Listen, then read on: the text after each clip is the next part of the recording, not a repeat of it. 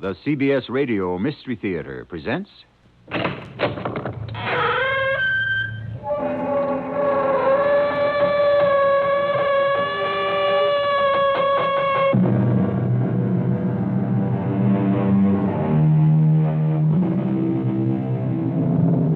in.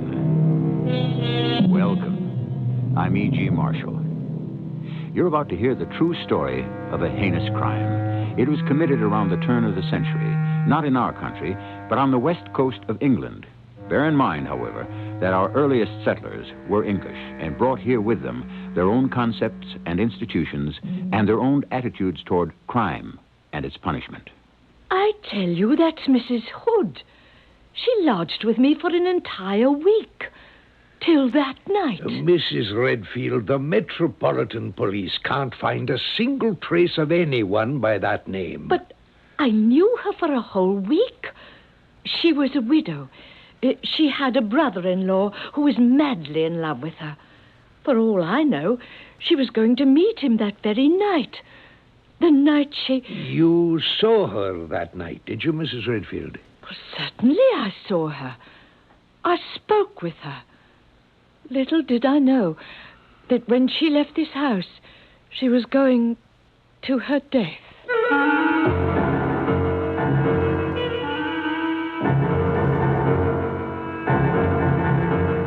Our mystery drama, Last Act, was written especially for the Mystery Theater by Elspeth Eric and stars Court Benson and Robert Dryden.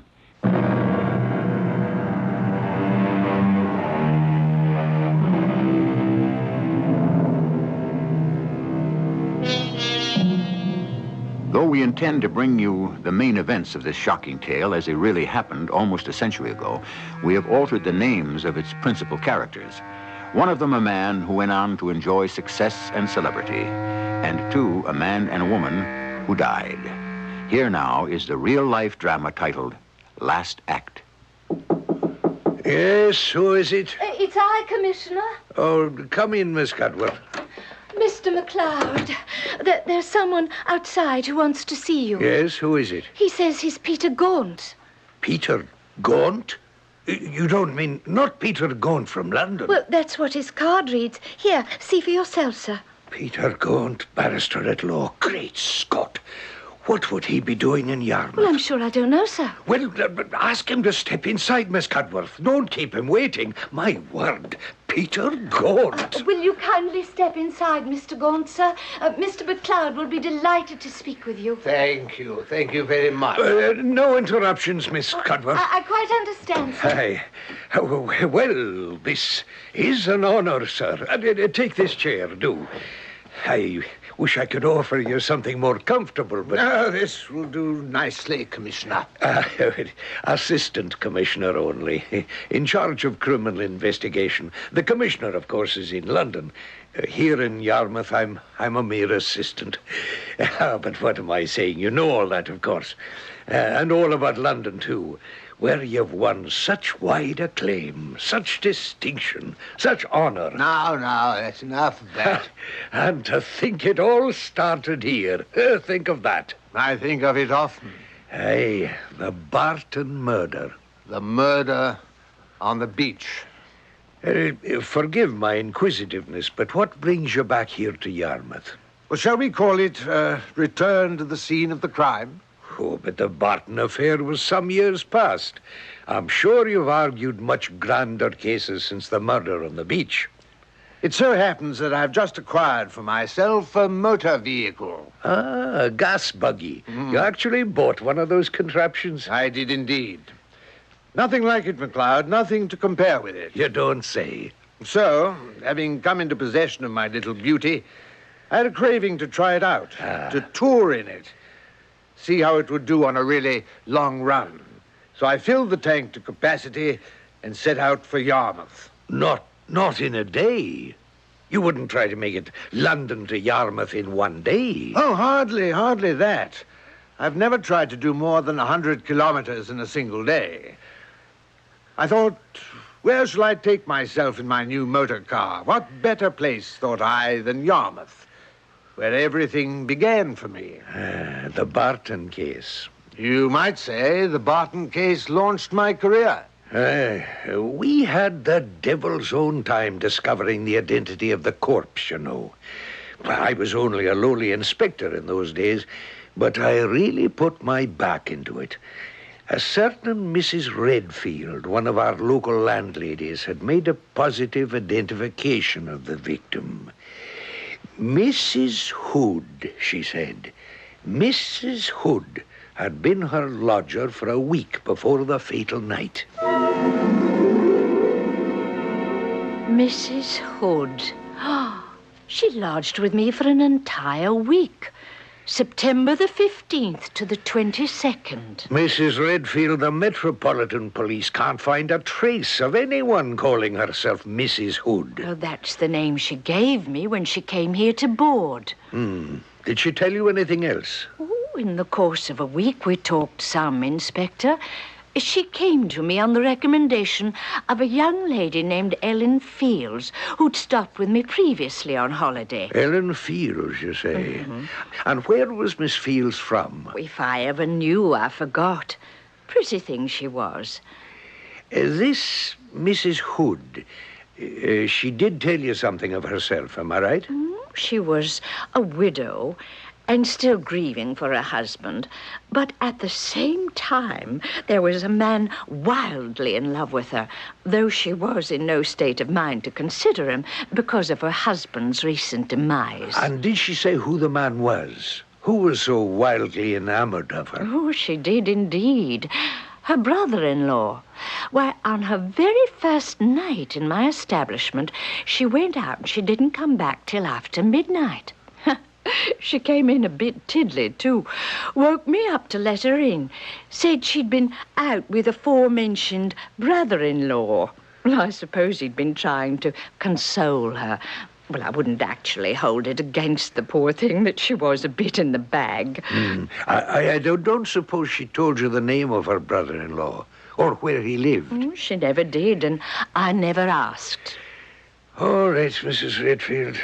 Now, I wonder if you'll show me the room where Mrs. Hood occupied the week she stayed with you. Happy to oblige, Inspector. I've left everything just as it was. I haven't touched a thing. Haven't even entered the room. Now, if you'll just follow me upstairs. In that room, Mr. Gaunt, we found our first clue. Female clothes bearing a laundry mark. I still remember the number, 599. Yes, that's it, 599. A Woolton laundry came forward to tell us that 599 was the number used to mark the garments of one Margaret Barton. Exit Mrs. Hood. Yes. But then came the second clue. A photograph of Mrs. Barton taken by a beach photographer a few days before the murder. And most important, the photograph showed the lady wearing a long gold chain with a silver watch on the end of it. But then, of course, you know all about the chain. I do indeed. But the final positive identification came when I showed the photograph to Mrs. Redfield. Oh, that's Mrs. Hood. That's her beach outfit, and that's her lovely gold chain. I'd know her anywhere. You're certain, Mrs. Redfield? Well, of course I'm certain. She was wearing that very same gold chain the night she left this house, never to return. I remember remarking on it. I said, "What a lovely gold chain, Mrs. Hood." Not Mrs. Hood, Mrs. Barton. Not Mrs. Hood? Mrs. Margaret Barton. And she had no brother-in-law. No brother-in-law? And she wasn't a widow. Not a widow? Her husband is very much alive, so far as we know. Mr. Joseph Barton. We'll be picking him up shortly, I expect. The lies people tell. I swear to you, Inspector, it's downright disheartening. We didn't locate Barton till early November. Of all places in Woolton. He hadn't gone far, had he? Living in cheap lodgings. But among his few possessions was the long gold chain with a silver watch on the end of it. The gold chain was what really did him in. Don't forget the wig and the false moustache. That never amounted to much. Mrs. Barton was seen in a public house on the night she died in the company of a man with a moustache.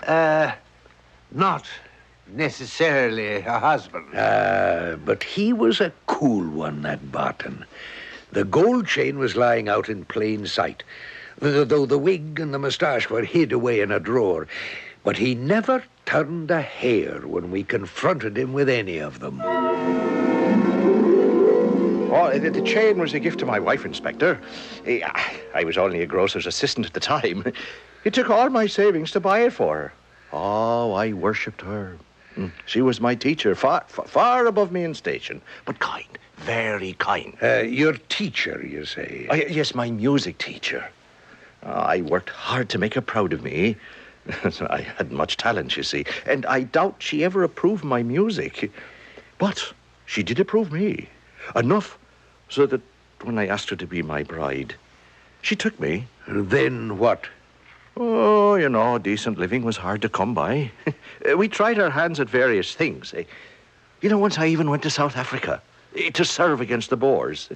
But it didn't come to anything, and I came back. How did you happen to be in possession of the gold chain, the silver watch? Oh, well, she gave them back to me. Oh, not because she was angry with me. Quite the contrary. No, because things were going badly for me, and Margaret, with her good heart, knew that I was up against it, so to speak. Though I never let on to her that I was. No. I'd too much pride for that.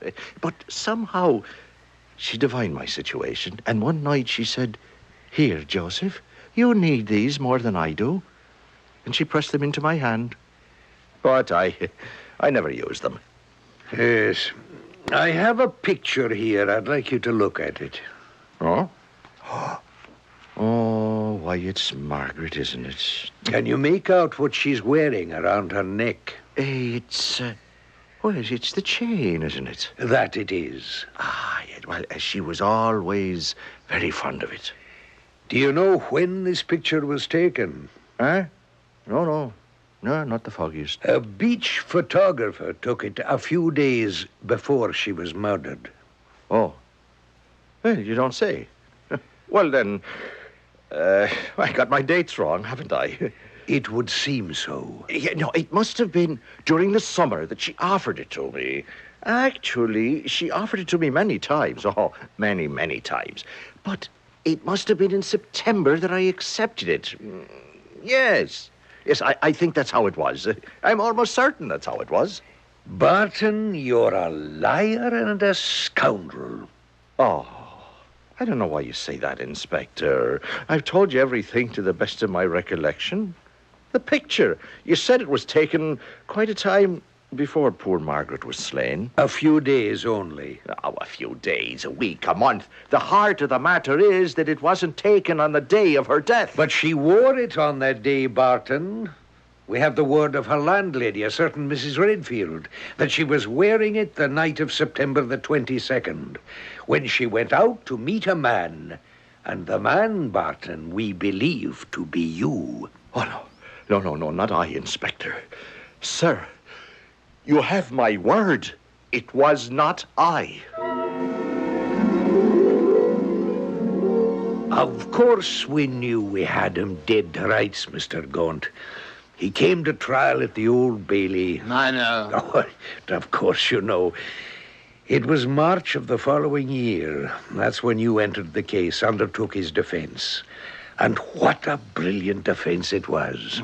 So many think. I'm often inclined to think so myself. You've every right to think it. All the same, they hanged him. Hanged him by the neck until dead. Aye, so they did. Poor chap. Oh, forgive me, sir, it's urgent. Yes, Miss Cudworth.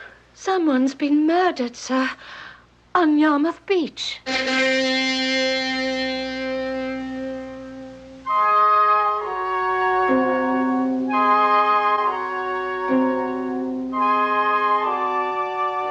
The institution of hanging by the neck was introduced into England more than 2,000 years ago. The Britons kept the custom, though by the time this particular execution took place, there was general agreement that, and here I quote, dislocation of the neck is the ideal to be aimed at. This ideal was believed attainable by circling the hanging rope with a metal ring strategically placed behind the victim's left ear. I'll be back shortly with Act Two.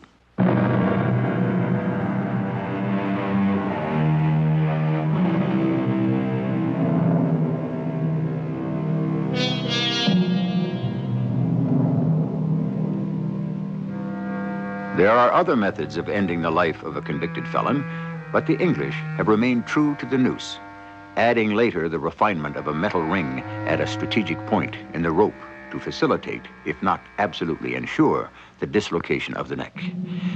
I have read that in recent times, some English hangmen have taken to whispering to the condemned at the last moment, "It won't hurt. It won't hurt a bit." Miss Cudworth, you said Yarmouth Beach? A murder at Yarmouth Beach? Yes, sir. I'm sorry to cut our visit short, Mr. Gaunt. Look here. My automobile is right outside. Let me drive you to Yarmouth Beach. You're certain? I'd consider it a privilege. Oh, then let's be on our way. Yeah, this will be a great treat for me. For me as well, Inspector. Great Scott! Is that it, your automobile? Yes. This is my little beauty. Now, come on, climb up. There's a small step. Yes, I've got it. My, what are you doing? Cranking her up. You'll see. She'll turn over. Yeah, not too reliable, eh? Never fear. She'll catch. There, you see? Now, if you'll just let me throw the crank on the floor at your feet. Thank you. Can you move over a little? Oh, certainly. It's quite a contraption. Observe how the floorboards curve up. A new feature. Well, are we ready? Ready, and only slightly apprehensive. My word, this is... it's exhilarating. We'll be in Yarmouth in jig time. Gaunt, back at the office, you said something about Barton. I think you said poor chap. Do you mean that? With all my heart, Inspector. But such a grisly murder, a young woman strangled. Yes. Strangled with a mohair shoelace. And the peculiar feature of her shoes. The left one on her right foot, the right shoe on her left foot. Weird. The whole picture. Most weird. But Barton himself, I did not find him weird in the least. Quite the contrary.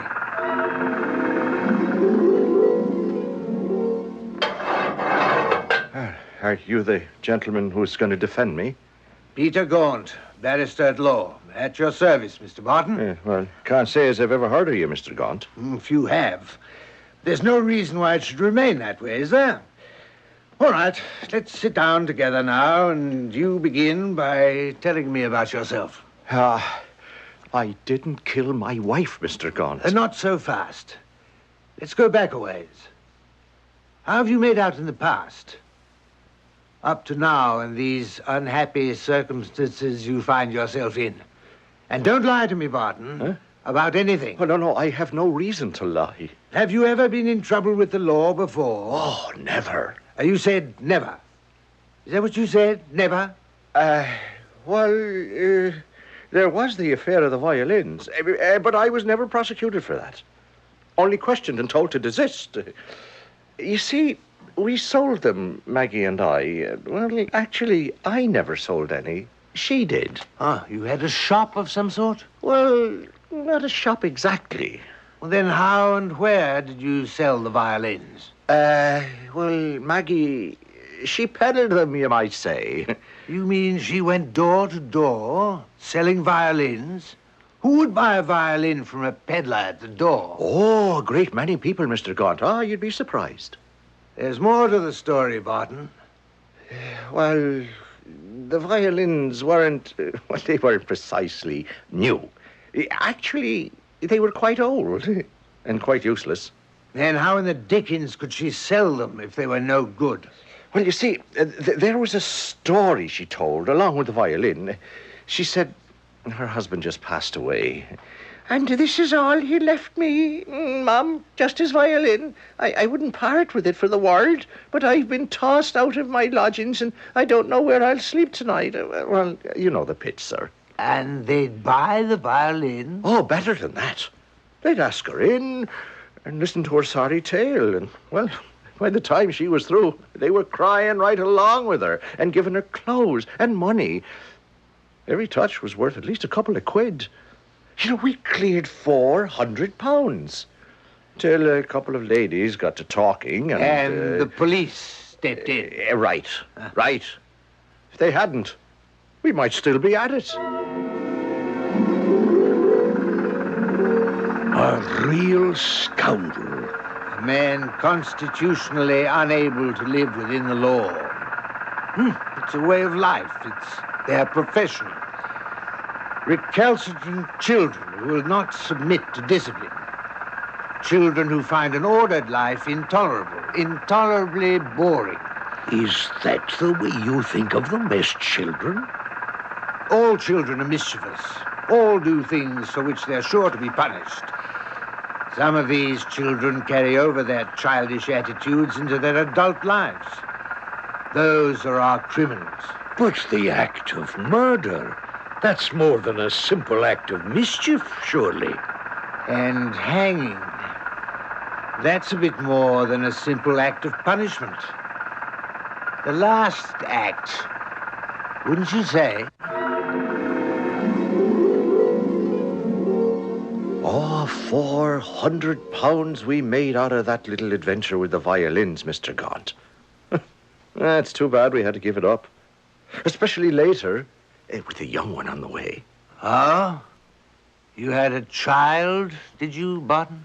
Well, it would have made her story of the violin so much more, well, poignant, if you catch my meaning.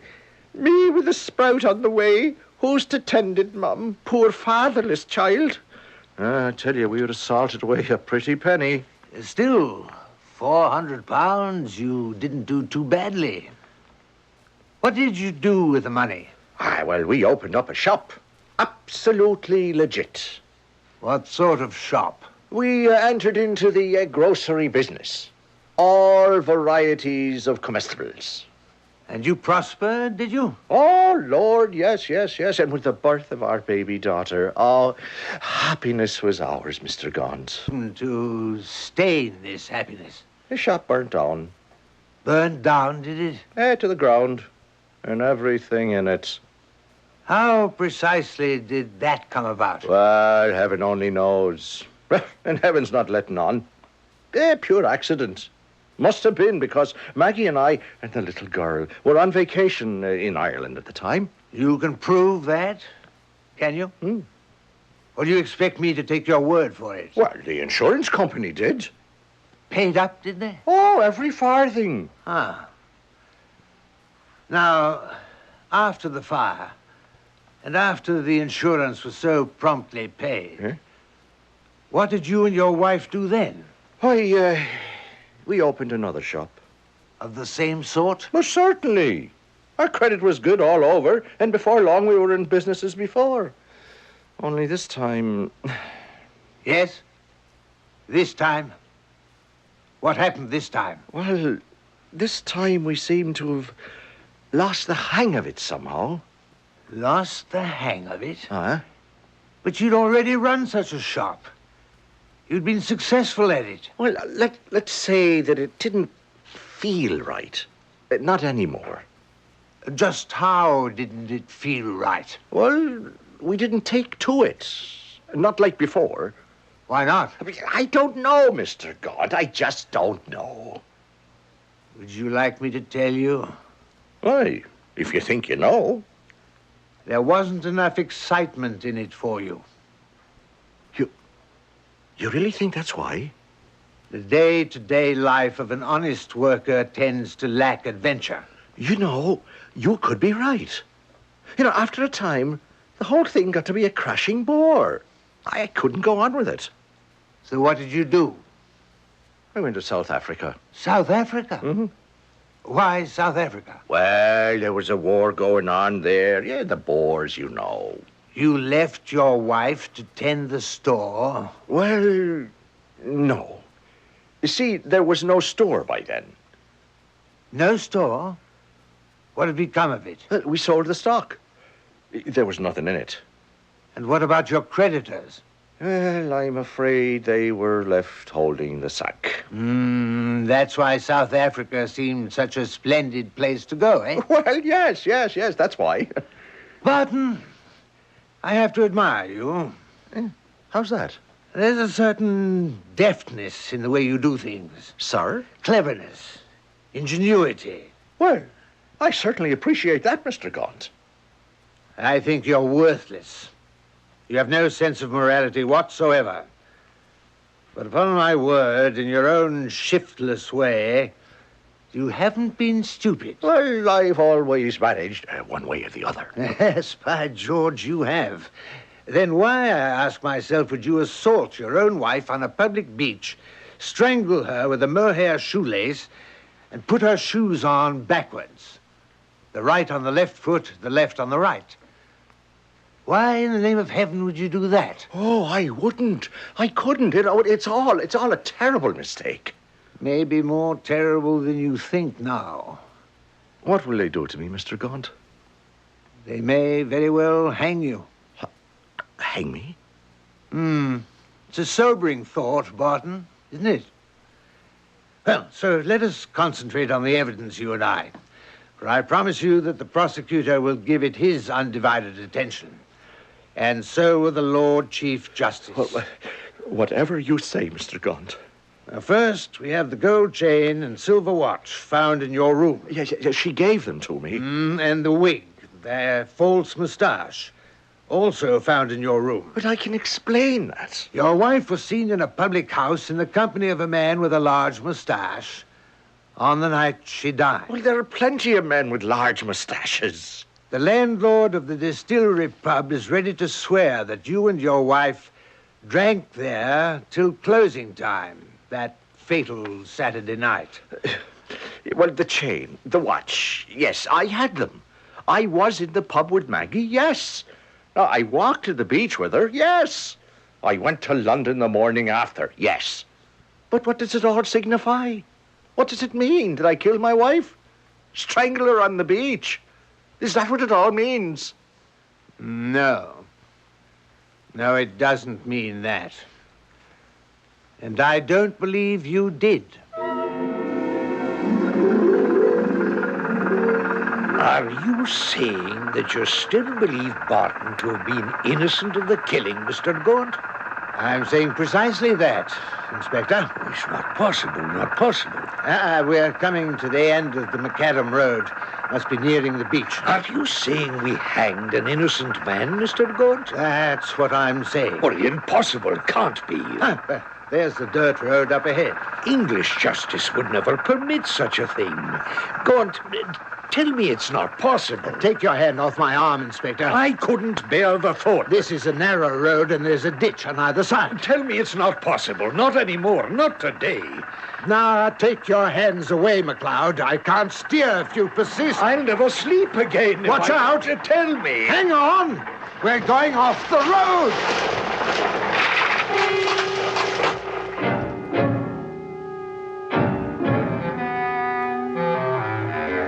If you are interested in the subject of capital punishment, as many are these days, you might read an essay by Cesare Beccaria on crimes and punishments, written in 1764. His view was that the death penalty is more likely to inspire violence than to prevent it. The pros and cons of his thesis continue to this very day. I'll be back shortly with Act 3.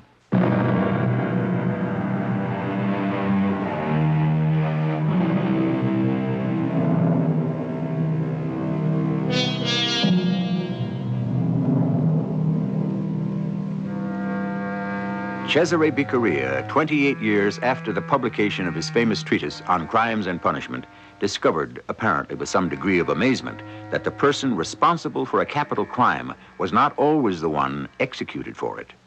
He incorporated his finding in another essay he called The Right Man. Now, listen for the conclusion of Last Act. I am sorry, Mr. Gaunt. Terribly sorry. All my fortune went off the road. I'm so sorry. You all right, Inspector? Yes, all right. Are you? Perfectly. We could have turned completely over. Yes, but we didn't. We simply went into a ditch. Oh, it's all my fault, all my fault. I'm so sorry. Enough of that now. Let's get my gas buggy back on the road. Right you are. Oh, I do hope it's not injured. Well, we'll soon find out. Now, if you'll put your shoulder to the fender on that side, I'll take the other so I can steer. Right you are. Oh, I feel dreadfully about this. Are you set for the big push? I believe so, yes. All right. When I say push, put your back into it. Right. Ready? Push!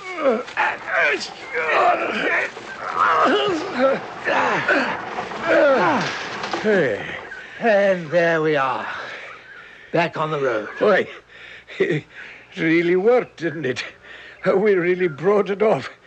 What are you doing there? Fishing for the crank. Oh, yes, the crank. Dear me, I do hope no harm's come to your fine automobile. I'd feel dreadfully unhappy. Oh, here it is. I should never have invited myself along. Nonsense. Go on, hop in. I should have kept my hands to myself. It was just the thought of an innocent man going to the gallows that upset. Is it going to start, do you think? Never fear. Soon turn over. There. You see? Good as new. Thank the Lord for that. Just shove over a trifle, will you? Yes, that's right. Thank you.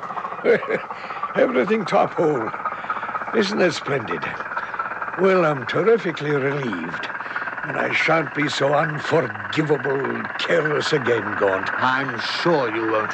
It was the idea that the police, my police force, could have been the instrument of an innocent man's death. I'm afraid I quite lost my composure.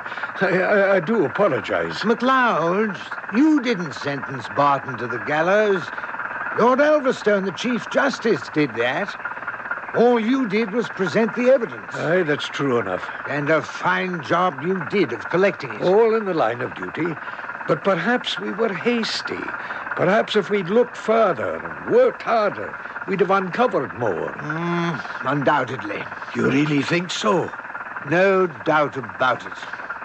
Gaunt, if Barton didn't kill his wife, if you're right and he was innocent, do you have any notion at all who might have done the foul deed? Yes, I do. I believe it was the work of a sex fiend. A sex fiend? A maniac. Good Lord. Consider the method of killing. Strangulation with a mohair shoelace. Surely a bizarre instrument of murder. Then consider the added quixotic touch. The left shoe on the right foot, and vice versa. Doesn't that suggest irrationality on the part of the murderer? Yet Barton was one of the most rational men I've ever talked with. I'd have no reason to kill my wife, Mr. Gaunt. Maggie and I were, we were on friendly terms. Of course, the bloom had gone off the rose, you might say, but I won't deny that. The truth of it is, Mr. Gaunt, I was aiming to set up house with somebody else. Oh, you were you? I don't think we'll mention that. Now, there's something we haven't gone into, your sudden flight to South Africa. Oh, it wasn't a flight. It just seemed prudent to get out of the country because my creditors were making it hot for me. Mm-hmm. And what did you do in South Africa in the way of making a living? Oh, this and that, any piece of work I could pick up, Was spying for the Boers, one of those pieces of work? Oh, you know about that, do you? I know you were sent back here because they suspected you of spying for the Afrikaners. Oh, there was never much to that. How much? Well, you see, when I thought I had a bit of information that might be useful, I turned it over. You see, half the things I told them weren't true. At least I didn't know them to be true. I concocted them out of my head. Well, I had to tell them something, didn't I? Well, they'd think me no good. You must have been very convincing. Oh, I was, Mr. Gaunt, I was. When I put my mind to it, I can be very convincing indeed. Yes, so I've observed. But you're recalled to England. Yes. And can you credit it? I got me a job at the Arsenal. Well, that's ridiculous. Didn't they know? They didn't really know anything. See, I was only suspected. And those people, well, they suspect everyone. Yes, with some reason in your case. Well, yes, some. Not much, but some. You were dismissed from the Arsenal, I understand. Yes, you know, I don't know why that happened. They never told me. For spying, I believe it was.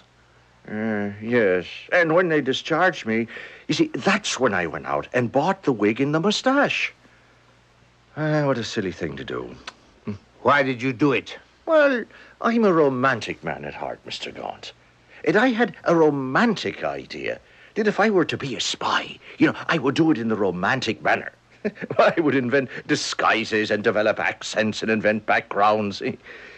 See, one doesn't become a really good spy with those methods. I wouldn't know, never having had the remotest desire to be a spy. Well, neither had I, strictly speaking. I was simply presented with the opportunity. You see, you have to be in a position to be of value to someone. And when that someone approaches you with a little proposition, well, you accept. Or reject. Well, yes, in my case, I accepted. But when I tried to carry it into the romantic realm, it became absurd. I have too much hair to wear a wig properly, and I wouldn't dream of shaving my head. And the mustache? Well, it was ludicrous. Maggie laughed fit to kill when she saw me. And when was that?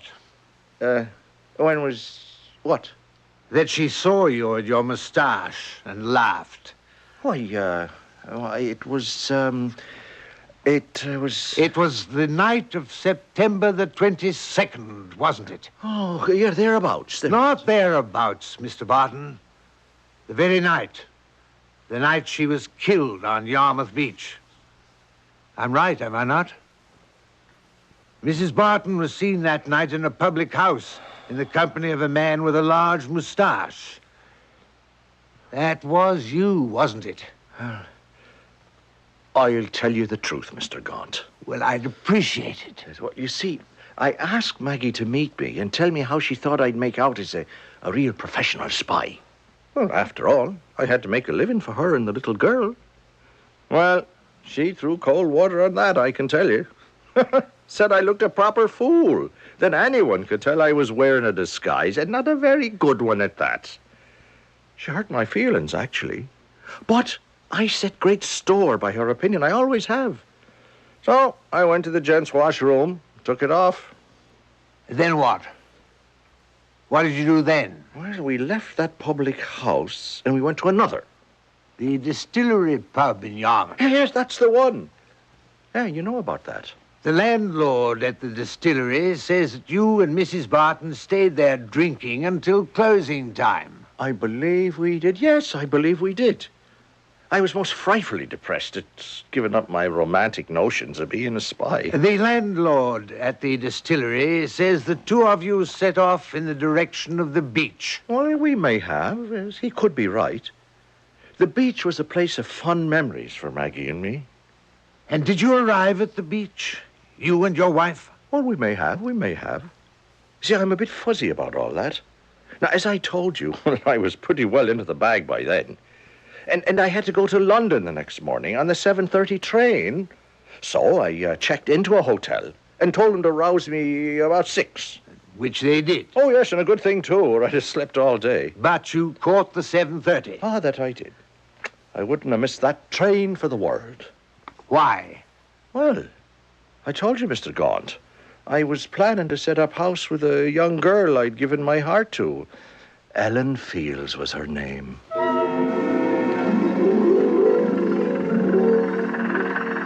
Ellen Fields. The girl Mrs. Redfield said had recommended her place to Margaret Barton. They were friends, I believe, Inspector. Good friends. One might even say close friends. He was planning on moving in with his wife's good close friend? Why, the man was a libertine. That he was, Inspector. He was a thoroughgoing rogue, a rascal, a knave. But in my not very humble opinion, no murderer. With the evidence, you have to go by the evidence. I suppose so. Though I'm more inclined to go by my instincts.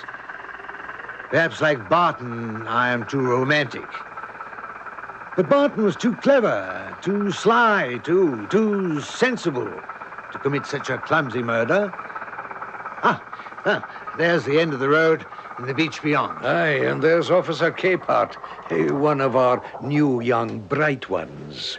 You see, MacLeod, Barton did everything for very practical reasons. Convenience and money. Never for passion, revenge, or lust for power. Commissioner! Officer Capehart. May I present you to Mr. Peter Gaunt from London? Mr. Gaunt, sir, I'm honoured. Delighted to make your acquaintance. Now, what do we have here, Capehart? Well, a young woman, sir, strangled. What, here on the beach? That's right, sir, strangled with a shoelace. A mohair shoelace, sir.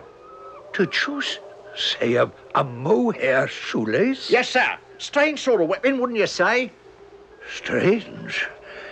Yes. Yes, sir, another odd feature. Shoes. What about her shoes? Well, the left one's on her right foot, and the right one's on her left. Good Lord. Steady, MacLeod. You were right about Barton.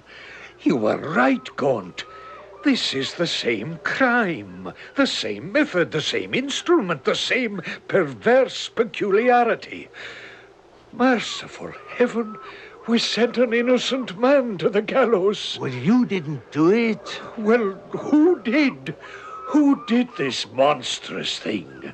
Men. Mere mortals who took too much upon themselves.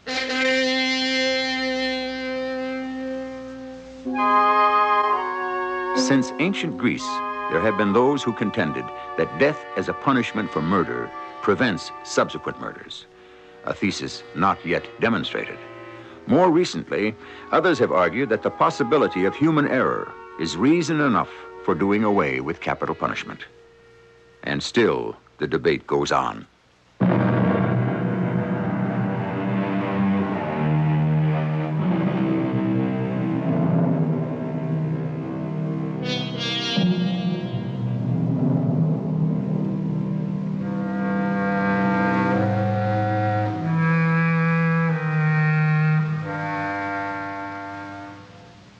Inevitably, the dialogue you have heard is imaginary.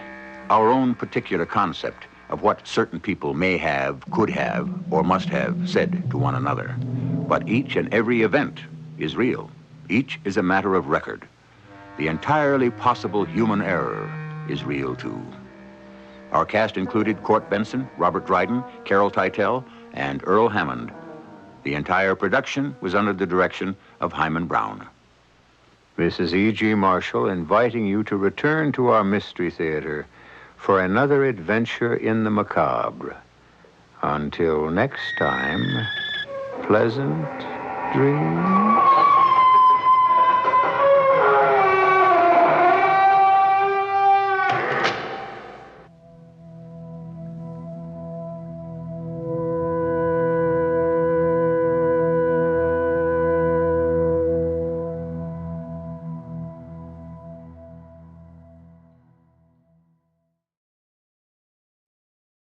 The CBS Radio Mystery Theater presents...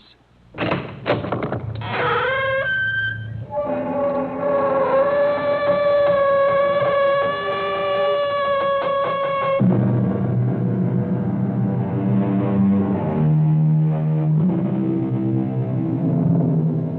in.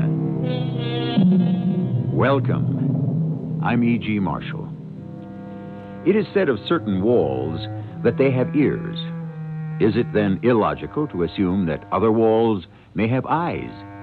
Indeed, it is said of certain houses, oh, if this old place could only speak, what tales it could tell. Is it possible for a word that was spoken, a sight that was seen, A deed that was committed to leave an echo, an aura, a lingering trace. Well, that's why some houses are supposed to be haunted, no? I had every intention of killing you. I can't believe it. Just because I got the better of you in a business deal. I came here this morning to kill you. Look, here's the gun. What made you change your mind? I saw her. Who? Your wife. Your loving wife. And I laughed. Why? Because it's clear to me I don't have to kill you. She will.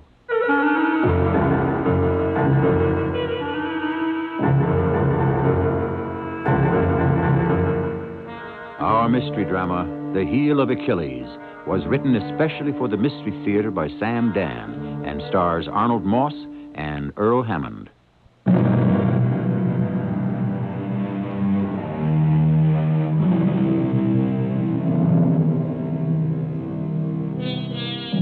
Mr. Roland Palfrey is 60 years old. He wishes he were younger. He has $40 million. He wishes he were richer. People envy him his wealth, his position, his power. And there are those who envy him his wife, the breathtakingly beautiful Marion, who is scarcely half his age. There are the cynical who say that she married him for his money. But who really knows about these things? And the truth of the matter is, love of money often outlasts love of love, if you know what I mean. At any rate, since this is a story of a businessman, let us get down to business. Why not stay on, Martin? What for? Well, the company name will still be Martin Machinery. The name.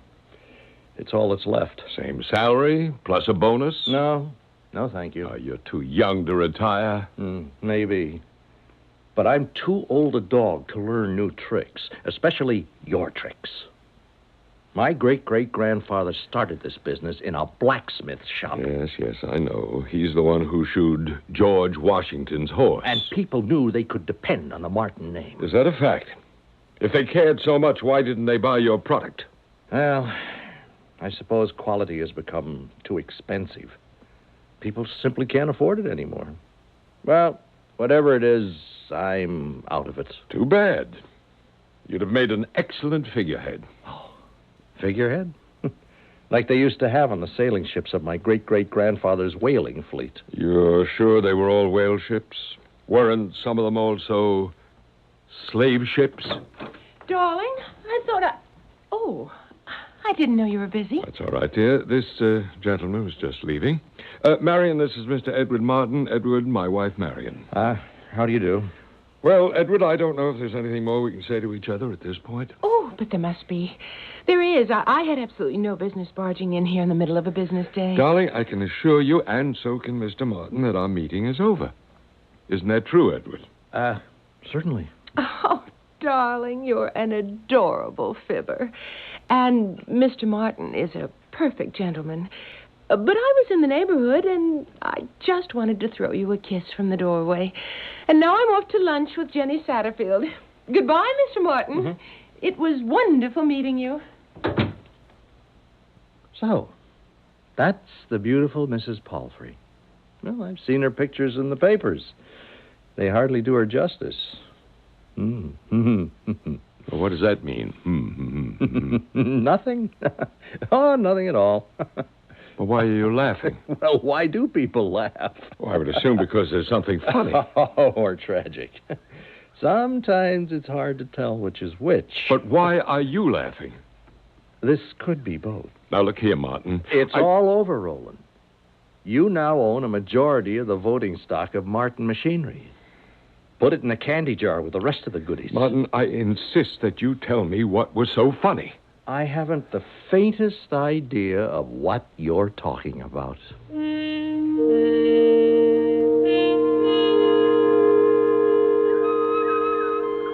Ready? Serve.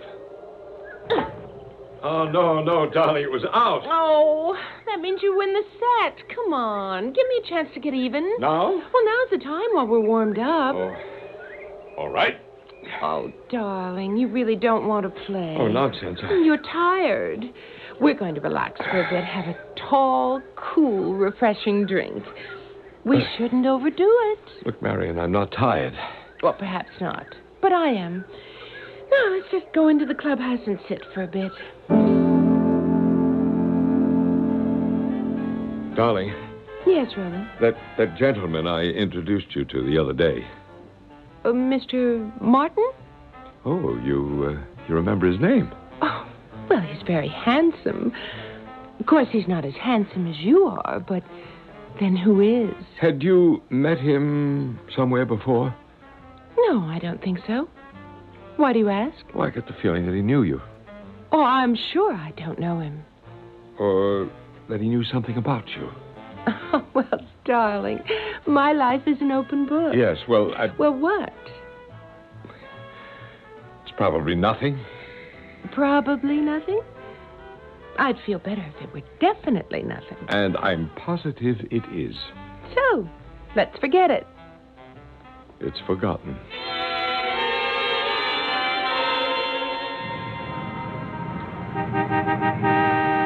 Hey, Martin!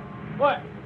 Why, it's Roland Palfrey. Hop in, I'll give you a lift. Hey, this is absolutely unbelievable.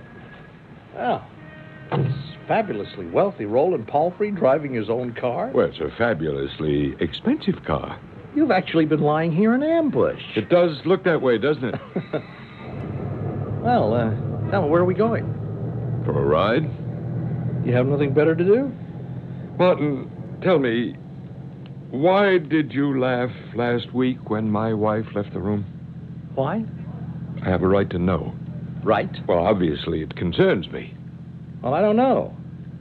Why should I tell you? Well, on the other hand, why shouldn't I tell you? Now, look, Martin. Martin Machinery was very precious to me, for reasons that you could never understand. To you, it's just another little company. To me, it was my whole world. It isn't my fault that you couldn't keep it. You could have stayed on. I wanted to kill you. Yeah, I'm sure you did. I'm exactly what you call me, a sentimental fool. I ask myself, how do you fight him? He takes away your customers, he cuts off your sources of raw materials, he makes it impossible for you to get credit. He isn't human. He always considers every contingency. Thank you, Martin. And then I saw her. Who? Your wife. And I laughed. Why? Because I said to myself, I don't have to kill you. She will. What are you talking about? You are not invulnerable, and you're not invincible. You're like he was. Like who was? Achilles, the greatest of all the ancient warriors. Now, what does he have to do with... Like him, you have a heel, a vulnerable place. Can we have a sensible discussion? You never made a mistake in your life until you married her. What are you insinuating? What made you think a woman of her vibrant beauty, her glowing sensuality, could be satisfied by you at 60? She loves me. Oh, she loves you. Well, poor Roland, your vanity is going to destroy you. Where the best business brains, the toughest antitrust lawyers, the sharpest operators failed, your own vanity will succeed. There's 30 years difference between you. She's going to betray you. She'll have to.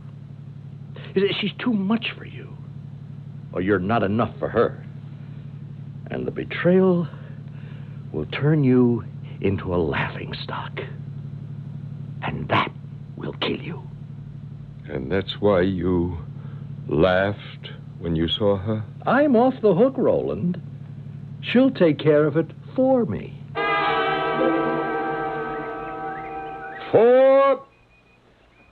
I'm afraid I hit it a little too fast. Oh, no, darling. A beautiful shot. Straight down the middle of the fairway. Mm-hmm. Not bad for an old duffer? No, I don't mind you calling yourself a duffer, but you're not old. Dearest, I am 60. Well, you don't look a day over 40. Oh, now, come on. All right, 45, but that's absolutely my final appraisal. I just can't think of you as old. You're so handsome and so youthful. You do love me, don't you? I just can't kiss you right out here on the golf course, can I? Think of your image. Let's move out before we hold up play. Angel, Yes, dear? I saw this perfectly lovely old house out in Gulliver County. And you want to buy it. Well, it's a Victorian mansion. Then you go right ahead. I'll have someone in legal handle the details for you.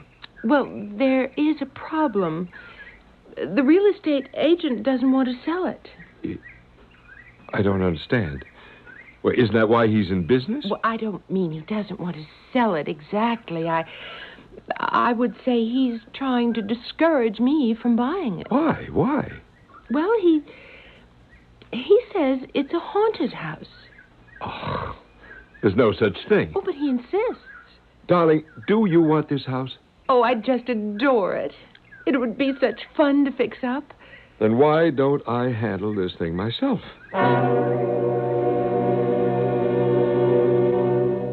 Mr. Stuyvesant, I'm Roland Palfrey. Oh, yes, sir. Yes, sir. Please, sir, have a chair. I'm so glad you could come. Let's get down to cases. Now, what's this nonsense you've been feeding my wife? Nonsense, sir? Yes, she's interested in, it's called the Pepperell place. Oh, yes, sir. Well, what's your angle? Well, I have none, sir. Well, you obviously don't want to sell it. Why? You're breaking faith with the owner. If it becomes known, you can be held liable. Well, I happen to be an ethical person, sir. I believe in telling a prospective buyer the truth about the property. The truth? Yeah. What truth? The place is haunted. There is no such thing, sir, as a haunted house. No one here for miles around will spend a night in that house. I can't believe what you're saying. Elvira Pepperell was the wealthiest woman in Gulliver County. Now, she built this house in 1870. Nobody knew how she made her money. There were all kinds of rumors. Well, she murdered her husband. Why? We don't know. Probably because he was cheating on her. And then she killed herself. They say her ghost won't have anyone in the house.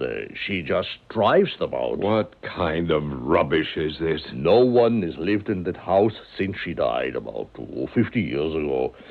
The bank's been trying to get rid of it, and there's no takers. I just can't believe it. But you have to respect the facts. There's the house. It's been kept up. There are 300 good acres, and there's the price.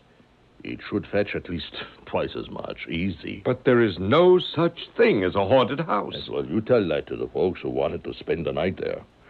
The last 3 who tried it, one of them was dead the next morning. One of them looked like he aged 30 years, and he couldn't say a word.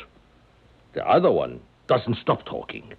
But it's all gibberish, and he's still in the asylum. There has to be a rational explanation. There is. The place is haunted. I still say that that's impossible. Well, sir, if you're so sure, why don't you spend the night there?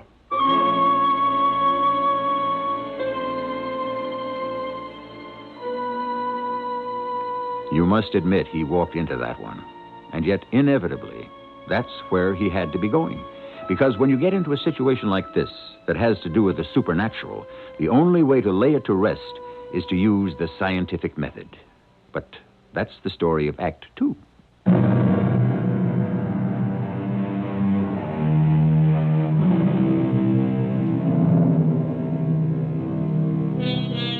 In the final analysis, the last words in any argument are usually, put your money where your mouth is. And so it is with us. Here we have a man of fantastic common sense who suddenly finds himself confronted by an impossible premise.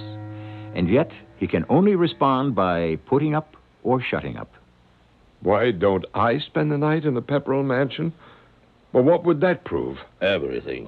Look, Mr. Stuyvesant, I'm a busy man. I only came here to straighten this thing out for my wife. Well, have you? Certainly. I'll tell her it's nonsense. And what makes you think she'll believe you? Mr. Stuyvesant, are you serious? But,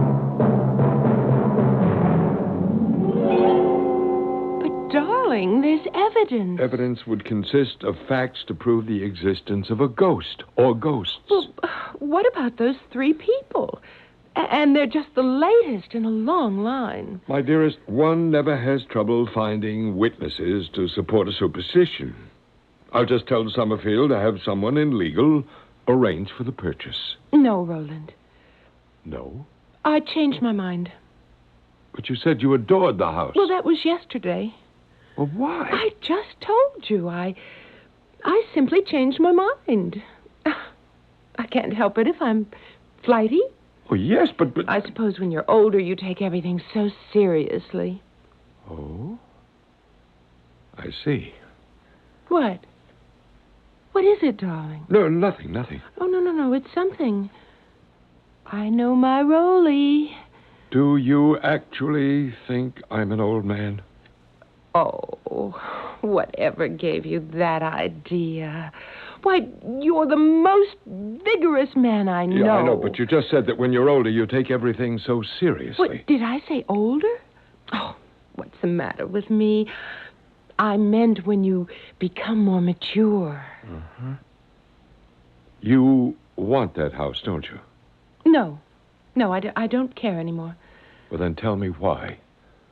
Because, Rolly, it's creating tension, friction, a feeling of uneasiness between us. And all because of my childish superstitions. I never said you had childish superstitions. But in many ways you treat me like a child. I realize there's this rather large difference in age, but you're the one who always manages to find some pretext to bring it up. Pretext? I'm always waiting for the other shoe to drop. Darling, well, you see, I sometimes find it difficult to believe my good fortune. Why? I was afraid of no one or nothing in this whole world, and then I met you. Well, you're afraid of me? Yes. Because I love you. You have me at your mercy.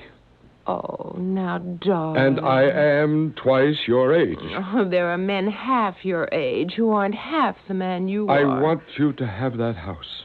I said I changed my mind. Now, let's forget it. Are you sure? I'm quite reconciled. Well, that's what you should not have said. Reconciled. No, I'm buying it. Rolly, I won't live in a place that's haunted. But suppose I can prove that that's all nonsense. Well, how could you prove it? I'll spend the night there. That's supposed to be the test. I won't allow it. It's time we all realized we're living in the latter half of the 20th century. Mr. Stuyvesant, you say the place is fit for habitation. Yes, the plumbing, wiring, roof, all kept in tip-top shape. She's clean as a whistle, sound as a tick, and dry as a bone. Now, Susie Wainwright will have a cheery blaze going for you in the library fireplace, and the master bedroom will be all made up. Susie Wainwright? Yes, she's the housekeeper over at the Gulliver Inn. She picks up some extra money from the bank, taking care of the Pepperell place. Susie Wainwright, huh? Miss Wainwright? Yep, that's me, all right. I'm Mr. Palfrey. Oh, sure. Old Baldy Stuyvesant said you'd be around. What can I do for you? I want to talk to you about the Pepperell Mansion. Why are you staring at me? Well, you're my first real millionaire. I mean, we've had some people with money come up here, but no one in your class. All right, then. About the Pepperell And Mansion. you're married to this absolutely gorgeous young lady, too. I wish I could get myself a handsome young fella. But I guess rich folks are the only ones who can afford it. Miss Wainwright, just tell me about the Pepperell Mansion, please. Are you going to spend the night there? Yes. Don't. Why not? It's haunted. I'll only go there in the daytime, and I won't go alone. I'll take one of the girls with me. We clean up and get out. Why do you insist that it's haunted? Because you can feel it. Feel what? It. And don't ask me what it is, either. I have to ask you. Well, it's a kind of tightness in your chest. And your heart begins to beat faster. Are you sure that it isn't just your imagination? Oh, Mr. Palfrey, I took my pulse. It was 3 times normal. Asked him Cooley, the plumber, and Bob Free and the electrician what they go through when they have to go in there for repairs. Well, they only do it because the bank lets them charge an arm and a leg. Baldy told you about the last 3 who spent the night there. I still think there's got to be a rational explanation. Oh, sure. So do I. Oh, then you don't believe in ghosts. Oh, I believe in ghosts, all right. Well, how can you say rational and ghosts? These are your own ghosts. You see, I noticed something. From time to time, kids break in. Mostly little kids. And you know, they don't seem to suffer any bad effects. Now, why do you think that is? You're telling this. Because they're still too young to have ghosts. I don't understand. Was it so hard to figure out? Everybody gets to develop some ghosts as he or she goes through life. And the older you get, the bigger they are. Just what do you mean by ghosts? A ghost is whatever it is that doesn't let you sleep. But what does this all have to do with the Pepperell Mansion? Okay. In the ordinary way, you learn to live with your ghosts. How to handle them. You still haven't told me how this ties There's in with something in that place. Something that unleashes those ghosts inside of you. What? Oh, I wish I knew. But what's the difference? You shouldn't stay there. Why not? Ghosts are ghosts, no matter whose they may be. And the fact is, I don't believe in them in the first place. Oh, a man like you, as rich as you got plenty of ghosts. Maybe you won't admit it, but you're chock full of them. In any event, I intend to stay there this evening.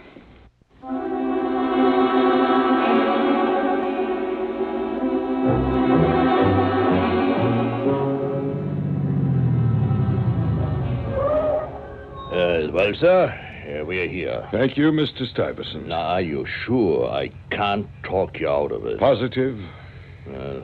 In that case, here's the key. Now, Susie Wainwright left just before dark.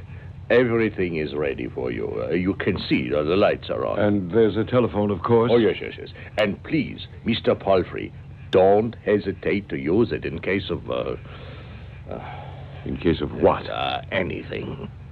In case of anything, I have a .32 caliber pistol. Good night, Mr. Stuyvesant. Good night, sir.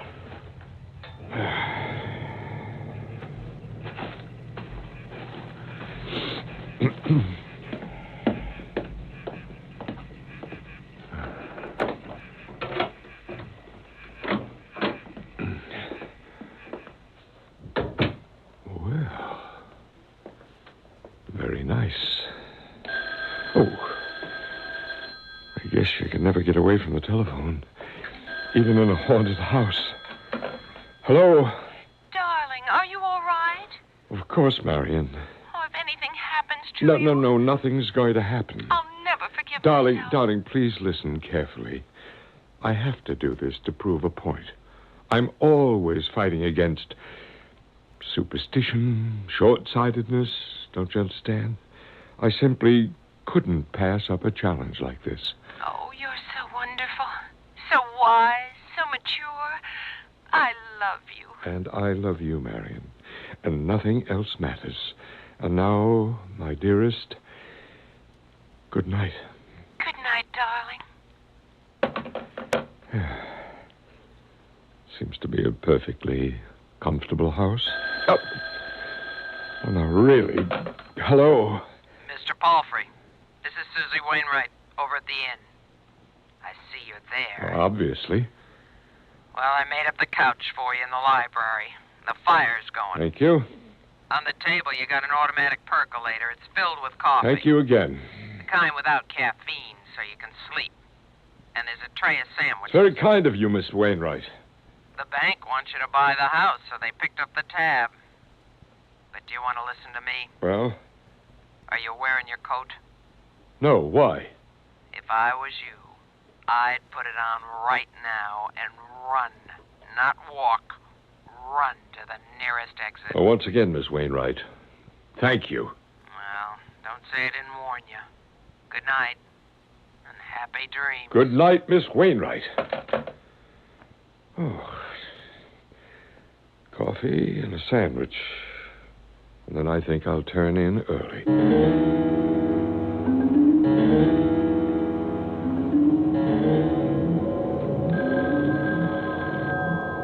Huh?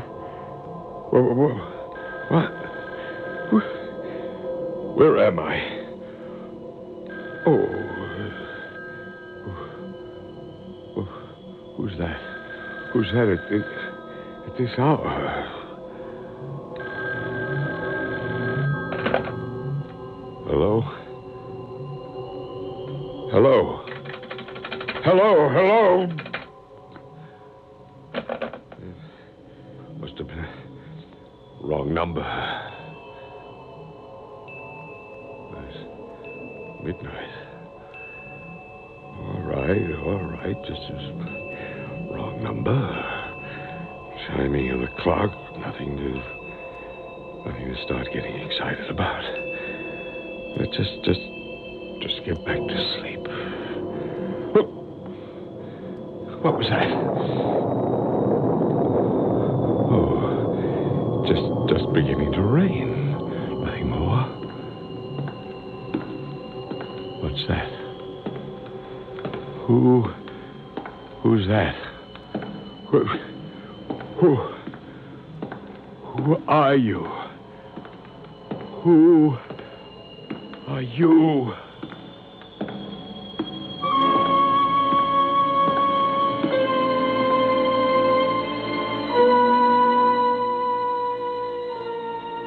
There's going to be an answer to that question, but we'll get it in Act 3. Is there actually somebody there? A ghost? Is it another human being? Is there another possibility?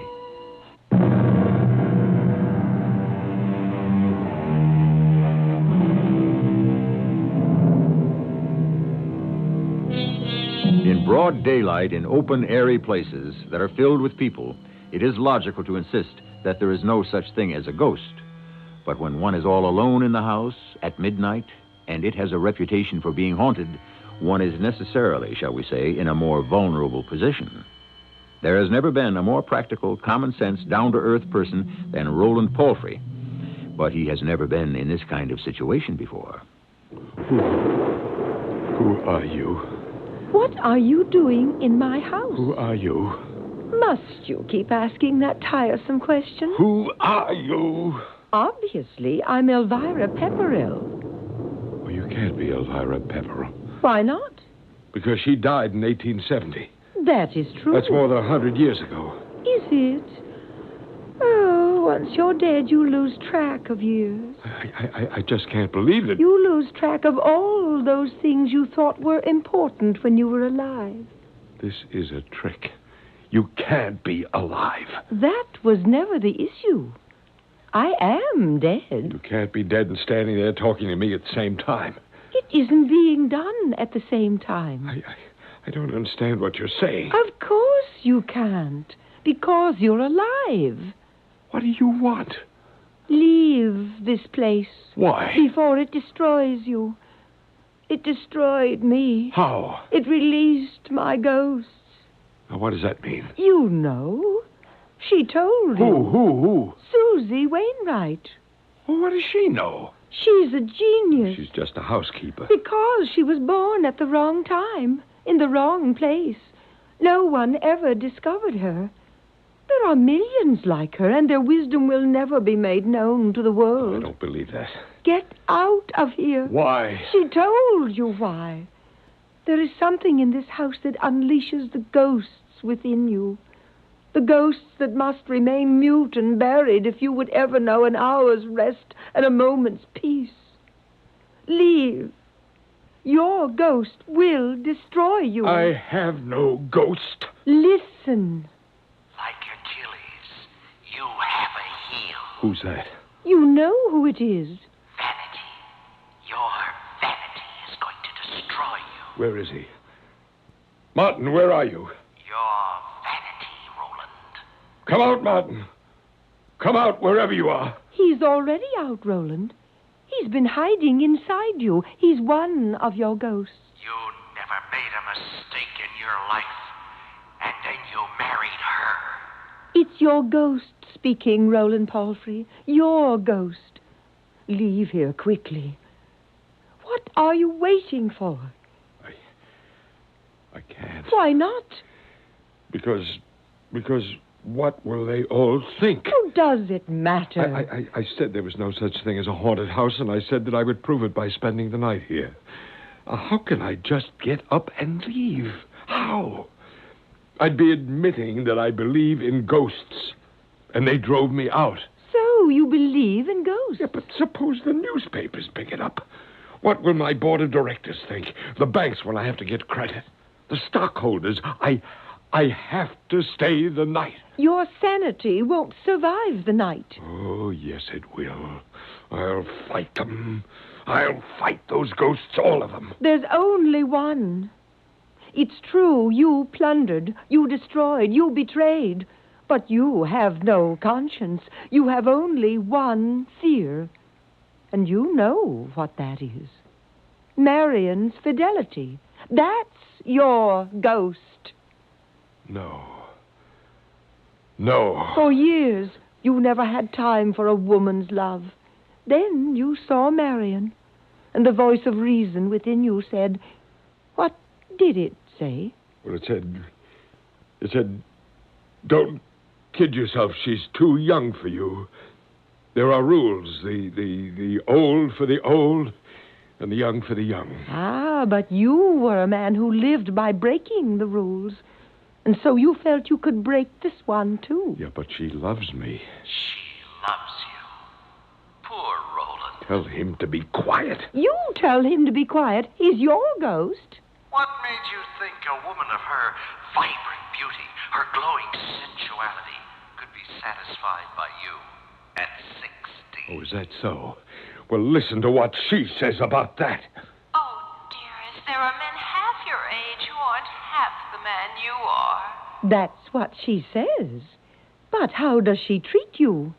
Darling, let's play another set. Now? Maybe you're tired. We better relax for a bit. We shouldn't overdo it. Can't you see? She's too much for you. Or maybe you're not enough for her. No, that isn't true. She's going to betray you, Roland. Oh, no. She'll have to. You see how all the good-looking young fellas give her the eye? You think she's not aware of it? She's only human. Telling me you're only human, Marion. I'm only human, Roland. Yeah, but you love me, Marion. You keep telling me you love me. Because she's trying to convince herself. She's fighting it, Roland. I'm trying, Roly. I'm trying. But there are times when I miss a strong, Don't say any more. No more. I don't want to wither and die. I want fun. You're too old for me. Marion, darling, I can give you love. I want more. Get out of here. All of you. Get out or I'll kill you. You can't destroy ghosts with a gun, Mr. Palfrey. I'll destroy all of you. I will.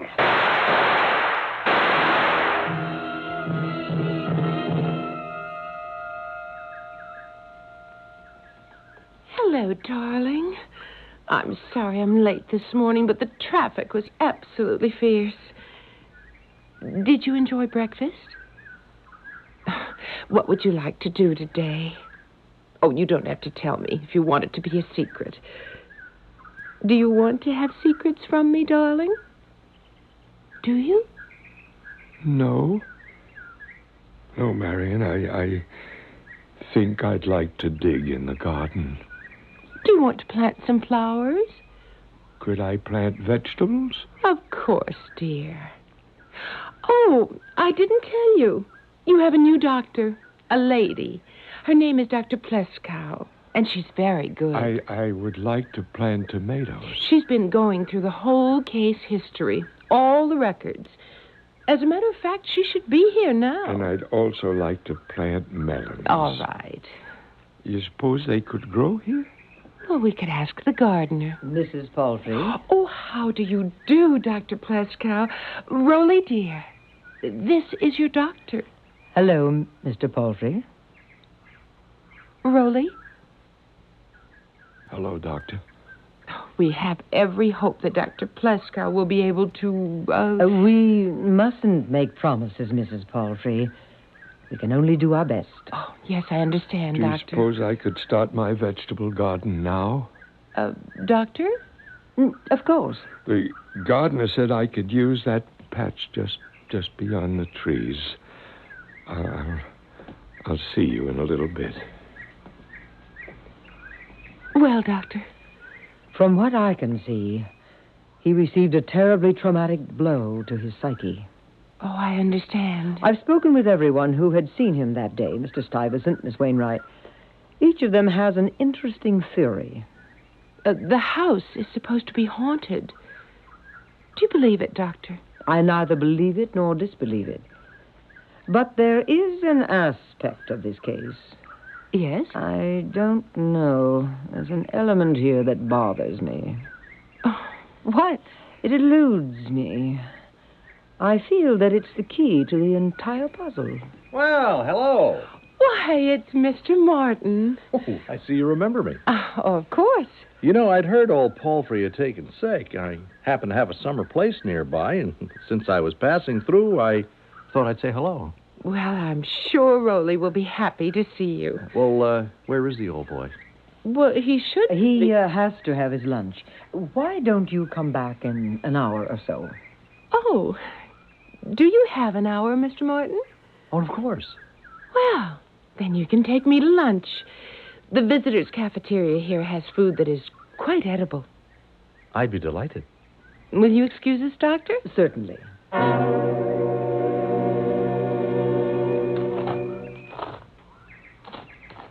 Mr. Palfrey? Yes?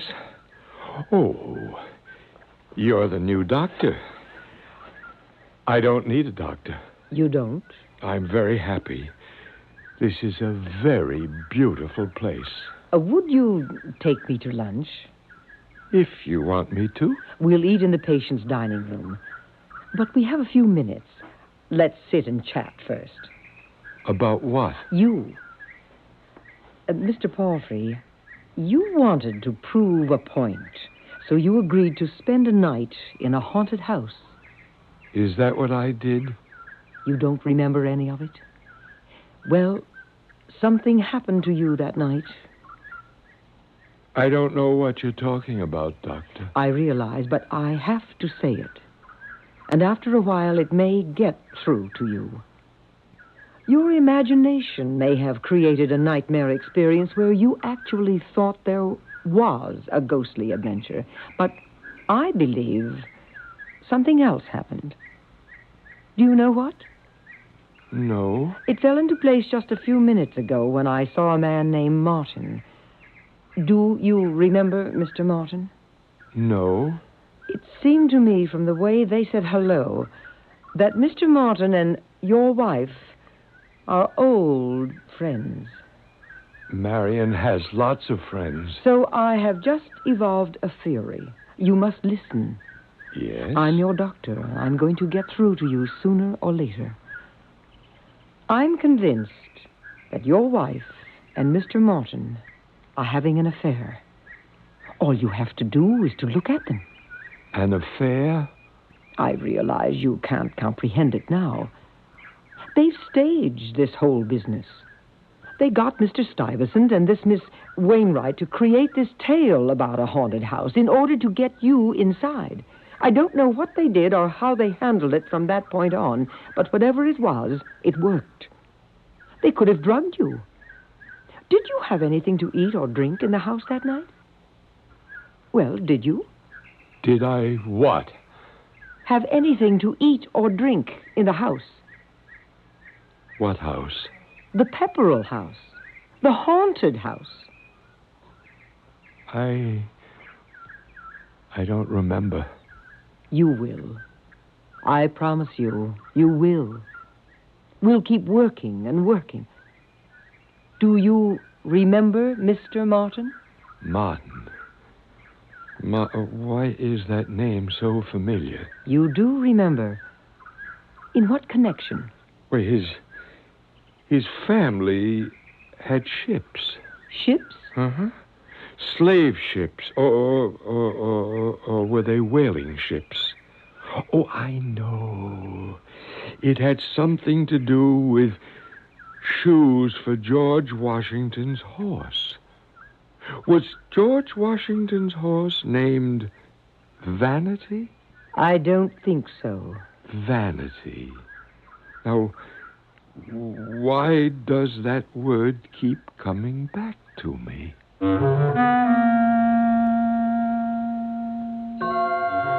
Is it the way it begins? The long road back to normalcy? Does the blotted-out past reveal itself in a series of almost subliminal strobe-like flashes which gradually lengthen into a great flare that lights up the entire landscape of our memory? Will he be able to come back all the way? That's another story, and one is all you get at a time.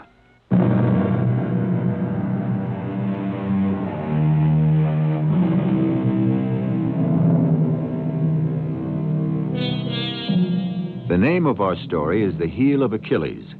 It's from Greek mythology. When the mighty warrior Achilles was born, his mother was told to immerse him in a certain stream.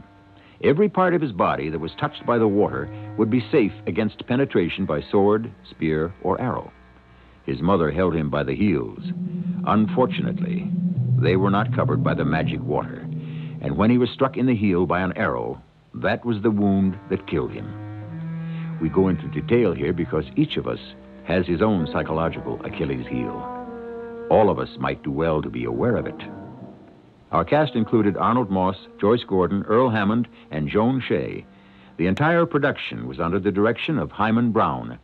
This is E.G. Marshall inviting you to return to our Mystery Theater for another adventure in the macabre. Until next time, pleasant dreams.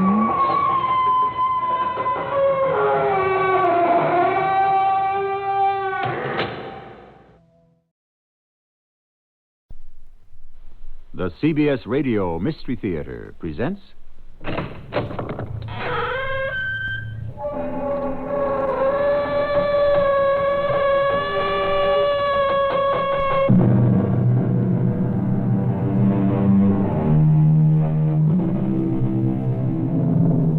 Come in.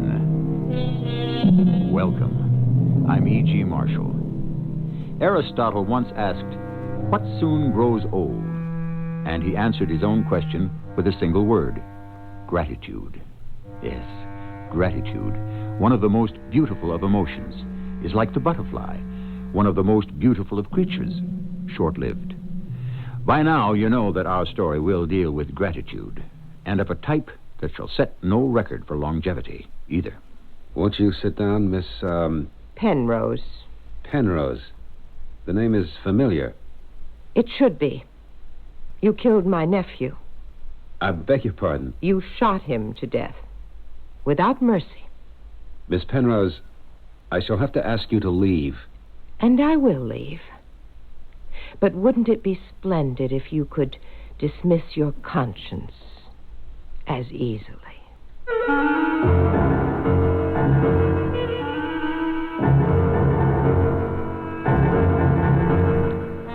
Our mystery drama, Maiden Ladies, was written especially for the Mystery Theater by Sam Dan and stars Terry Keane,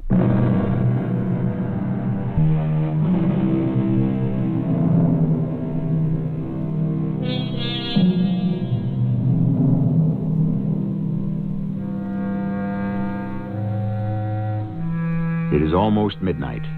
The highway is deserted. Off in the distance, we hear the keening of a finely tuned sports car. It grows louder as the car approaches. At first, it is just a dark mass in the night. Suddenly, its finely sculpted lines and gleaming brightwork are illumined by the moonlight, and it is revealed as a thing of artistic beauty. And then, without warning, one of the dreaded sounds and sensations a driver can experience. Somehow, he manages to control the car and pulls off to the side. For a full minute, he sits behind the wheel as if paralyzed. Then he opens the door, walks back to the flat right rear tire. Now what am I going to do? I got to get out of here. I can't stay here. Hey! Everything okay? Uh-oh. You got a flat. Ooh. Wow. You're driving an Asada Asmara. Hey, first time I ever seen one. I mean, outside of a picture. Is she as great as they say? Hey, mister, let me fix that flat for you, huh? No, don't bother. Oh, no, it's no bother. I'll get this one off and another one on so fast you'll think you made a pit stop. You know what I mean? No, I'd rather you didn't. You, do have a spare, don't you? Hey, you sure you're okay? Well, why don't you sit down? Look, you gotta have a spare. Now, if you'll just open the trunk... Open the trunk? I really don't think well, how else are we gonna change the tire? Hey, there's the keys in the ignition. I'll just take them out and open the trunk. Hey, I'd rather you wouldn't. Ah, there it's open. Oh, you do have a spare. Oh, you don't have a jack. A jack? Ah, it doesn't matter. I'll use mine. I got me get your tire out. Uh-oh. I got so excited about the idea of working on an Asada Asmara, I forgot I was wearing this clean white shirt. I don't want to put you in any trouble. What trouble? My Aunt Emma will take care of the shirt. She isn't going to like it, though. Listen, please. I thank you for your good intentions, but I must insist you just stop. What are you going to do? Fix it yourself? You don't even have a jack. Let me get mine. I mean, you'd rather sit around here all night? Okay, we got all the tools. Now, we go for the record.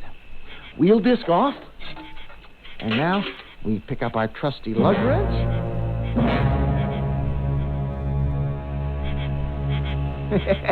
We should have held a watch on it. I'll bet it was a record. You're all through, aren't you? Yes, sir.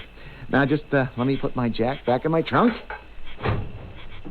Oh, and lest we forget, let me put your old tire back in your trunk. Better remember to get that flat fixed. Oh, now look at me. Aunt Emma's sure gonna love this shirt. But it's all in a night's work. Sir? Mister? Yes? Are you all right? Yes, I'm all right. You seem kind of nervous. Is everything okay? Why shouldn't everything be okay? Why are you staring at me? Well, I was wondering if maybe I'd seen you before. Where would you have seen me? Well, I don't know. It's just sometimes you look at a person Is it because I have the mark on me? Is the mark there already? The mark? The brand. The brand? Well, sir, I'm sure happy I was able to... Now, if you don't mind... Oh, wait. I'll have to be getting along. Please listen to me. You see, sometimes you get into a situation and you just lose control. That's what happened to me. You can't get out. You just keep getting in deeper and deeper. Mister, you're not feeling One well. thing just leads to another. You can't stop it. Do you understand? And you watch it as if it were all happening to somebody else.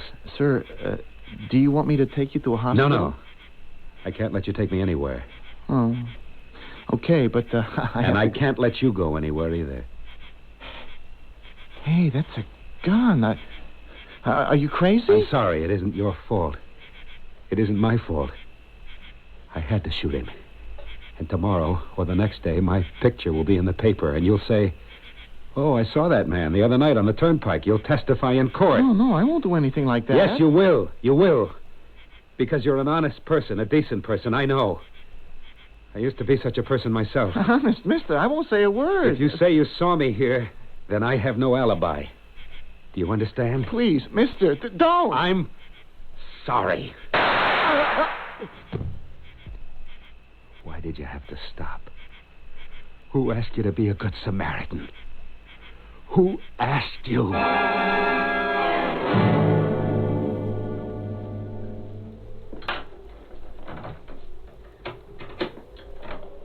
Paul?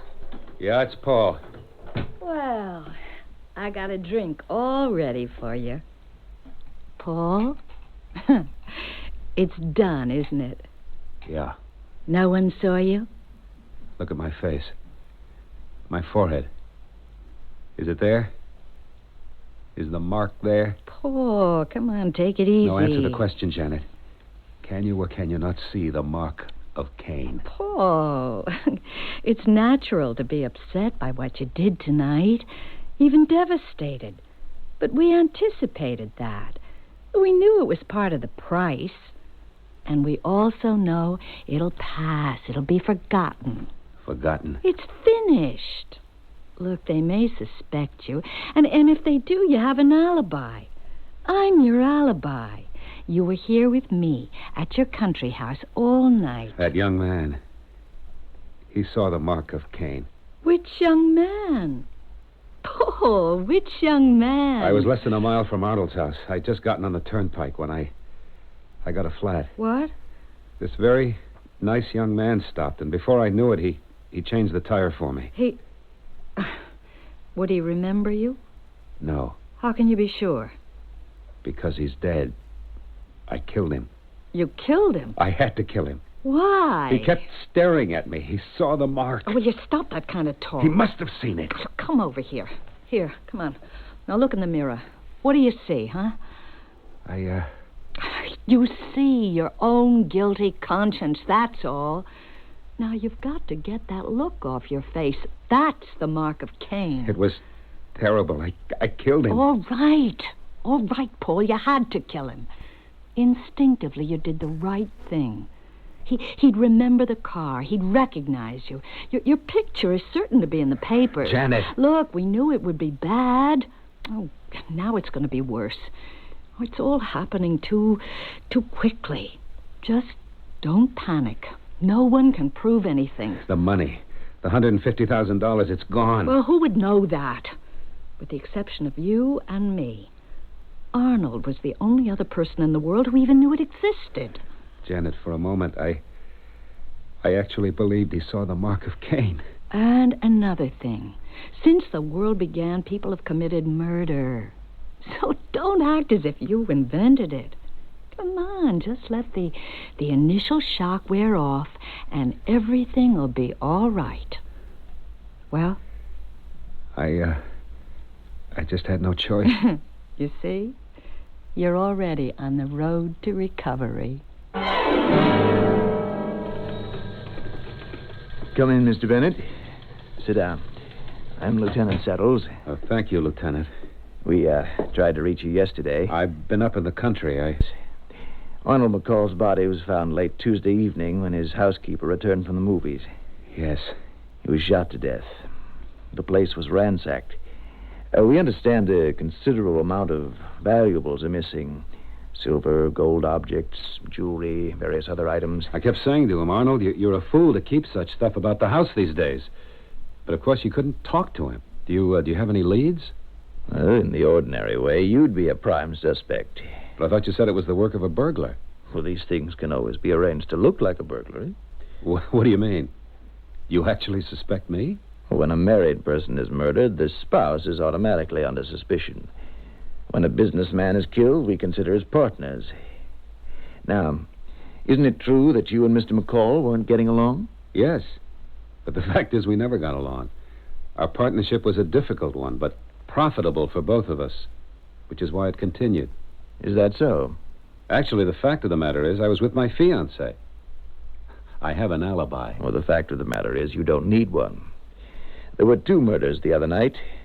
The first was Mr. Arnold McCall at approximately 10 p.m. The second at about 10:30. They occurred within a 2-mile radius. It was a young fellow named Eddie Penrose. Now, the odd thing about it is they were both killed by slugs fired from the same gun, a .32 caliber revolver. Both of them? Yes. Would you know if your partner, Mr. McCall, knew this young Eddie Penrose? I can't see any possible connection. Ordinarily, we might suspect you of killing your partner, but why would you also kill Eddie Penrose? The fact is, I wouldn't kill anybody. I'm not capable of it. Well, thank you for coming down here, Mr. Bennett. I'll let you know if you can help us any further.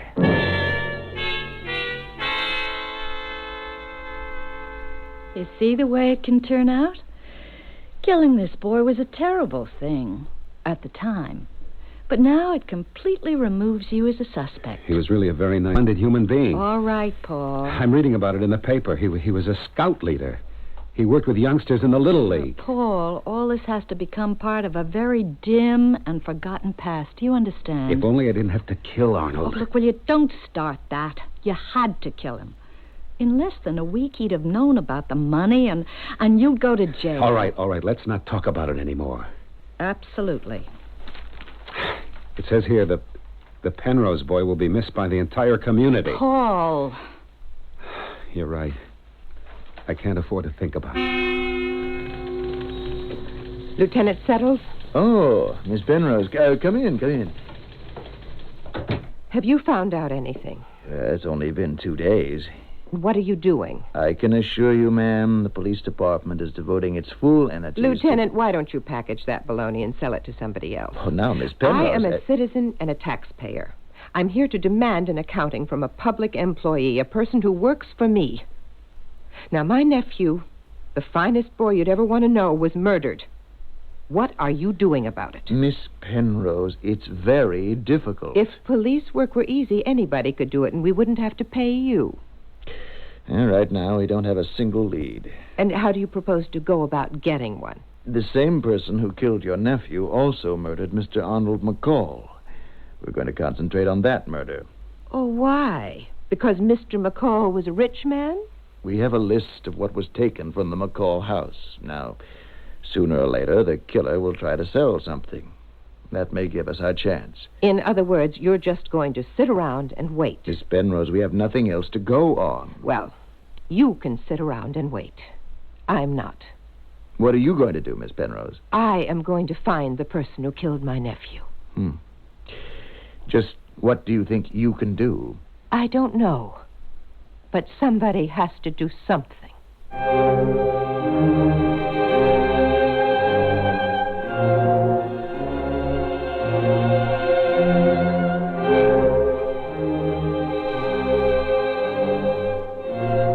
It must be said, Aunt Emma is a determined woman, isn't she? And it would seem that in this act, we have made the acquaintance of two rather strong-minded take-charge type ladies. Shall they become the adversaries of our story? Act 2.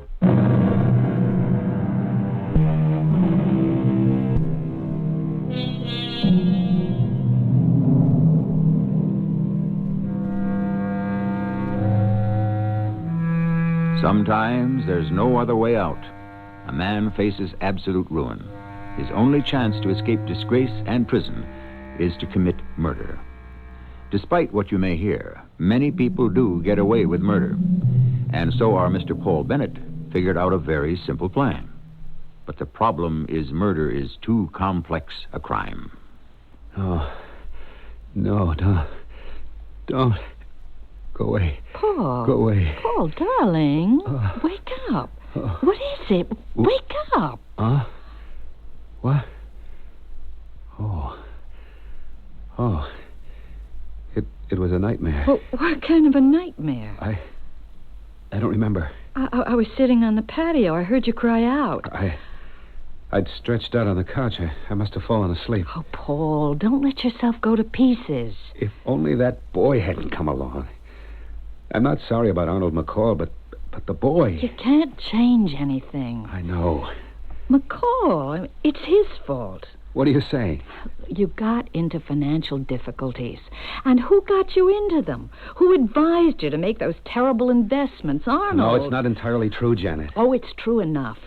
He forced you to steal that money. But the boy... I keep reading article after article about him. How fine he was.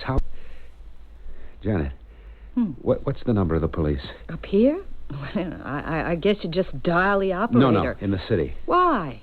Wait, they've got a special number. It's on the front page of that paper. What number? Here it is. Yeah, it's 555-4433. Well, who are you calling? It's a special police number for the murders. Paul! Shh. Why?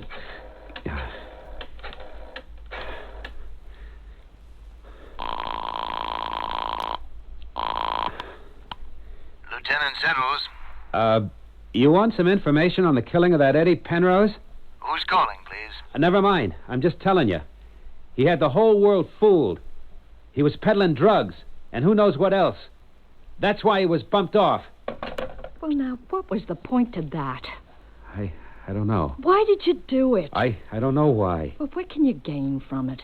You always say everything you do has to be motivated. You had a reason for making that call. Of course there's a reason. I just don't know what it is right now. Oh, Paul. Look, I know what you're saying is right. I mustn't panic. I just need a little time to adjust. Just remember, people can adjust to anything. Lieutenant settled? Oh, Miss Penrose. Just what is going on? It isn't bad enough my boy had been murdered. Do they have to assassinate his character as well? I'm sorry. What does that mean, you're sorry? How did this scurrilous information ever see the light of day? Well, we received an anonymous tip that Eddie was a dealer in drugs. What right did you have to inform the news media? We didn't. Then how did they know about it? We have to follow through on this information. We have to ask certain people questions. Unfortunately, word gets around. The press have their sources, too, you know. Do you have any idea what this has done to Eddie's memory? People are saying, well, of course he was involved with drugs. Why else would he have been killed? Unfortunately, that's what it looks like. How people can turn. How they can forget. How they can take such joy in believing the worst. Miss Penrose, there were 2 cars. His and someone else's. It was evidently a rendezvous, and they killed him. You believe that? We have an underworld situation here. Now, the killer, or killers, arranged to meet Eddie on the turnpike.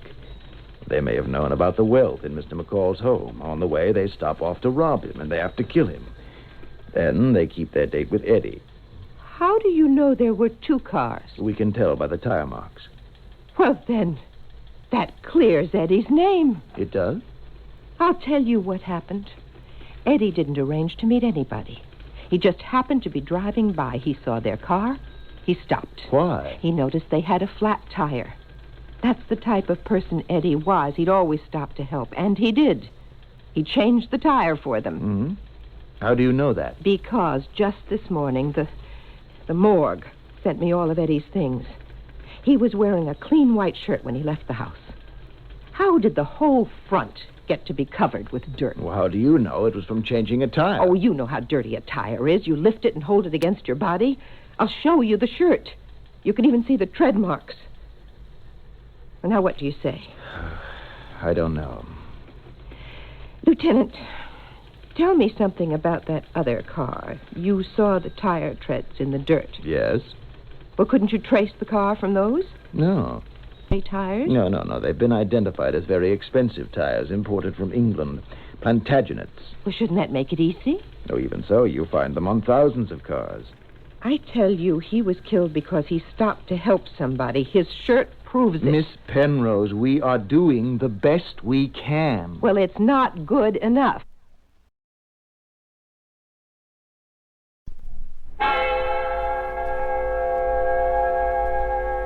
So, what did you and Polly do last night? Oh, the usual. Yeah? We went out to dinner, took a little drive, and we went back to her place. Oh, yeah. There's a little mining company I'd like to call to your attention. That's some woman, that Polly Simmons. Look, here's an outfit whose earnings have gone up over 120% over the last 3 years. And to think I practically had to force you. Do you want to hear about this terrific special situation, or don't you? I can't think of a more terrific special situation than the one you have with Polly Simmons. So, you spent the night at her place, huh? All I said was we went back to her place for a while. All right. I understand Dottie's been in to talk to you. I just wish Dottie and everyone else would mind their own business. People are just happy for you, Joe. You've no idea how much you've changed since you've been going with Polly Simmons. Your whole outlook on life is different. You're more relaxed. All right. Shouldn't we get to work, Walt? Sure. You know how people are. They love gossip. Well, I'm just glad you had a great time last night. Take these reports about the mining company back to your office. See what you think. Okay. Bet you're not fooling me. You just want to get rid of me. Why? Because first thing in the morning, you get in, you always want to have your little chat with Polly on the telephone. Come on, Walt. I read you like a book. Well, go ahead. Have your little romantic moment.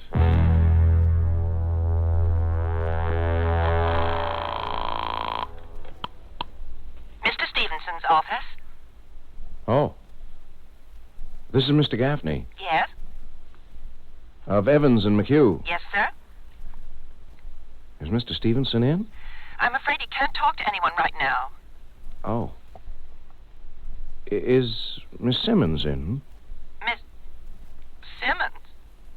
Yes, Polly Simmons. No. No. No. Was she off today? Miss Simmons is dead. What did you say?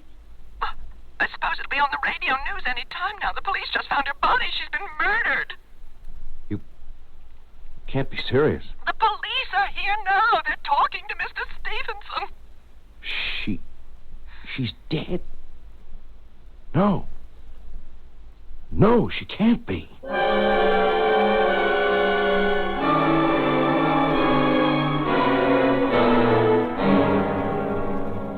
Joe, Dottie just called me. She heard something on the news.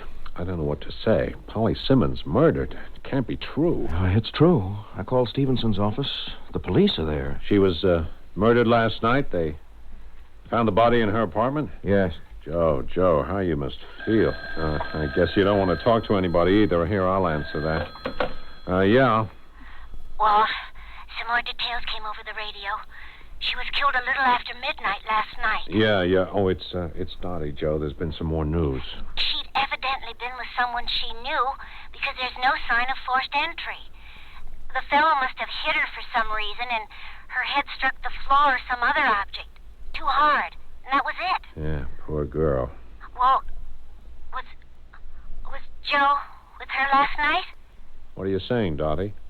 What I'm saying is, the police are asking everybody who may have any sort of information to call a special number.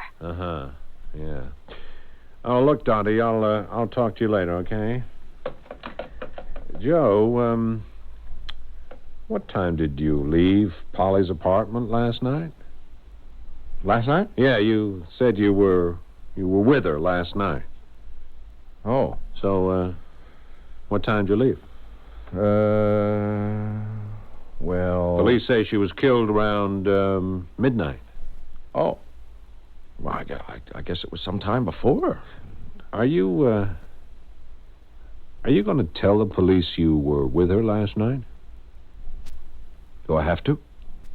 They're going to find out. How are they going to find out? Nobody really knew about us except you and Dottie. And would you or Dottie... Would you tell the police?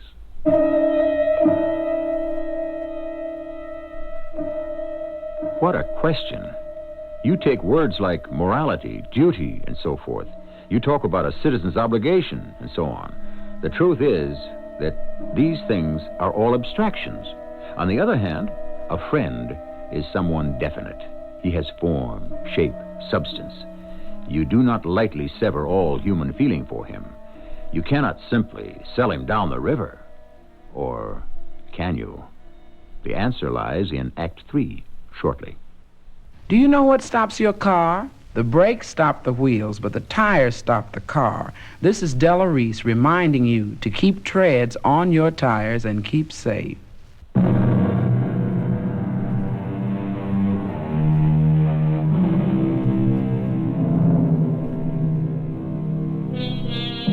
What a tangled web we weave when first we practice to deceive, the poet said. And the strands of this web can wind themselves into the rope that will hang us. Our friend Joe Gaffney has been playing at a game of love. And as it happens, the game of love has become a game of death. Walt, you wouldn't go to the police, would you? Did you kill her, Joe? What are you saying? You were with her last night. Walt, you're talking to me. You said you went to dinner with her. Yeah, but wait a minute. We had a late meeting here yesterday afternoon. You didn't leave till 6:30, so the earliest you could have gone to dinner was maybe 7 o'clock. Walt, listen. Dinner 1 hour, hour and a half maybe. It's now 8:30. What are you trying to build? Then you said you went for a drive. How long, an hour, 2 hours? So what, it's now 10:30, and then you went to her place. I will quote you for a while. What's a while? Walt, listen to me. How long was that while you spent with her, starting at about 10:30? Walt, I swear I didn't kill her. Yeah. Walt! Walt! Where are you going? Right now, at this minute, I don't know.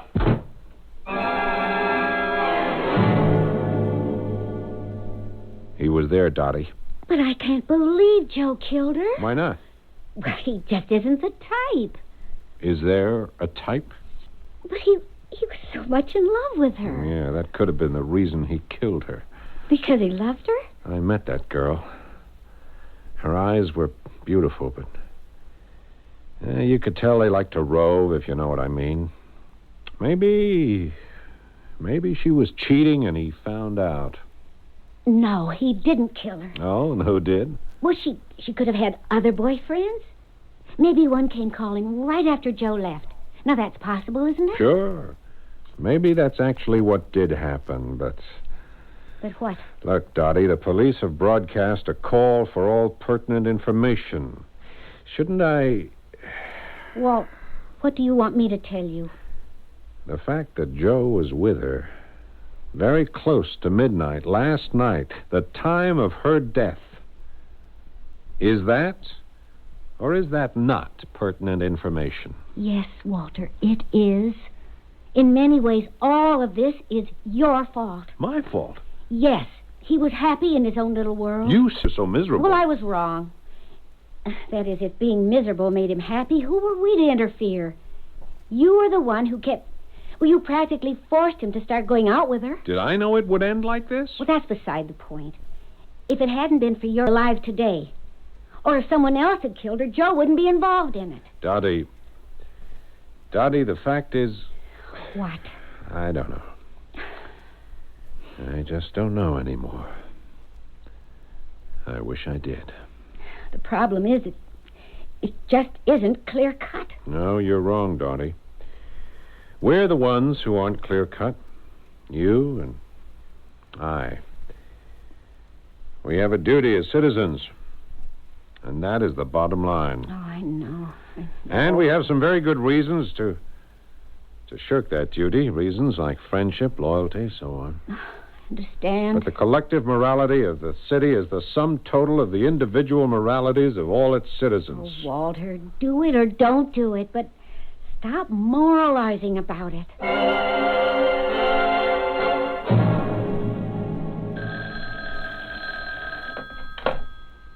Hello, Joe Gaffney. Mr. Gaffney, this is Mr. Stevenson's secretary. What? But Mr. Stevenson's secretary is dead. Oh, I'm sorry. I should have said his new secretary. Oh. Did you know Miss Simmons very well? Yes, I knew her. Mr. Stevenson wants more information on that mining stock. Mr. Gaffney? Oh. Yes, I'll send it by messenger right away. You all right? What did you say, Miss... Smith, Dolores Smith. Yes. I guess it's remarkable how life just goes on. We don't even pause. Oh, well. There's no sentiment in this business. Or any business. Well, I don't know, Mr. Gaffney. Some people are capable of sentiment. Oh? Do you know any?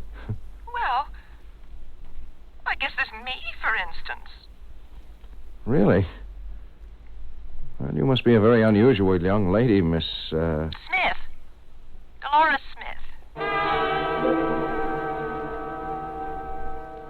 You say you weren't there at about midnight last night. Yes, Lieutenant. But you told Mr. Walter Evans. I know what I told him. It would have looked better for you if you'd come forward with this information voluntarily. What information? Oh, regardless of the time, you should have told us that you'd seen her last night. But I didn't see her last night. Mr. Walter Evans says that... Forget what I told Walter Evans. I can't see how that could work. The DA won't want to forget. I don't think the jury will either. Lieutenant Marker, the truth is, I never went anywhere with Polly Simmons. I don't even know what she looked like. Do you know what you're saying? Lieutenant, let me tell you the whole story. Let me begin at the beginning.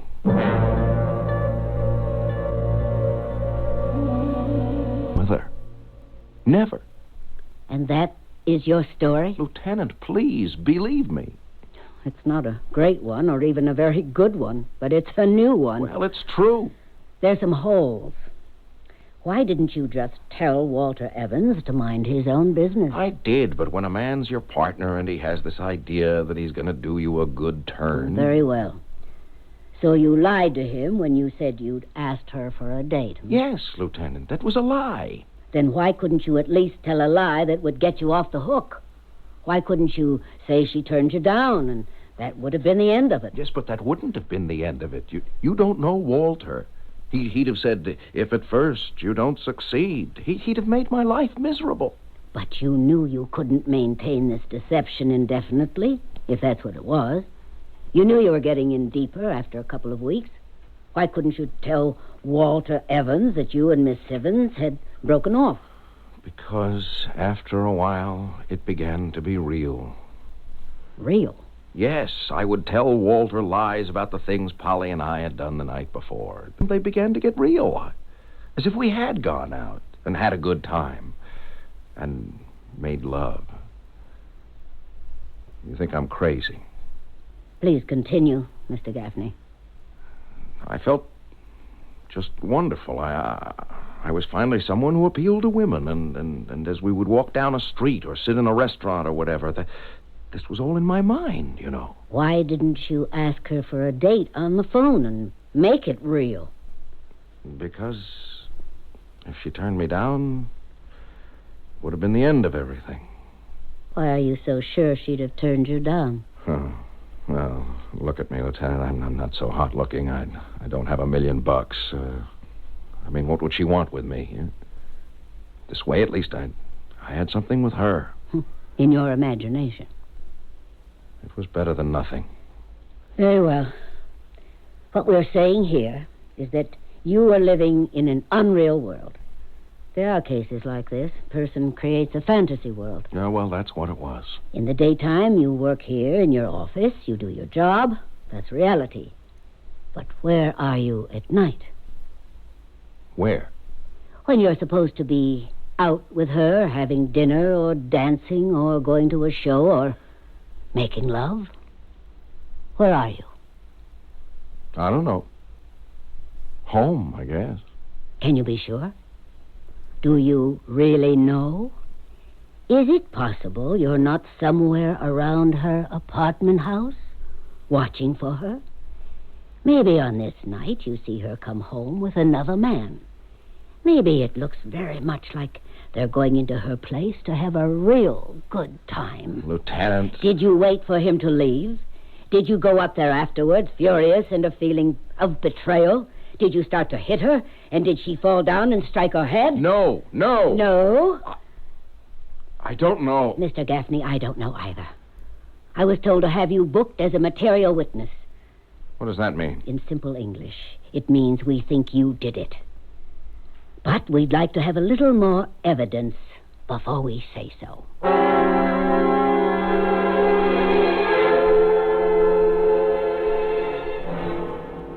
I'd rather you didn't see me in a place like this, Walt.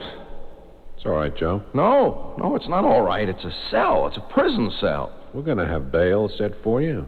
Did I really kill her, Walt? Joe, who knows? I don't know what to believe anymore. Was I actually going out with her? Or was that all something I built up in my mind because I wanted to fool you? I'm sorry I put that kind of pressure on you, but not that it helps. I meant well. No, it must have been real. I must have killed her. I mean, who else? It had to be someone who knew her, who was with her. I don't think about it anymore. Oh, time's up. Here's the guard. I'll come visit you tomorrow. Thanks, Fred. I'll call you when I'm ready to leave. Oh, you're the detective I spoke to, huh? Lieutenant... Marker. Yes, Lieutenant Marker. How'd you do? I was looking for you, Mr. Evans. For me? They said you'd come down here to the city jail to visit Mr. Gaffney. How convenient. What do you mean, convenient? We don't have to bring you here. For what? We're going to read you your rights and book you as material witness. Oh, no, Hatch, just Miss a minute. Dolores Smith, who replaced Miss Simmons, happened to be clearing out her desk. Deep in a bottom drawer were some typewritten letters Miss Simmons may have been planning to mail. What does this have to do with me? Well, let me read one of them to you. Mrs. Walter Evans, 9 Albemarle Crescent. Dear Mrs. Evans, did you know your husband is having an affair with a Miss Polly Simmons? Miss Simmons has photographs showing herself and Mr. Evans in various affectionate... That's a lie. Walter. Plus various other proofs of his devotion. We now have those proofs. I demand the right to call my attorney. Certainly. I didn't kill her. There are letters addressed to 3 other men. One of you thought to shut her up. Walter. It's your fault, Joe. Why didn't you take her out? How could I just let someone like that go to waste?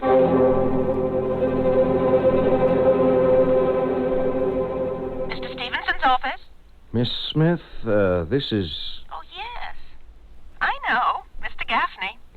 I want to thank you for... Well... Oh, I was just cleaning out her desk, and well, it was my duty to go to the police, wasn't it? Yes, of course.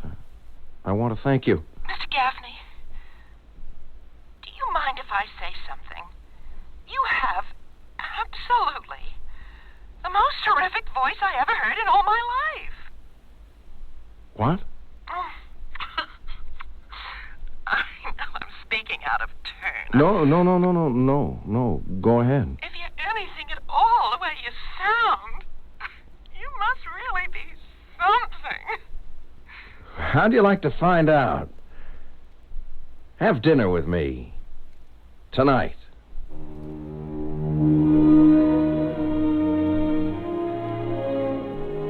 And this time, of course, the shoe was on the other foot. After all, what did Miss Dolores Smith look like? And was he disappointed in her? Was she disappointed in him? I can't say.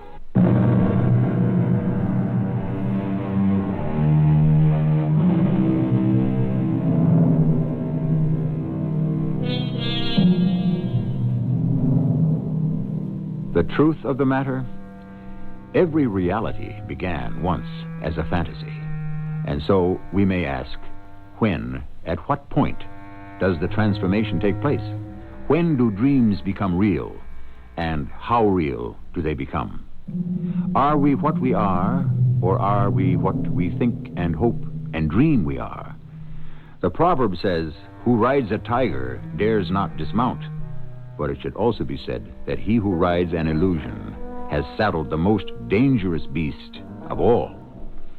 Our cast included Tony Roberts, Paul Hecht, Marion Seldes, and Evie Juster. The entire production was under the direction of Hyman Brown. This is E.G. Marshall inviting you to return to our Mystery Theater for another adventure in the macabre. Until next time, pleasant dreams.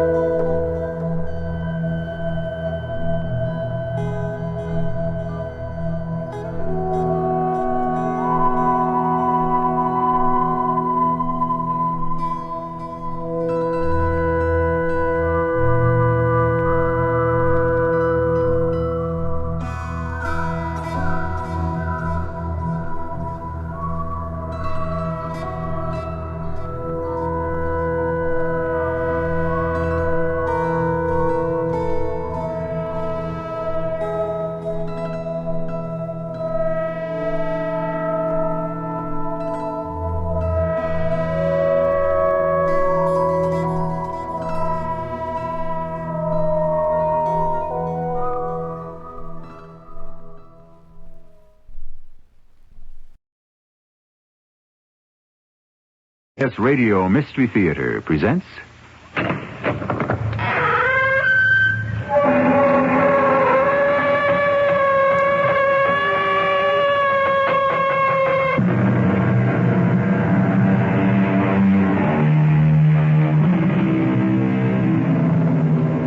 Come in.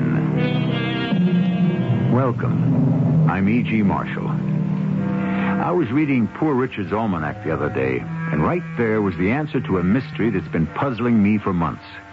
It was as if Benjamin Franklin himself had come forward 200 years in time and was standing next to me in front of the precinct house, putting me wise to the truth behind that $1 million caper. But I'm getting ahead of my story.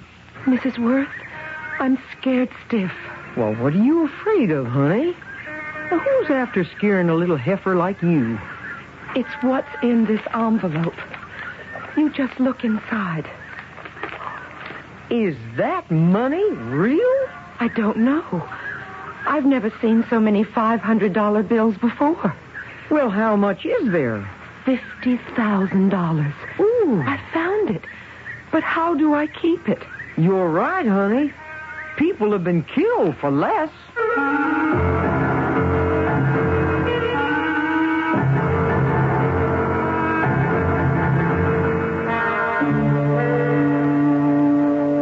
Our mystery drama, The $1 Million Scam, was written especially for the Mystery Theater by G. Frederick Lewis. It stars Jennifer Harmon and Joan Shea. I shall return shortly with Act One.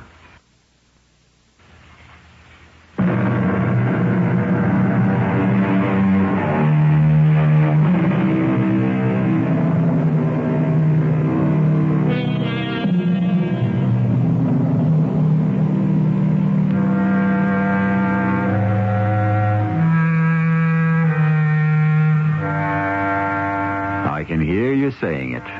What's E.G. talking about? Benjamin Franklin involved in some $1 million dishonesty? No. It's what Franklin wrote in his almanac that clued me into the story behind this story. Money, he said, never made a man happy yet. There's nothing in its nature to produce happiness. The more a person has, the more he wants. Instead of filling a vacuum, it makes one. Wonder if old Ben was right. How much is the old lady good for? I'd say $250,000, Stan. Maybe more. 250,000, That's my conservative guess. She's got that much lying around? Or available. In what? Antiques, paintings, bulky stuff that it takes time to get rid of? At least $100,000 in cash. Well, then this 50,000 ought to be enough cheese for the mouse. Oh, we should get back triple that. She runs a house in the city, one in Newport, and a big estate in Virginia. That takes cash on hand to pay the help and running expenses. June, baby, I think you're going to land a big one. I thought you'd be pleased. Meeting you was the best thing that ever happened to me, darling. That takes all kinds, I guess. You look society, honey. You got class. You dress good. That blonde hair, you could turn out to be the greatest con artist in the USA. So long as you think so, Stan. The job's yours, honey. Go in there and make a killing.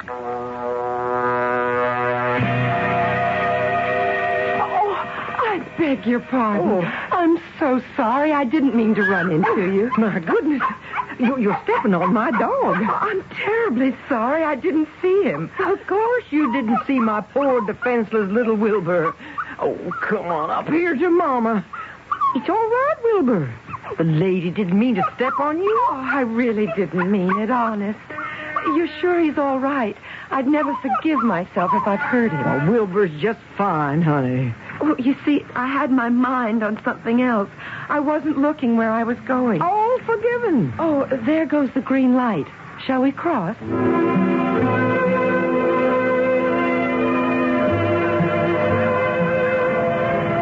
I always come to this part of the park every single day. Makes me cry for the great outdoors. But that's what happens in life. You're from the West, aren't you? Everybody notices that right away. Yeah, Wolf Point, Montana. And I sure do miss it. But I married a man who was from the East, and I laid him to rest 2 years ago, and somehow I just stayed on here and never been back. Well, you should go. Don't you have any relatives in Montana? Nary a one. Say, for an Easterner, you're sure interested in the West. What's your name, honey? My name's June Henderson. I have no relatives left either. I live right here in the city. Mine's Billy Worth. I was christened Wilhelmina, but where I come from, that takes too long to say. You've heard of Worth Industries, I expect. Well, that's me. Me and Wilbur. No, poor thing, he sure had a real streak of bad luck since we come east. People keep stepping on him. Well, it's a dog's life, they say. Oh, Mrs. Worth, Wilbur's bad luck may be my good luck. I mean, meeting you. Well, now, isn't that a nice thing to say?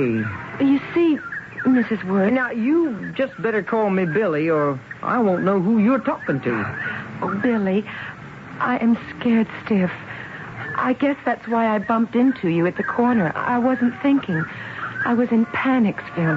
What are you afraid of, honey? Who's after scaring a little heifer like you? It isn't anyone. It's what's in this envelope. Say, that's quite a package. You just look inside. Oh, dog my cats. Is that money real? I don't know. I've never seen so many $500 bills before. Well, it sure looks real. How much is there? I counted it in the ladies' room where I found it. $50,000. Honey lamb, you are in luck. I was on my lunch break, and I went to the ladies' room, and there was this fat envelope. Well, then why didn't you give it to someone? No, don't answer that. I probably wouldn't have either. I was afraid. I don't know why. I hadn't done anything wrong. I guess it's because I work in that bank. Oh, where you found it was in a bank. Well, what are you going to do now? Would you be my witness? Witness to what? That I'm not a thief. That I didn't have any bad intentions. I wouldn't want to lose my job. They always suspect bank employees first. Honey, if you found his mother lode in the ladies' room, I'm not positive, but I'd say it's yours by rights. Where I come from, if a lost steer happens to wander into your grazing lands and there ain't no brand on it, it sure is yours. Mrs. Worth, Billy, I want to telephone to the bank president and tell him right now. Would you come with me? I mean, to back up what I say. I want to get this off my conscience. June, honey, if you've a mind to play this according to the rules, I wouldn't come between you and your peace of mind. Now, let's go find a telephone and talk to your boss. Mr. Stanley, this is June Henderson. I'm in your training program at the bank. Yes, Miss Henderson. I'm calling you because I found some money at the bank, and I thought I ought to report it. You say you found some money? Yes, sir. How much, Miss Henderson? $50,000, Mr. Stanley, in an envelope. Just, hold on a moment, will you? What's he saying? He doesn't believe me. I know he thinks I stole it. Oh, he does he? Give me that phone. Here. Oh, I knew I'd get into trouble. Hello, Miss Henderson. This isn't Miss Henderson. This is Billy Worth, a friend of hers. Now, what's all this about you not believing Miss Henderson? Who did you say this was? Billy Worth. Mrs. Fred Worth of Worth Industries, Montana and New York. Oh, yes, Mrs. Worth. Now, speak up. What is your problem? Well, a matter of fact, there is no problem. Tell me, does the envelope containing the money have the initials G.R. on the top of the gum flap? June, are there initials on the back? A G.R.? Yes, G.R. Mr. Stanley, those initials are there. I can see them myself. All right, that envelope containing that money was rejected by our bank just a few hours ago. A lady who had no account with us came in and asked that it be transferred to a Swiss bank. We informed her our regulations didn't permit that, but that we would look into it for her. Next thing we knew, she had taken her money and left. Are you telling me this person got rid of the money? Well, what I'm saying, Mrs. Worth, is that we have no claim on that money. Now, I'll make a note that you have verified that it was found on the premises by Miss Henderson. And if in 30 days no one comes forward to claim it, then she may keep it. Thank you, Mr. Stanley. June, you may have struck it rich.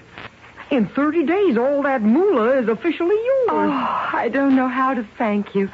Mr. Stanley wasn't angry. Oh, he didn't fire me. Of course not. Well, you got rights even though you don't come from Montana. What do we do now? Well, I'd say back to our favorite park bench to discuss where we're aiming to go and how we aim to get there. I mean that. I'm splitting this right down the middle. Half for each of us for everything you've done for me. I never would have been able to face up to Mr. Stanley like you did. Well, that's mighty nice of you. Oh, my gosh. What's up?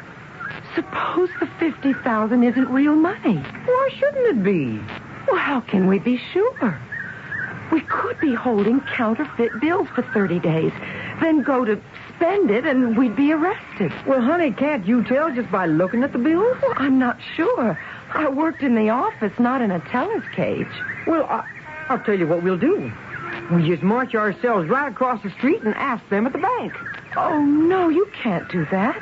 If the money's counterfeit, they'll want to know how we got it. Oh, we don't show them the whole bundle. We take a few bills out of the envelope, and if those are real, well, then they're all real. But is it worth the risk? Walking into a strange bank? Honey, that's my bank.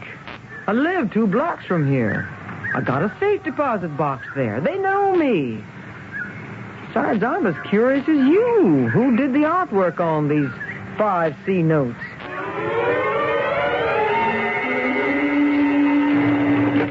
Good day, Miss Worth. Good day, Charles. I thought I recognized the keeper of the vault. Now, how have you been? Oh, just fine, Miss Worth. Here's McKee. This is Miss Henderson, a friend of mine. June, honey, Charles has been the keeper of secret fortunes down in this vault for as long as I can remember. Oh, how long has that been, Charles? A long time, Miss Worth, long time. I'll put you in first room. Okay. Oh, Charles, I have here a few $500 bills. Would you take them upstairs and get me some small change? Be glad to. There, honey. How did I handle that? I'm keeping my fingers crossed. Okay, now. Let's work out a plan. I've got a real problem. I don't have any place as safe as a bank to keep the money for a month. Well, then why don't I do it? Right here in my safe deposit box. Oh, no. Why should you take such a risk for me, a total stranger? If it were the other way around, would you trust me with $50,000 just having met me? Honey, my late husband, Fred, he used to say, Billy, you sure know how to size up people. And I'd say, June, you are basically an honest girl and just lucky enough to have this bundle of green fall right into your lap. I've had a few good things happen to me in my time, too. I'll show you. See these pearls? Huh? Fred gave them to me on our 20th anniversary. Oh, I sure do miss him. And this emerald bracelet? Our first big gusher in the Gulf of Mexico. And those packages? It's old greenbacks, honey. I don't need cash. I need excitement. Since Fred passed away, I've been like a player who's been dealt a royal flush, only nobody knows I got a great hand because nobody calls my bet. Billy, would I be out of line if I asked you to keep the $50,000 for me? I said I would. And would I be out of line to ask you for some kind of collateral? Would that be fair? Oh, June, you got a good business head. I'd ask the same of you. I sure would. I never wear these rocks and pearls anyway. And these securities, you take them. Good as gold. Worth oil development, worth trucking companies. This is a good one, our airline. Fred named it after me. Wilhelmina Wings. We're all over the Southwest. Now, you hang on to those as security. After all, honey, we're partners. We sure are. Miss Worth? Yes, Charles? You got change in my 2 $500 bills? Mr. Gray, the manager, asked if you'd be so good as to stop in his office on your way out. Why? Something wrong with those bills? I don't know, Mrs. Worth. I was just told to tell you.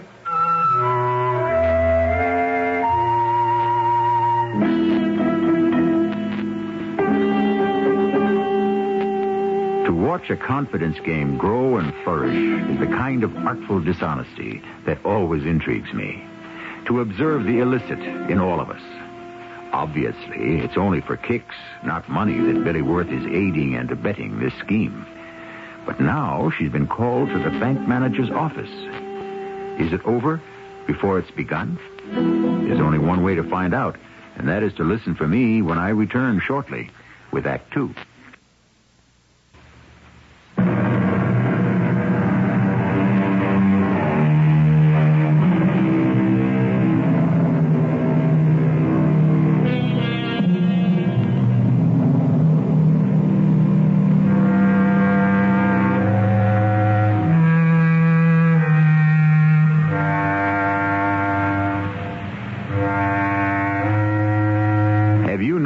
Robbery is not only committed by robbers. Everyday people, given the opportunity, don't seem to mind taking what isn't theirs. To do this, conscience is bent, ignorance is pleaded, the cause deemed worth the risk, or the end justifies the means. Yes, indeed, there's larceny in a lot of us, including the wealthy widow from Montana. It is an hour later, and our two conning companions are comparing notes. Stan, I don't have to tell you, when she had to go see the bank manager, I had all I could do from running out of there as fast as my legs would carry me. Sure, there were only 2 good $500 bills in the package, and you were worried that you hadn't given those 2 good bills to her. Well, I know now the banks keep a record of anything as large as a $500 bill. And they would only change the bills for her personally. Anyway, here's what she gave me as security. Some pearls, an emerald bracelet, and some beautiful securities. Is that all? This is worth a lot. June, figure this out for yourself. Maybe that's $50,000 or $100,000 worth of pearls and emeralds here. You know what my friendly fence would give me for this? Maybe $3,000 if he feels generous. For the $49,000 worth of counterfeit 5C notes, I owe Jimmy $2,000. Plus, I laid out $1,000 for 2 genuine 5C notes, all right? So the scam so far cost $3,000, not counting renting Jimmy's apartment, your motel room, food. So what's the profit, baby? 0. What about the securities? What's the matter with you? Stan, you didn't answer me. What about the securities? What about them? What good are they? Well, I don't understand. That's the whole trouble. Dumb blondes don't understand. Look, every one of these has got to be co-signed by their owner, Mrs. Billy Worth. Every single one. Right now, they're only printed paper. Oh, I'm sorry. You ought to be. I took you in. I went over the whole deal with you. I taught you about bonds, about stocks, cash, jewels, paintings, everything. Months we work. Then you spot a mark and you show up with a handful of paper and hot jewels. Oh, Stan, don't be angry with me. You know I can't bear that. Look, business is business and fun is fun. Now, let's not confuse the two. All right. I made a mistake. Well, what can I do now? Well, you better do a comeback. A comeback? Yeah. You go back to the mark and you say, it's not enough security. Then you get her signature on every bond and every stock certificate. You tell her you have to have at least $25,000 in cash as security. Cash. Can you spell that? Well, Stan, don't treat me like some dumb bunny off the streets. I deserve more than that. I know what you say to her. How can you be sure that she can absorb her part of the split without wising up the IRS? Her having an extra $25,000 to declare as income is like you and me declaring an extra 25 cents. Yeah, but you don't know that. Play dumb. It should be a cinch. Stanley. Look, I'm not settling for this stuff. I'm disappointed in you, baby. Stanley, I told you I'd do a comeback. Well, hop to it then. And remember, get each of these signed where I put the X. And as much cash as you can. Cash. I will. Stan, you're not angry with me anymore, are you? No, I'm not. I'm crazy about you. Well, that's good. Because I did something else, and I don't want you to be angry with me about it. I gave Billy Worth your phone number. I told her it's where I lived. You did what? I had to make it seem all on the up and up. But this is Jimmy's apartment. What could I do? Suppose she wants to call me. How could I explain I'm staying at a motel? And when I answer the phone, what am I, the butler? Oh, maybe you could be the landlord.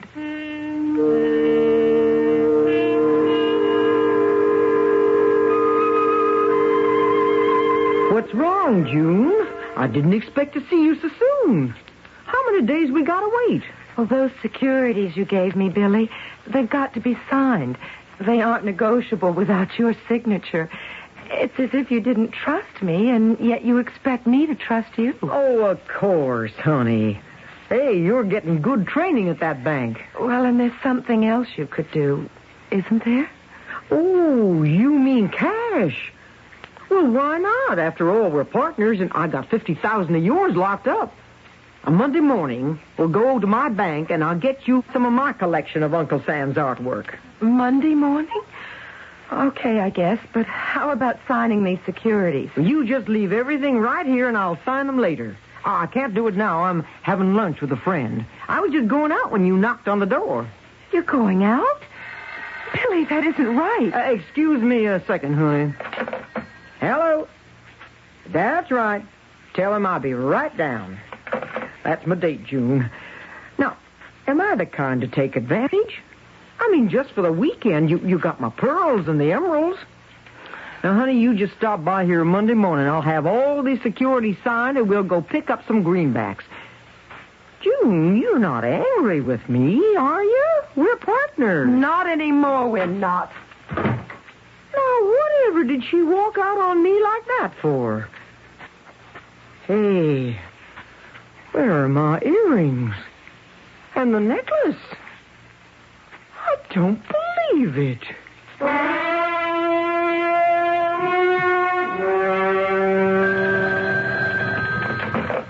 Bunko Squad, Chief Conroy. No. No. I said no. Oh, hi, Sergeant. What's on your mind?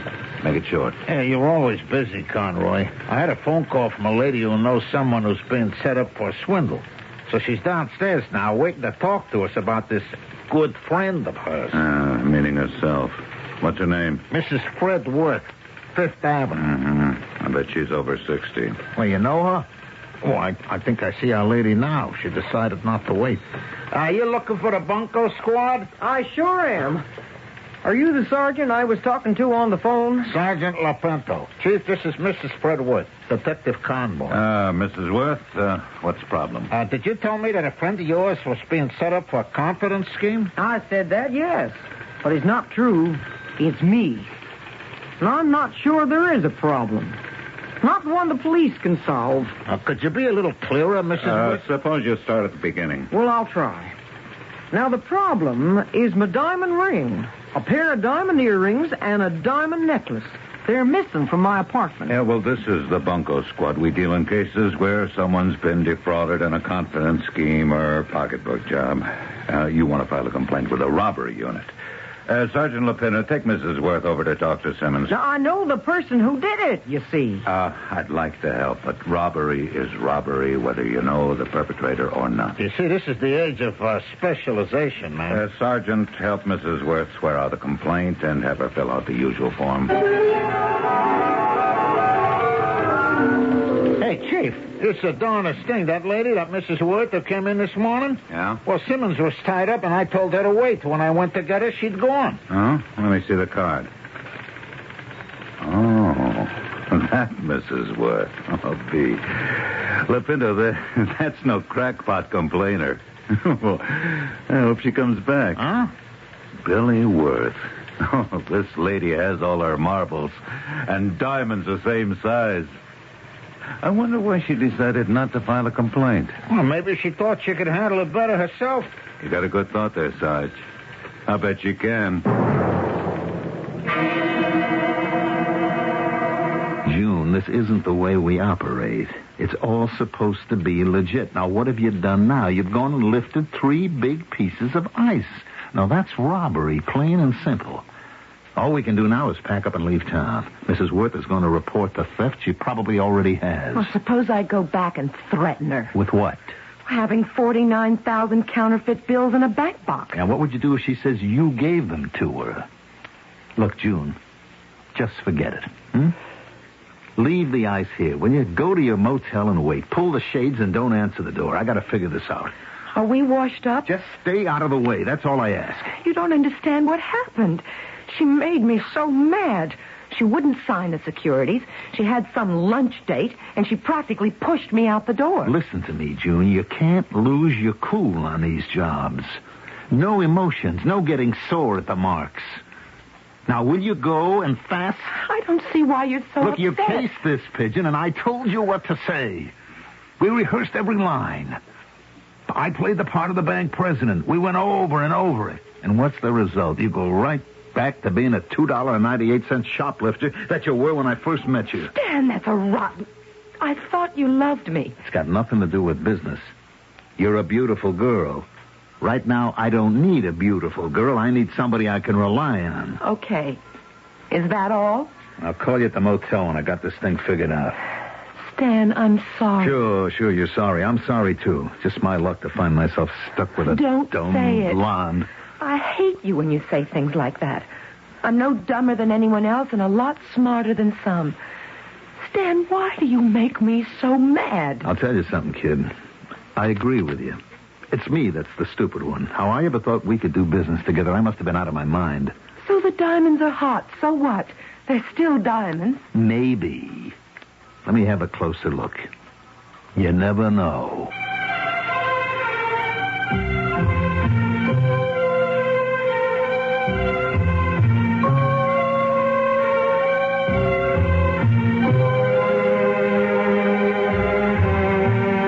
But the diamonds have got to be real. Whatever would Billy Worth be doing with paste? He that steals for others will be hanged for himself, says our good friend Ben Franklin. Which can also mean there's no love or honor among thieves. And also, don't be too sure the wealthy widow from Montana isn't able to handle this herself. She might be just smart enough to cheat the cheaters. We shall see when I return shortly with Act 3.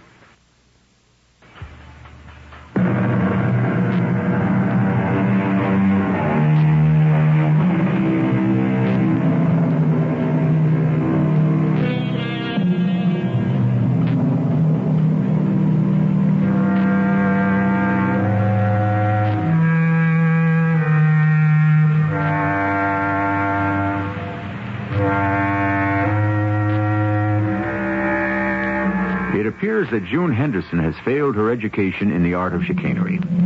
Although she has been tried and tutored in the tricks of deception and guile, her Fagin, one Stanley, no last name on record, is afraid she has endangered the entire crooked con. And so, he decides to take over the golden fleecing himself. Arriving at Mrs. Billy Worth's apartment house on Fifth Avenue, he rings her from the lobby. Yes? Mrs. Worth? Yes? Mrs. Fred Worth? Well, I said yes. Mrs. Worth, this is Detective Harris from the precinct. We picked up a young lady who had some jewelry she claims belongs to you. May I come up and have you identify it? Certainly. I'll have the door open. Mrs. Worth, my badge and ID. Oh, that's all right. You said you found some jewels of mine? Well, actually, we didn't find them. A young lady came to the station house and said she'd found them in a taxi, and could we locate the owner and return them? Fortunately, the pearls were in a case with the store name imprinted inside, so it was just a question of time before your husband was identified as the purchaser many years ago. Is he, He's dead. Oh, my condolences. That's all right. He's been dead for 2 years. I'm also going to show you this choker of emeralds. Is it yours? Why, yes, it is. Well, I didn't even know it was missing. You lost these emeralds in a taxi, and you didn't know you'd lost them? That's not exactly what I mean. What do you mean? I mean, I didn't remember I had them on that day. Could you tell me what day that was, Mrs. Worth? No, let me think. And while you're thinking, take a look at these pearls. They are yours, aren't they? They sure are. Thank you very much, Detective Harris. Actually, however, they weren't the jewels I reported stolen down at the precinct. Which precinct was that? The one around the corner from here. Well, what jewels did you report missing? Well, I was going to report some diamonds. Necklace, earrings, and so on, but I never did make a formal complaint. I just left my name. And you talked to who? The bunco squad. Chief Conroy. Oh, yes, Conroy. Well, we're taking over the whole case now. Oh, I wouldn't want to get anyone in trouble. My dear lady, you're the one who's in trouble.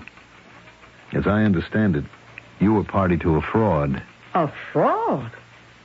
I am? How? Receiver of stolen goods. In this case, $50,000. But the bank president said we could have it in 30 days. Was it your money? Well, no. And why didn't you make a formal report on the disappearance of a pair of diamond earrings, a diamond ring, and a diamond necklace? Were they stolen goods, too? Of course not. Besides, I know who took them. Does it make sense to you that suddenly valuable jewelry is missing? You know the culprit and you do nothing? It was that girl. I was so angry at her. She wanted me to sign some securities, and I said, couldn't it wait till Monday? And after she'd gone, the diamond jewelry had gone, too. Your telephone's ringing. I know that. I don't wish to talk to anyone. Could it be that girl, June Henderson? I guess you know everything, Detective Harris. Pretty much. All right, I'll answer that. Well, now it's stopped. I'm afraid you're in hot water, Mrs. Worth. It's really a pity someone as prominent in the community as yourself. I don't know what possessed me. I haven't any more use for an extra $25,000 than the man in the moon. Mrs. Worth, I suggest you pack a few necessities, toothbrush and so on, in case they wish to hold you for further questioning overnight. You mean you're taking me in? Oh, you can't do that. Why, it'll be the end of everything Fred worked for. I'm the head of all his companies. It'll be ruined just because of one silly, small mistake. I think you'd have a hard time convincing a jury that $50,000 was a small mistake. Now, where did you say this $50,000 is placed? At my bank. In my safe deposit box. You have only one such box? I do now. Took everything out, all the others. All right, first off, let's go see that $50,000. Oh, I wish I'd never laid my eyes on it in the first place.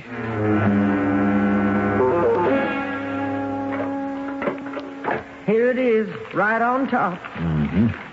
Now, you claim this money was given you to hold by Miss Henderson? It's true. Is there any other cash or bills here? Of course there is. Taxes have been paid on all this, I presume. Detective Harris, what am I being accused of? We'll have to take all this money down to headquarters so you can make a statement that it belongs to you. Well, who else does it belong to? Over the years, my husband has given me 20 or 30,000 at a time. Well, it'll have to be turned over to the property clerk. As for the 50,000, let me show you something. Whose portrait is that on these $500 bills? Benjamin Harrison, Benjamin Franklin. Oh, I'm not very good at remembering faces. Unfortunately for you, Benjamin Franklin's portrait only appears on $100 bills. Now, please watch what I'm doing. I'm taking all the packets of bills and placing them in my pocket. Now, you may have these jewelry items back. If the department needs them, they know where they are. Detective Harris, I really don't feel very well. Would you excuse me for a moment? Certainly. Will you have the bank guard take away your box? I'll wait for you here. Charles. Ma'am? Here's my key. Would you put this away, please? I'm just going to wash my hands. Charles, may I ask you something? Did you ever meet Mr. Worth while he was alive? Yes, I did, sir. He'd come down to the vaults with Mrs. Worth. Mm-hmm. Hey, do you suppose Mrs. Worth is all right? I think we've been waiting about 10 minutes now. I was wondering that, too. Suppose I get one of the female employees to come down and see if she can find her. Oh, Stan, I'm so glad to see you. I didn't think I'd be seeing you this soon. You're not mad at me anymore? I wanted you to see how a professional works, baby. Check those envelopes on the table. There's about $1 million in negotiable money right there. Real money, good money. Feast your eyes. Oh. Gifts over the years from Fred to Billy. And today, from Billy to Stanley. How did you get it? By letting her scoot off and wash her hands and duck out some back way at her bank, thinking she was escaping the cops. But I got Jimmy's counterfeit $49,000 from her first. Stan, you're wonderful. $1 million. How much of that is for me? We'll see, little chicken. We'll see. I'll tell you what I will do. I'm going to make you a gift of all the diamond jewelry that you grabbed that day. There you are. It's all yours. Stan, maybe we ought to sell it. What am I, an Indian giver? The sparklers are yours, honey. It's my present to you. Now, get yourself packed, stay in the motel, and meet me at 9 o'clock at the bus terminal by the ice cream counter. Oh, darling, where are we going? South. Have ourselves a little vacation. That may be Jimmy wanting his money for lending us the bait. Hello? May I talk to June? June? Who is this? The landlord? Oh, yes, she's here. Hold on a moment, will you? June, it's for you. It's the mark. Hello? June? It's Billy. Something very important has just come up. I think you'd better meet me. Where? When? Well, let's make it that park bench. You know the one. Better come right away. I'll be right there. Everything's going to be all right, isn't it, Stan? We're not going to get caught or anything. Look, she doesn't connect you with me. She thinks Detective Harris has checked all her cash with the property clerk. Mm-hmm. Now, you go see her. That way we'll know her plans. If you don't, she may get wise, and the first thing you know, they'll be looking for a beautiful blonde in all 50 states.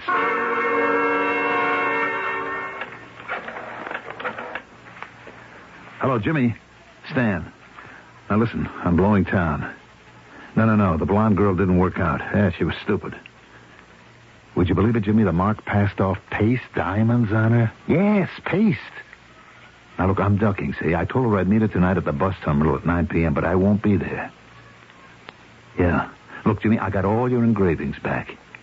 Mm-hmm. Can you meet me in an hour? 3 o'clock at the terminal? All right, make it 4 o'clock then. I want to pay you and catch the next bus for Canada. At the ice cream counter. June, over here. Billy. Oh, honey, I'm in lots of trouble, and you're in it with me. I am? How?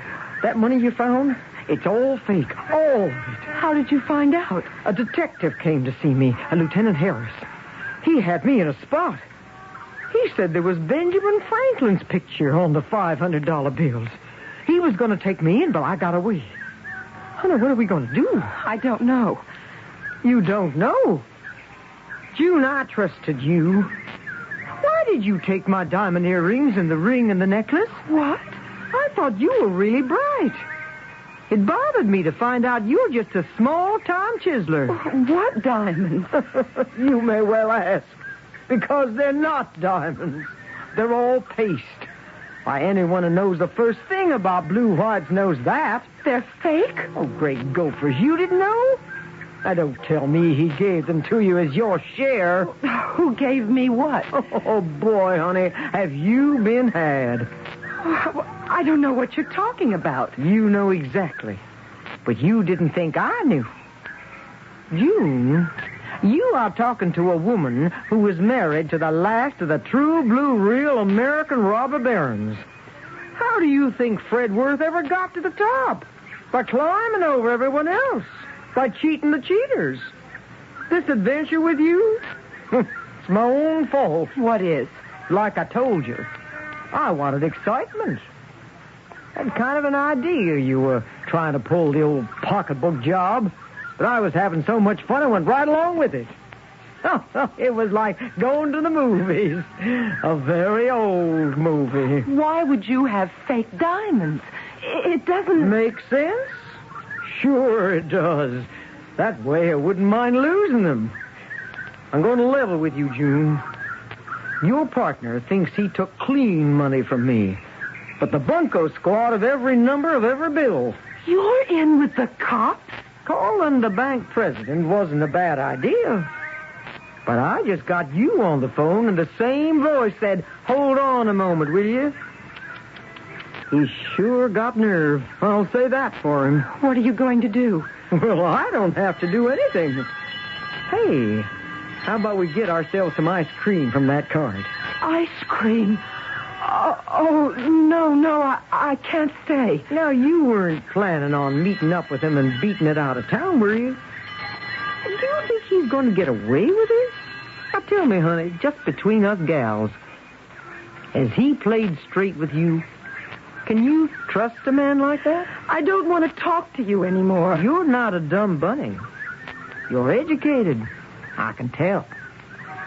Did you ever think of going straight? Goodbye, Billy. I've got to go. You haven't cheated anyone out of their life savings yet. Hey, is that cowhand so great you want to spend your life chasing and being chased? A smart girl like you could make a good living by the books. Now, honey, you think about it. Goodbye, Billy. Oh, now, don't think I held out on you. I'll tell you what I do know about your friend Stanley. He's not going to meet you at 9 o'clock tonight. His phone is tapped? Not only the phone. They've been staking out that place for a long time. The cops ain't dumb, you know. I don't know what to do. Your boyfriend will be at the bus terminal, all right. But not at 9 to meet up with you. He'll be there in 20 minutes to take care of business and head straight for Canada on the first bus out. No, I don't believe you. I got it straight from Conroy, the bunco squad. He knows Stanley's every move. Now, honey, you don't think the law is going to let Mark's money disappear, do you? Huh. Take it from a woman who knows how to rope 'em and tie 'em. Any man who could deceive his partner with paste diamonds ain't worth frying an egg for. I couldn't trust him. They picked up Stanley and Jimmy the counterfeiter at 4 o'clock. But they never caught up with June. She watched the ice cream counter from a phone booth at the bus terminal from 9 o'clock till midnight. But Stanley never showed up. How could he? He was, as Billy Worth would have said, in the hooskow. And June's never been seen since. Maybe she's gone straight? Anything's possible. I'll be back shortly.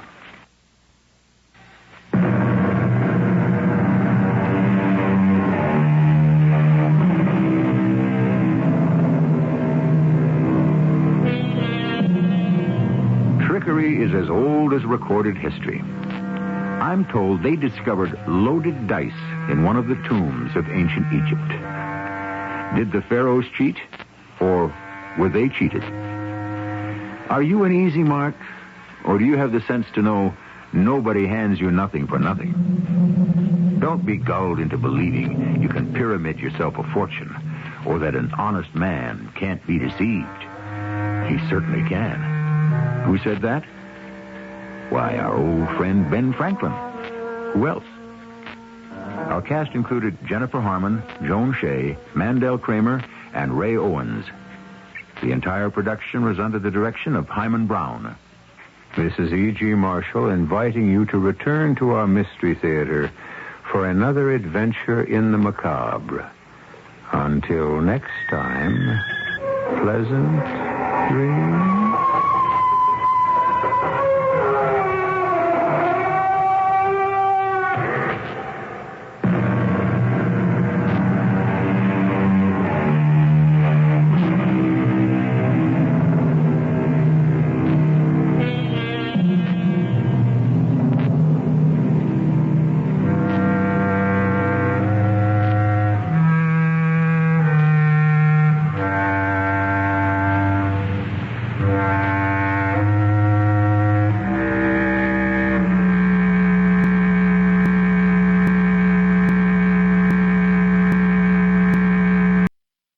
This is your White Sox station, Sports Radio 78, WBBM, Chicago. The CBS Radio Mystery Theater presents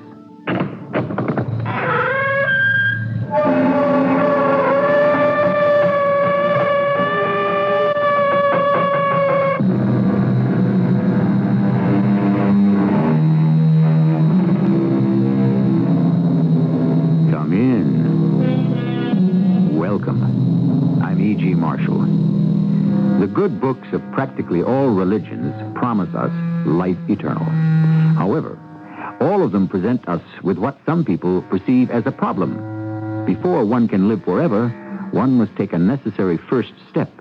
One must die. Naturally, many of us would prefer to waive this requirement. And throughout history, people have tried in various ways to get around it. Has anyone ever succeeded? Listen.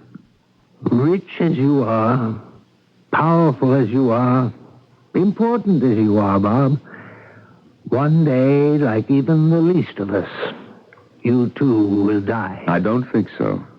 I intend to live forever. Living forever? How do you propose to solve the problem of death? I've discovered in business that there's no problem that cannot be solved. Oh? Have you reduced immortality to a business proposition?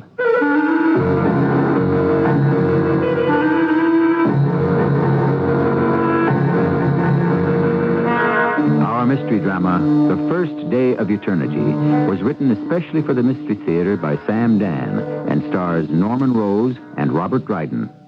I'll be back shortly with Act One.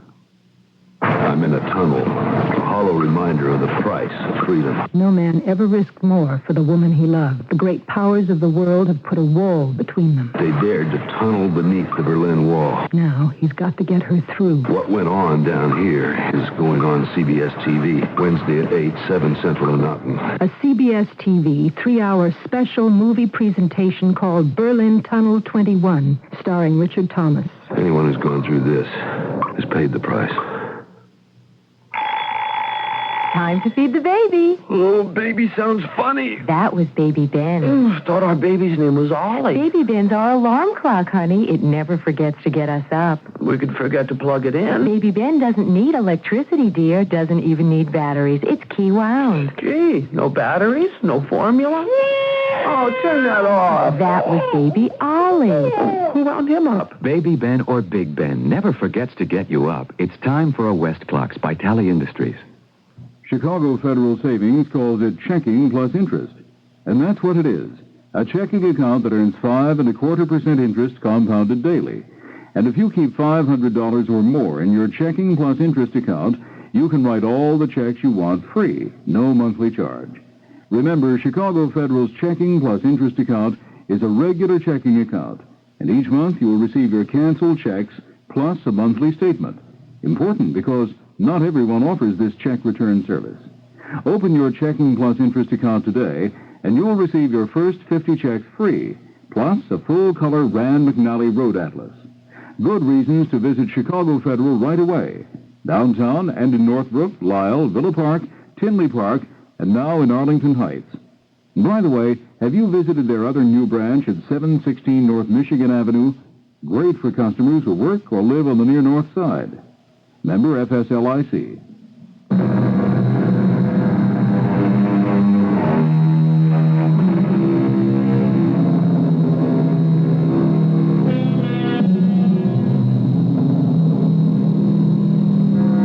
Life, we are told, is a game, and therefore it must be played by the rules. Rules, we are told, are meant to be broken sometimes. So, some of us break them. And what happens? We quickly discover that some rule breakers are sentenced to mend their ways in prisons, while others are permitted to end their days in palaces. Well, whoever said life was fair, or even logical? Yes. Mr. Stewart, Cardinal Dennison is here. Oh.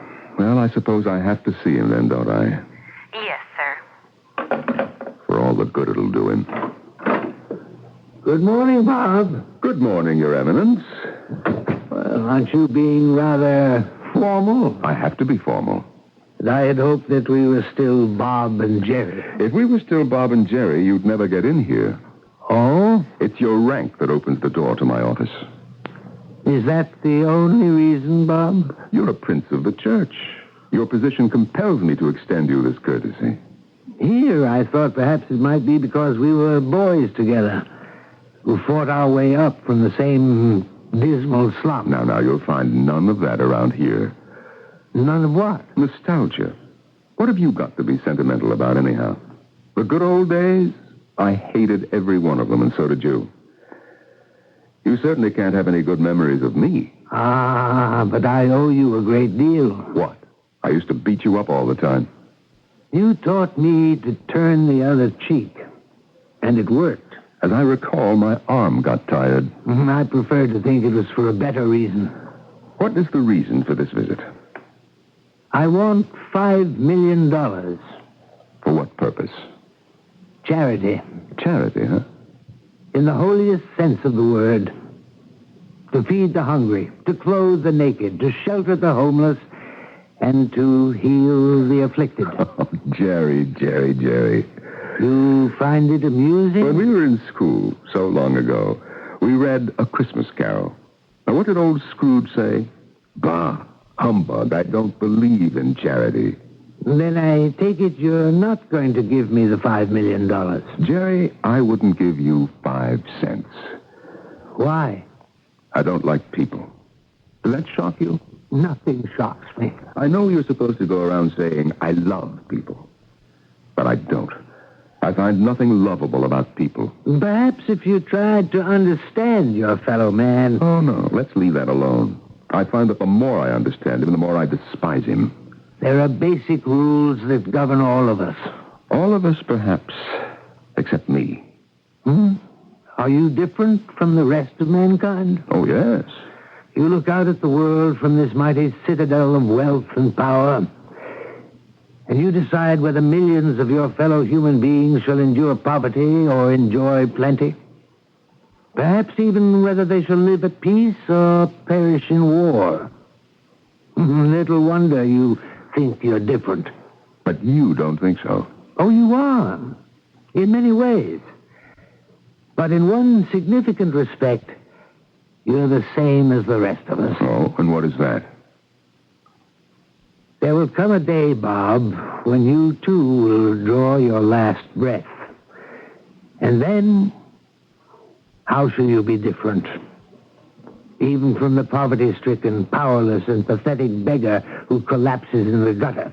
How? That day will dawn for you, Bob, as it will for all of us. That final day which will never come to an end because it will be the first day of eternity. You're convinced of that, hmm? How do you propose to avoid it? Well, let's say that's my problem. It's a problem that has no solution. For ordinary people, perhaps. But not for me. And why not for you? I intend to live forever. Where? Right here. That would present quite a problem. In business, I've discovered there's no problem that cannot be solved. No product that cannot be bought. And no deal that cannot be made. Oh? Have you reduced immortality to a business proposition? Well, everything in this world is a business proposition. And in the next world? That's your world. I'm talking about mine. All right, let me know if you change your mind about the $5 million, Bob. I never changed my mind about anything, Your Eminence. Little Jerry. Little Jeremiah Francis Dennison. Who'd have thought he'd ever get anywhere? And here he was again, doing what he used to do 50 years ago. Getting the better of me in an argument. No wonder I used to beat him up. Now, what kind of silly thing did I let him provoke me into saying? Well, I forgot all about it. I think it was several months later. Yes? Cardinal Dennison is on the telephone. Oh, thank you. Put him on. Yes? Hello, Bob. I know you're busy. I'll get to the point. About the $5 million. Jerry, the answer is no. You should have given it to me when I called on you earlier. What with inflation, now it will have to be 6. Well, I'm not going to give you 6 either. Oh, by the way, I was fascinated by our conversation. You really meant what you said, didn't you? About what? Living forever. Have you made the deal yet? The deal? You've reduced everything to a deal, you said. I would assume you'd already worked out one to achieve immortality. With whom, I wonder? I'm not at liberty to say. And I wouldn't cry for all the world. Well, Bob, it's been nice talking to you, and we'll do it again sometime. Goodbye.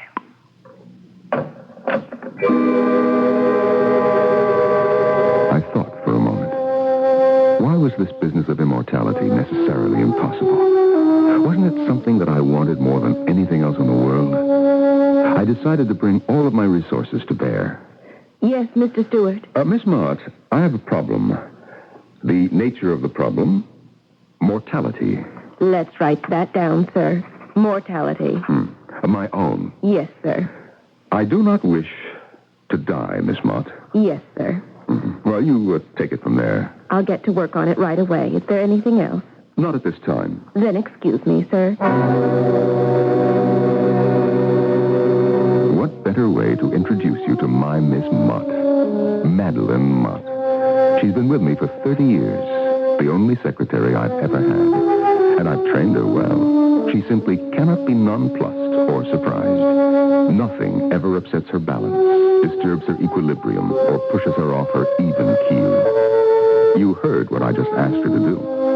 As far as she's concerned, I might have told her to get me a cup of coffee. I need your signature in 2 places, Mr. Stewart. Oh, yes, I see.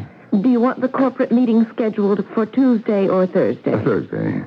Oh, on the mortality situation. Yes. I judged it would be a matter for research. I would agree. They decided to subject it to problem solving. Very good. I had introduced problem solving all over the corporation. It means the best brains are brought in to analyze the problem from every possible point of view. The top brains, the finest equipment, all of the considerable resources of the corporation are now being concentrated on finding an answer. I have an interim report from problem solving. Yes, Miss Mott. On the achievement of immortality, there are 2 basic approaches. One is scientific. Has science found a way? Not at this time. Well, then let us put science aside. That's what problem solving recommends. Now, what is the other approach? The supernatural. Supernatural? A catch-all term for various aspects of the mystic, the psychical, the metaphysical, and so forth. And? Well, naturally, the field is filled with charlatans. As one would imagine. Therefore, problem solving has called in all the investigative resources of Bob Stewart Enterprises for assistance and collaboration. Very good, Miss Mott. Have them separate the wheat from the chaff.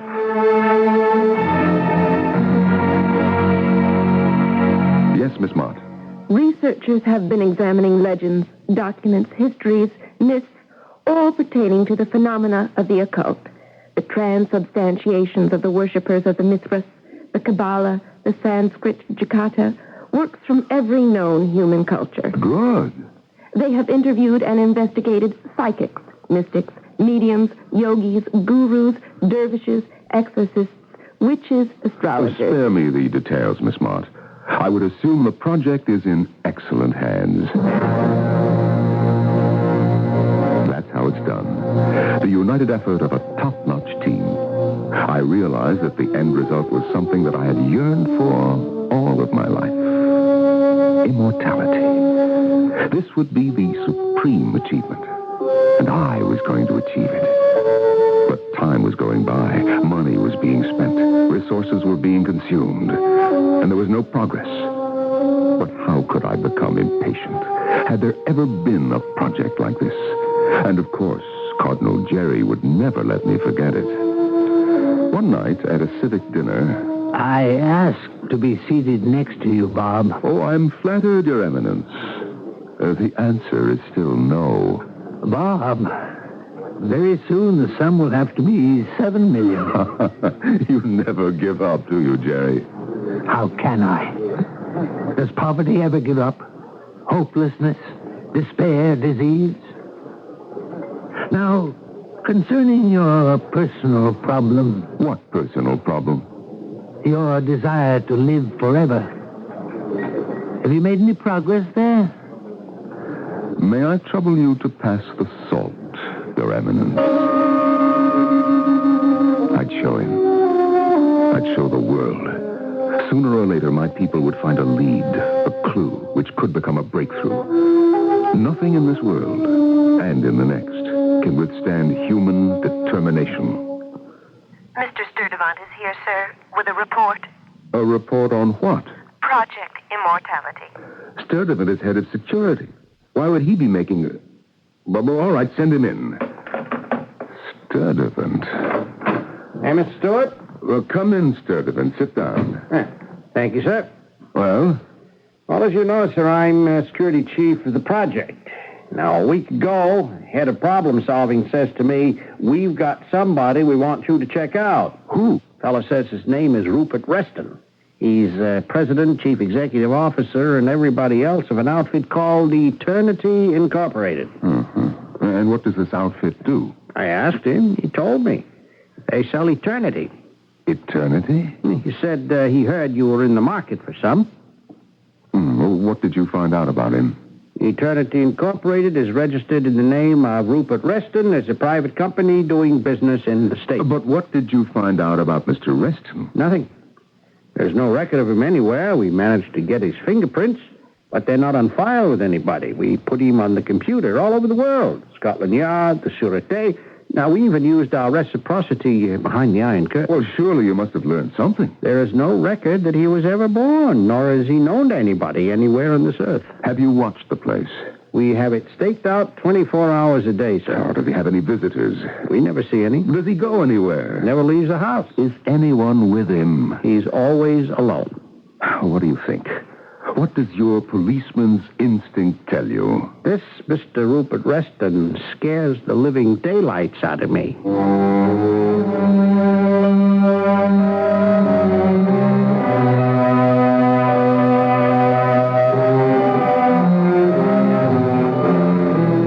And looking at it from that angle, he might scare them out of me, too.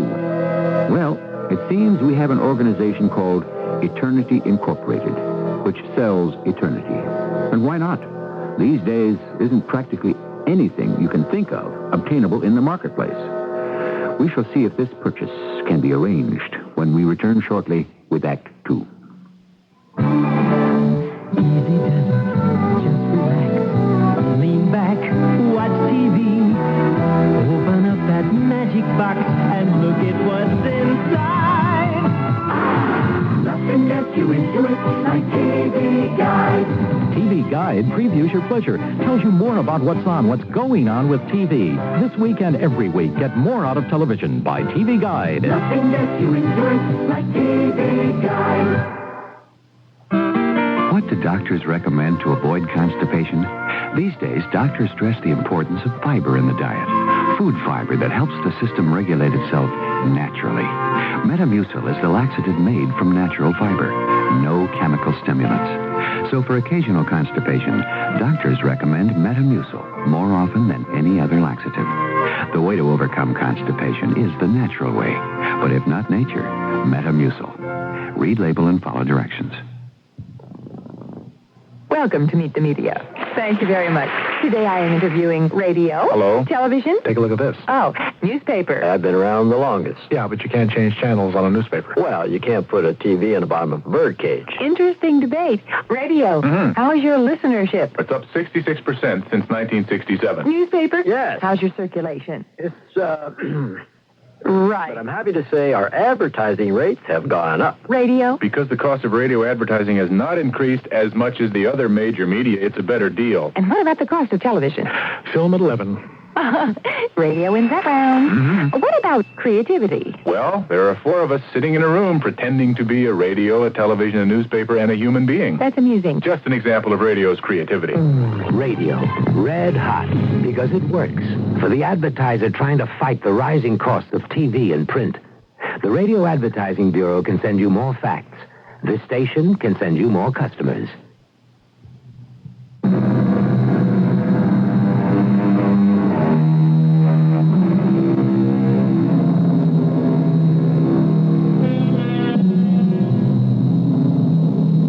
It seems that when there is a demand, some enterprising businessman will come up with a way to satisfy it. And thus, fortunes are made, financial empires created. Mr. Rupert Reston claims he can sell you eternity. How does it work? Let us return to Mr. Bob Stewart, who seems to be an avid customer. How did you leave it with Mr. Reston? He said if you were interested, you could get in touch with him. I see. Well, thank you, Sturdivant. Mr. Bob Stewart, please come in. How did you know that I'm Bob Stewart? Who else would come to see me? Won't you have a chair? Mr. Reston, who are you?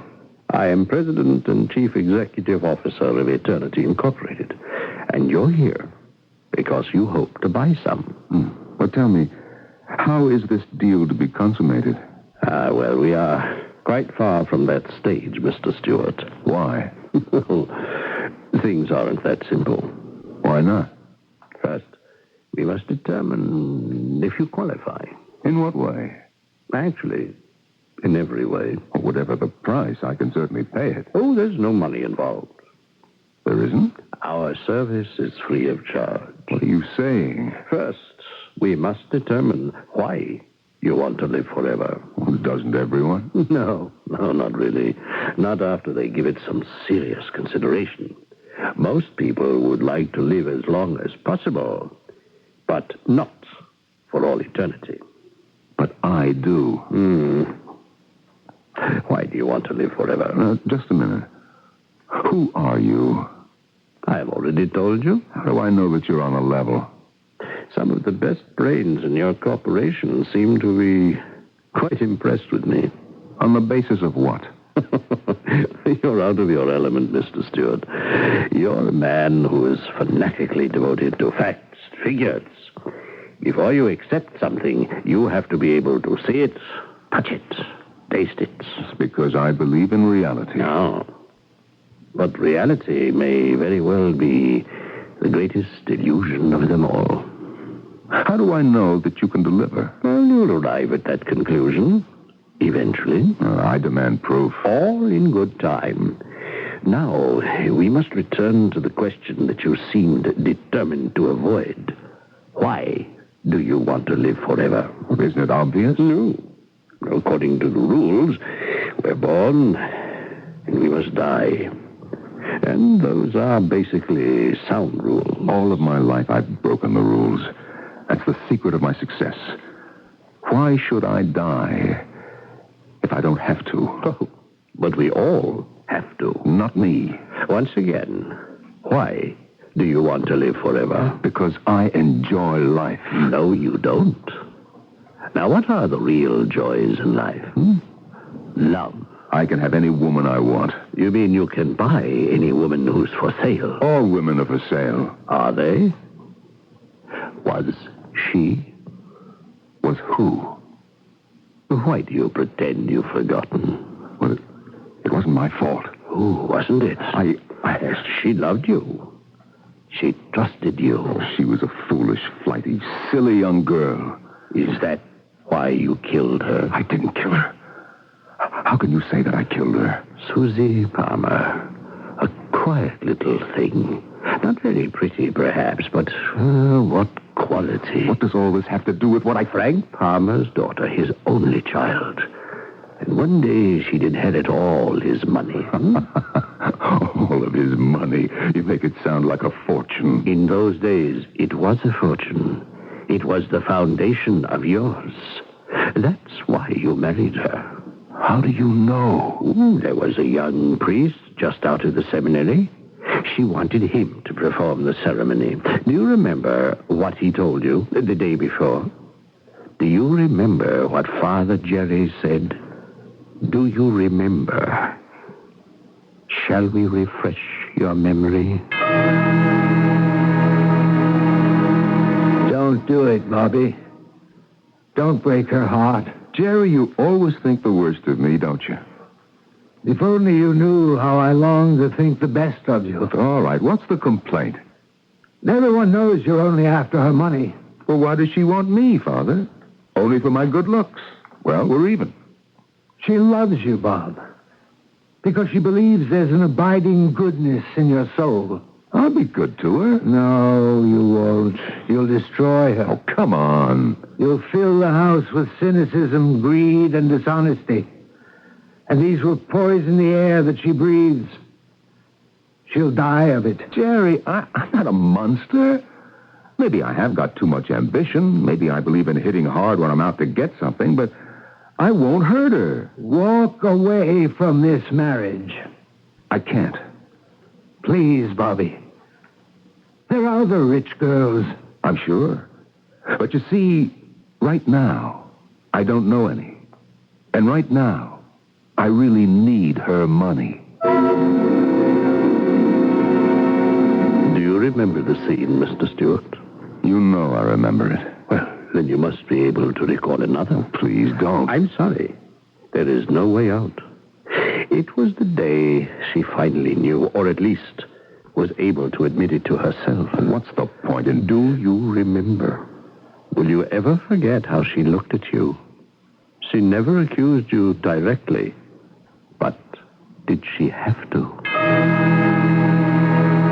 Susie, dear, you don't look well. I'm tired. I think I'll have a nap. Well, I think you should see the doctor. Why? Because obviously you're ill. He has nothing that can help me. What cure is there for a shattered illusion? A broken ideal? I'm sorry. I have no one to blame but myself. All I had to do was look in the mirror. The truth. The awful truth was staring me in the face all the time. I mean, you mustn't talk like that. Why not? Please, excuse me. I'm not feeling very well. She died of it. All right. But what bearing does this have on our situation? As I said, it's all part of our qualification process. Now, to return to the basic question, why do you want to live forever? Now, you said you enjoy life. Well, I do. Well, what are the real joys of life? Love. It's foreign to you. Friendship. I have thousands of friends. You only have associates who are bound to you by business interests. There is not a single human being in the world you can really trust. That's a lie. Is it? There's Miss Mott. I said human being. Well, Miss Mott is a human being. Is she? Or is Miss Mott a human robot you have molded and fashioned to fit your needs? A poor, pathetic, frightened creature who, like yourself, is living out her fantasy of importance and power. Fantasy? Yes, Bob Stewart Enterprises is based on the favor of a fickle public, subject to the fluctuations of a fickle stock market. But we are talking about friendship. Name one friend, one loyal friend in whose hands you would place your life. Why do we have to go through all these irrelevant... You did have a friend once. You remember, don't you? No.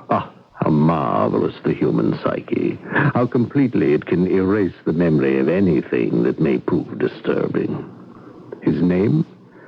Carl Dawson, of course, means nothing. Carl. That couldn't be helped. Oh, really? Business is business. Is it also a jungle? It had to be done. Would he have done it to you? That was 40 years ago. What's 40 years? We're dealing with eternity. Besides, what bearing does it have on... Do you remember? It was at the golf club, at the bar. You had just cut his throat, and he had just found out about it. Why do we have to talk about... We have to. Remember? You had just ordered a drink. I'll have the usual, Peter. Oh, here's Carl Dawson. Let's find out what he wants. What I want, Bob, is to punch you in the nose. Oh? But that'd bring me down to your level. What's the matter, Carl? Now, Bob, at least have the decency not to pretend. The opportunity was so good, I just had to take it.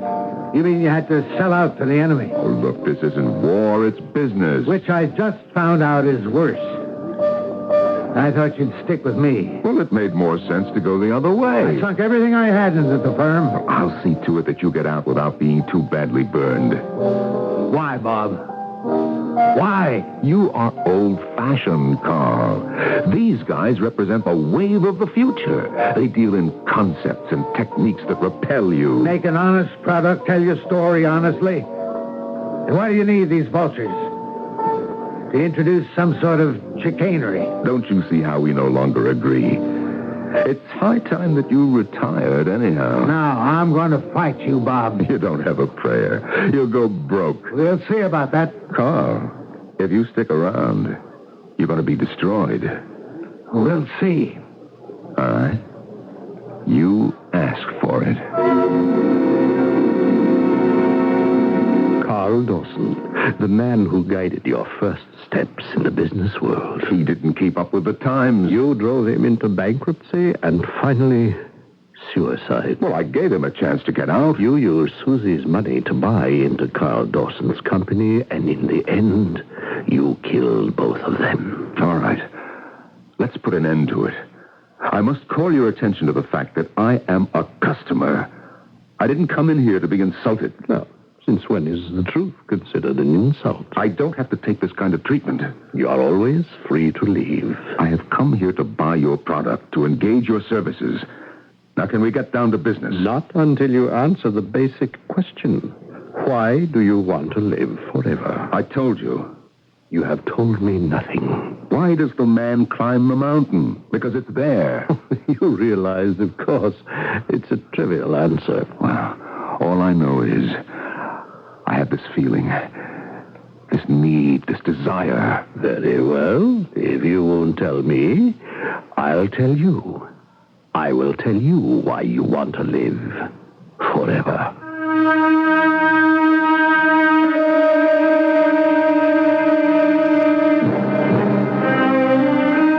We'll do that in Act 3, which is always the time of revelation. But as you consider it, why does Bob Stewart have so much difficulty making out a case for eternal life? It's something that everyone would seem to yearn for. But then, on sober consideration, one becomes of two minds about it. Is it really such a good idea, after all? Can anyone really fill Walter Cronkite's shoes? It's a difficult task, but Dan Rather is ready for the assignment. Meet the exciting new CBS TV anchorman in the revealing new paperback from Leisure Books called Dan Rather by Norman King. Dan is the winner of 5 Emmys for reporting excellence. You've seen him on 60 Minutes. Now you can read about him. Father, newsman, and newsmaker. Dan Rather not only reports the news, he is news. Dan Rather, an intimate portrait from Leisure Books, wherever paperbacks are sold. This is WBBM Chicago. Last year in this country, 100,000 babies were born mentally retarded. 50,000 didn't have to be. Retardation can be prevented, so support the ARC, the Association for Retarded Citizens. Is this baby mentally retarded? If he is, there was a 50-50 chance he didn't have to be. Build the ARC. When you give help, you give hope.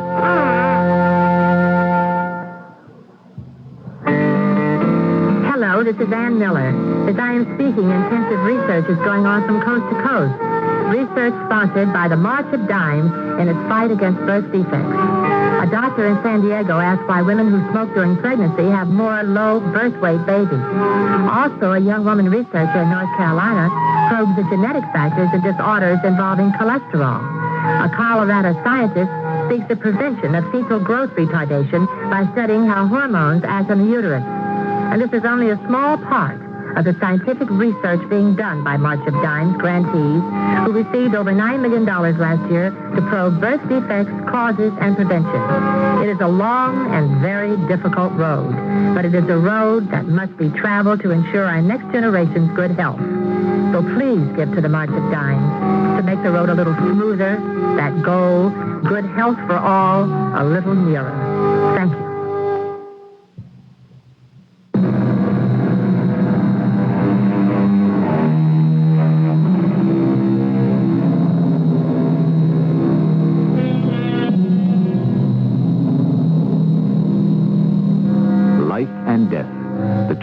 Vital aspects of our existence here on Earth, and how little we know about either. When does each begin, and when does each end? Or is there neither a beginning nor an ending? Who knows? Our friend Bob Stewart, one of the richest men in the world, has been consumed by the problem lately. Again, Mr. Stewart, Why do you want to live forever? Well, I just don't know how to answer that question. You obviously get no joy out of life. Yeah, well, shall I answer the question for you? You want to live because you're afraid to die. Oh, I'm not afraid of anything. Oh, not even death? Everyone is afraid of death. Yes, that's right. All of us are. But do you know what happens to most of us? We can come to terms with it. We understand, consciously or not, the logic of it, the necessity for it. And if it will come to us in the fullness of time, we will accept it. All right, you answered the question for me. Therefore, let us proceed. No, just a moment. Your fears go beyond anyone else's. You don't want to meet them. You could never face them. Who? You still don't know. Why do you pretend? The people you killed, your wife, Susie, your friend, Carl. That isn't true. Oh, no? Of course, they're the two important ones in your life. There are hundreds of others. Don't say that. Oh, people you misled, swindled. I never swindled anyone. I know. You merely gave them a chance to go wrong. They're all waiting for you, and you know it. Let me tell you what the truth is. Vanity. I have vanity.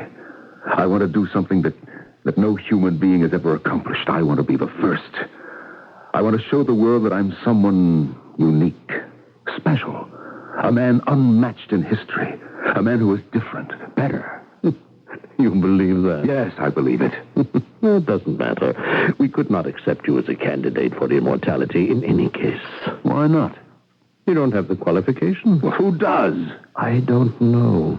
In all the years I've been on the job, we have never come across any human being who did. Well, what are the qualifications? I don't know that either. What do you mean you don't know? Oh, I'm sure we'll know them when we finally see them. And now, sir, I shall not take up any more of your time. And that's how he dismissed me. Me, Bob Stewart. Well, I wrote him off right then and there as a faker of one sort or another. But as the days passed, I wasn't so sure. There'd been something about him. And then I said to myself, you don't take no for an answer, Bob Stewart. There must be something that this man wants, needs. Go see him again. Work on him. Make a deal. Mr. Stewart, do you have a private listing for Mr. Reston? No. I can't seem to find his number. Who did you ask information? There is no listing under that name. That's impossible. I had them check the address. They never had a subscriber there. Get hold of Mr. Sturdivant. Well, beats me, Mr. Stewart. Now, I went to the building. The place was empty. He was gone. Where? I don't know. Well, didn't any of your men see him leave? No, sir. Didn't you say that you were on 24-hour stakeout? Yes, sir. Well, then how could he disappear? I don't know. Your men, now, are they trustworthy, competent? They are experienced, and I bet my life on them. But still... Yes, sir. I doubt them myself, except... Except what? There is just too much going on that can't be explained. Well, if you don't know where he went, perhaps you can find out where he came from. You might get some information from the building management. We were there. And they couldn't tell you anything? That's impossible. They would have demanded references of some kind. Mr. Stewart, the problem is they claim he never was their tenant. What? Well, they claim he never rented the place at all. But that's impossible. I was there. I know that. But he doesn't appear on any of their records as a tenant. And as far as they know, the place has been vacant. Well, did you ask around the neighborhood? Can't seem to find anyone who remembers such a person. All right, Sturdivant. That will be all. I didn't know how to react to that development. How could I account for it? Rupert Reston was not a figment of my imagination. Other people had seen him and spoken to him. Who was he? A very clever hustler? Or was he... Was he what? I couldn't even imagine. But somehow I felt that this had been a test. That I had been found wanting. That a way Rupert Reston had represented was now closed to me. But there had to be other ways. There simply had to be. Miss Mott. Yes, sir. Why am I not receiving any reports from problem solving? They have nothing to report. What do you mean? they're not making any progress. That's impossible. It is not an ordinary problem. It isn't? It's unusually difficult. Do you know something, Miss Mott? Do you realize that for the first time in 30 years, you have attempted to justify the failure of someone in this organization? No, I didn't realize that. And for the first time in 30 years, people, top people, on whom I rely completely have failed me. Failed? For 30 years, I have built this company. I was pointing toward something. I wasn't quite sure what. And then one day I had a talk with someone, and I realized for the first time what it was that I really wanted. What would give my life logic and meaning. And the people I developed and trusted, the people I made powerful and wealthy, are unable to help me. When I need them, I find them wanting. Are you all right, Mr. Stewart? Of course I'm all right. Why do you ask? Well, you seem to be somewhat flushed. It's because it's hot in here. Oh? Turn up the air conditioning. Everything is for sale, Miss Mott. You understand? Everything and everybody. My wife, Susie, she sold herself to me because I was handsome. Carl Dawson sold himself to me because he thought I'd save his failing one-horse business. You sold yourself to me, too, Miss Mott. You knew that I wanted a machine, and so you became one. You did, didn't you? Yes, Mr. Stewart. You gave up any thought of a life for yourself because you knew I would need all of your loyalty, all of your energy, all of your time. That's true, Miss Mott, isn't it? It is. But I made you rich, too, didn't I? Yes, sir. Then why do any of you have cause for complaint? Who does this Rupert Reston think he is? I can face all of you in the next world. I'm not afraid to die, but I'm not going to. I'm going to live forever. Forever. Mr. Stewart! Mr. Stewart! Get an ambulance, quickly!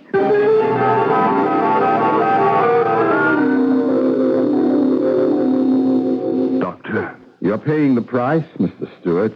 For what? For a lifetime of bad habits, too much food, not enough sleep, exercise, too little or too frenzied. What's going to happen to me? I don't know. Well, then get someone else in here. If I did, he'd only call me in for a consultation. What has to happen? If only we could get you a new body. Well, why can't you? So far, we don't know how. Why not? We would have to do a tremendous amount of research. What's holding you back? For one thing, money. Suppose money were no object. You're talking about heaven. With money, you can even build heaven. What do you need? I wouldn't know where to begin. Begin at the beginning. We would need schools, hospitals, laboratories, clinics, research centers. Miss Mott, are you taking all this down? I am, sir. Doctor, if you could get me a new body, or if you could completely renew my old one. Yes? Does that mean that I could live forever? Well, literally, yes. I believe you could say that. Then how long would it take for all of this to show results? I don't know. Could it happen in time for me? Once again, I don't know. But it's the only chance I have. What's that? I'll do it, Doctor. Don't spare the expense. Move as quickly as you can. From that day on, I devoted myself to the Bob Stewart Foundation for Eternal Life. I don't even know how much money I spent on buildings, on scholarships, on research, on experimentation. Miss Mott has all those figures, and Dr. Patton reports to me regularly. We must work with all parts of the human body. Blood, nerves, glands, all the processes. How do we renew? How do we rebuild, rejuvenate? Are we beginning to see daylight, Doctor? I think we're beginning to come through the night. Good. Good. Remember, I am to be the first beneficiary of all of this. That is our agreement. Absolutely. That is our agreement. It's a race against time. I don't know if I can win. It's the most important dream I ever had in my life to be denied me. I grow weaker every day. I need a miracle. Why can't I get the miracle? With whom do you have to make a deal for a miracle? Hello, Bob. Is that you, Jerry? No, don't try to talk if it's too much of an effort. Jerry, you were right when you said that day will dawn for me as it does for everyone else. Oh, this is the day. I feel it. I know it. I was wrong, Bob. Oh, no. You were right. None of us breaks the rules. All of us are born. All of us die. None of us can live forever. Not all of us. Some of us will live forever. Maybe. But not me. Bob, now listen to me. You're going to live forever. How can you say that? I'm going to die tonight. Your dream. It's come true. You knew how to do it. You knew how to make it happen. All over the world, you'll live forever. In all the hospitals and schools and laboratories, in all the generations of doctors who will learn there, and all the people who will be healed there. Is that true, Jerry? Is it? Well, then I don't have to be afraid. No, of course not. And even if I lied, stole, cheated, even killed for the money, in the end, I gave it all back. Yes, Bob. You gave it all back. And that's all that will be remembered. That's why you're going to live forever.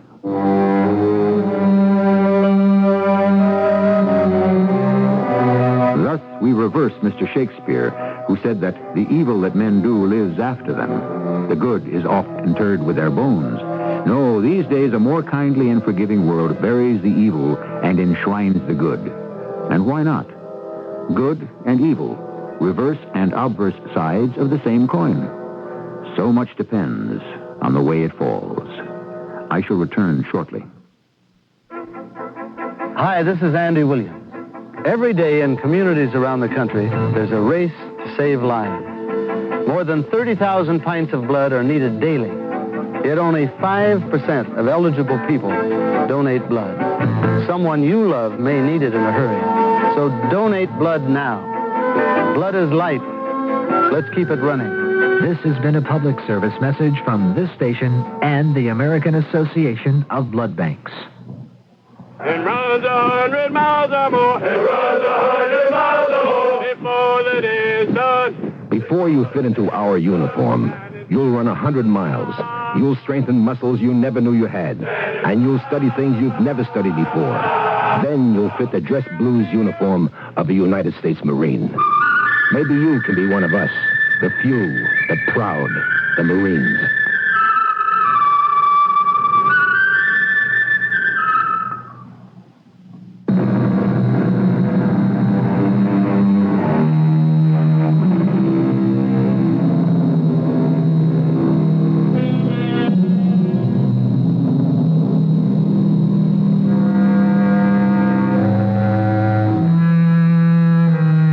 Does anyone really die? Isn't our world the sum total of all our acts and thoughts and feelings? Isn't our impact on the world, no matter how slight or seemingly inconsequential, a part of the collective consciousness? Matter, says the scientist, can neither be created nor destroyed. And since we ourselves are matter in one form or another, we must go on forever. Of course, instead of asking ourselves, does anyone really die? We might with more profit inquire, does anyone really live?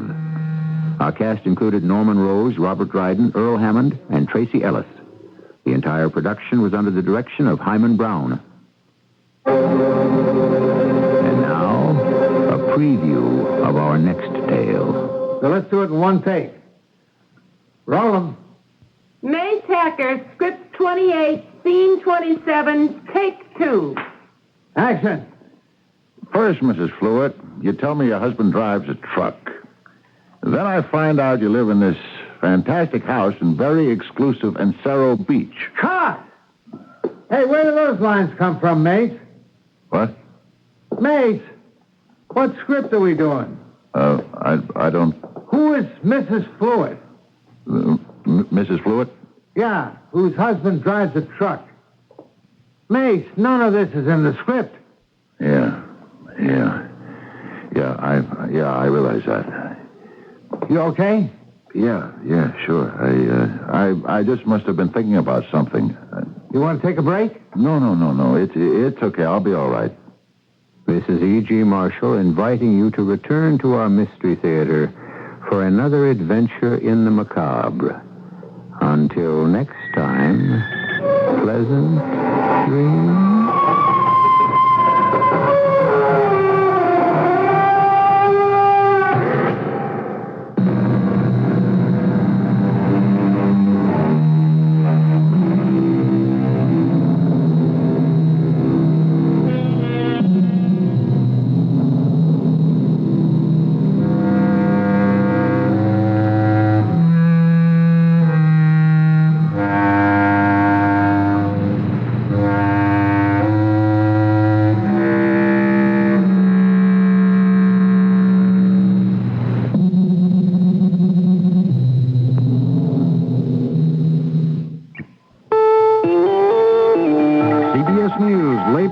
In Poland appears to be heating up, with reports a national strike is on the horizon. I'm David Jackson reporting on the CBS radio network. The National Board of the Solidarity Labor Coalition met into the early hours of the morning in Bydgoszcz.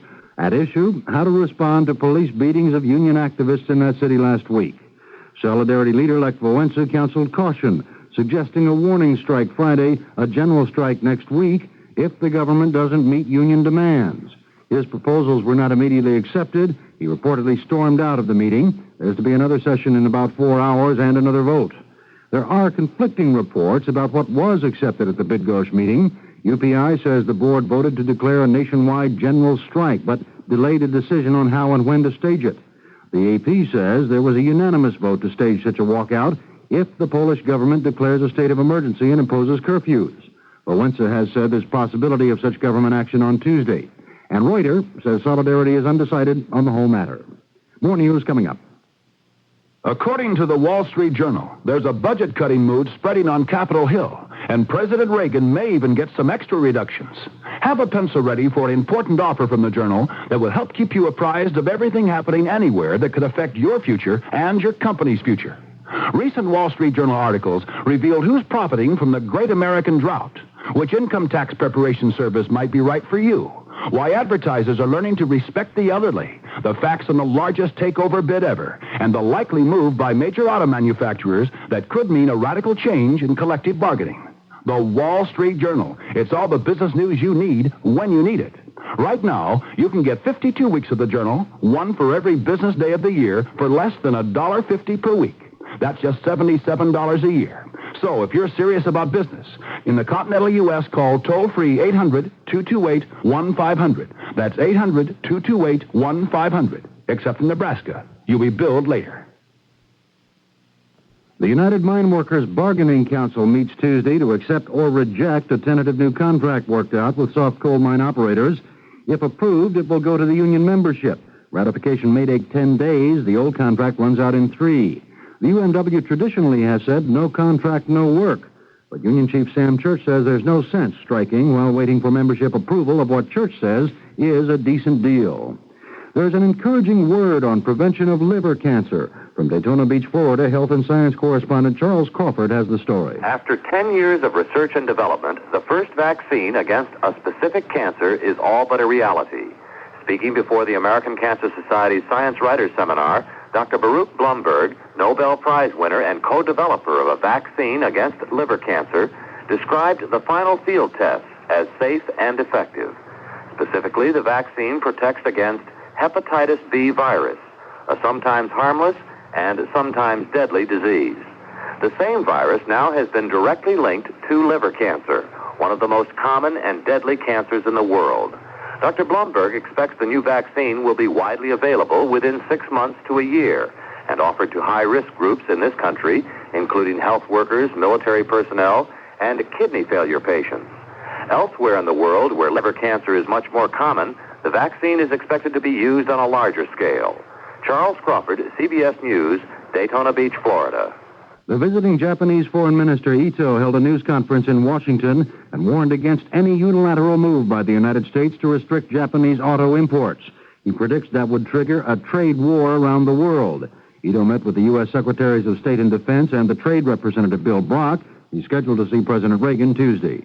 Senator Ernest Hollings, a South Carolina Democrat, says the volunteer army isn't working, that the volunteers aren't good enough, and he's introduced a bill to revive the draft, not just draft registration. More news in a minute.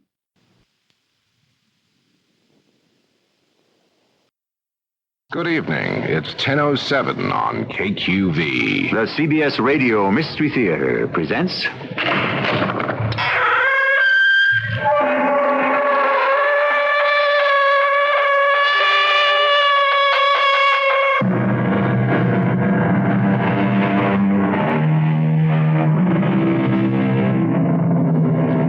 Come in.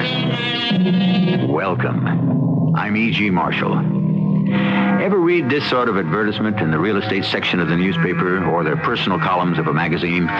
Young Austrian couple, no children, no pets, would like to exchange their gemütlich Alpine chalet for New York apartment, 2 to 3 months. Please write, etc., etc., etc. If you had read that, would you be tempted to try it? Don't. It could work out nicely, but then again... What is it? I don't know, Moira. I think something flew into the room. Something? What? A bird. Like a huge gray owl. We shouldn't have left the window open. I'm glad we did. It flew right out. Again.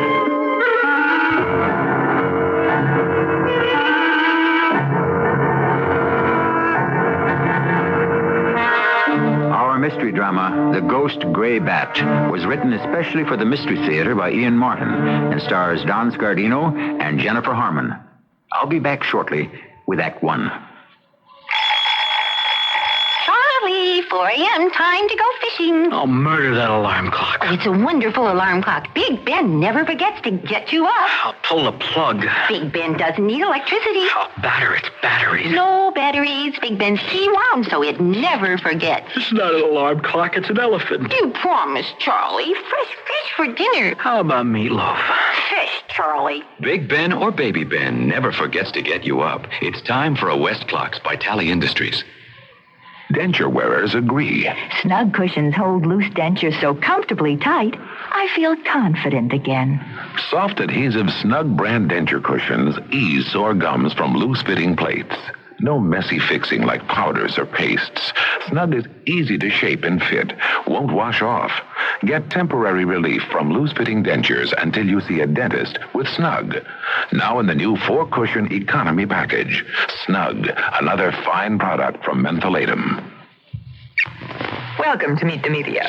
Thank you very much. Today I am interviewing radio, Hello? television. Take a look at this. Oh, newspaper. I've been around the longest. Yeah, but you can't change channels on a newspaper. Well, you can't put a TV in the bottom of a birdcage. Interesting debate. Radio. How is your listenership? It's up 66% since 1967. Newspaper? Yes. How's your circulation? It's, Right. But I'm happy to say our advertising rates have gone up. Radio? Because the cost of radio advertising has not increased as much as the other major media, it's a better deal. And what about the cost of television? Film at 11. Radio in that round. What about creativity? Well, there are 4 of us sitting in a room pretending to be a radio, a television, a newspaper, and a human being. That's amusing. Just an example of radio's creativity. Radio. Red hot. Because it works. For the advertiser trying to fight the rising costs of TV and print. The Radio Advertising Bureau can send you more facts. This station can send you more customers.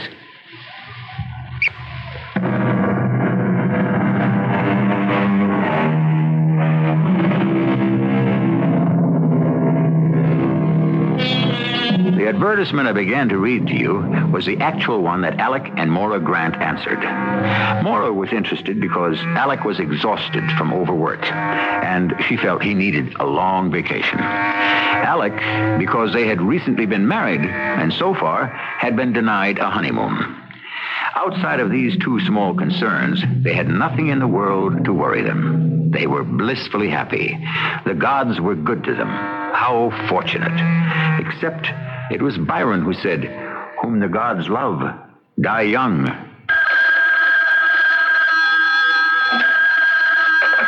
Professor Grant. You don't have to be formal. It's just me. Oh, who's me? Your wife. Oh, that... Darling, the most marvelous thing just happened. It came. Well, that's nice. What came? A letter from Frau Gottschalk in Austria. She's charming. There's a picture of her and her husband, and they look like dear people. And the house is a dream, and they want to exchange. Only they don't own a car. But couldn't we just rent one there and... Hey, honey, slow down, will you? When are you coming home? I'm just finishing up. I had to empty the drawers and get all this junk out of poor Murray's way. Well, you're only going to be away from the university for a year. It's still your office. Not while I'm on sabbatical leave. But it's all done. I should be home within the hour. Oh, hurry, darling. I'm just bursting with all the news about Austria. I'm Dr. Alec Grant, and my sabbatical leave began at the beginning of the summer. I hold a full chair in philosophy at Gotham University, and my intention was to spend my sabbatical year finishing a book. When Murray Sprague got in a bind and asked me to take over a summer course he was teaching in comparative theology, I would have turned him down, except that it was he who was covering my courses while I was on leave. It was a stroke of luck that I said I would. First, because during the course, I learned more than I wanted to know about demonology, but mainly because I met Moira and we got married. There's only one hitch, Alec, provided you think the house sounds right. Moira, it sounds too good to be true. I mean, right on its own lake, isolated but only 10 miles by road from Wintersbad, ski trails everywhere, and enough peace and quiet for me to finish my book. So what's the hitch? We won't be alone. I knew it was too good to be true. What are we stuck with? An ancient dachshund? Oh, no, just a housekeeper. But we don't have to pay for her. That's bad? I think it's good. What's she like? She's sort of an old family retainer, but Gretel says she cooks like an angel and disappears right after dinner every night, and you never hear from her till you're ready for breakfast in the morning. Gretel? That's Frau Gottschalk's name. Her husband is Hans. Oh, isn't it too much? Hansel and Gretel in this divine gingerbread house waiting for us. Plus a built-in witch. Oh, now that's unfair to Frau Zauber. Gretel says she's a dear old thing and will take care of us like we were her own children. Well, I don't need anyone to take care of me but you. Oh, and you know how totally I want to possess you, surround you, make you all my own. Well, you don't have to try. You got me. So we are off for the Austrian Tyrol? Well, aren't there arrangements to be made? How do you know they'll like this old dump of ours? Mine. That's all settled. I've described it and sent pictures. When do they plan to arrive? A week from Saturday, the morning of the day we leave. We'll have a whole day to show them everything and help them get settled. Well, I hope they don't miss their plane. Oh, stop trying to put the hex on all this, Alex. Anyway, your child bride was smart enough to cover that. How? Well, if by any chance things get crossed up and they don't arrive before we leave, Betty Sprague has the keys and she'll settle them in. And they know about that? Of course. I mean, you've heard from them since you wrote them? Natch, worrywart. I don't mean to sound that way. It's just that, well, why didn't we just get them on the phone and work out all the last-minute details? Well, that's the one thing I didn't mention. They don't have a phone. They don't? Well, who needs it? We can shut out the rest of the world. Oh, isn't it heaven? Well, as long as I share it with you. The idea of being that isolated was heaven to me. I couldn't put my finger on what niggling little thought kept sputtering in my brain like a loose electrical connection.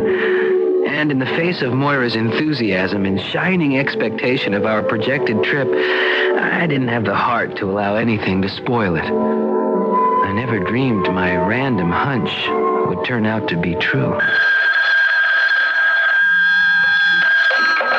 Hello?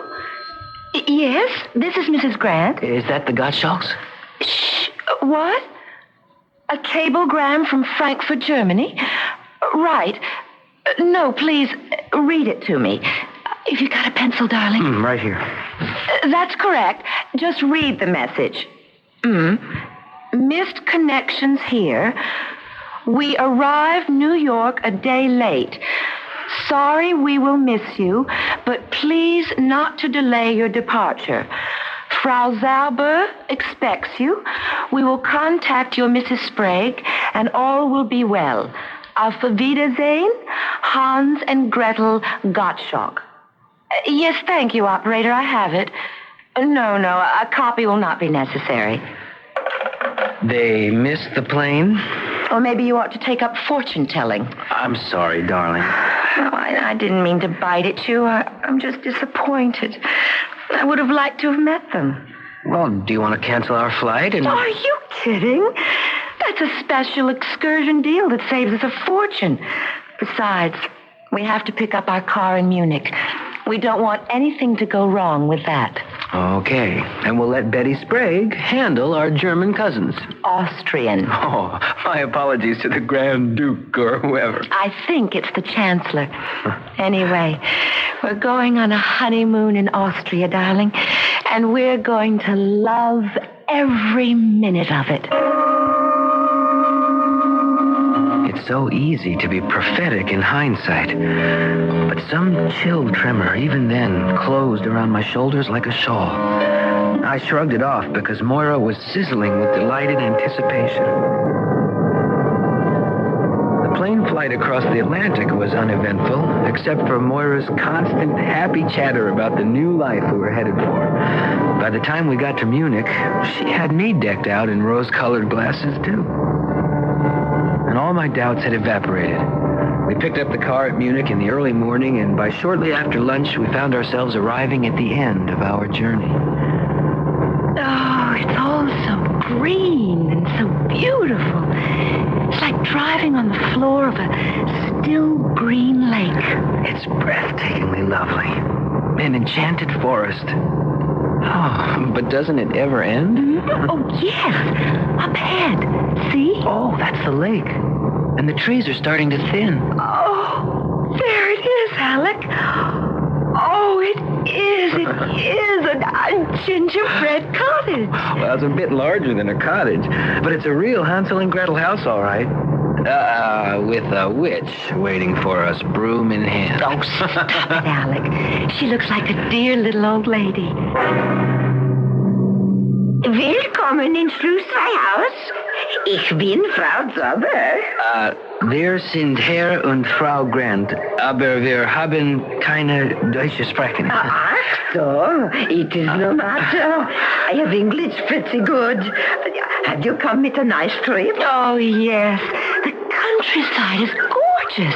From Munich, you are arriving? Yes, we flew in this morning and drove straight here. I have been waiting there. With a broom, I sweep the doorstep again and again so you will see the house at its best. But you must be tired. Kommen Sie bitte. I show you your house of dreams. We entered the chalet, our shadows streaming before us from the sun at our backs. Something revived that vague, uneasy feeling I had forgotten during our journey. But the tour of the house was too fascinating to allow me to dwell on it. I might never have thought of it again if it hadn't been for what happened that night. What's that? Alec! Hey, what is it, darling? Nothing. We shouldn't have left the window so wide open. I think something flew in here. Something? What? Oh, a bird, a sort of gray owl. Oh, don't worry, it flew right out again. Where are you going? I just want to have a look-see. Sounds like a storm brewing. I think I ought to close the windows. Oh, yes, it's gotten cold. Oh, hurry back to bed. Come on, darling, close them. Huh? Oh, yes, right.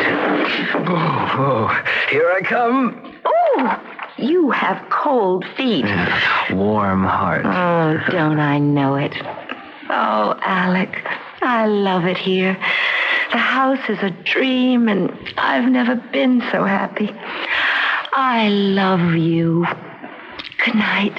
And I love you. Good night. she was back to sleep in a second, like a child. I wasn't so lucky. Was it only a wind-driven puff of gray cloud I had just seen crossing the moon? Or could it have been what it seemed to be? A monstrous ghost gray bat. I put it out of my mind. What nonsense. And then I remembered what it was I had forgotten when we entered this dream house. 3 of us, the sun behind us, our shadows dancing before us. But it didn't seem to me there were 3 shadows, only 2.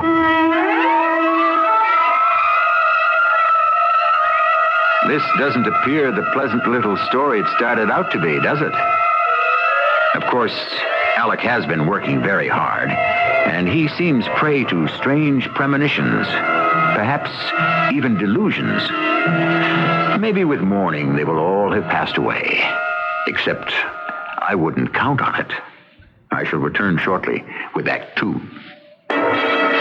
Can anyone really fill Walter Cronkite's shoes? It's a difficult task, but Dan Rather is ready for the assignment. Meet the exciting new CBS TV anchorman in the revealing new paperback from Leisure Books called Dan Rather by Norman King. Dan is the winner of 5 Emmys for reporting excellence.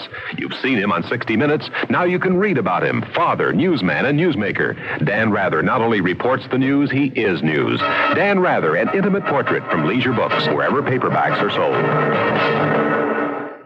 When even I stopped going to my own coffee club, I knew something was wrong. It had to be my coffee. Then I switched to new improved Kava Instant. Now no one leaves my house with a bitter feeling. Kava's the only 90% acid neutralized coffee. That means it tastes less bitter when you drink it, so it feels better after. And with its improved blend of coffee beans, Kava tastes better than ever. Now my coffee club is so popular, I even turned down my own mother. New improved Kava Instant. Tastes better when you drink it, so it feels better after. Winston Churchill, Albert Einstein, Nelson Rockefeller, Bruce Jenner, Thomas Edison, Leonardo da Vinci. These people, and many other brilliant, talented, creative people, overcame a form of learning disability. This is Pat Collins for the Foundation for Children with Learning Disabilities. There are over 10 million children in this country who are learning disabled, and they can be helped to overcome their learning differences. We owe it to them and to ourselves. Some of these children can be our country's future doctors, lawyers, artists, scientists, and politicians. You can help children with learning disabilities. Please send a contribution to SCLD, 99 Park Avenue, New York, New York, 10016. That's SCLD, 99 Park Avenue, New York, New York, 10016.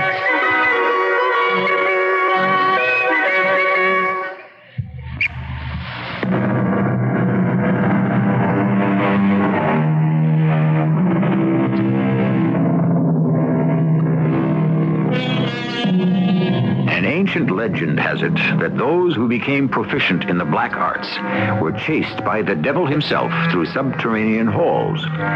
If he caught only their shadow, they became first-rate magicians or witches, but lost their shadows forever.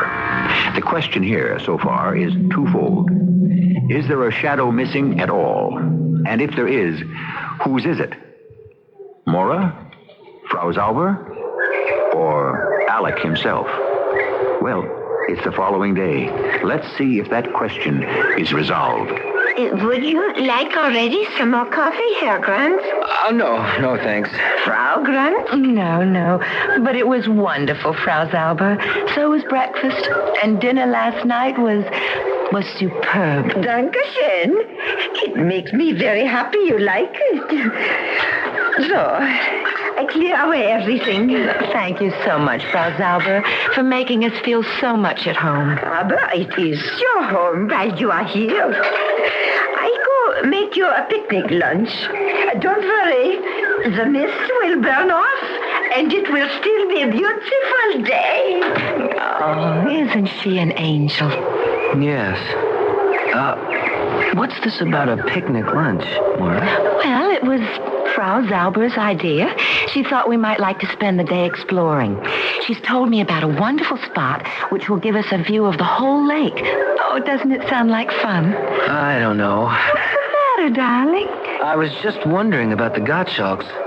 I didn't realize how much I'd miss a phone. I would like to have run down to Wintersbad and given them a ring to see if everything was all right. Darling, you're forgetting the time difference. It's still the middle of last night at home. Oh, that's right. Excuse me, please. Oh, I didn't hear you, Frau Zauber. You were talking. I didn't want to interrupt.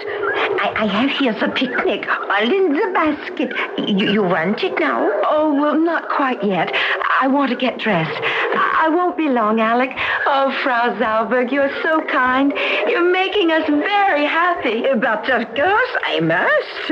You are very, I don't know how to say, precious to me. Frau Zauber, do you have any bats around here? Bat? Fledermaus. Das Fledermaus. Oh, nein, no bats. Nothing like that in this place. Why do you ask? Well, we were disturbed last night. We had the window wide open, and I woke up thinking a bird was in the room. When I went to close the window, I saw something like a great gray bat flying across the moon. Oh, and the Liebchen? She saw this too? Oh, no. Fortunately, Moira was asleep. I didn't tell her what I thought I saw. I didn't want to upset her. Oh, very wise, mein Herr. This holiday means so much to her. You must not disturb her. Yourself? Here I am. Ready to go, Alec? Ready, willing, and champing at the bit. Then let's get the picnic started. It was everything a picnic ought to be. We ate in a meadow floating above the Emerald Lake. The food was sublime, and walking home over the pine needles, we were both floating on a cloud. Oh, what a day this has been. I think you're a little high, my pet. I am. On clear air and the scent of pine and the quiet. Oh, the lovely quiet. And a bottle of sparkling Rhine wine. Well, I only finished it because you were being such a teetotaler. It was making me sleepy. My arm was about her waist, her head on my shoulder. I was tired myself and full of sun and fresh pine-scented wind and peace as heavy as a drug. We floated down the hills back to the chalet to find Frau Zauber waiting for us, fussing over us like children. You are both so tired. I am a foolish old woman to send you so far on your first day. Oh, I'm fine. I'm just, so sleepy. I've got to have a nap before dinner. I go up right away and turn down the bed. You will join her also, Herr Grant? No, I'm not that sleepy. I'll see Moira upstairs. Perhaps you'll make a cup of coffee for me? Yeah, but... Oh, you don't have to come up, Alec. Well, I want to see you tucked in. I'll be right down, Frau Zauber.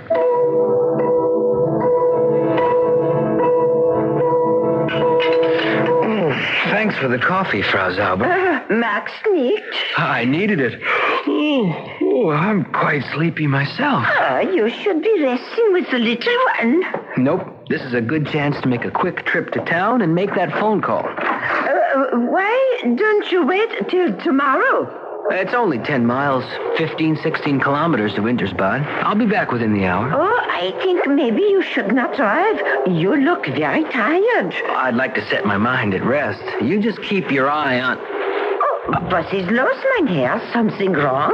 Oh, no, not a thing in the world. Just a flat tire. Wait a minute. Both front tires are flat. I'll be damned. Oh, is it something bad? It's not good, Frau Zauber. Until those tires are fixed.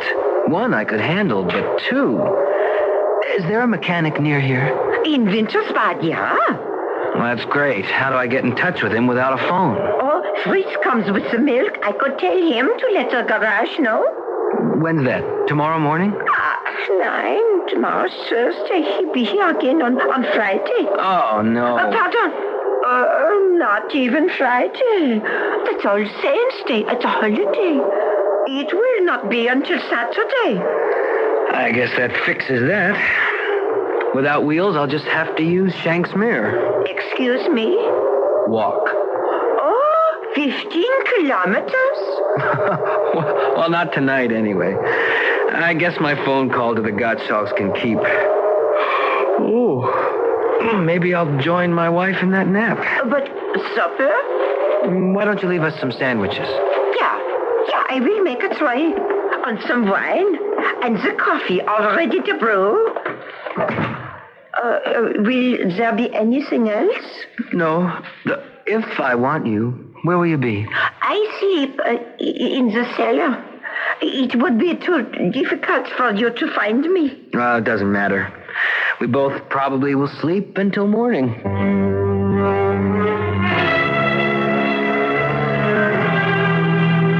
I went to bed with the sun still high on the horizon, never having felt more tired in my life.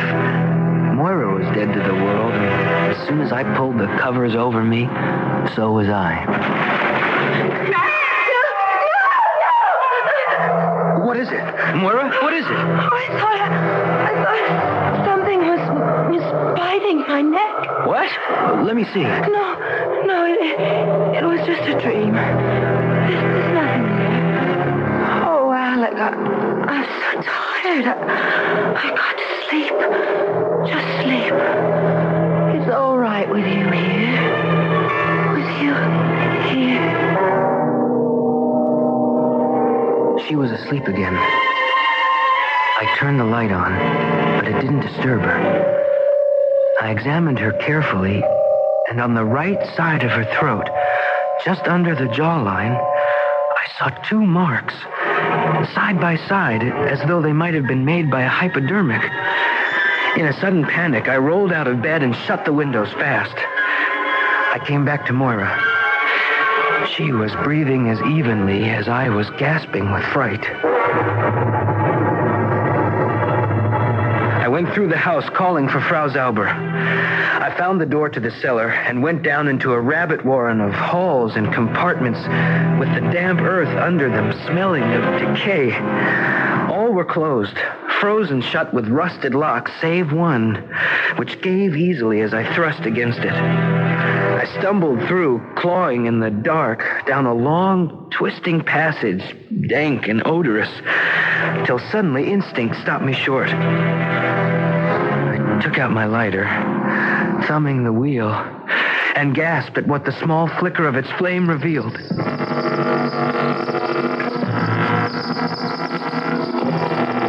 I was on the edge of a vast cave covered with bats. Bats everywhere, hanging upside down, gazing at me inscrutably, accusingly. The most horrible of all was a huge worm-gray one hanging by the hooks on its wing elbows, its unwinking upside-down eyes driving a dreadful hate through me like nails pinning me against the wall. Then as I raised my lighter, with a sudden powerful swing, it somersaulted upright, and spreading its enormous wings, it launched itself at me with a banshee wail.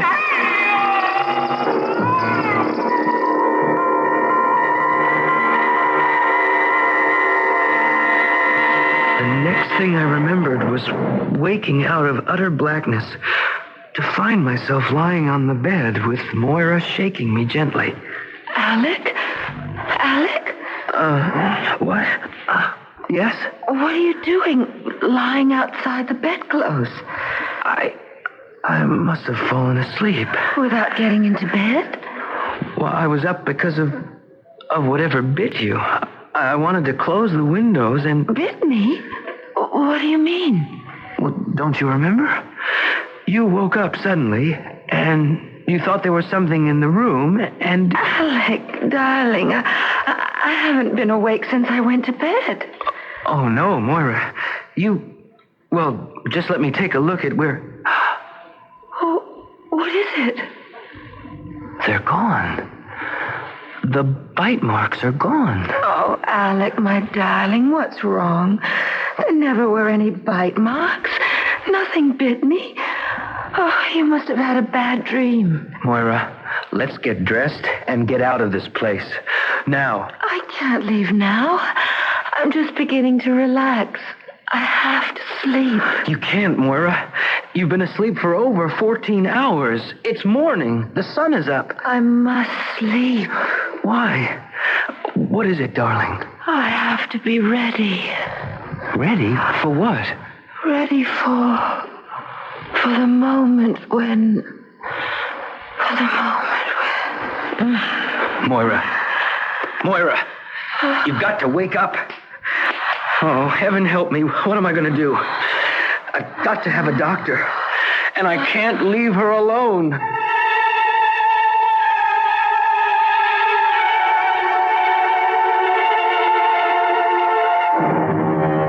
A terrible dilemma for Alec. What strange sickness is drawing the life from his wife's body? He must find help for her. On the other hand, stark and terrible is the memory of that awful cavern, peopled by the obscene and monstrous bats. Or were they only a figment of his imagination? Does he need a doctor as desperately as his wife? I shall return shortly with Act 3. Saturdays on CBS television. Don't miss the fun and games at Flo's Yellow Rose. She's one of a kind, and with a lady like Flo, anything can happen, and does. She's a lover and a fighter and a whole lot of fun. Hers, a neighbor man's ideal woman. She's every cowboy's favorite kissing cousin. But when the grits hit the fan, watch out. Join the laughs at Flo's Yellow Rose on Flo, Saturdays at 8:30, 7:30 Central and Mountain on CBS television.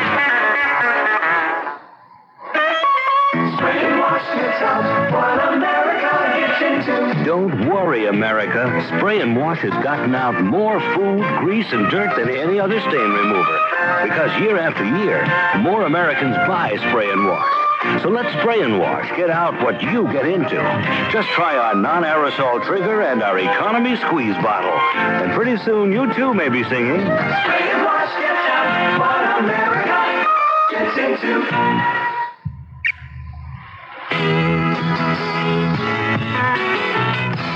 Person to person, heart to heart. Together we can move the world if we each do our part by helping care for the children. To nourish and to heal those in need. Care for the children of the world if we each help one needy child today through care. We'll change tomorrow for children everywhere.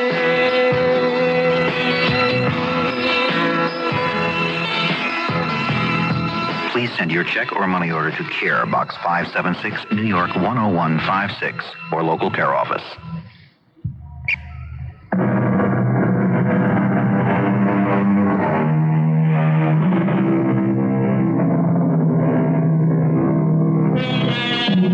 If there's anything that makes my blood run cold, it's a bat.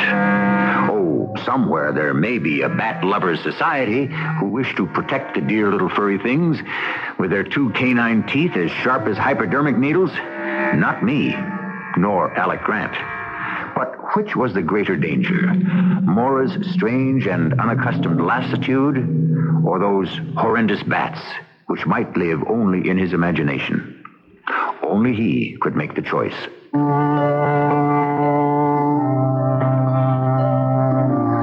I listened to Moira's heart. It was steady, far steadier than my own. Her pulse was strong and normal. She breathed easily. But she was in a profound sleep that was dangerously close to coma. I had to get to a doctor. Guten Morgen, Herr Grant. Did you sleep well? No, I didn't, Frau Zauber. Oh, but why? I thought you told me there were no bats in this part of the country. Yeah? Why do you think there are? Because I believe one bit my wife last night. Oh, poor Liebchen. I came down to the cellar after my wife was bitten, looking for you. I called, But you didn't hear. Oh, I am the very sound sleeper. Yes, I couldn't find your room, but what I did find was one door that could be opened. What do you think I found behind that door, Frau Zauber? Oh, I have the trouble with the English. I don't... I found a long corridor, and at the end of it, a cave full of enormous bats. Bats, Frau Zauber. Herr Grant, I think you are having eine große Traum, a nightmare. There's nothing like that in the cellar. I tell you, I saw it. Then come. You show me.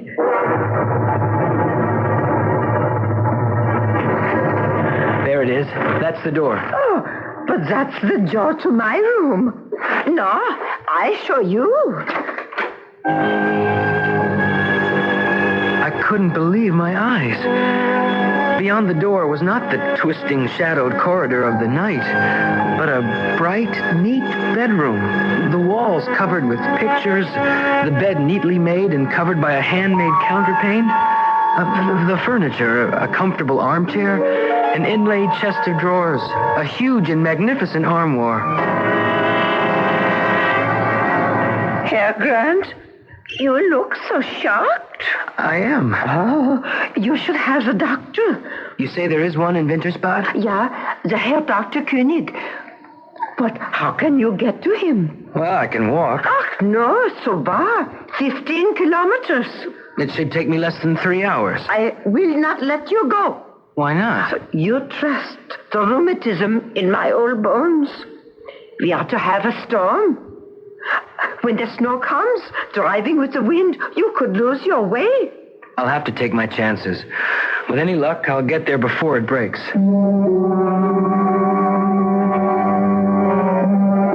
5 kilometers to the main road were a nightmare of slipping, sliding stone under my feet. And above, the sky was becoming ominously black as the temperature dropped. As I reached the main road, I had a piece of luck. A farmer with a load of feed hay in a cart drawn by a small donkey was passing. Hey, Achtung, bitte. Was wollen Sie? Do you speak English? Sprechen Sie Englisch? Nein. Sprechen Sie Deutsch? Oh, no. I want to go to Wintersbad. Wintersbad? Ja. Ich gehen mit eins? Im Wintersbad? Ja. Ja, kommen Sie. Dankeschön. Ich möchte einen Doktor, Dr. König. Oh ja, Herr Dr. König. Zurück. Wir müssen gehen. I climbed aboard among the sweet-smelling hay. I was shivering and glad to pull its warmth around me. The farmer let me off at the doctor's house. The doctor was out on a house call, but his wife let me in to wait for him. She was also kind enough to let me make a phone call on my credit card.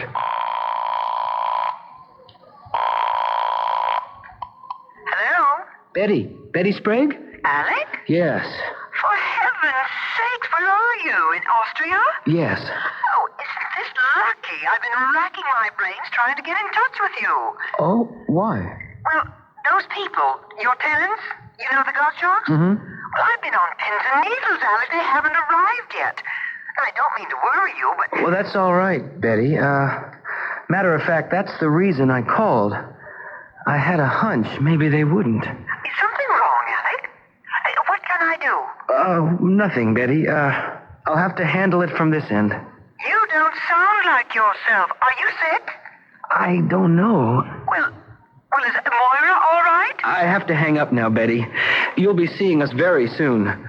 Tomorrow, if I can arrange it. Alec, you're scaring me. What is it? What's wrong? I was scaring myself because once again I was blacking out. That's the way the doctor found me when he returned, and I don't know what garbled story I blurted out. It was only after I found myself gulping some scalding black coffee that I gathered my wits enough to return to normal. Very well. That is better. The eyes begin to focus now. You know me? Yes, but... I am Dr. Franz König. You are in my consulting room. Have I told you why I am here? Oh, you have told me a great deal. You came to me under the influence of drugs, Mr. Grant. Some form of hallucinogen plus deep sedation. And you have told me a most exceptional story. My wife, Moira. You've got to come and see her, Doctor. I'm afraid. Yeah, I too am afraid for her. That is why, if you feel well enough now, I suggest we get into my automobile and drive quickly before the storm breaks to bring your wife away from that evil house. What do you mean? I try to explain that to you as we drive. You mean that Frau Zauber has been systematically drugging us? If what you tell me about your wife is true, who else? But why? First of all, because she is not Frau Zauber. Well, who is she then? I cannot give you the whole answer to that. I can tell you that her real name is Gretel Gottschalk.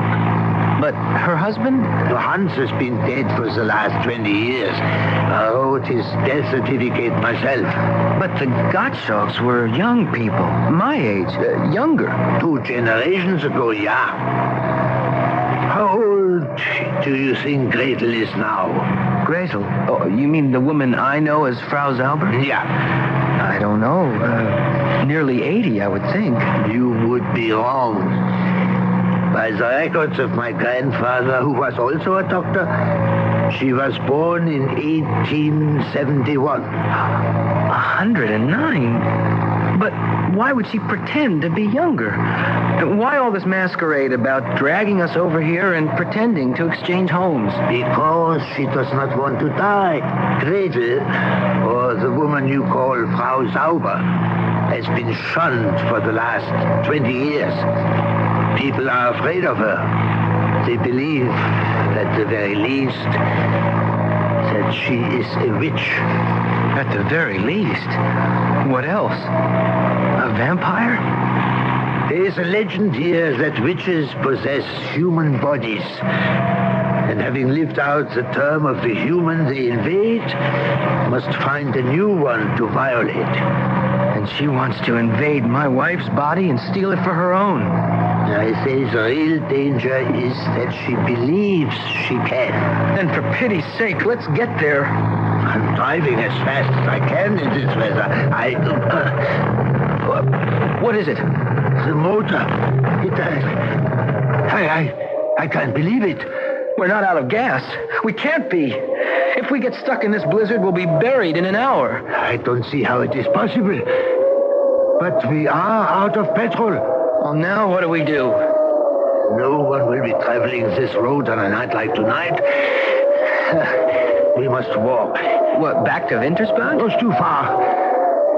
If we are to save your wife, we go on to the Gottschalk house.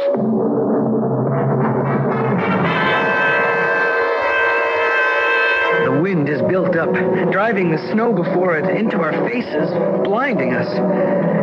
It was an endless journey to the chalet, and by the time we reached it, we were exhausted. Inside the house, there was light, but there was nothing else. No Frau Zauber, or whoever she was, but more important, no Moira. Moira! Moira! Yeah, you wouldn't find her by calling for her. We must do the finding. How? We can start by looking for the witch. Where's her room? Have you the flashlight, Herr Grant? It's almost burnt out. Wait a minute, there's a light.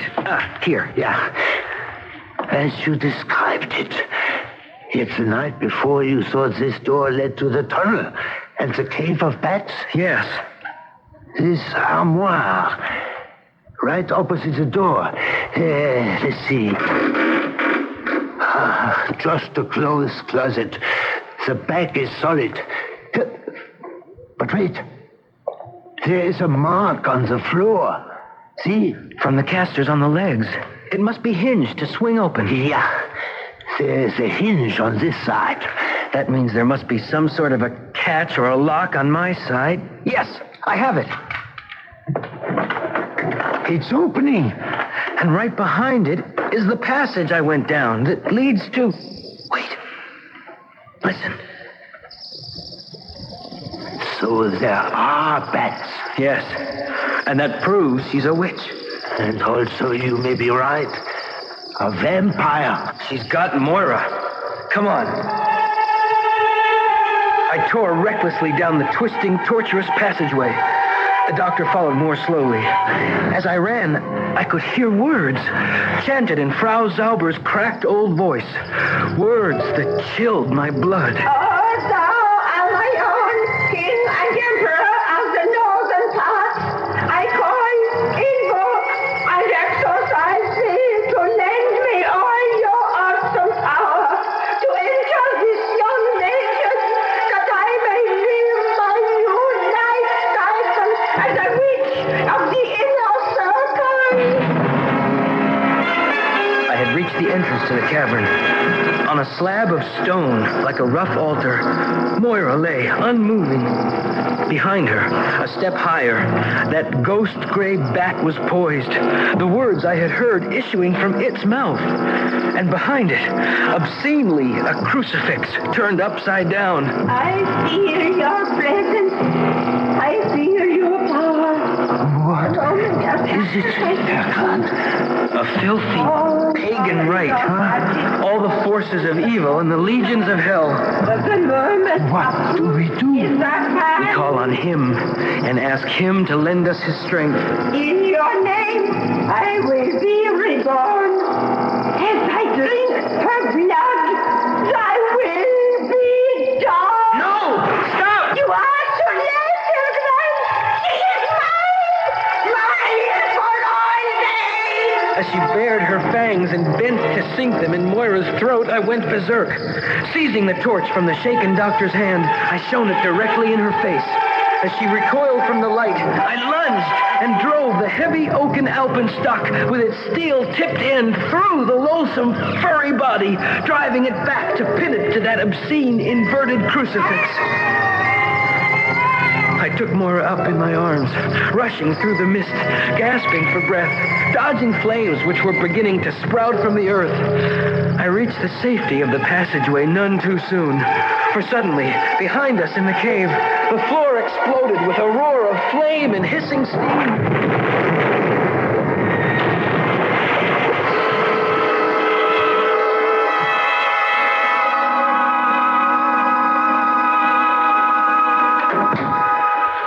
Doctor, is Moira all right? Yeah, she is fine. Oh, she was very heavily drugged, more so than you. But she's young and will shake them off. What happened last night, Doctor? Herr Grant, this whole countryside around here sits on a subterranean lake of boiling sulfur springs. It happens now and then. There was an explosion. Too much pressure. It blew off like a volcano. Did you see everything I saw? Oh, the light was poor, and my eyes are not what they were. The mist of steam created strange illusions. That cavern is gone forever, buried under tons of earth and stone. You need fear nothing anymore. You are free of her forever. There's nothing either good or bad, but thinking makes it so, as Hamlet remarked to Rosencrantz and Guildenstern. Are there such things as witches and vampires? I can only answer with another quote. We are what we believe. The boy next door's a doctor, and he's single. My daughter, what a girl. She's single, too. I'll invite him for some donuts and my coffee. Maxwell House, I'm leaving it up to you. Maxwell House is good moment. Maxwell House is good coffee.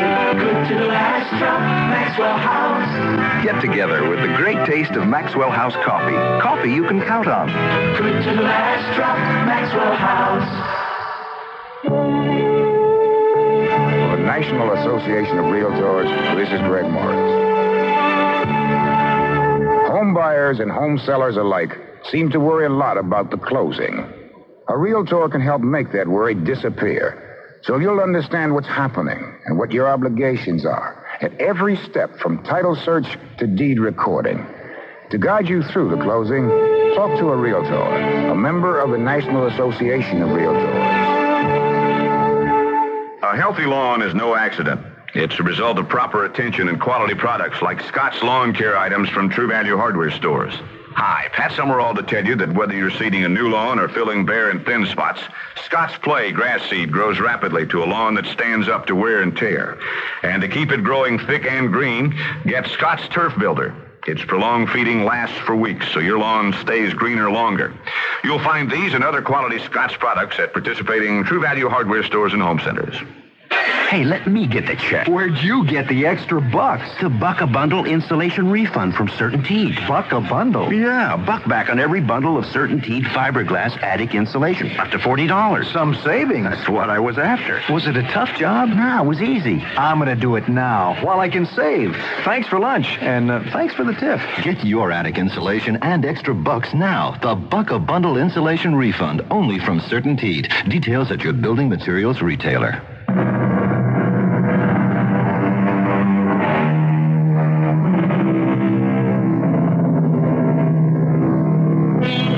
I might add that, as you have seen, Lord Byron was mistaken about the Grants. They did not die young. But then, on reflection, after all they had to go through, perhaps the gods didn't love them so much. Maybe that's the trouble with quotations, that they tend to be only half true, that we should never accept anything as the ultimate answer to life. It has a lovely way of going on, no matter what happens or what the poets say. Our cast included Don Scardino, Jennifer Harmon, Joan Shea, and Robert Dryden. The entire production was under the direction of Hyman Brown. This is E.G. Marshall inviting you to return to our Mystery Theater for another adventure in the macabre. Until next time, pleasant dreams.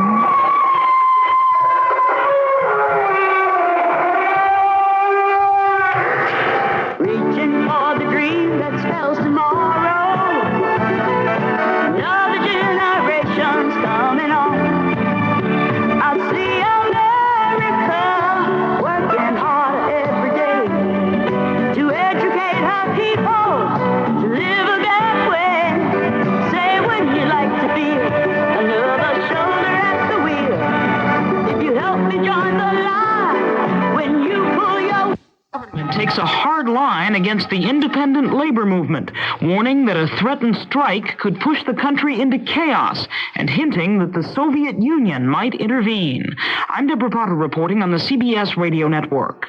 A top Polish official accused some members of the Solidarity Union tonight of trying to bring down the government, waging what he described as a holy war against the communist leadership. Deputy Prime Minister Rakowski says the country is on the brink of fratricidal violence, and in his words, there are discussions about us in government cabinets both east and west, an apparent reference to the possibility of Soviet intervention. Rakowski is scheduled to meet again tomorrow with Solidarity leaders to discuss ways of averting a nationwide warning strike on Friday called to protest the beating of labor activists in Bydgoszcz last week. More news after this. The rift in the Reagan administration over who's in charge of foreign policy may not have been healed by the president's statement today that his primary advisor remains Secretary of State Haig. Haig is described as furious about the appointment of Vice President Bush to head up a crisis management team, and State Department sources say there's still a possibility that Haig might resign in protest. A new wrinkle in the latest British spy scandal. The London Times reports that a government investigation 10 years ago had cleared the former head of the country's counterintelligence agency of charges of spying for the Soviet Union. The allegations against the late Roger Hollis were made public this week, and Prime Minister Thatcher is to report on the case to the House of Commons tomorrow. Left-wing guerrillas have claimed responsibility for today's attack on the U.S. Embassy in El Salvador. The building was heavily damaged by rocket fire, but no one was injured. American officials say the embassy's Marine Guards fired back, but the gunman got away. A victory for President Reagan's economic program on Capitol Hill today. The Senate voted overwhelmingly to block a scheduled increase in dairy price supports, saving the government more than $100 million this year in payments to farmers. The House takes up the issue tomorrow, the result expected to be the same. The space shuttle passed another critical test today, and NASA officials say that everything's on target for a launch early next month. After a 4-hour holdup to fix a faulty power supply, the fuel tanks were filled to capacity to see if the recently repaired insulation tiles would hold under stress. Apparently they did, and if the shuttle gets through a similar test on Friday, the countdown will start, with blastoff probably April 10th. 3 white men were arrested in Mobile, Alabama today, charged with murdering a black teenager whose body was found hanging from a tree in a racially mixed neighborhood last weekend. The victim, 19-year-old Michael Donald, had been strangled. Civil rights leaders denounced the incident as a lynching, but police have refused to comment on the motive for the crime. The California Court of Appeals has refused to reduce the sentence of the man convicted of killing San Francisco Mayor George Moscone and City Supervisor Harvey Milk in 1978. Dan White is serving the maximum sentence for voluntary manslaughter, just under 8 years in prison. The court says the facts and circumstances of the case virtually mandate the imposition of the maximum penalty, and the earliest White could be paroled is July 1983. Now, this message. A warning from the National Cancer Institute. Dipping snuff can be hazardous to your health. A federal study to be published tomorrow says that users of oral snuff are almost 50 times more likely to get cancer of the mouth than non-users. Researchers say the danger of so-called smokeless tobacco is of special concern because many people recently have switched to dipping snuff as an alternative to cigarettes. I'm Deborah Potter, CBS News. KQB News time is 10:07. Now the CBS Radio Mystery Theater. The CBS Radio Mystery Theater presents...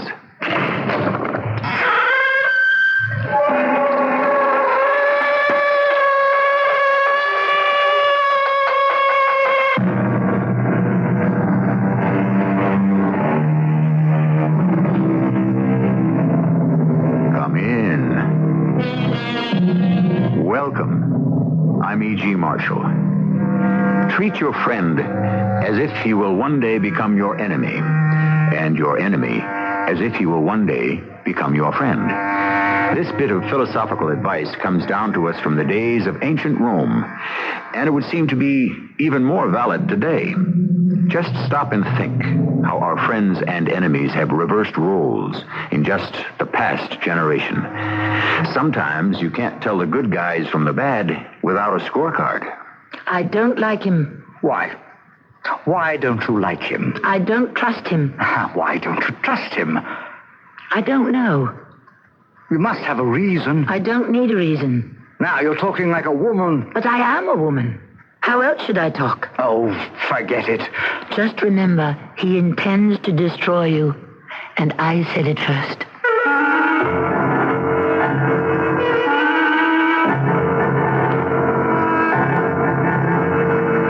Our mystery drama, Did I Say Murder, was written especially for the Mystery Theater by Sam Dan and stars Tammy Grimes. I'll be back shortly with Act 1. Saturdays on CBS television. Don't miss the fun and games at Flo's Yellow Rose. She's one of a kind, and with a lady like Flo, anything can happen, and does. She's a lover and a fighter and a whole lot of fun. It's her, the Abraham's ideal woman. She's every cowboy's favorite kissing cousin. But when the grits hit the fan, watch out. Join the laughs at Flo's Yellow Rose on Flo, Saturdays at 8:30, 7:30 Central and Mountain on CBS television. Let your home share the newness of spring with a fresh coat of True Test paint from True Value Hardware Stores. Hi, Pat Summerall to tell you that True Test Easy Care Latex Flat Wall and Trim Finish will give your walls a fresh, scrubbable finish. Easy Care has earned the Good Housekeeping seal, and it comes in 44 decorator colors in white. And for a soft, velvety, smooth finish for walls and ceilings, try Satin Hue, a thick, creamy, flat latex wall paint in 44 distinctive colors in white.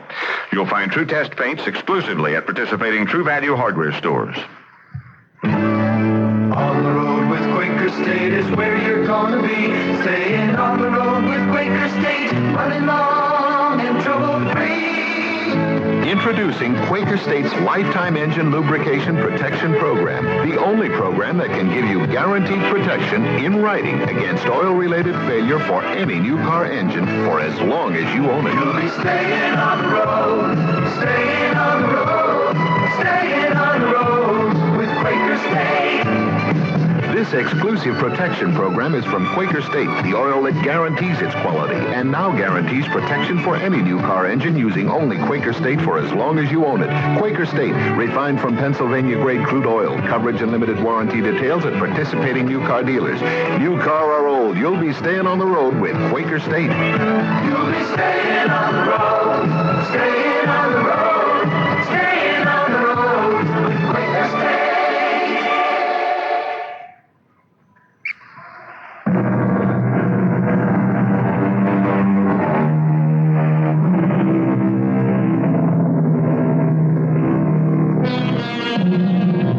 As Mr. Shakespeare said, uneasy lies the head that wears a crown. Of course, it was even truer some 700 or 800 years ago when there were far more kings than we have today. And a king's basic security did lie in the strength of his sword and the swords of his friends. Friends. Did a king really have friends? Most of them couldn't even trust their own children. Our story will be told by a lady who was perhaps the foremost authority on kings in those turbulent times. After all, she had married two and became the mother of two. Her name? Eleanor of Aquitaine. She speaks from experience.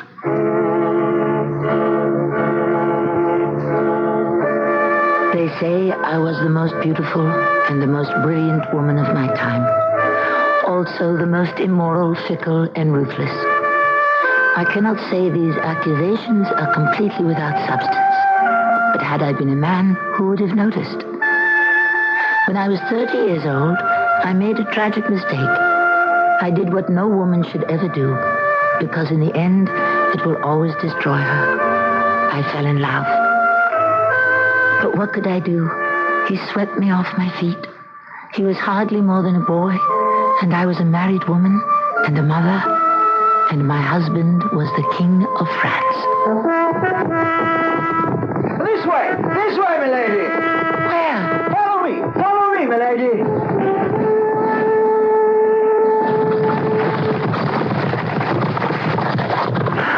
Where are the others? The others, lady, are engaged in a silly, useless, fruitless pastime. What do you mean? Hound and horn for the sake of a skinny red fox. They shall destroy the peasants' field for miles around. You and I need this moment of privacy to discuss a far more important matter. And pray, my young Duke Henry of Normandy, what is that? I am Duke Henry of Normandy, soon to become King Henry of England. Indeed. I had heard that King Stephen has two sons. Stephen is a usurper. My mother is rightful queen. It has been arranged that I shall have the throne on his death. Arranged? How? By the treaty signed at Winchester. And how will this treaty be enforced? By this sword, my lady.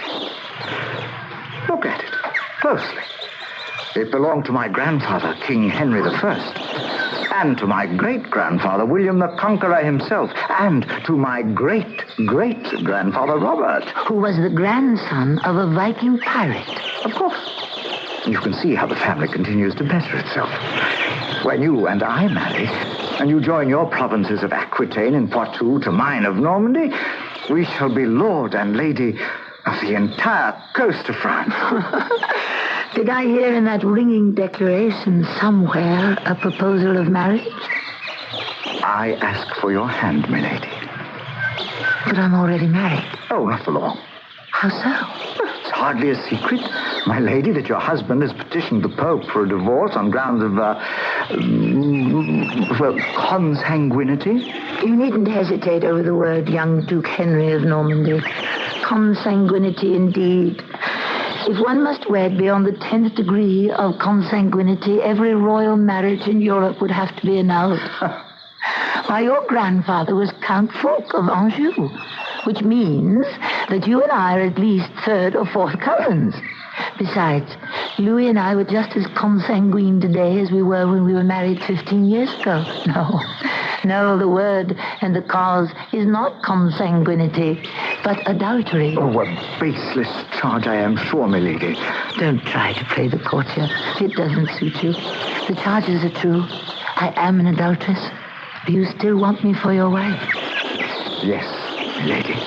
And you have no fear that I shall be as false to you as I was to Louis? Oh, my lady, even a saint, if she were married to sleepy, simple, stupid Louis VII of France, would have to commit adultery or go mad. My wife will have no cause to wander. I shall keep her happy and occupied at home. Shall you indeed? How? I love you, my Lady Eleanor. I'm sure you love my provinces of Aquitaine and Poitou. They enhance you. I love you for another reason as well. What could that possibly be? You remind me of my mother. That's hardly a compliment. Oh, like you, she's resourceful, clever, and capable. She is also mean, petty, and vindictive. As you shall become one day, unless I save you. From what? Her fate. She was a woman alone. That soured her, and with cause. She was the only surviving child of her father. At the grey close of his life, King Henry I called together his nobles and his liegemen and said, "Matilda is my heir. She is to become Queen of England. Swear to me that you will be true to her." And they did. Everyone knows this. The old man had no sooner closed his eyes when they broke their vow, and Stephen seized the throne. Why? Because he was a man. And she was a woman. Do you know when they all began to take her seriously? No. When she married Geoffrey of Anjou, my father, and gave birth to a son. Me. I was now the heir, the male heir. I legitimized her. Our son shall legitimize you. Our son, Duke Henry? You hold Aquitaine and Poitou. But when you are no longer the wife of the King of France, you become a woman, alone. You need my sword and our son. Or else you shall become like my mother, who wandered in the wilderness for 20 years. Yeah? The poor fox has been slaughtered, and the heroes return from the hunt. Shall we join them? Eleanor of Aquitaine and Poitou, Queen of England and Duchess of Normandy. He was insufferable, but he was right. He was also handsome. That flaming red hair, those sparkling blue eyes. He was 19 years old, and what a splendid body of a man. But there was an obstacle. That is, it could become an obstacle if Henry would permit. You see, as Duke of Normandy, he was nominally the vassal of the King of France. Technically, he needed the king's permission. Poor Louis. Surely, cousin, you cannot be serious. I intend to marry Eleanor of Aquitaine, my lord. But she is my wife. Oh, your wife no longer, sire. You cast her aside. And for good reason. Oh, yes, for the very best of reasons. I no longer have faith in her virtue. How could I ever be sure any of our children would be my own? My lord, you are speaking of the woman I love. As your king, I do not consent to this marriage. For what reason? Have I not explained the reason? It is for your own good. Oh, no, my lord. It is for your own good. I will have her, and I will have Aquitaine and Poitou, and along with Normandy, they shall be English till the end of time. I forbid the marriage. Then, your majesty, Shall France and England settle the issue by the sword? I am a man of peace, my young hothead. But I warn you, do not push me too far. I intend to marry Eleanor. If that pushes you too far, you, my lord, will have to unsheathe the sword of France.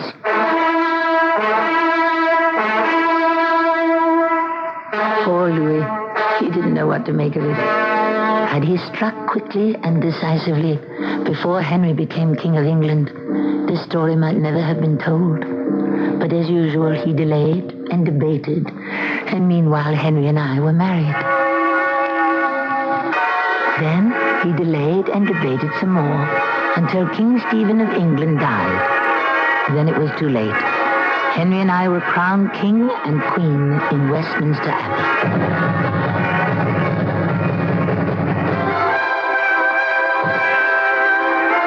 We made such a handsome couple. Everyone was delirious with joy to have the legitimate king on the throne. Listen. Yes, my lord. The Frankish men, they had a queen. Eleanor. Never was such a beauty seen. Eleanor. Her raven hair, her flashing eyes. Heaven sent from paradise. Eleanor. How do you know that poem? When you accompanied Louis on a pilgrimage to the Holy Grail, this poem was written by a captured Saracen minstrel. And who told you about it? I have made it my business to find out everything about you, milady. Have you? Why? I told you. I love you. My mother objected to this match. Of course. How could she give you up to another woman? What an odd thing to say. We've made an enemy for life. I know. King Louis. My mother wanted to avoid that. For 20 years, she needed Louis's help to fight Stephen. She still sees Louis as her ally. But he is England's enemy. Yes. Well, at any rate, I refused to marry Helga. My mother asked why. Because I don't love her. I answered, love, she exclaimed. Royalty does not marry for love. Royalty marries for power, for money. I know. That's why my father married me off to Louis. And I said to my mother, the woman I marry must bring to me all those things. But in addition, I must also love her. And you love me, Henry? Oh, yes, Eleanor. Eleanor, my queen, my lady, my wife. We shall love each other as long as we live.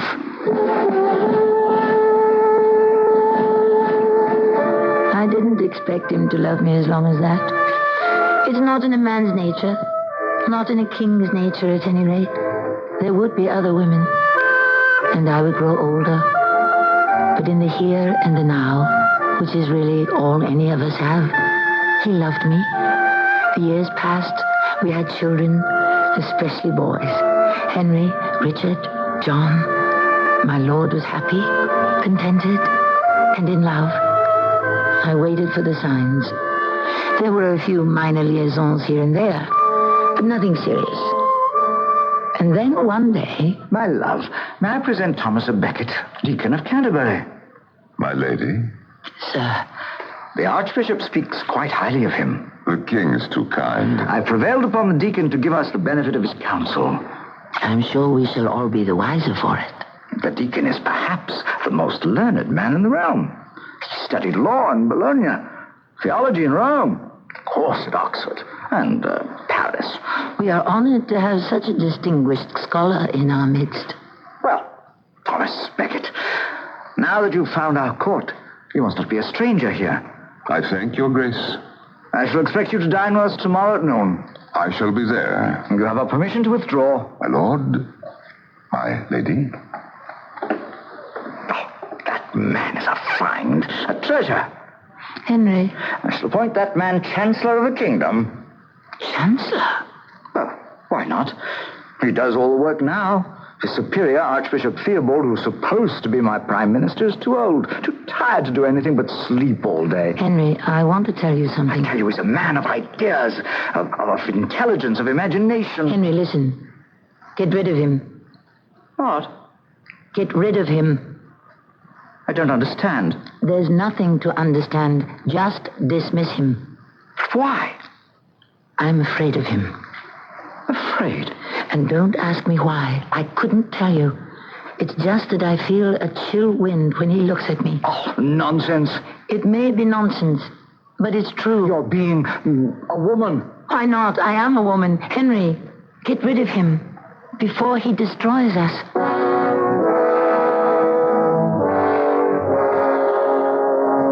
And here we are, back to women and their alleged intuition. In these liberated days, one hesitates to ascribe unique qualities to the ladies. But this story takes place around the year 1156 or 7, when women had very little going for them and had to develop every single talent they possessed. Well, we'll see what develops in Act 2. Today we're on a college campus for another Bell System quiz. What are you studying here at school? I'm studying music. I'm studying to be an opera singer. You don't look like an opera singer. Usually they're... I don't look like an opera singer. Listen, I have a little quiz for you today. You ready for a quiz? Go ahead. Now, do you make long-distance calls on the weekend? Yes. If you were to dial direct, without operator assistance, any place out of state except Alaska and Hawaii, talk for 20 minutes, how high a bill could you run up? Probably about $20. What's your first name? Lydia. Ah, Lydia, you flunked the test. It's $3.33 or less, including tax. Pretty cheap. That's anytime Saturday and Sunday till 5. This weekend, I could probably call several opera houses all over the country, ask them for a job. You could sing an aria over the phone. I mean, a 20-minute aria. Yeah, at $3.33, I could call, You'd say, hi, it's me, Lydia. Hi, it's me, Lydia. How'd you like to hear, Si mi chiamano Mimi from La Boheme? Reach out and touch someone.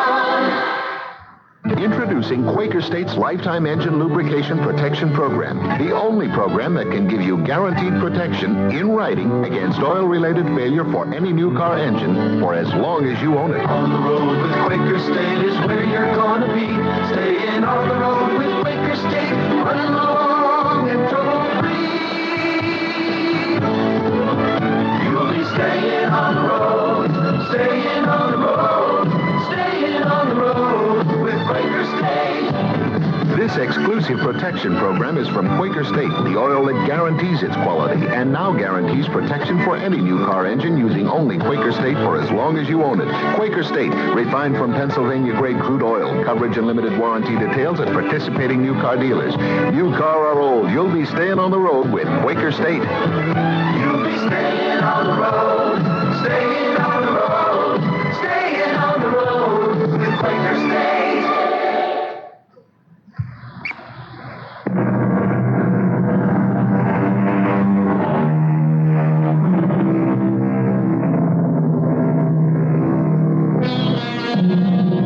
Every man needs a wife and a friend. Not necessarily in that order. In the best of all possible worlds, the wife and the friend can live in a harmonious relationship. But such is not always the case in the world we have to put up with. A trio is always more difficult to manage than a duo. And so, eventually, something or someone has to give. We are listening to Eleanor of Aquitaine, who has become Eleanor, Queen of England.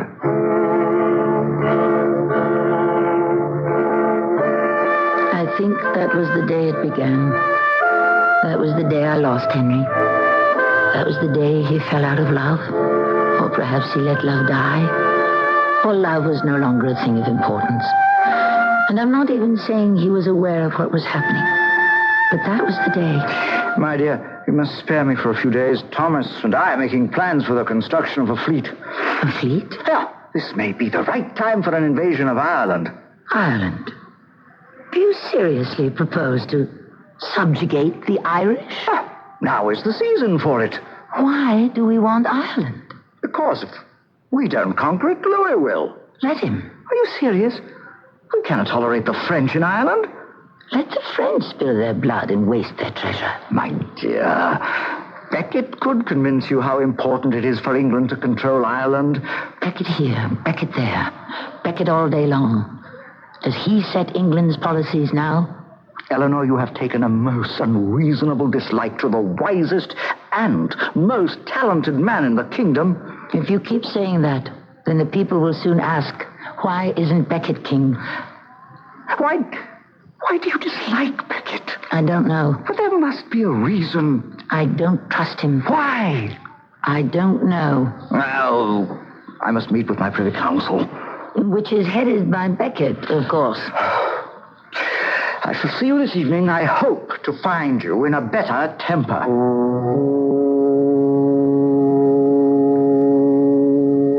My lady? You may be seated. Thank you.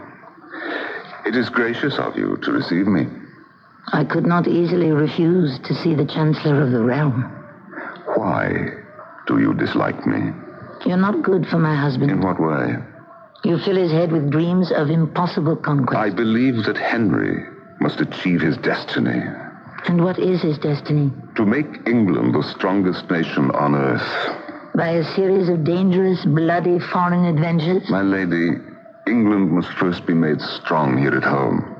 Henry must get what is rightfully his. He already has what is rightfully his, the crown. For 20 years, Stephen bought the loyalty of the barons and the church. He gave them money. He gave them lands. He gave them privileges.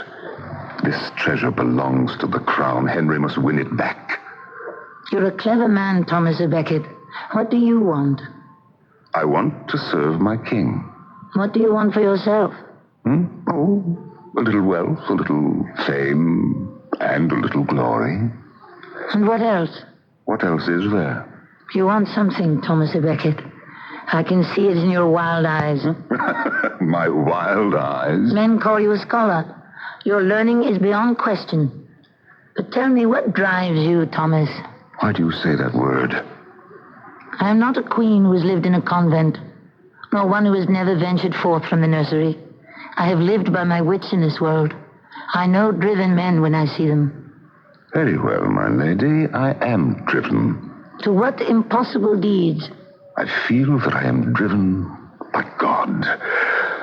But to what end and for what purpose have not yet been revealed.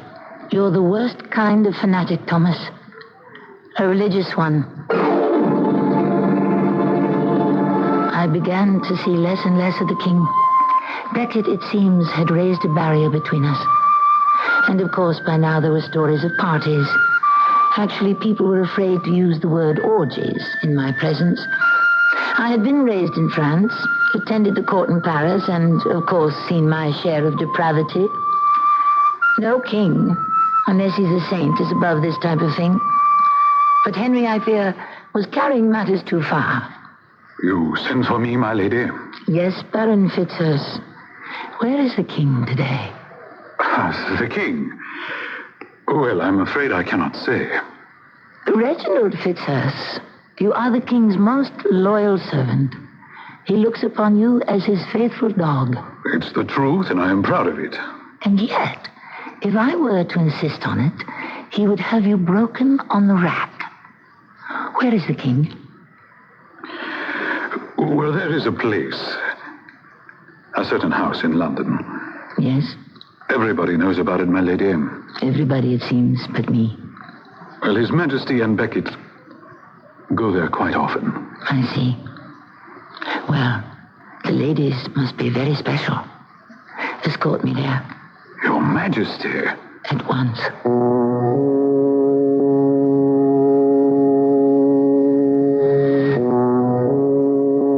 It was the home, a most palatial mansion, of Sir Faris de Montjoie. A most apt name, for he was easily the most depraved scoundrel in England. I walked inside. Who would dare to bar my path? The king and Becket were in a private room with several young ladies. The curtained archway was partially open. I could see. I could hear everything. Now, little Maud, off with you. Thomas and I have serious things to talk about. Isn't that so, Thomas? We always have serious things to talk about.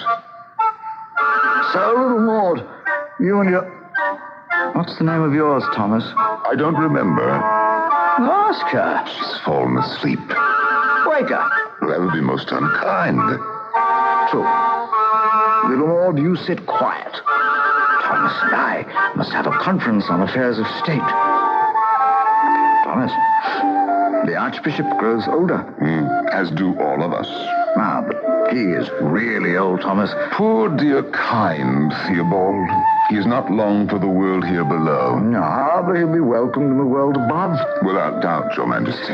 And who shall then become Archbishop of Canterbury, Primate of England? Yes. Who? It is my responsibility to appoint the new Archbishop. Oh, that you must be aware. It is the law, Your Majesty. Thomas à Becket, whom do you suggest I appoint Archbishop of Canterbury, Primate of England? Modesty forbids me to reply. Modesty? Ha! Well, that's a jest for you, isn't it, Thomas? It's a capital jest, my lord. There was no point to listening to any more of it. I returned home swiftly. So Becket had obviously achieved his coveted goal. Now he was second in power to the king himself. Or if he looked at it a certain way, he was equal in power. If you cared to look at it in still another way, a time could arise and a circumstance be created where he could be even more powerful than the king. My dear, how have you been? Well, and you? Oh, my health is excellent. Have I interrupted anything? I was merely sewing. I require your advice. Theobald is dead. May his good soul rest in peace. Now, I must choose his successor. Whom do you suggest? Anyone but Thomas à Becket. What is this unnatural hatred you nurture for Becket? And what is this unnatural affection you have for him? He's a man of the highest learning. Can you deny that? No. He's highly skilled in the arts of diplomacy and negotiation, true? Yes. And he's the most able, and I will say, honest administrator. Is that not a fact? It's a fact. Is there any prelate in the realm more qualified for the post? Well, is there? Dismiss him. Why? He'll destroy you. How? You can't tell me. No, you should know. I've decided to appoint him. I thought you wanted my advice. I did. But only if it didn't conflict with your own intention. Oh, why are you so difficult? Because I love you. Eleanor. Yes? Do you want to say that you no longer love me? Oh, when one falls in love, then love is all. It possesses one completely. But life and work and responsibility go on, increase, make demands. And therefore love dies. No. It just... Oh, love becomes a part of life. An unimportant part. No. But it's no longer the consuming flame. The consuming flame. Oh, you Plantagenets. You do know how to turn a phrase. Oh, Eleanor, I still love you. Still? Oh, do not attempt to choke me with words, Eleanor. I appointed Thomas because he will help me curb the encroaching powers of the church. I appointed Thomas because the Primate of England must be the trusted servant of the king. I hope he doesn't disappoint you. Thomas and I, Eleanor, we're like brothers. Yes? Closer than brothers. How many brothers try to betray each other and kill each other? Don't trust Becket. I will hear no more of that. Do you understand? Oh, yes, my liege lord. Shall I join my ladies in their sewing? Or perhaps retire to the nursery to feed my babies? Oh, now, Eleanor. If you wanted a cow for a wife, why did you marry me? It's just this unreasonable attitude you have towards Thomas Becket. He has poisoned the air between us. But wait, just wait. The evils he shall bring down on this house of Plantagenet have scarcely begun.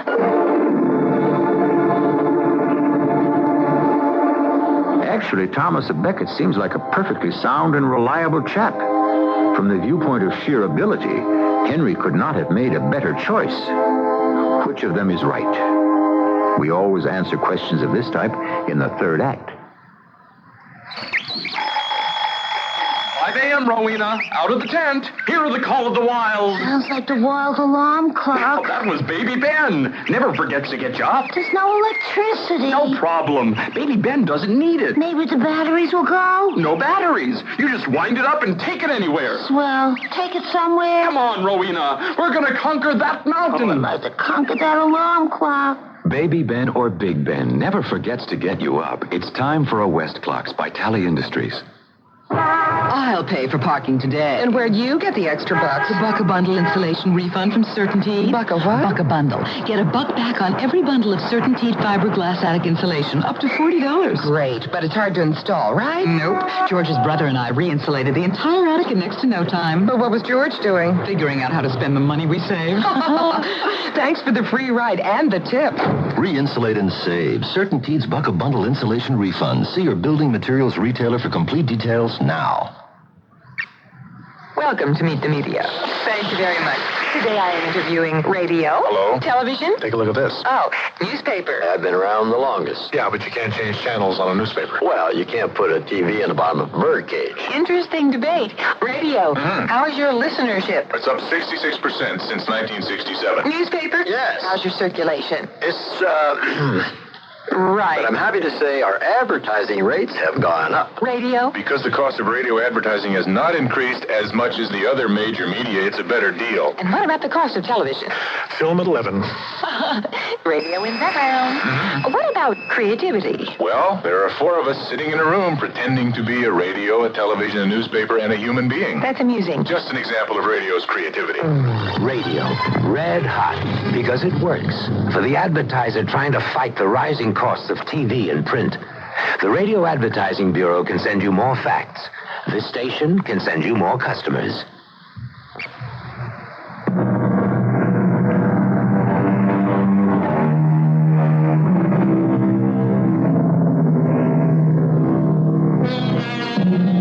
She was one of the great women of her time, but it was the wrong time. Quite simply, it was the wrong time to be a woman. A woman was nothing, nobody, a mere chattel who belonged to her husband, her father, her brother, or to any man who could claim kinship or responsibility. A smart woman could only make a man feel uncomfortable. Smart women, therefore, pretended to be stupid women. It made life less complicated. Unfortunately, Eleanor of Aquitaine was too smart for her own good. Ah, the newly created Archbishop of Canterbury. Good day to you, Your Excellency. You did not come to see me. I came to see you. And why should I come to see you? To talk of those matters that concern your soul. Come, Thomas à Becket. Yes, despite your robes of office, despite your august titles and powers, I know you as the ambition-ridden, driven little clerk. I forgive you, my lady. For what? The sin of slender. Ah. Talking of sin, do you and my husband still enjoy yourselves at the house of Faris de Montjoy? Not to mention other similar sundry places? Oh, I no longer concern myself with the false pleasures of the flesh, my lady. My destiny is to serve my God. Henry would say, and I would agree, that your destiny is to serve your king. But my beloved sister, I serve Henry best by serving God first. I think Henry would prefer the order reversed. I have come to give you my blessing. One good turn deserves another, Your Excellency. I shall give you my advice. You are familiar with the admonition, render unto Caesar the things that are Caesar's, and to God the things which are God's. Of course, my lady. When in doubt, a prudent archbishop will always side with Caesar. Oh, thank you for the advice, my lady. Somehow I sense you shall not follow it. I can only follow my conscience, my lady. That's what I'm afraid of.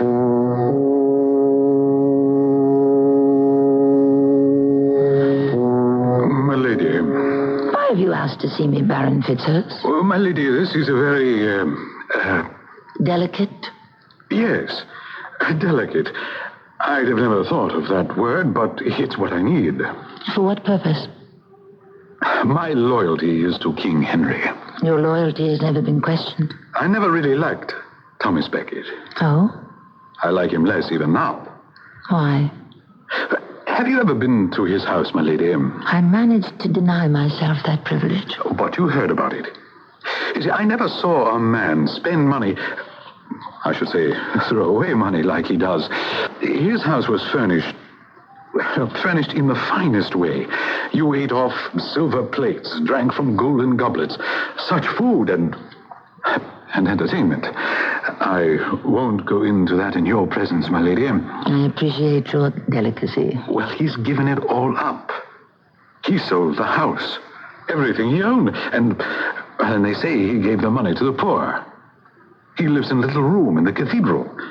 He has no servants. He cooks his own food. Marvelous. What is he up to, my lady? Up to? A lion doesn't change his spots. I think you mean a leopard. What I really mean is a fox. A sharp, shrewd, sly fox. Is he trying to become a leader of the people? An interesting thought, Fitzhurst. I started to mention this to the king, but he gave me a look. You know that look, my lady. Yes, indeed. And I would give my life for my king. And so I came here to tell you. I appreciate your loyalty, Fitzhurst. What was Thomas Becket thinking of? What was this sudden change in character? Or was it on the surface only? Soon we were to receive a rude shock. Henry summoned Thomas to appear before him. It was a legal matter. I was shocked at Thomas's appearance. He was dressed in a most simple robe. He carried a staff. He wore sandals. Henry pretended not to notice. He plunged right into the heart of the matter. My good friend, William Dainsford, has ejected a priest from the rectory on his manor. I have heard, Your Majesty. And you have excommunicated him for doing so. Yes. I demand that you revoke that sentence immediately.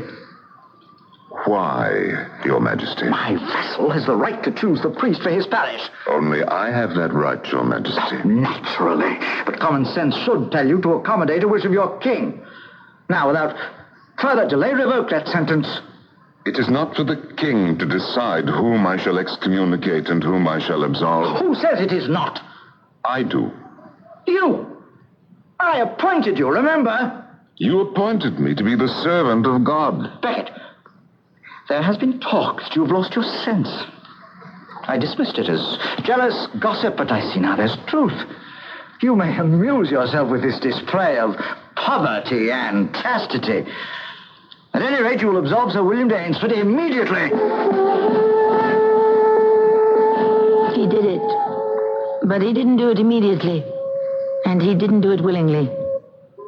It was obvious that Becket had declared war on Henry and chose this time to retreat for tactical reasons. But that was the start of the rift between them. As an expert on rifts, I could see it all so clearly, and I knew how it must end, eventually. Of course, the king needed someone to talk to. And whom could he trust? Me. I can't believe it. Does he actually intend to build a power for himself that will win him the throne? No, he merely seeks to serve God. Oh, he's mad. That's why it would be advisable to kill him. What are you saying? You know what I'm saying. If he dies now, accidentally, there's little harm done. If he lives much longer, you'll make him a martyr. The church will make him a saint. Get rid of him now while it's cheap. Later, it may be too expensive. Oh, what happened, Eleanor? We were of one mind, one accord, one ambition. To win back for the crown all the authority that Stephen had given away. That's why I appointed him. How can a man suddenly disown all his ideas and principles? Possibly because he's adopted a set of different ones. Your authority is being washed away like a sandcastle on the seashore. I'll bring Thomas to heel. The clergy must come under the rule of the crown. I'll never yield on that principle. Who's Thomas or Becket to declare war on the king?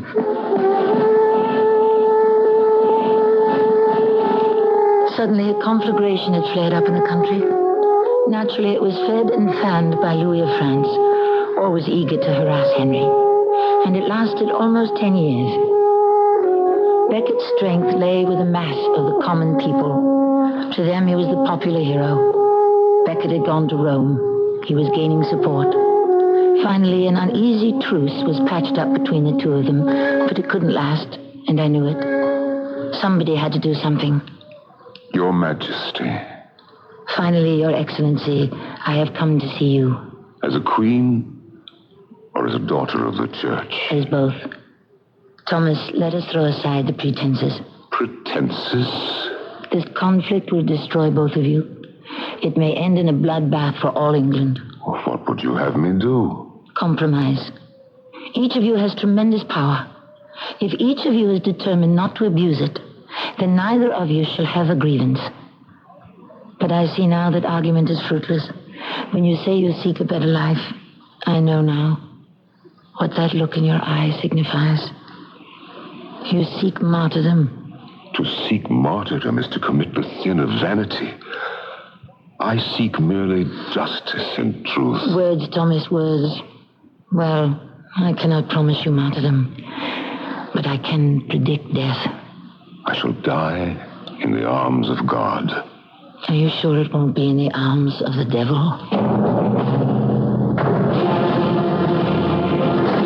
As the conflict deepened and became more envenomed, Henry became more and more despondent. He took to drinking and lamenting in his apartments with a few of his chosen companions, but you could hear him all over the palace. He says he's willing to obey me in all those matters concerning God. Well, who would decide what that is? He would. And so he'd be king. Is that so? Yes, Your Majesty. He provokes the people. He fans the flames of revolt. People arm themselves and follow him. Isn't that true? Oh, yes. Yes, Your Majesty. And no one does anything.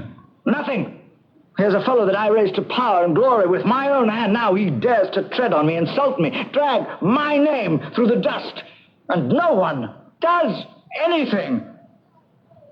Not one of the cowards that I nourish here at my table, not one will deliver me from this turbulent clerk, this meddlesome priest. Not one of you, not one of you. The king sleeps. Now who will come with me? Who will join Reginald Fitzurse? You, William Tracy. You, Hugh de Morville. You, Richard Le Breton. I heard the clatter of their armor and the clanking of their swords as they rushed through the hall. I ran into Henry's chamber. He was half drunk and half asleep. No one does anything. Henry, Fitzurse and Tracy and the others, they're leaving for Canterbury to kill Becket. No one does anything. They're going to do everything. Henry, is this what you want? You can still stop them. Is this what you want? No man loved a friend as much as I loved Becket. You can still stop them.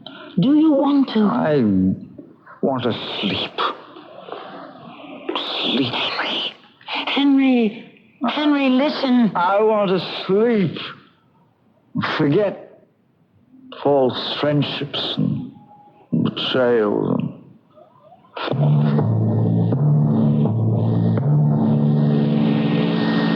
Later, did he know? I don't know. I only know that Fitzurse and his followers bound themselves together by an oath.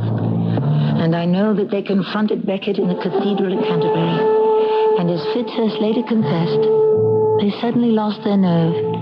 But Becket would have it no other way. What do you here in this holy place with drawn swords? Well, speak. We come that you may repent your disobedience to your lord the king. One may only show repentance to God. We demand that you acknowledge the king as your master.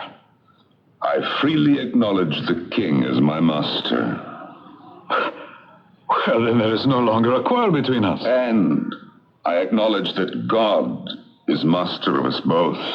And you will follow the king's orders? I will follow God's orders. Thomas Becket, I remember you when we would all drink together and spend our days and nights together in various places. Thomas, I was your friend because the king loved you. He loves you still. Don't force me to... Kneel, Reginald Fitzurse, kneel, and show yourself a loyal son of the Lord. Acknowledge, Thomas. Acknowledge the mastery of the king. I don't want your blood on my hands. Acknowledge your king. I will die first. Then die. Die now!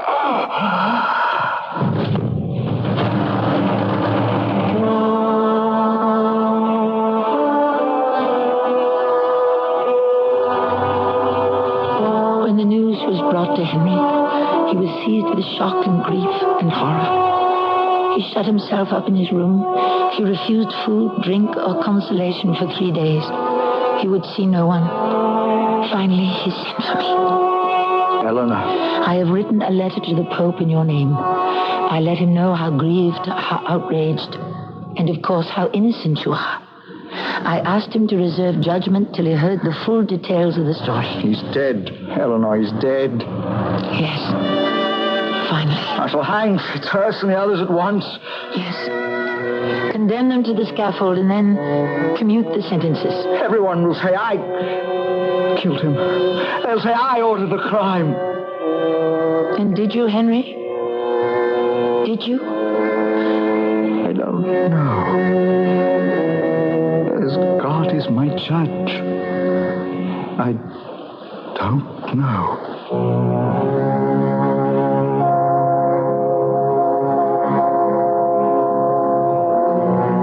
And there the matter must rest for eternity, or until such time as these things are made known to us. But it was one of the great mysteries of history, which is why it is grist for our mill. Our mill will keep grinding when I return shortly. Easy does it. Just relax. Lean back, watch TV. Open up that magic box and look at what's inside. Nothing gets you into it like TV Guide. TV Guide previews your pleasure, tells you more about what's on, what's going on with TV. This week and every week, get more out of television by TV Guide. Nothing gets you into it like TV Guide. Can anyone really fill Walter Cronkite's shoes? It's a difficult task, but Dan Rather is ready for the assignment. Meet the exciting new CBS TV anchorman in the revealing new paperback from Leisure Books called Dan Rather by Norman King. Dan is the winner of 5 Emmys for reporting excellence. You've seen him on 60 Minutes. Now you can read about him. Father, newsman, and newsmaker. Dan Rather not only reports the news, he is news. Dan Rather, an intimate portrait from Leisure Books, wherever paperbacks are sold.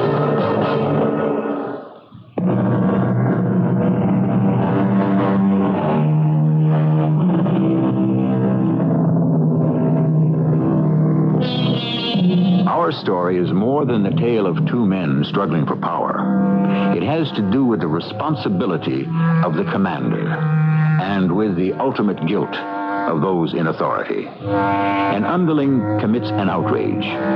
He says he did it because he was ordered to by his superior. The superior says, "Who, me? I never said murder." And he didn't.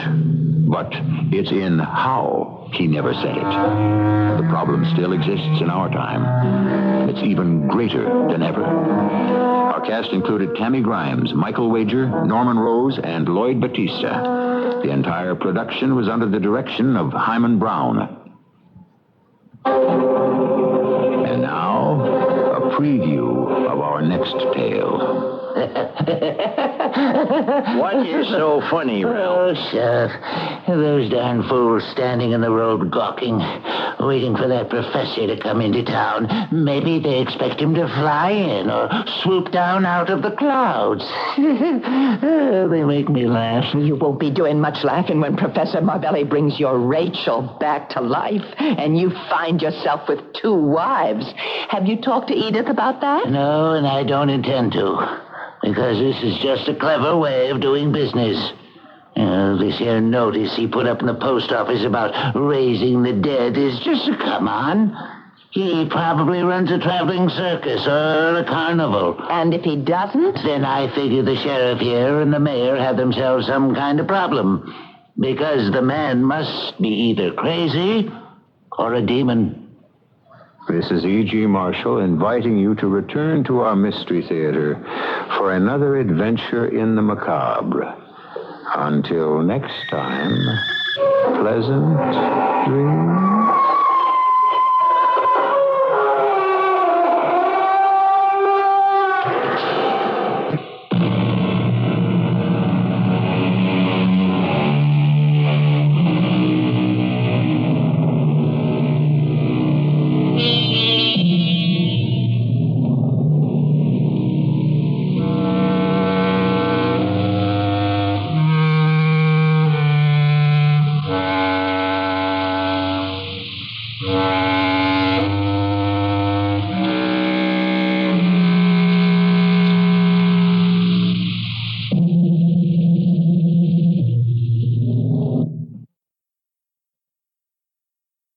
Cause of the collapse still unknown. Witnesses say the building went down like a stack of cards with a noise that sounded like an explosion to Dewey Laniero. I look back, I see nothing but a bunch of dust. And when I seen all this dust, I didn't know what was going on. Then when the dust cleared, say about 5 or 6 minutes later, then I see the building that was there no more. Just a bunch of, rubbles and everything. So I ran over to see what, and I went to hearing voices. I could hear people say, "Oh, help me.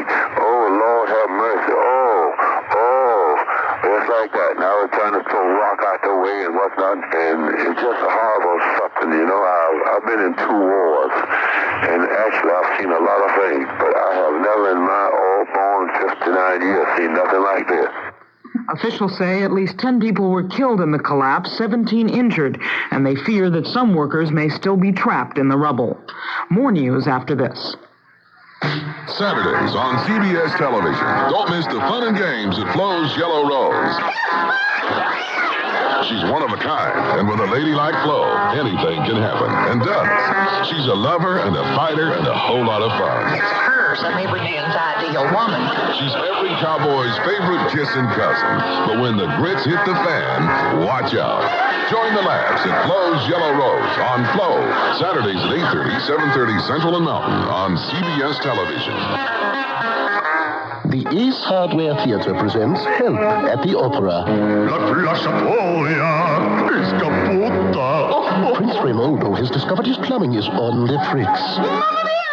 The Queen suggests a visit to Ace Hardware.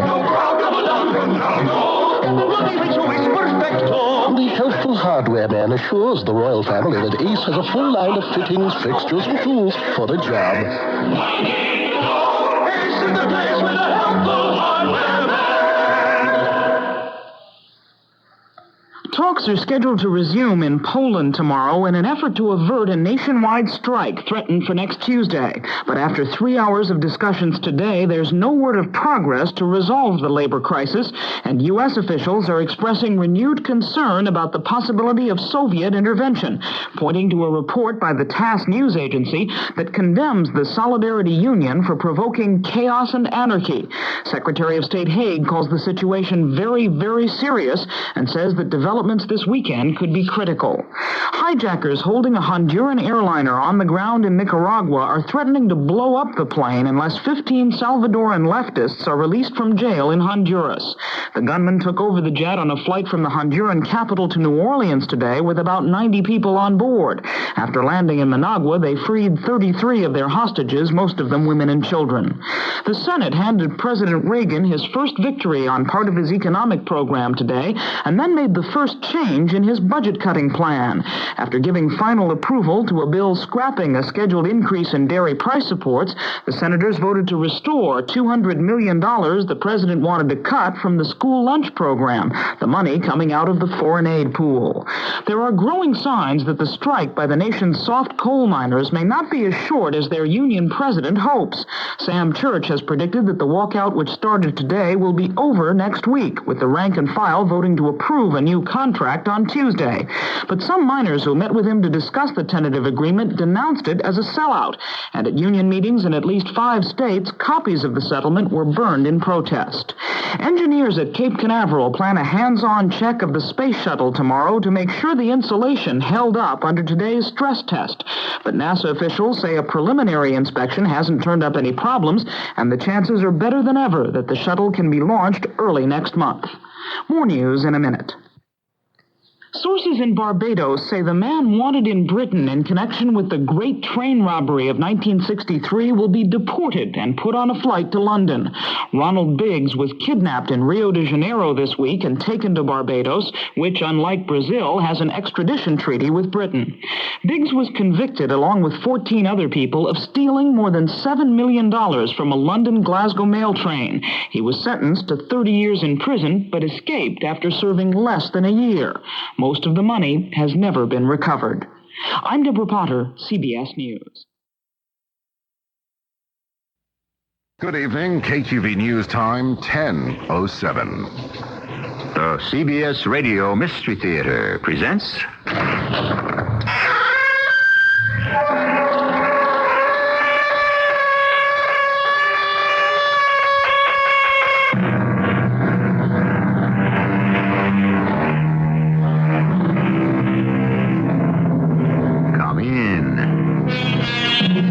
Welcome. I'm E.G. Marshall. On the one hand, we have those who claim that man is essentially good. On the other, we have those who insist that man is basically evil. Of course, it's possible to believe that man is a little bit of each. To complicate matters further, we have those who contend that good and evil are not absolutes, that they change with circumstances, customs, and cases.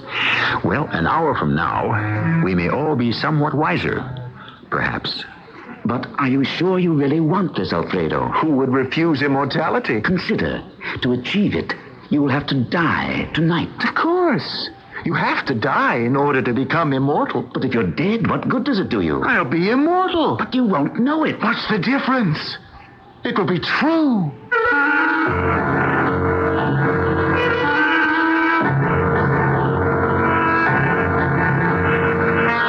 Our mystery drama, Down the Garden Path, was written especially for the Mystery Theater by Sam Dan and stars Gordon Gould and Mandel Kramer. I'll be back shortly with Act One. Premiering Thursday, the best-selling novel and acclaimed motion picture for television becomes a dynamic new series. Nurse, Emmy Award-winning actress and star of The Waltons, Michael Leonard stars as Nurse Mary Benjamin, picking up the pieces of her life and the career she left 20 years ago. I'm a widow. I have a grown son, and in a few days I will be 40 years old. She has more responsibility than she ever dreamed of and a new role as a single parent. Michael Leonard stars in Nurse, premiering Thursday at 10, 9 Central and Mountain on CBS Television. The easiest and most economical way to redecorate your home is still by painting. And True Value hardware stores offer their own quality True Test paints in a wide variety of colors to give you a rainbow of possibilities. Hi, Pat Summerall to suggest that indoors you choose True Test Satin Hue Latex Flat Wall Finish in 44 decorator colors plus white. And for outdoor projects, use Woodsman Solid Color Latex Stain in 32 natural colors. And remember, True Test paints are sold exclusively at participating True Value hardware stores. Winston Churchill, Albert Einstein, Nelson Rockefeller, Bruce Jenner, Thomas Edison, Leonardo da Vinci. These people, and many other brilliant, talented, creative people, overcame a form of learning disability. This is Pat Collins for the Foundation for Children with Learning Disabilities.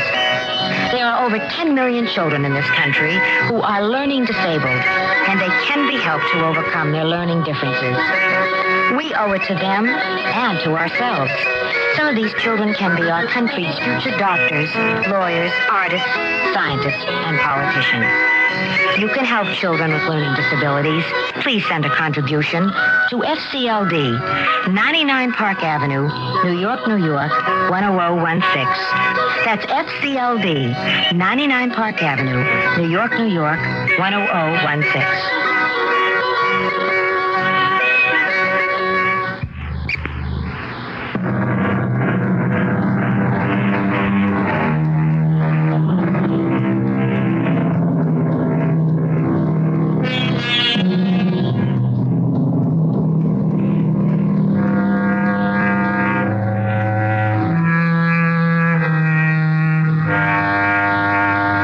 The basic purpose of all politicians is to perpetuate themselves in office. That's what Niccolo Machiavelli said in the year 1500. And the reason we quote him, and why he is to become the hero, or, if you will, the central character of our story, is because his philosophy is so modern and so applicable to our present day. Therefore, once again, we validate the old adage, the more things change, the more they remain the same. Or as the French would put it, plus ça change, plus c'est la même chose. I would just as soon you didn't mention the French, or the Spaniards, or the Germans. These are the predatory foreigners who continue to rape and pillage my beloved Italy. Beloved. Does that word seem strange on the lips of Niccolo Machiavelli? Why? Have I not devoted my entire life to the service of Florence, my city, and Italy, my country? I was never a rich man, or even a great one. I was never more than secretary to the ruling council of Florence. And I was always being called on to perform extra little duties. Please be seated, Niccolo. Thank you, Excellency. And how is the newlywed? Newly delighted with my newly found happiness, Excellency. And the beautiful bride, Monna Marietta. She glows. Ah, Niccolo, it breaks my heart. But I must ask you to abandon your nuptial cards to undertake a confidential mission. I am ever at your Excellency's command. You must proceed at once to Imola as our special envoy to Cesare Borgia. The Duke? The bandit. He is up to his usual mischief. He insists that we dismiss our Swiss and German mercenaries and hire his condottiere to protect the Republic. I seem to recall, sire, that we had signed a contract with him to that effect. And you should also recall that each of us has broken it in the past, as it may have suited our convenience. Yes, Excellency. Now Borgia tells us we must assume the salaries of his soldiers, or he will declare war on Florence. Go to him, and when he asks about the money, tell him nothing.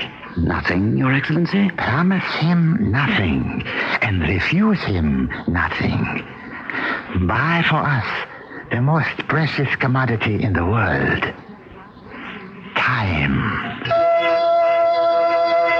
And so I am sent as ambassador by Don Piero Soderini, president of the ruling council of the Republic of Florence. And I am expected to match wits with the illustrious Duke Cesare Borgia, one of the most ruthless and powerful nobles in Italy, a man of genius whose cunning and guile have already become legendary.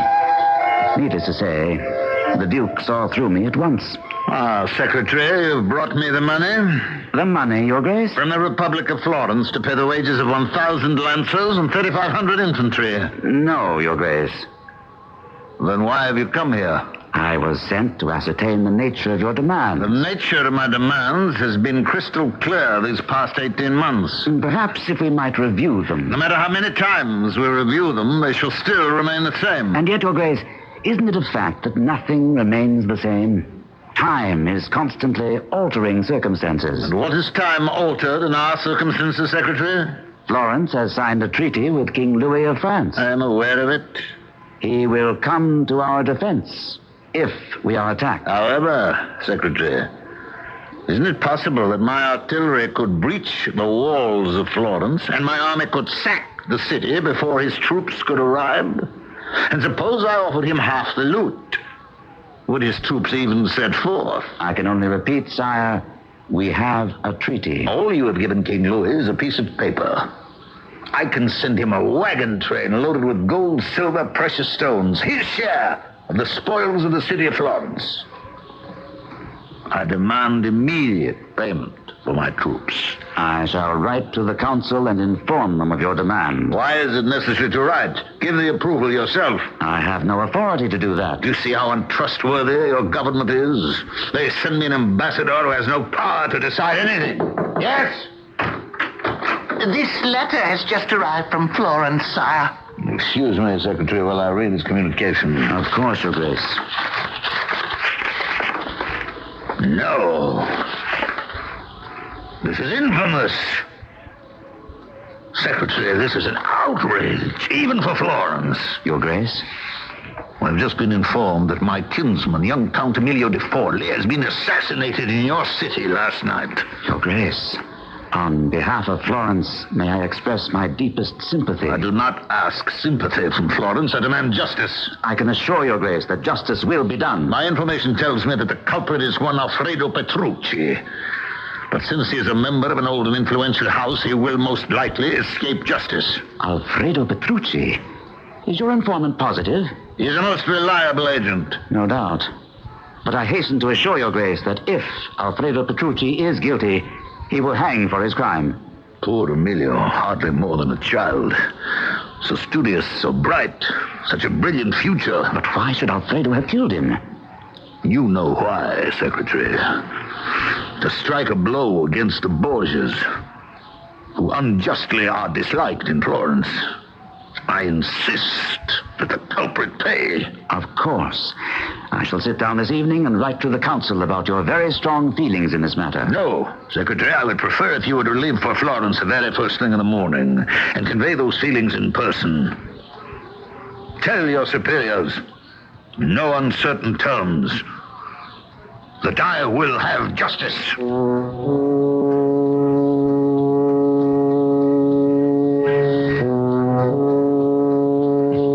The arrival of the letter was obviously planned for my benefit, Don Piero. This kinsman of his, this young Emilio de Forli, was perhaps the most dissolute young rake in the city. His body was found outside a bordello near the Ponte Vecchio. And who killed him? There was a drunken brawl. By the time the watch could arrive, everyone had fled. And Alfredo Petrucci, the one accused? Alfredo has outgrown his youthful exuberances. He is not known to be one of the young bloods who frequent the district. Where was he on the night of the murder? He says he was with a lady. Who? Well, he refuses to compromise her. Now, Niccolo, we can pick up some vagabond and have him confess to the murder. I would advise against it, sire. There are ways to extract a confession. Yes, but for reasons of his own, Cesare Borgia wants the blood of Alfredo Petrucci, and the council must decide whether or not he is to get it. He is asking us for a favor. Yes, Don Piero. And he is placing himself in our debt. It means he is willing to pay for it. Why? I cannot say, but the matter is of such great importance that we cannot dismiss it lightly. Why did Duke Cesare Borgia want Alfredo Petrucci tried and hanged for murder? There was no connection between them that I could see, and the relationship between himself and his slain kinsman, Emilio de Forli, was so distant and tenuous that it was almost non-existent. Finally, the council arrived at a decision. Niccolo, we have decided to arrest Alfredo Petrucci for the murder of Emilio de Forli. I see. What is it you see? I see that it may be desirable to appease Cesare Borgia by hanging Alfredo Petrucci. Have you also considered that the people will realize that Borgia is behind it and blame him for the execution of an innocent man? This will do him no good here politically. There is another possibility. May I speak freely, Don Piero? Always. While the people may be angry with Borgia, they may become furious with the council for giving in to him. Thus, in the long run, Borgia is ahead. There must be a way to do this, Niccolo. There must be a way. He looked at me as he said it. So naturally, what he meant was that I must find a way. But how? Until I could discover just why Borgia wanted Alfredo Petrucci's life, I could see no way to solve the problem. Indeed, I didn't even know what the problem was. And then, one day, I found out. She told me. She, Caterina di Modena, one of the most beautiful women in Italy, and the mistress of Cesare Borgia. Messere Machiavelli, so kind of you to come. What man could lightly refuse a summons from the Queen of Beauty? May I offer you refreshment? I would rather you offered me enlightenment. They have arrested Alfredo Petrucci. And how does this concern you? Mona Caterina. May I rely on your honor? Of course. I love him. You love Alfredo Petrucci? Desperately. I see. And is this why Cesare Borgia wants him dead? I simply do not... I cannot understand Cesare. He abandons me weeks, months, even a year at a time to attend to his tiresome, never-ending military conquests. What am I supposed to do? If I wanted to live without love, I would have taken the veil. I now understand the nature of Duke Cesare's feeling against Alfredo. Oh, I told Cesare that Alfredo means nothing to me. But you said you loved him. Of course I love him. I love his handsome face and his curly hair and his slender and supple body. But in a few years, these shall be gone. His hair will fall out. His face will become lined and bloated. His body shall run to fat. Then what will be left for me to love? But Cesare, he's the man I shall love forever. Cesare shall also grow old and bald and bloated. Yes, but he shall always be Cesare. I wondered why Cesare wanted Alfredo's death. And now that I know, I see it doesn't matter. Why not? Because it changes nothing. Alfredo must die in any event. Oh, no, please save him. How? Well, surely a way will occur to you. You give me too much credit. Oh, perhaps I am not giving you enough inspiration. Inspiration? Yes. Oh? I have the most beautiful gardens. Shall we go outside and stroll through them? Their loveliness should inspire all sorts of ideas. I should find that delightful. Come. See, the roses are in bloom. What a heavenly smell. Ah, Messere Machiavelli.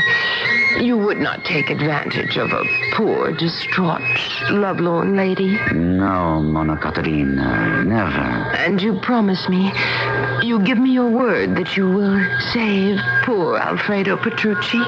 Save him? Yes, Messere, save him. Let me say this. I shall make him immortal. Immortal? Immortal. It's the best I can do. Is it good enough? Oh, yes, it is good enough. And now let us walk down this path. It leads to a most quiet, lovely, and private little bower.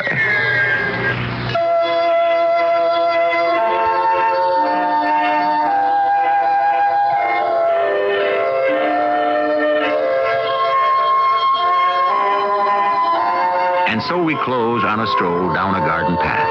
But who is taking whom for a walk? She seems to be quite a woman, this Caterina di Modena. Also, one who is considerably ahead of her time. But can she be ahead of Niccolo Machiavelli? This will form the substance of Act 2 shortly. When you travel from business or crime, turn to us when your day is done. Best Western's your place to stay, so give us a call. Turn it today. Come on and turn it America. Turn it out. Western, turn it America. Turn it out. Western, turn it America. Was the kidnapped Lindbergh baby really murdered? Connecticut businessman Harold Olson believes he is Charles Lindbergh Jr. This shocking possibility is explored in the new paperback In Search of the Lindbergh Baby, written by former United Press reporter Theon Wright. Was Bruno Hauptmann electrocuted for a murder that no one committed? Is Harold Olson the missing link? Read the startling evidence In Search of the Lindbergh Baby from Tower Books, wherever paperbacks are sold. Hi, I'm Landon Saunders. This is Heartbeat. Little Bo Peep lost her sheep. But instead of being depressed, she decided to pull herself together.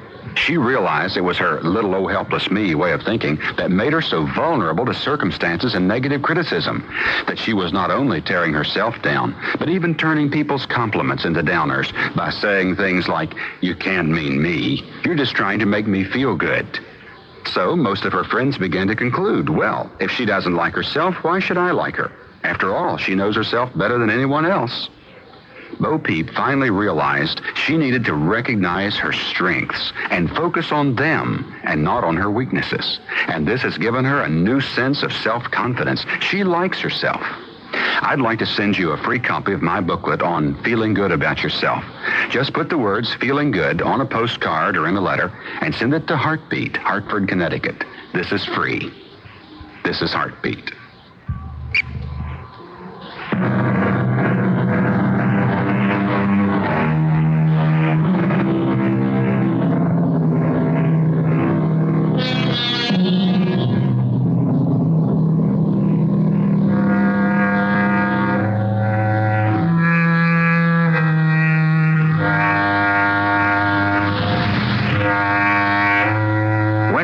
Machiavelli, we usually conjure up an image of a man deep in the great affairs that rock nations and the entire world. Actually, he operated on a more modest scale. His philosophy was based on some very basic observations of human nature and could be expressed in rather simple, straightforward terms.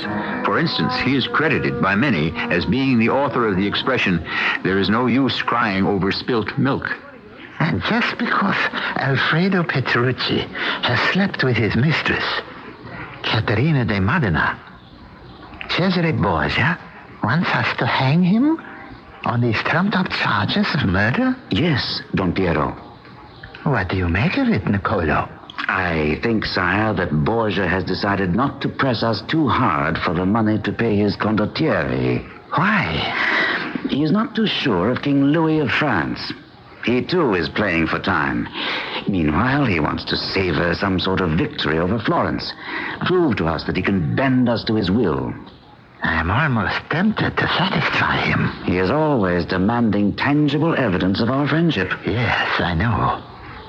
And one life is a cheap price to pay.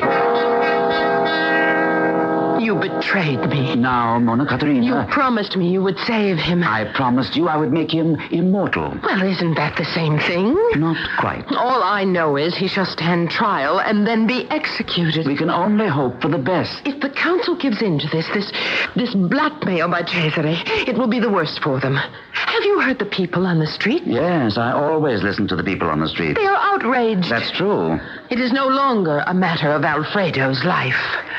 It has become now a test of the honor of Florence. I understand. You understand, and yet you propose to do nothing? I am even now considering a plan. Yes? Tell me.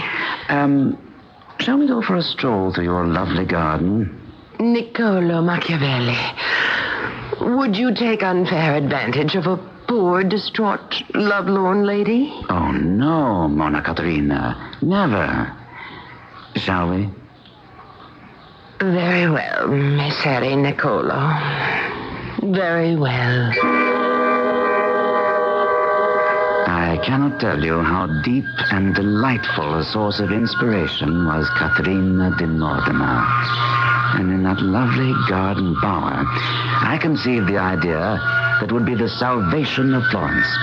And in a way, also, the salvation of Alfredo Petrucci. Thank you, Sergeant. You may leave us alone. Good morning, Alfredo. Is it morning? In this dank hole, no one can tell. I shall arrange for you to have more comfortable quarters. I want nothing from you, Messere Machiavelli. Perhaps you can even have a visitor. I want nothing from any official of the corrupt and cowardly government of Florence. A most lovely visitor. Please, please. Why must you torture me? Hang me. Get it over with. I brought some wine. I'll say this. It will do the council no good. Drink. You'll feel better. I shall proclaim my innocence in the courtroom. Now, my boy, you know better than that. They will get you to confess. Oh? You're sure of that? Finish your glass? Yes, I'm sure. I know. When they place a man on the rack and begin to stretch and finally break his bones, he will confess to anything. Then that's what they will have to do to me. Break me on the rack. But the people won't be fooled. They will know that I confessed because I was driven mad with pain. I had come here hoping to save you from all that. Save me?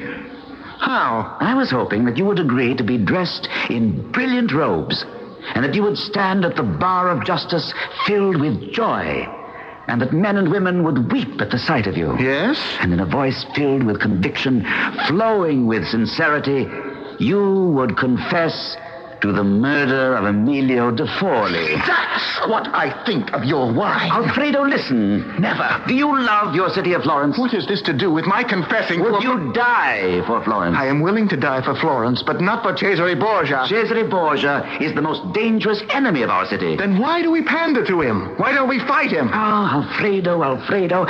We were waiting. For what? For whom? A leader. You. Me? Here, drink some more wine. No, you need it. It's good for you. It's so damp and cold in here. The devil take you and your wine. Here, and don't break the glass. It's my last one.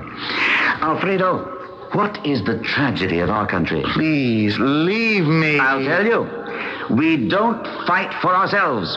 We call in foreign princes to protect us. And then these rapacious people strip us of everything. What is all this to me now? In less than a week, I'll be dead. And as if the foreigners aren't bad enough, we have our own native bandits, condottieri, who pick away at the leftovers. And the most powerful of all these is Cesare Borgia. You will have to live with him from now on, not I. Italy could be a free, united, powerful country if... Do you know the if? Pour me a bit more of that wine. If we would raise our own armies. Do you agree? Ourselves, Venice, Pisa, all of us.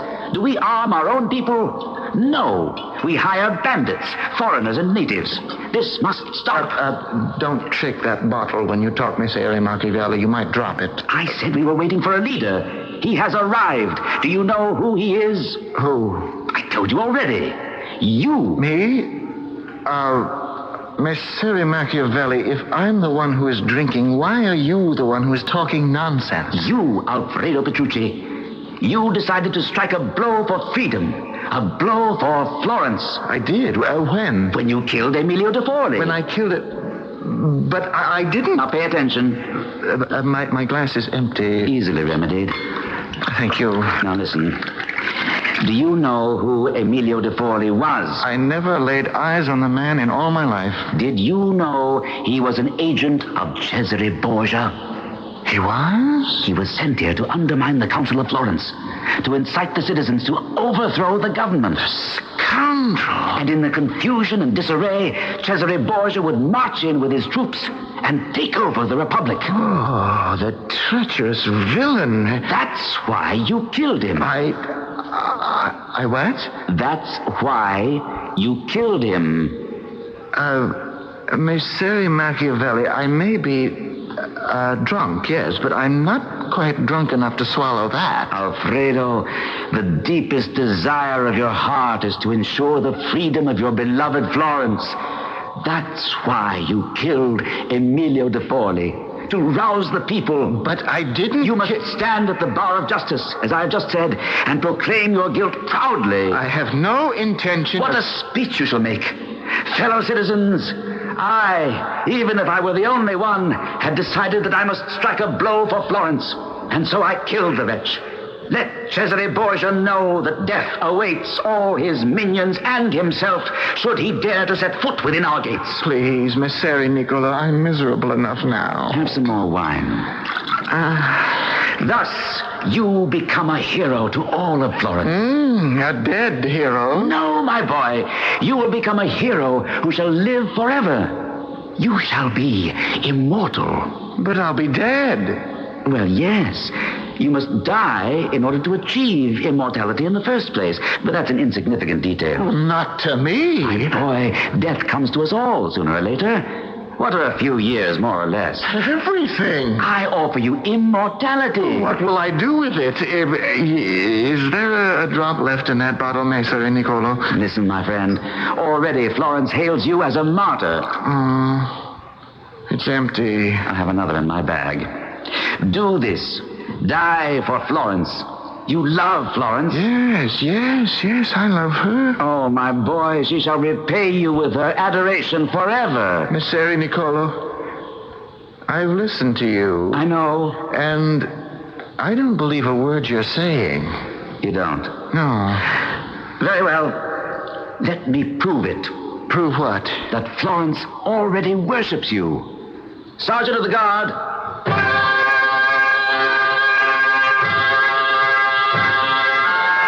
And so I took him out of the prison under escort. We rode through the streets of the city. The people crowded along the route. And along the way, you could hear whispers, excited whispers. It's Alfredo Petrucci, Alfredo the martyr, Alfredo the saint. See, Alfredo, what did I tell you? See the people? I don't know what to say. Why is everyone so quiet? If you were just an ordinary hero, the air would be split with shouts and cheers and salutes. But you, Alfredo Petrucci, are destined for immortality. And this is the respectful silence which is louder than all the artillery of Cesare Borgia. But I don't understand. Already they've been told why you killed Emilio. But I didn't kill him. Who is right?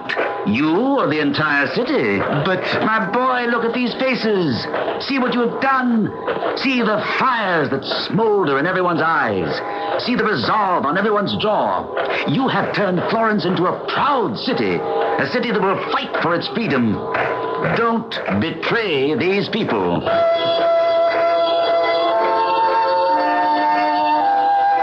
We returned to his cell. There was a great look of exaltation on his face.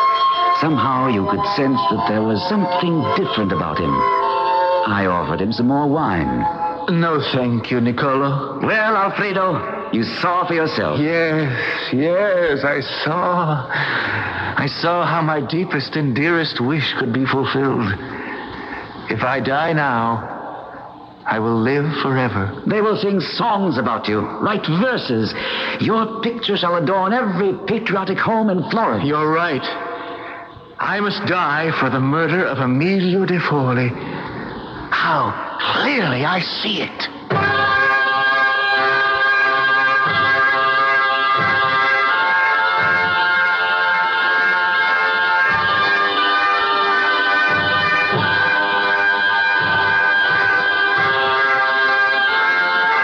Which proves what? Anyone can be convinced of anything, as long as the convincer is of the caliber of Niccolo Machiavelli. But do all of his problems end here? How can they? This is only the curtain for the second act. This is Carl Malden. Now only American Express Traveler's Checks offers exclusive new services that protect more than just your money. Now if you lose your credit cards and ID along with your Traveler's Checks, only American Express will help you cancel your cards, issue you a temporary ID, cash a check, and put its travel service at your service 24 hours a day. Ask for American Express Traveler's Checks. Now they protect more than just your money. Now they help protect your vacation. Services available in the U.S. and Canada. Certain conditions apply. Hi, I'm Susan Anton. Fitness that feels good by day needs firmness that feels good by night. That's why you'll love the Certa-Perfect Sleeper. Luxurious top comfort plus deep inner support. You get both with every perfect sleeper. So remember, be a perfect sleeper. Buy a perfect sleeper, perfect sleeper. Buy Certa. It's a healthy investment in yourself.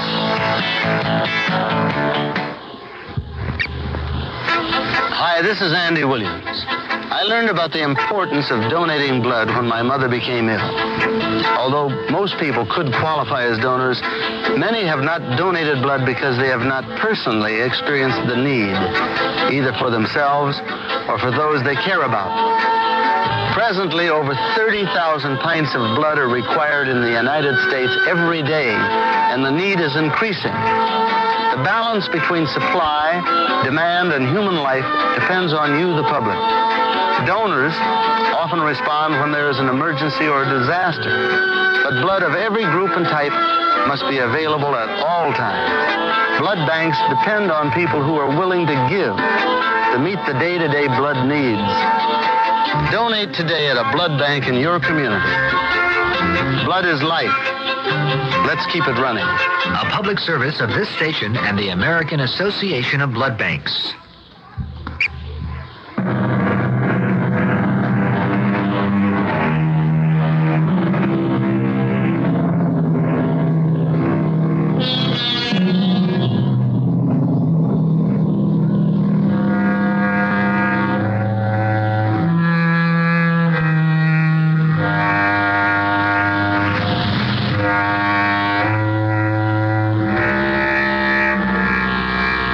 Today's politicians could borrow a leaf from the book of Niccolo Machiavelli, and the successful ones already have. The story we are telling you now concerns Niccolo Machiavelli when he was younger and first learning the business. You must agree, he was quite an apt pupil. Ah, Niccolo. Don Piero, I have solved the problem. Good. Alfredo Petrucci will confess to the murder of Emilio de Forli. He killed him because Forli was a spy for Cesare Borgia. In short, it was a patriotic murder. Excellent. Thus he dies a martyr, and the entire Republic of Florence is united in its hatred of Cesare Borgia. Splendid, Niccolo. I always knew we could depend on you. Thank you, sire. Alfredo Petrucci. He had been transferred to a rather comfortable suite of rooms in the council building itself. Crowds stood outside in the streets, hoping for a glimpse of him at the windows. He was allowed to receive visitors, and the apartment was filled with nobles, artists, clergy, dignitaries of all kinds. Finally, I was able to corner him alone for a few minutes. Ah, Messere Niccolo, they told me you were waiting. So good of you to receive me, Alfredo. Oh, Niccolo, I'm not one to forget my friends. I owe all of this to you. Oh, now. It's true. Had it not been for you, I would have been a poor, stubborn wretch broken on the rack. And for what purpose? For what purpose, indeed? Now, thanks to you, I shall achieve immortality. I'm glad I was able to assist you. Immortality? Do you know who was here to see me yesterday and study my face for a portrait? Leonardo da Vinci. Who? The great Leonardo. And Monna Caterina? Yes. Monna Caterina has insisted on braiding the hanging rope with colorful silk and threads of gold. The hangman was moved to tears. I see. If only you knew how lovely she is. How soft. How tender. I know. Look at me. I am the luckiest man who has ever lived.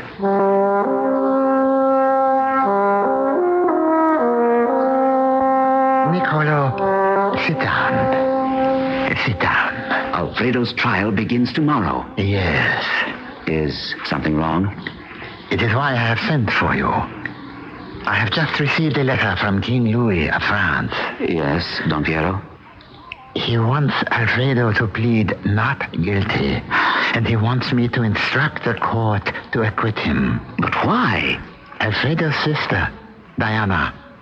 It seems she is the mistress of the Chevalier Saint-Denis, who is the king's nearest and dearest friend. Why does everybody's mistress always seem to be getting us into these scrapes?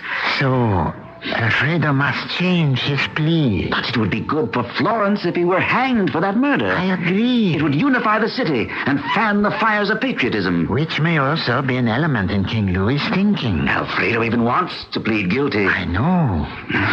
What's to be done now? Now, you must talk him out of it. But I don't know if I can do that. Why not? You talked him into it. Messere Niccolo, I sent for you because I am highly displeased. I am devastated if I am the cause. No, I won't let you talk around me. I understand you intend to rob Alfredo of his immortality. No, Monna Caterina. How could you be so cruel? I am thinking of his happiness. But he is deliriously happy now. By living, he can do more for Florence than by dying. I don't believe you. Caterina, have I ever lied to you? Have I? Well, let me convince you of how fondly I hold his interest in my heart, how dedicated I am to his happiness. Very well. Tell me, I'm listening. How can we talk of such vital matters here? Let us walk in the garden. Niccolo, you wouldn't take advantage of a poor, deserted, lovelorn lady now, would you? I'm sure I convinced the beautiful, charming, delightful Monna Caterina of my sincerity. But convincing Alfredo was another matter. He wore his immortality like a cloak. He refused to take it off. But you were the one who told me, die for Florence. Listen to me, Alfredo. I have committed a sin. So have you. But I am the one whose guilt is greater.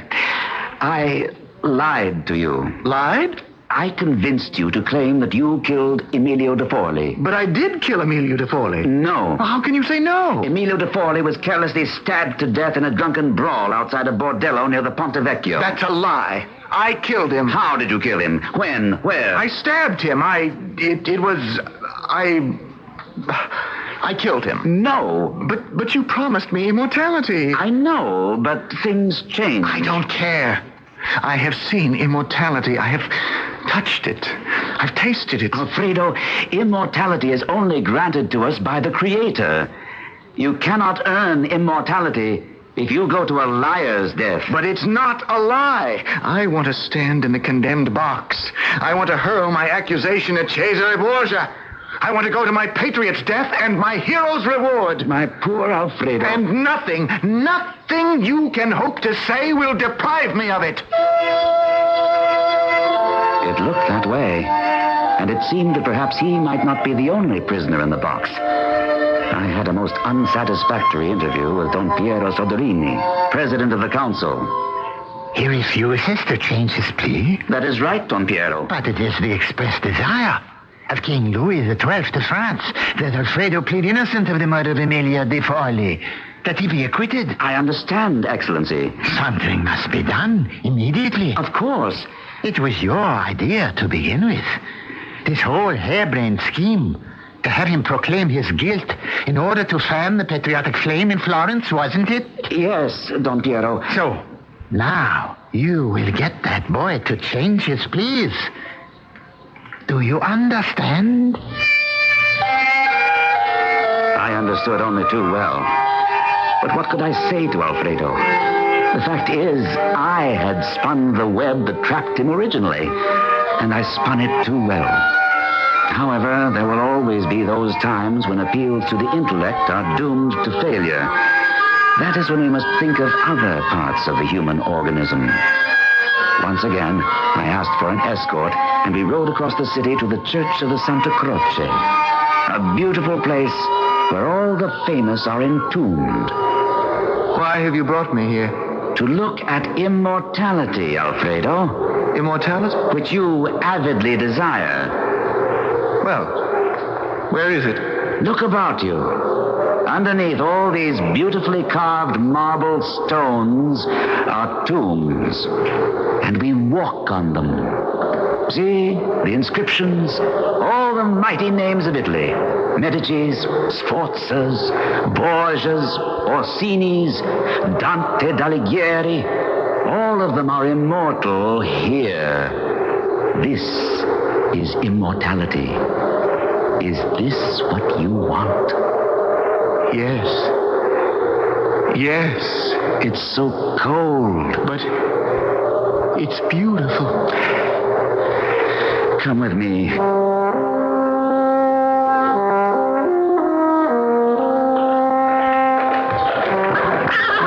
Well, this is the home of Monna Caterina. Come, let us dismount. Why have you brought me here? We shall go this way, around the side, to the beautiful gardens. Monna, my Monna Caterina. Hurry, hurry. See, the garden. Isn't it just the way you remembered it? Ah, how could I forget? At the church you saw, you felt the damp, cold chill of immortality.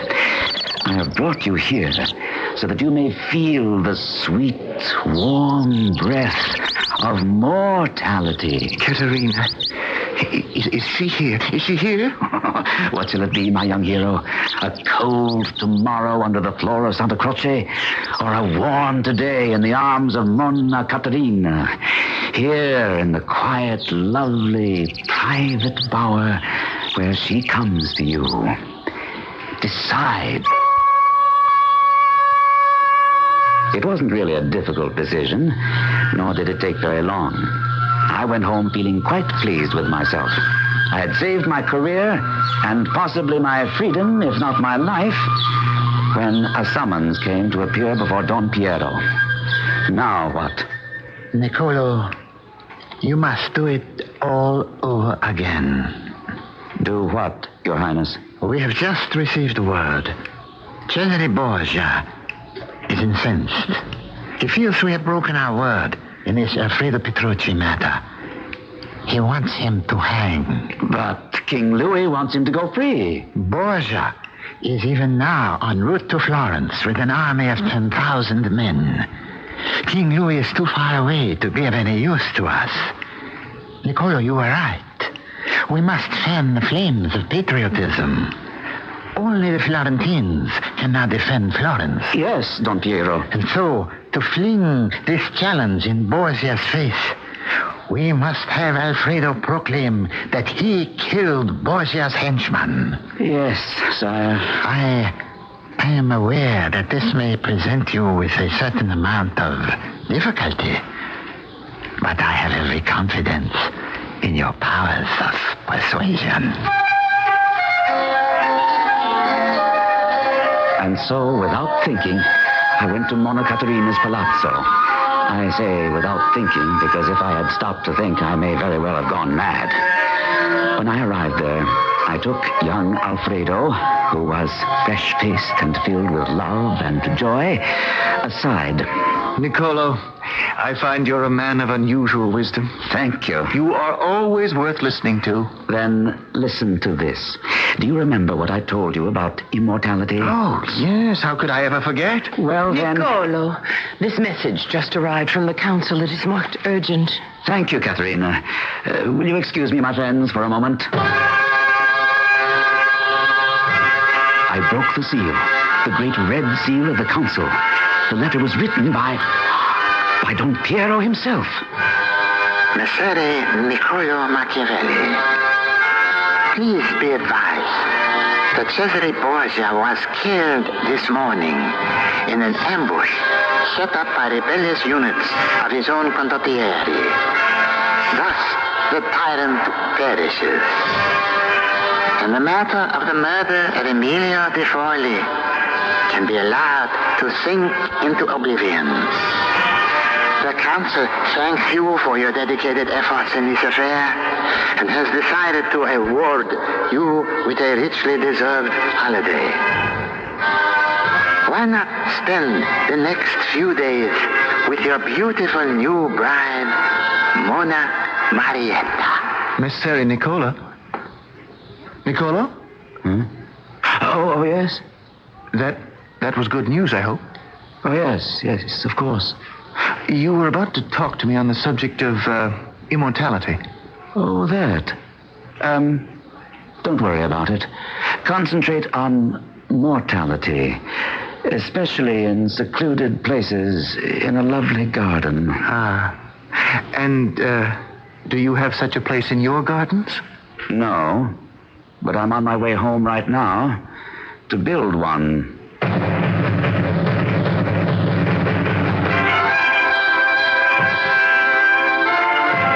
And you can believe that he did. Because Niccolo Machiavelli was a man who enjoyed all the delights life had to offer.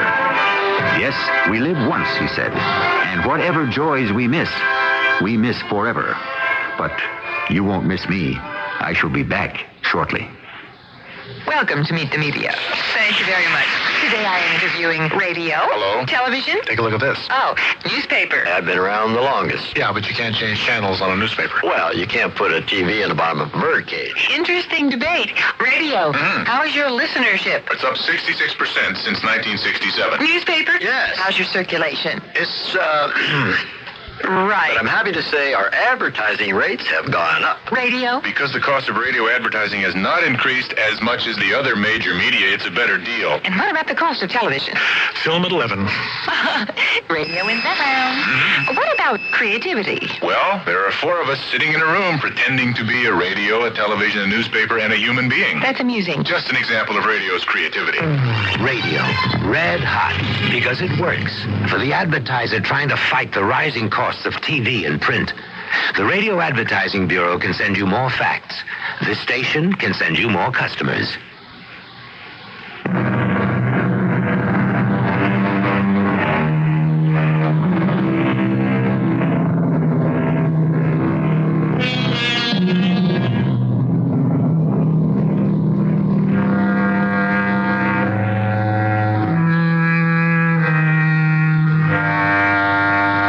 Principles that Machiavelli developed do not represent his own personal feelings, which, when he allowed himself to express them, were rather generous. Rather, they emerged from what he saw.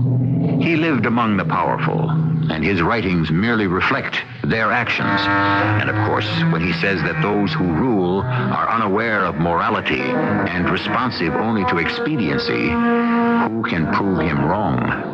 Our cast included Gordon Gould, Mandel Kramer, Russell Horton, and Joyce Gordon. The entire production was under the direction of Hyman Brown. And now, a preview of our next tale. Oh, Phyllis, what do you want? Maybe just to know who I'm talking to. Is this really Dr. Hall? Internist, endocrinologist, research fellow in a welter of medical technical terms I don't understand? Or is this just fun-loving Gary, whose sexual appetites are never quite satisfied? I don't know what you're talking about, Phyllis, but really, I wish... You know exactly what I'm talking about. I want you to fire that so-called female doctor who was sharing your research lab these last 2 months and come on home. Phyllis, be reasonable. Dr. Thurston is invaluable to me. Get rid of her. I've had it. You'll march to my tune, or I'll bring our house of cards down around our ears. I could kill her. Why do you jump every time she pulls the string? No, I'm brainwashed. There's nothing else I can do. Why don't you get rid of her? This is E.G. Marshall inviting you to return to our Mystery Theater for another adventure in the macabre. Until next time, pleasant dreams.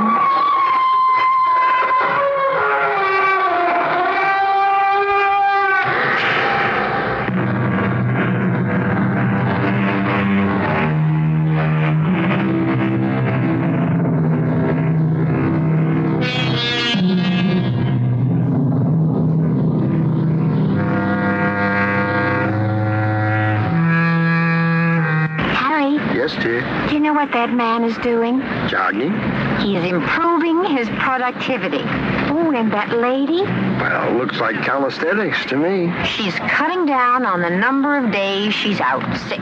Well, how come they're exercising where they work? Because that company has an employee fitness program. Cuts down on absenteeism, reduces early retirement. Exercise can do all that? Oh, we think so. Right, Employee Fitness, Washington, D.C., 20201.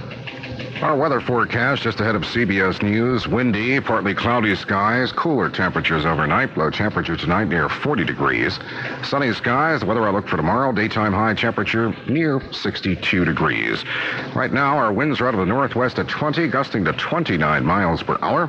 And our downtown temperature, 53 degrees. Let's get an update on national and international developments from CBS News at 11 p.m. CBS News. The man accused of trying to kill President Reagan apparently had been plotting the attack for some time. I'm Deborah Potter reporting on the CBS radio network. Sources say that federal investigators have found copies of itineraries for several presidential trips and the belongings of John Hinckley Jr., along with newspaper articles about the assassination of President Kennedy. They're convinced that he'd been collecting the material for several months, but there's no evidence that he'd been stalking Mr. Reagan. According to the sources, on Monday afternoon, less than 2 hours before the shooting, Hinckley wrote a letter to actress Jodie Foster, with whom he was infatuated. The letter, that was never mailed, is said to include a direct threat on the president's life. Hinckley is quoted as telling Foster, "I would abandon this idea of getting Reagan if I could only win your heart." It wasn't the first time that Hinckley had written Foster. The actress confirmed today that she had received several letters signed by a John W. Hinckley, but she says they never mentioned the president and made no reference to violence against anyone. Mr. Reagan is said to be doing well tonight, making excellent progress toward a full recovery. Apparently, one of the reasons he's doing so well is that he didn't suffer a direct hit. The bullet recovered from his lung had paint on it, an indication that it ricocheted off his limousine. More news after this. Grand Central Station, next stop. Ever walk through a smoking car on a train? That's where you see people who really need Topol, the smoker's tooth polish. Excuse me, sir, have you ever used Topol? As a matter of fact, my wife bought a tube for me just this week. I haven't given it much of a chance yet, but my teeth feel clean. And she says it's helped get rid of my tobacco breath, too. That's because of its fresh mint flavor. Sounds like you're a Topol user. Your teeth certainly look bright. Thanks, I am. What made you try Topol? It's tough to give up smoking, but I didn't want to give up smiling. Mint-flavored Topol has given thousands of people reason to smile because Topol goes to work immediately to help get rid of superficial yellow tobacco stains. Not only cleans your teeth, helps clean your tobacco breath, too. Just use Topol week after week and watch your teeth get brighter and stay brighter. What about people like me who like a fluoride toothpaste? No problem. Topol is available in regular or fluoride in 3-ounce and 7-ounce economy size. Hey, guess I'll give Topol a try. Topol. Use only as directed. Leaders of the big independent trade union in Poland have formally canceled a nationwide strike alert, approving a tentative settlement of the latest labor dispute with the government. But the agreement hasn't completely eased the fear of a possible Soviet invasion. Moscow radio is reporting tonight an increase of anti-socialist activities in Poland, criticizing the Communist Party leadership in Warsaw for not getting tough, an apparent warning that the Soviet Union might step in if the Polish government doesn't crack down. Officials in Atlanta say the death of a 21-year-old black man may be connected to the series of child murders in the city. The special task force investigating those crimes was called into the case after the body found late yesterday was identified as that of a man described as having the mind of a child. We get details from Pam Olson. The partially decomposed body was retrieved last night from the Chattahoochee River about 4 miles southwest from where the body of a 13-year-old boy was found earlier yesterday. An autopsy today identified the man as Eddie Lamar Duncan, 21 years old, who's described by his family as slightly retarded. He was a resident of Atlanta's inner-city Techwood Homes housing project, where residents have formed armed patrols to guard themselves against the child killer. Officials in Las Vegas are trying to find out what caused the fire today at the Caesars Palace Hotel. It broke out on an upper floor and was quickly brought under control, but 16 people were injured, most of them not seriously. It was the third major fire on the gambling strip in the past 5 months. A tornado ripped through southern Alabama today, virtually destroying the entire town of Hurtsboro. 2 people were killed, dozens injured, and more than 100 are homeless. Officials say the storm just blew the town away, ripping off roofs, demolishing buildings, and causing an estimated $8 million in damage. The strike by the nation's soft coal miners could be a long one. The industry said today it has no plans to reopen negotiations on a new contract after a tentative settlement was overwhelmingly rejected. Now this. Are you looking for a new job? Let the National Business Employment Weekly help you find it. This new paper from the publishers of the Wall Street Journal lists over 1,000 executive, managerial, and professional opportunities each week. The National Business Employment Weekly has jobs in every industry, from aerospace to real estate, at every salary range, from $25,000 to $250,000. The National Business Employment Weekly. It's all the employment information you need in one weekly package. Each issue contains job opportunities from across the nation that cannot be found in the classified section of your local paper. Positions in accounting, data processing, engineering, finance, law, marketing, and management positions right up to chief executive. Pick it up at your newsstand today, or send your check for $15 to National Business Employment Weekly, Box 300, Princeton, New Jersey, and we'll rush you the next 6 issues by first-class mail. That's the National Business Employment Weekly, Box 300, Princeton, New Jersey, 08540. Researchers say that a new drug has been found to extend the life expectancy of heart attack victims, protecting them from suffering a second fatal attack. The medication, called Timolol, has been tested in Europe, and its manufacturer has now applied for permission to market it in the United States. I'm Deborah Potter, CBS News. The CBS Radio Mystery Theater presents...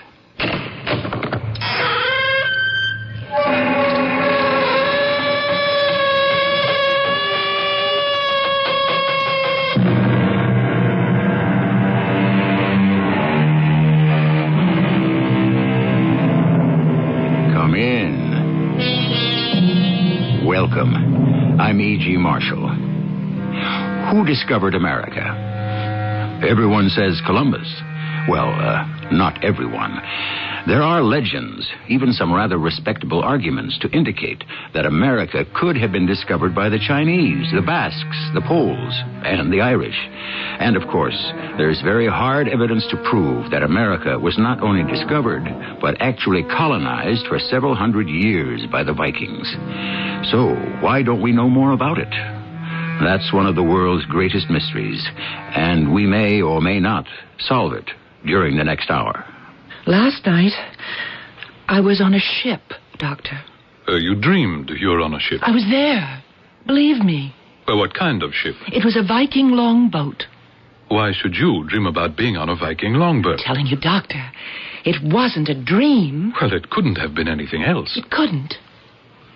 Tell me, Doctor, if it were a dream, how do you account for this dagger?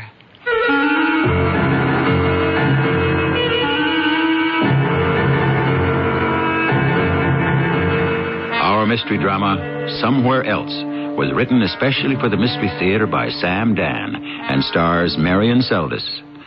I'll be back shortly with Act One.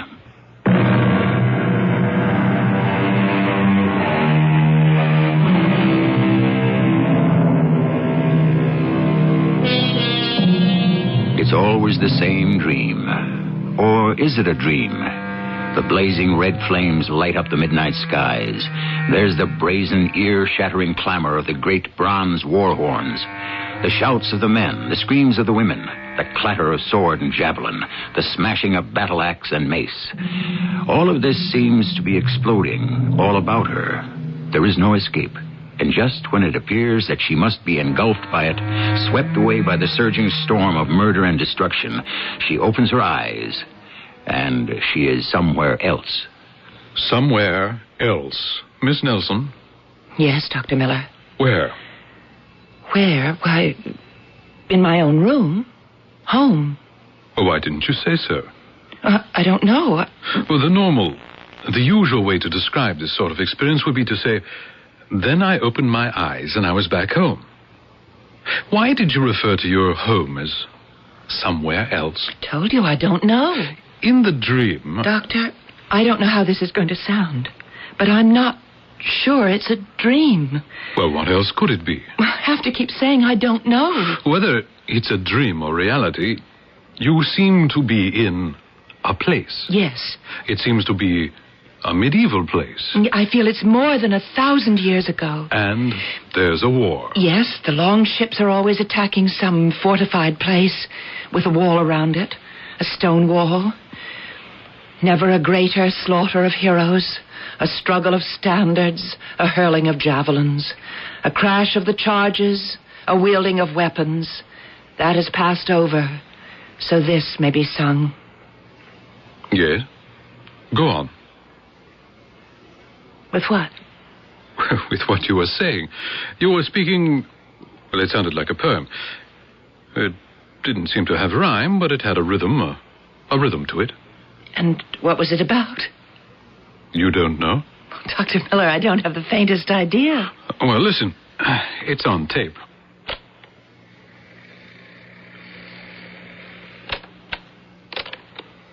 Never a greater slaughter of heroes, a struggle of standards, a hurling of javelins, a crash of the charges, a wielding of weapons. That has passed over, so this may be sung. I said that? I suppose I did. What does it mean? Where did you learn it? Well, as I've told you about the whole business, I don't know where anything comes from. I don't know what anything means. Well, you don't usually talk like that, do you? Like what, Doctor? With a kind of lilt and rhythm. I don't know where anything comes from. I don't know what anything means. I have these bad dreams, and they seem to be more than dreams. In what way? In every way. I'm leading a life that seems to be active and noisy and dangerous. Well, doing what? Attacking medieval towns and cities? Oh, that's only a part of it. And it was because Thorfinn needed the gold and the jewels. Who is Thorfinn? I don't know. Well, you just mentioned his name. Oh, Doctor, these words, they just keep coming out of my mouth, and I don't know why. What am I going to do?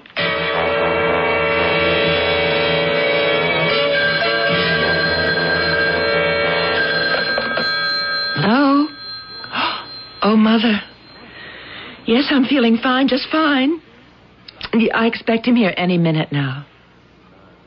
Yeah. Yes, Mother.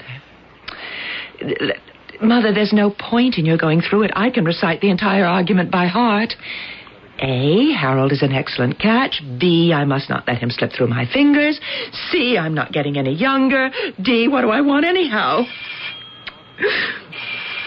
Oh, Mother, he's here now.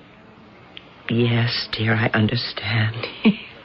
Yes, Mother. Do you want me to keep Prince Charming waiting at the door?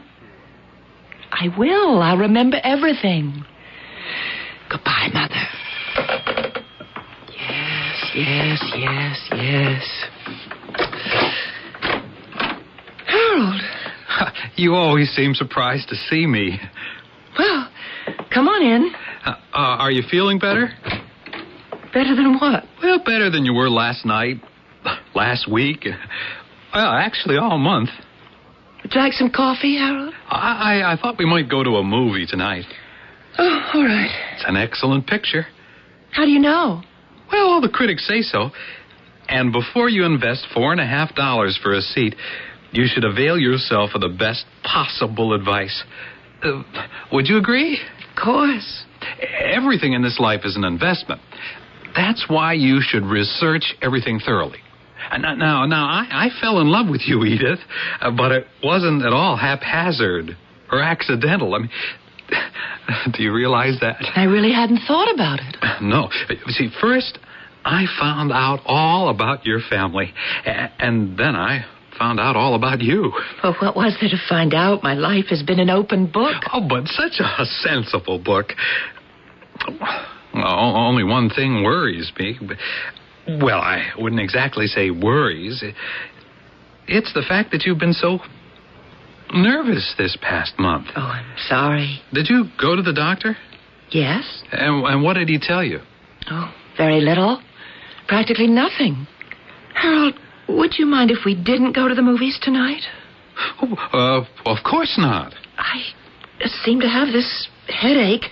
You poor darling. The best thing for that is rest. Yeah. As a matter of fact, I have a whole pile of work I could take care of tonight. Well, then why don't you do that? Oh, that's what I love about you.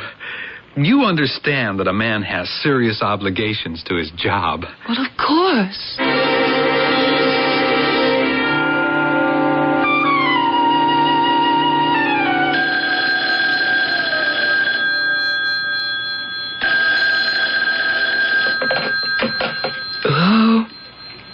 Oh, Mother.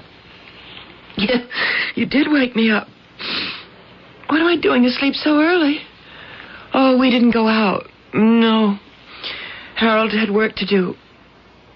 Mother, I'll name the day.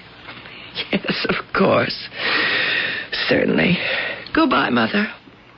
I'll remember. I'll remember.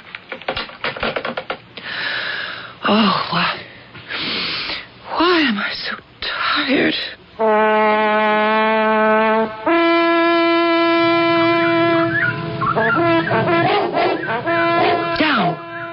Down, Randolph. Be still. This must be the house of Gottlieb Carlson. Yes? And you are the fair Edith.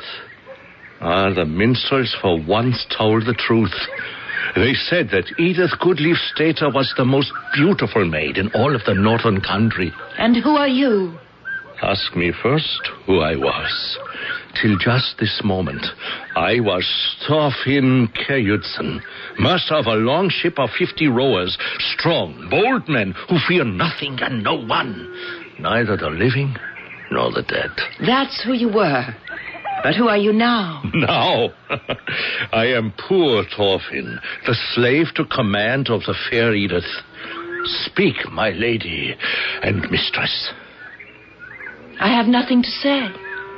Know this. I do not fancy silent women. My wife must sing and dance and speak in riddles and runes and be merry the whole day long. I am sure you will find such a one. I have found her already. And who is this fortunate maid? You shall be my bride. No. No? I am the fiancée of Harold Olafsson. Oh, why, that fat farmer. My father has pledged me to Harold Olafsson. And that must be the end of the matter, my brave Thorfinn. The matter will be ended only when you become my wife. And you will, fair Edith.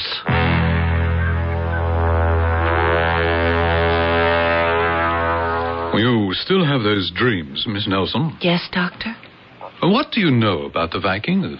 Not very much. In a general way, I seem to recall they were sailors and pirates. Yes, among other things. Now, why should you dream about Vikings? Was I dreaming about Vikings? Well, I did some research on the things you've been telling me. The references, the names. All these are Viking. How do you account for it? I don't. I can't. Well, your name is Nelson. That's of Scandinavian origin. Yes. Is it possible you could have heard all these things at home? No. Are you sure? Oh, yes. I mean, my father was of Norwegian descent, I think, but he died when I was very young. I never knew him. Well, still, there was the family. No, his parents were dead. He had no other relatives. And my mother's people were English, and so actually the only thing that's Scandinavian about me is my father's name. And you never read any of those things? No.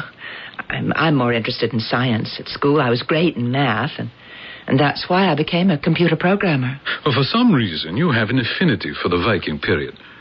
It has dominated your dream life for well over a month. Have you dreamed of anything else? No. Do the dreams seem to be taking more definite shape? Yes, I think so. I mean, at first it was just you could say a welter of activity all around me, and now I seem to have become someone. Ah, who? Well, for the past several nights, I have been a girl called Edith Goodleaf Stater. Edith, the daughter of Goodleaf, yes? I'm promised to a man named Harold Olafsson, whom I don't love. Harold. Wait. Isn't your fiancé's name Harold? Yes. And you're not too enthusiastic about the marriage, are you? Well, that's true. So I am beginning to think that this may be why I'm having those dreams. Well, my dear, it would account for why you're having dreams in general, but not for why you're having those dreams in particular. And there's another man. A handsome Viking. Well, he's a pirate. Thorfinn Kjærhjudsen. Uh-huh. And do we have a modern equivalent on the scene here? No. But you're waiting for him, aren't you? I have been. I'm 32, and... Well, you know, You're not happy. No, and I won't be happy if I marry Harold, and I won't be happy if I have to be alone, and so it's a dilemma. And since you can't solve it, you try to escape in dreams. But are they dreams? Yes, but why Vikings? And how do you know so much about them? Let's see, you started having these dreams, you say, about a month ago? Yes, Doctor. You didn't have any dreams even remotely like them before? No. Why did they begin a month ago? What happened? Was there an event? An event? What sort of event? A month ago. That would be June 3rd. A Saturday. You came in here. I have the record. June 14th. Now, you told me you were having those dreams. You remembered the day they began, Saturday night. So what happened Saturday that could have triggered them? I don't... Now, don't say you don't remember. We're going to put that day together. Now, what happened on Saturday, June 3rd? That seems to be changing your whole life.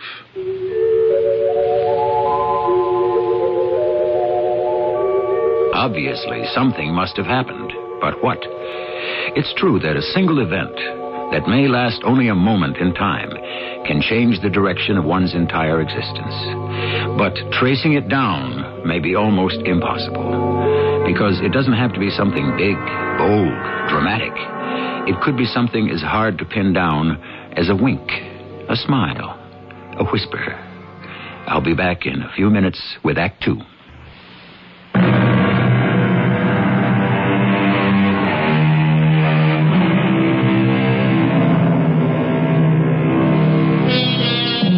In our dreams, we go journeying, says the poet. True, but where and why? Why one dream and not another? And why are some so real and others so dim and confused? What is a dream? Is someone trying to tell us something? If you can't answer these questions, you're in distinguished company. Neither could all the great scientists, psychologists, and philosophers. Saturday, June 3rd. Remember it? Yes, Doctor. Why? Was it a special day? Well, any day's a special day if I don't have to go to work. Well, that tells us something about your job. What did you do on that morning? I went to the old Renby place. Oh, I mean, the Renbys have been gone these past 20 years. The property belongs to the state now. But nobody minds if you go there and pick cranberries. So you went berry picking Saturday morning?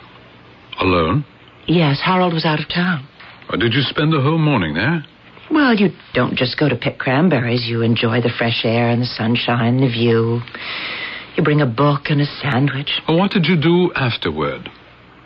I went home and I wallpapered my bedroom. That took all afternoon. Then I went to my mother's for dinner and we talked a while about you know who. We watched TV and then I went home and to bed. And that night you had the first dream? Yes. On TV, did you see a movie, perhaps, about Vikings? No, actually, we watched a baseball game. My mother's a fan. And that was Saturday, the 3rd of June? Yes. Have you told me everything? Every little incident? Start again. While I was picking berries, I tripped and fell. Is that the kind of thing you want? Yes, go ahead. And I saw this funny piece of iron lying there on the ground. Iron? Well, I could tell it was very old because it had that rippled sort of look. Describe it. It's about 8 or 9 inches long, and on one end of it, it's about an inch or so wide, and it sort of narrows down to a point. Like a knife? Yes, a knife. What else can you tell me about it? It has some marks on it. I would say it might be some kind of writing. In what language? Well, I don't know. I'm not even sure it's writing. What did you do with it? Well, I brought it home. I mean, you know people are always finding things around here from colonial times, so I used it as a paperweight. Mm-hmm. Well, I'd like to see it. But what would it have to do with anything? Whatever happened to you on that day, the 3rd of June, could be of the utmost importance.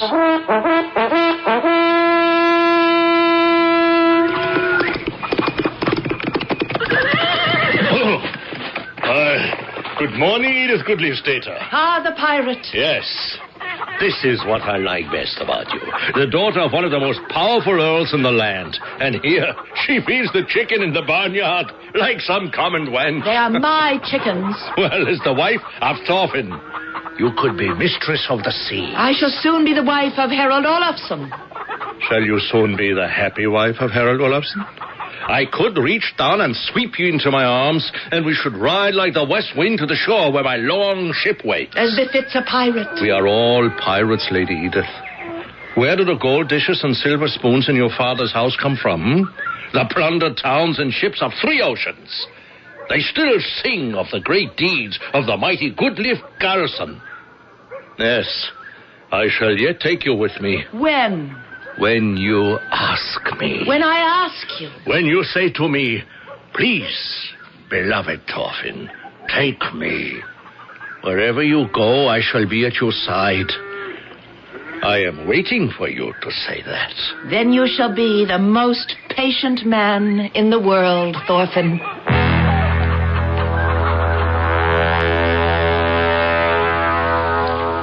I had this knife, well, that's what it is, examined at the Fine Arts Museum in Boston. It's an 11th century Viking dagger. At one time it must have had a hilt made of leather. It was probably set with precious stones. But how can they know that, Doctor? The writing says, from Thorfinn Kjærjudsen to his bride, Lady Edith. Those are the names I've been telling you about. Could you have read those names on the blade and constructed this fantasy? But how could I read it? Yes, that's true. But I have a question. What would a Viking knife be doing in a cranberry patch in Rhode Island? I asked the same question. It seems that the Vikings set sail for the New World about the 11th century. We know they went to Greenland, Labrador, Nova Scotia, and further south they found a place they called Vinland. Vinland. Historians aren't sure where this place was. Vinland. Some say it was Nantucket. Markland. We know they passed by Cape Cod. Fyrdostrandi. And they sailed perhaps south and west, here to the shore of Rhode Island, where they found vinbers or wineberries. Perhaps cranberries. Let us cut the vines, said Leaf, and we shall have a loading for the ships. What did Leaf say? Leaf? You just mentioned that name. Oh, Doctor, I don't know what to think anymore. This knife, this 1,000-year-old Viking dagger, it's the clue. But how? How can it mean anything to me? How did you get it? I told you I found it in the fields at the old Denby place. I mean, how did you get it the first time? How did Thorfinn Kjærjudsen present it to Lady Edith? Doctor, do you know what you're saying? I only know we have one line of approach. And where can it lead us? Tell me more about Thorfinn the pirate. But I don't know anything about Thorfinn the pirate or whoever he was. Try to think. No. Listen to me, Dr. Miller. It's true, I have led a dull, prosaic existence, and my only romance, if you can call it that, has been with a dull and prosaic man. I'm fighting it. Therefore, I am dreaming about this swashbuckling Viking pirate who shall take me away from all this. Does that make sense? Well, it happens every day. But why to a Viking? Why to someone so remote and from a culture so foreign? That bothers you? It doesn't bother me. There's a little mystery here, I admit, but it doesn't change the essential nature of my dilemma. Which is? To marry Harold or to live alone. Probably for the rest of my life. I've thought it over, and I'm going to marry him. Better to be Mrs. Somebody than Miss Nobody. Well, I know that there are two sides to that story, especially in these so-called enlightened times. But I'm afraid to be Miss Nobody. And after a while, most marriages settle down to a sort of dull routine anyway. So you've made your decision. Yes. You may live to regret it. Either way, I'll regret it. And the Vikings? There's an explanation. Yes? What? Oh, Doctor. Just because we can't come up with it doesn't mean that it doesn't exist.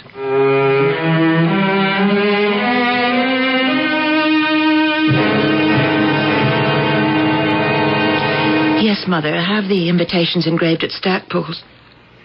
Well, then, do them at Stacy's, then. Mother, it doesn't matter. You can discuss that with the minister, Mother, after all. It's your wedding. No. What I meant was, it's very important to you. Yes, it is to me, too, Mother. Saved by the bell.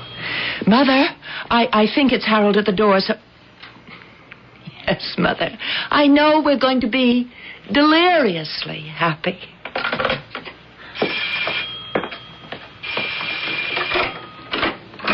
Edith, darling. Harold, come in. Well, dear, have you decided? Where would you like to go on our honeymoon? Oh, it doesn't make any difference. How can you say that? Well, you should have some preference, Harold. I do. What would you say to a cruise? Cruise? Yes, dear.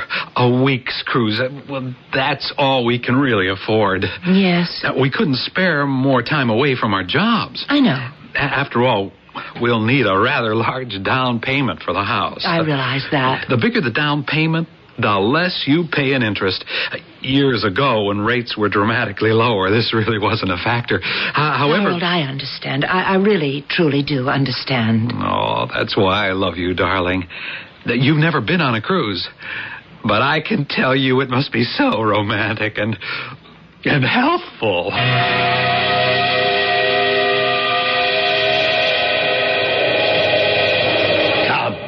Come and ride the sea road, Lady Edith. Hear the wind whistle through the rigging, the chant of the rowers. You're standing in my way, Thorfinn. And what are you doing, feeding the pigs? They are my pigs. You should be a queen. Come. I cannot. Why? I am to marry Harold Olafsson tomorrow. Oh, I refuse to allow it. Indeed. Yes, listen to me, beautiful Edith. You are no longer a maid of 16. You're twice that age. You are so adept with a compliment. Why have you not married till now? Shall I tell you? All your life, you have waited for me. For you. For a man like me. Flatter yourself. Now that I'm here, why do you refuse me? Please go away. Send me away. Very well. I send you away. You can only send me away by swearing to me that you love Harold. Swear to me that he is the only man in the world for you. Swear it. Well, I'm waiting. You cannot. Please. Oh, fair Edith, listen. Come with me to the ship, to the wide open waters, to freedom, adventure, love. Thorfinn. Meet me here in the courtyard tonight. No. I will come with my men. We will have swift horses. Please. Meet me tonight. Tonight I sail. If you refuse to sail with me, you shall spend the rest of your life with that fat, stupid Harold Olafsson. Decide, Edith. Decide.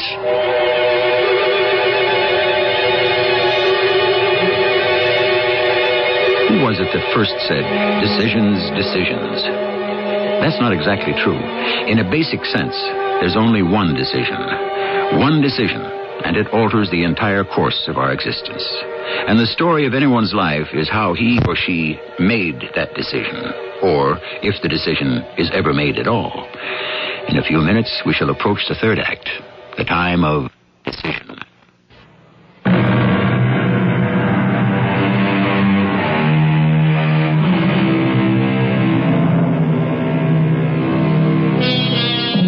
It's not an uncommon occurrence. Perhaps it's even happened to you. There's a persistent dream or illusion that you're someone else, living somewhere else. And sometimes all the details are sharp and clear. Sometimes they're dull and blurred. But there is this feeling, and it won't go away, that the here and now is not the only existence you've ever known. Our heroine, who is she? Edith Nelson, a rather repressed computer analyst, or Edith Goodleaf's daughter, the daughter of a Viking earl, or both. Decide, Edith. Decide. I don't know, Thorfinn. Well, progress. Good. We go from no to I don't know. I don't. Think. I have been thinking. I have done nothing but think ever since I first saw you. And the more I think, the less I know. Good. It is not well to know too much. Only how to fight, make love. Let us not think. Let us act. I shall come for you tonight. Thorfinn. Wait for me here in the courtyard. But I don't know. You know, fair Edith. In your heart, you know.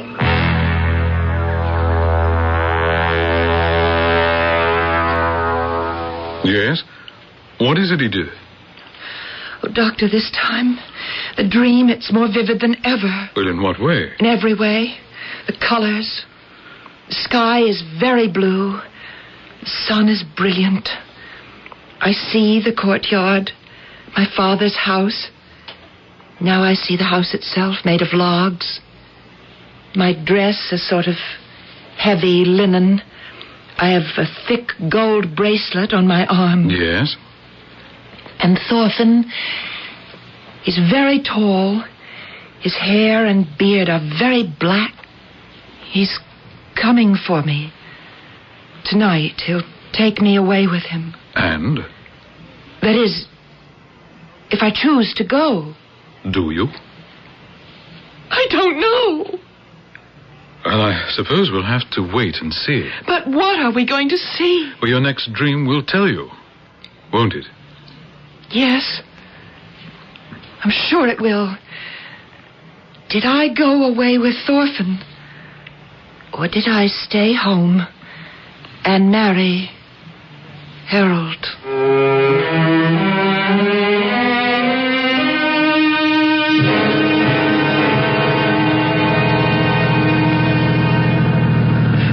Do you mind if we park here for a while?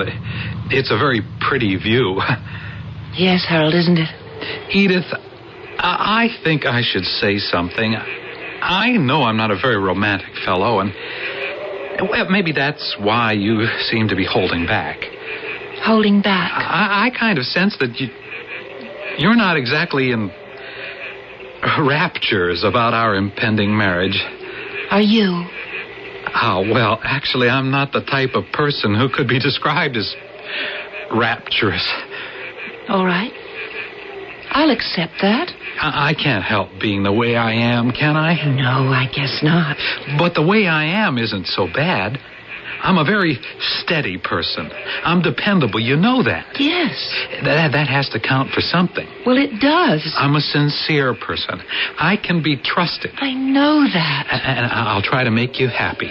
Edith, perhaps I shall never fill you with rapture, but neither shall I plague you with sorrow. With me, you'll always have the golden mean. You'll never be tossed on stormy seas. There will always be the calm of the safe harbor. Well, that's all I have to say. I understand, Harold. I understand. The golden mean. The safe harbor. Isn't that what everybody really wants?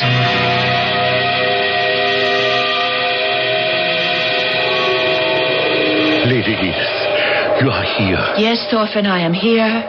And here I shall remain. I am not the woman for you. I won't believe it.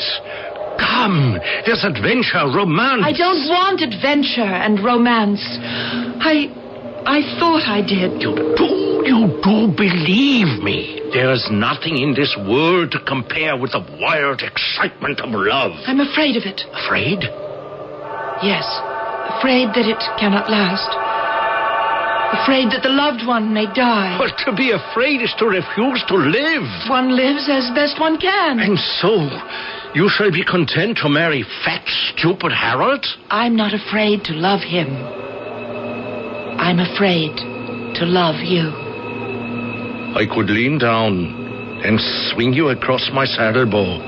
In less than an hour, we shall be riding the wild sea road. Well, you won't. Who is to stop me? You shall stop yourself. You said I shall take you with me when you ask me. You said that. Yes, I said that. You will take me when I say, please, beloved Thorfinn, take me wherever you go. I am waiting for you to say it. I can only say, beloved Thorfinn, please, go. Go without me. Ride the wild sea roads without me. Become lord of the world without me. Edith, listen. No. You must go without me.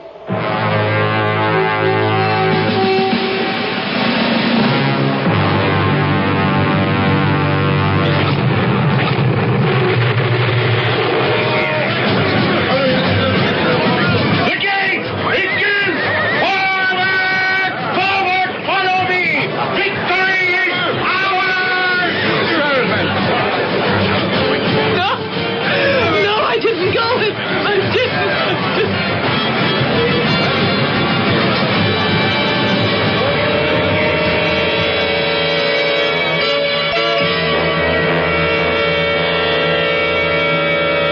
No, you must be calm.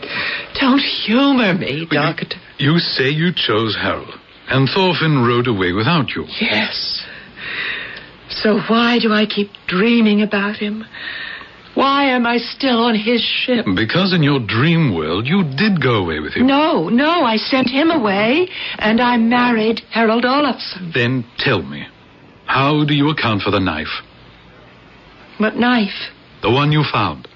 The wedding gift from Thorfinn to Edith Goodlifstater. I don't know. What is the knife doing here in Rhode Island? Which, for all we know, is the ancient Viking Vinland. Tell me. I can't. We're back to square one. And Harold? Shall you marry Harold? The invitations are printed. I wish I could help you. I wish I could help myself.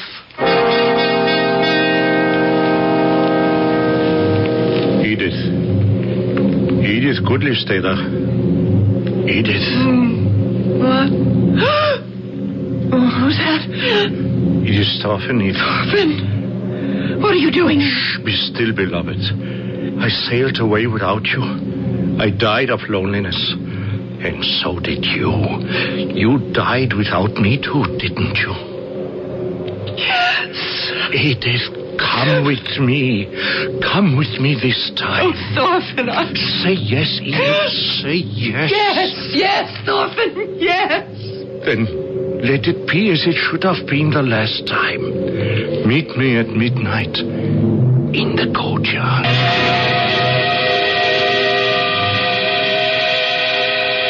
I've cleared up this little mystery about the dagger, Dr. Miller. Yes? How did it get here in what used to be Vinland? Well, I went back there, and this time I sailed with Thorfinn. And? And we must have sailed here. Period. And that's supposed to clear up the mystery? Absolutely. You say you went back there. Back where? To my father's house in Norway. And this time, when Thorfinn came for me, I went with him. So as I told you, it's really quite simple. When did you go back there? I'm going to go back tonight. Tonight? You're going back to this place in Norway tonight? All I know is that tonight, Edith will meet Thorfinn, and they shall sail away together. Don't do it. Ah, that's better. You're taking me seriously. You're not telling me I'm crazy. Don't do it, because it must end badly. Oh, how can you say that? I've been reading up on the period.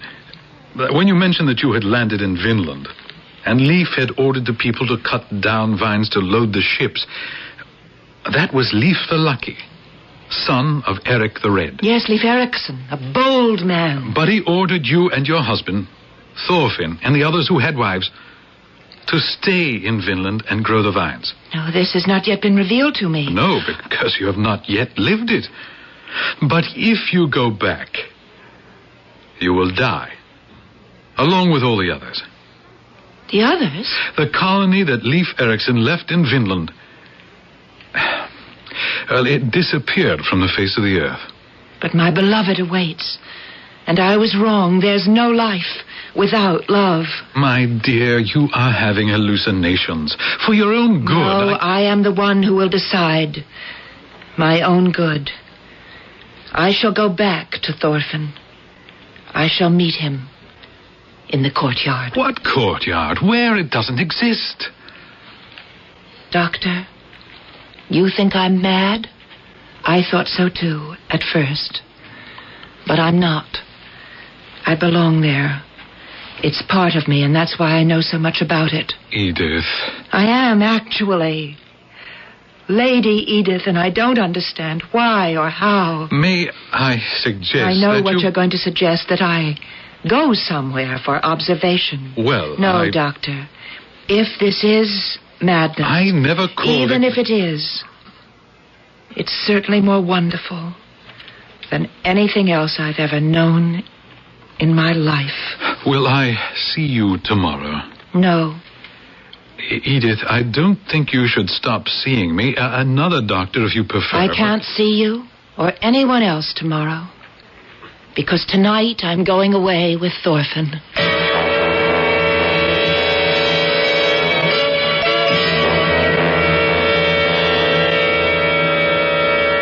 Dr. Miller? I'm Lieutenant Spring. Yes. What can I do for you, Lieutenant? It is about Edith Nelson. She disappeared last Saturday night. Yes, I know. She was supposed to have been married the following day. She's been seeing you, Doctor, and you're a psychiatrist. Would you know why? Well, it's not uncommon for a person to be overwhelmed by the thought of a marriage and to simply run away. You've heard of that. Oh, yes, of course. Or else she may have changed her mind about the whole thing and just decided to pull up stakes and leave. Yes, I've heard of that, too. But her money and her bank account and all her possessions are still here. Now, her mother knows them all to the last paperclip. The only thing that's gone is a paperweight. A paperweight? Yes. Her mother says it's an old piece of iron that might have had some value as an antique. You have any ideas, Doctor? I think she may have been looking for something or someone. Oh, who? What? Something in the past. Oh, the past.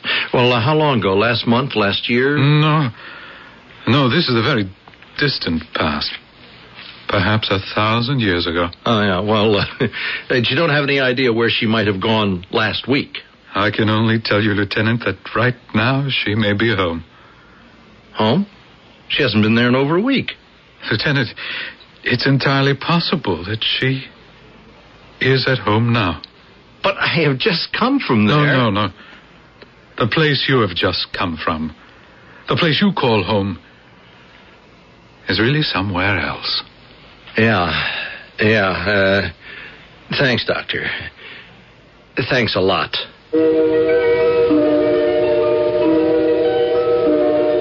What else could the doctor tell the detective? The same story we've told you? In the first place, it's quite possible he doesn't believe it himself. And if he does, what's the use?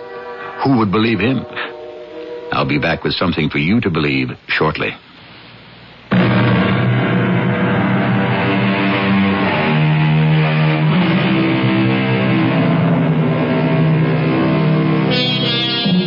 This has been an hour devoted by and large to dreams. What are dreams?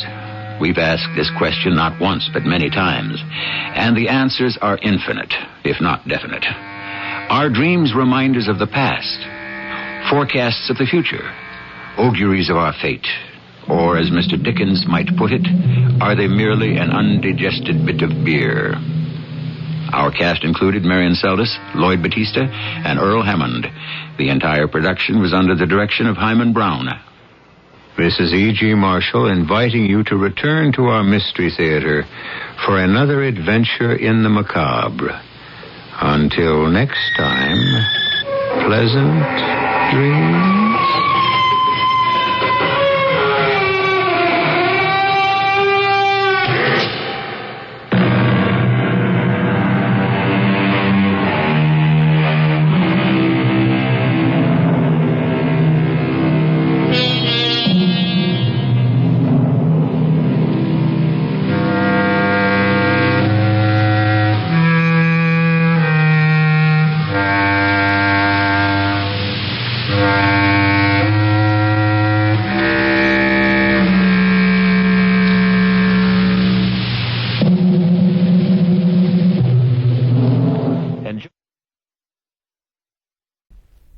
The CBS Radio Mystery Theater presents...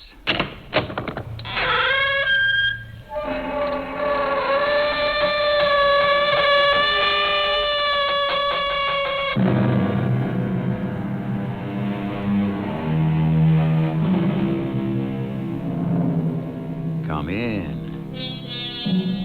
Welcome. I'm E.G. Marshall. There's an old story about a woodcutter who was on his way home one bitter winter night when he saw a poisonous snake lying frozen stiff in the snow. His first impulse was to pass it by, but then he said, "This, too, is one of God's creatures. How can I leave it to freeze to death?" So he took it home and warmed it by the fire. And when the snake came back to life, it bit and killed his 2 children. We shall do a variation on this all too familiar theme during the next hour. Why do they stand and look at me like that? I have told them you are a god. Me? A god?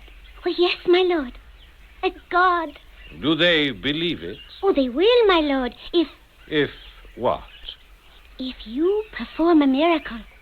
And you shall. I told them you could. How could you tell them such a thing? Because, my lord, I believe you are a god. Aren't you?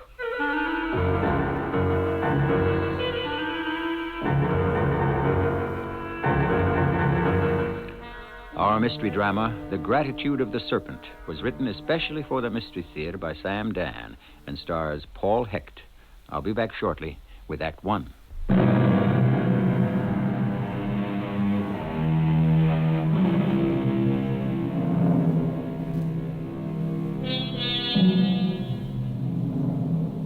We call them the Aztecs, but they referred to themselves and were known as the Tenocas. Their capital, which is now Mexico City, was called Tenochtitlan. They were fierce, intelligent, skilled in the arts of war and crafts of peace. And yet their well-trained veteran army of hundreds of thousands of soldiers was no match for a handful of Spanish adventurers who swept away their mighty empire in almost the blink of an eye. Why was their downfall so sudden, so devastating, so complete? This was and shall always be one of the world's greatest mysteries.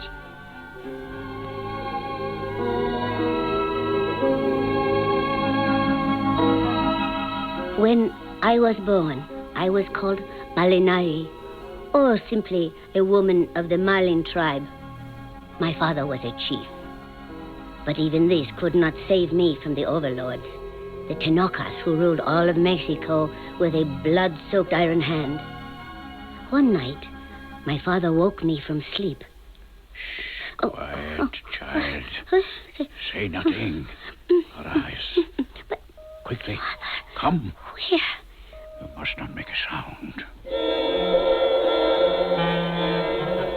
My father led me swiftly, silently, to the slumbering village toward the ocean.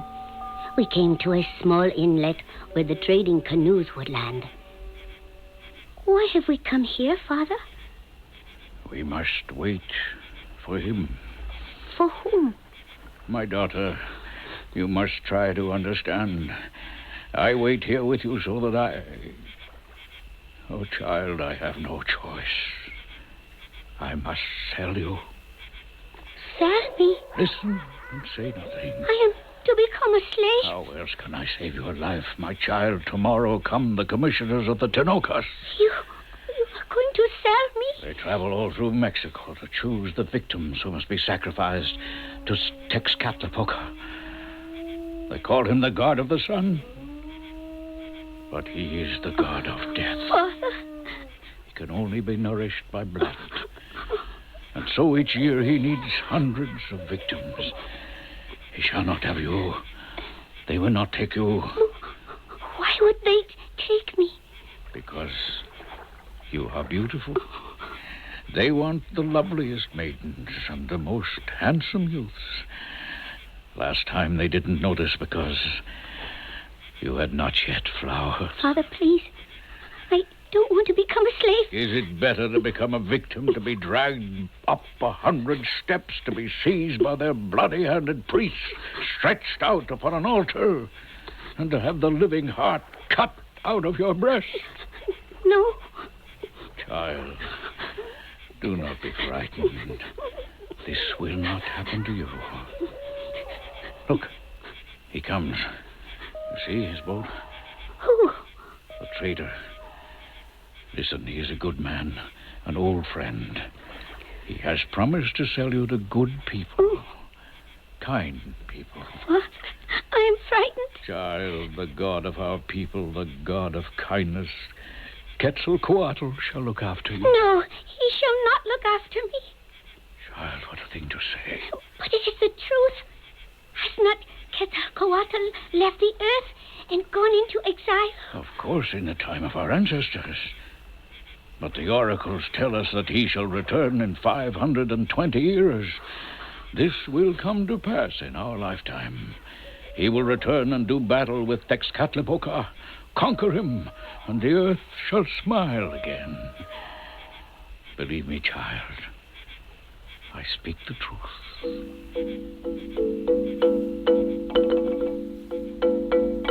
The large canoe came into the inlet, and in it was the trader. He was a tall, heavy-set man. His men plied the paddles, and they all appeared afraid of him. Indeed, I was afraid of him myself. But he seemed to be a friend of my father's. They spoke pleasantly for a while. Then I was told to get into the canoe. We sailed far down the coast to a place I had never seen before. It was a large village of a people I had never heard of. They were called Maya. The trader took me into his own dwelling. He was kind to me. What is your name? Malina? That is not a name. It only means a Malina woman. There are thousands of them, isn't that so? Yes. But only one of you, isn't there? Well? Yes. Therefore, you have to have your own name. We make it a pretty name, eh? Let me see. Oh, what is a pretty name? Blue Dove? It has to be a Christian name. Christian? What is Christian? I don't know. It's just the Spaniards say they're Christians. Who are the Spaniards? I don't know that either. They say they have come from across the sea. They have very large, thick, wide boats with huge white sails, and they ride on animals that look like deer without horns. And they wear clothes made of metal which arrows cannot pierce. And they have long tubes which belch forth flame and smoke and which kill. I shouldn't wonder. Are they perhaps gods? That could very well be. It is my plan to sell you to their leader, but first we must give you a Spanish name. Instead of Malina, we shall call you Marina. Marina. Oh, yes. It pleases me. Marina. And now we shall learn to speak Spanish.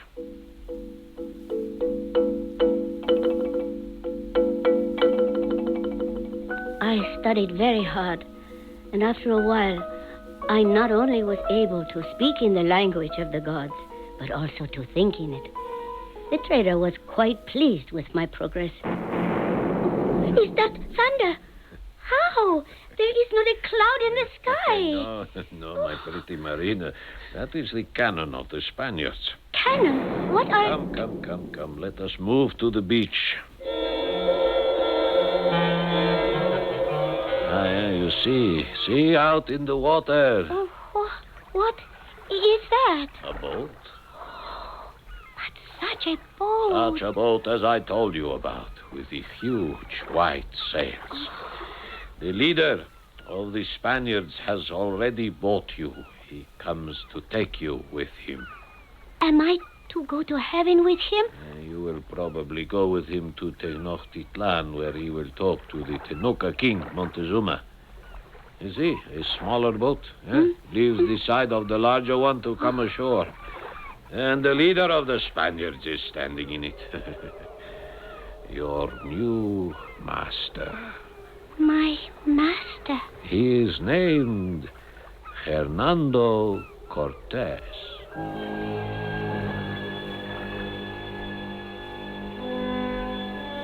He was dressed completely in metal. The sun shone on his helmet and breastplate. Was it true what my father had told me? The prophecy that the good king god of our people, Quetzalcoatl, would return to battle the evil god of the Tenochas, the blood-drinking Tezcatlipoca. He did not look like the pictures I had seen of Quetzalcoatl. But as everyone knows, gods may change their shapes. Why could he not be the god? He must be. And he has to redeem his people. What are you called? My name is Marina. Marina. My favorite. It's the very name I would have given you myself.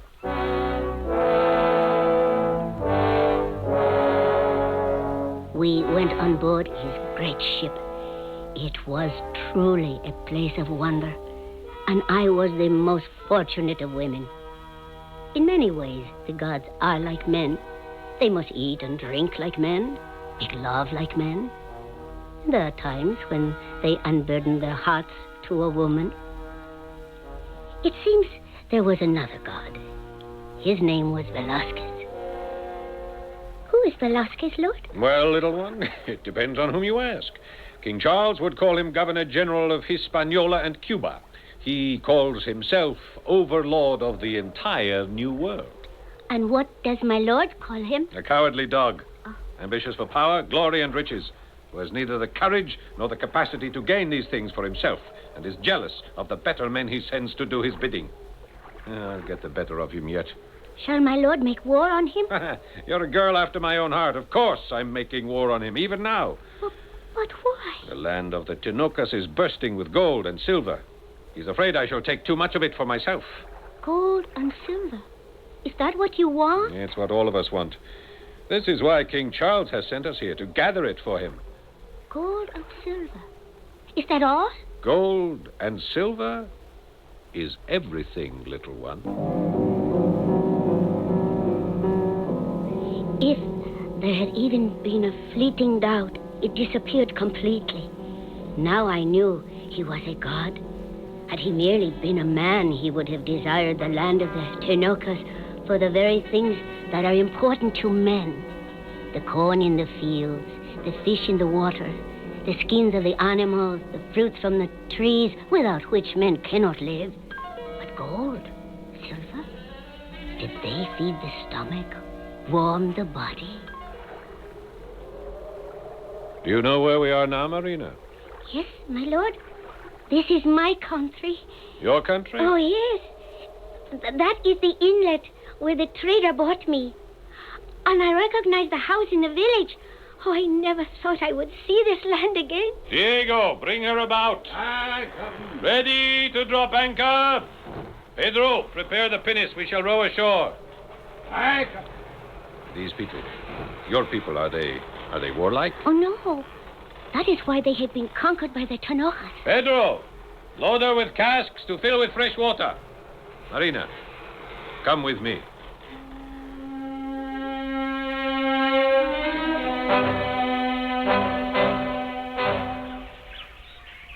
My daughter. Father? Who is he? My master. Tell him we come here in peace. My master says he comes here in peace. I do not believe him. Father. He lies. About what? He says he is a man of peace. Oh, he is? Then why does he look like a man of war? I can see the love of war in his eyes, on his face, the way he stands. Step aside, child. You must not be hit by a stray arrow. What are you saying, Father? What is it, Marina? Father! All the men of our tribe, they are hidden in the trees behind the rocks. Each has already bent and aimed his bow. But, Father, we are not warlike. That has been our downfall. Never again. Now we shall fight. We shall kill these strangers before they can enslave us. I know they have not come here to enslave us. No? No, Father, believe me. They have come here in order to save us. And they will save us.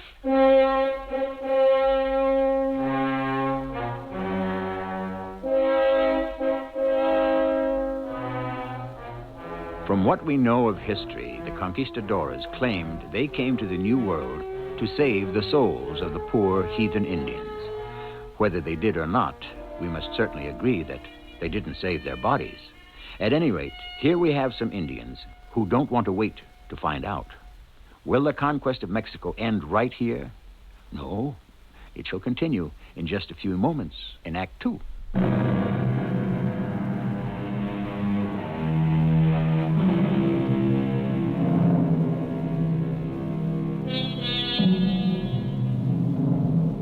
The year is 1519.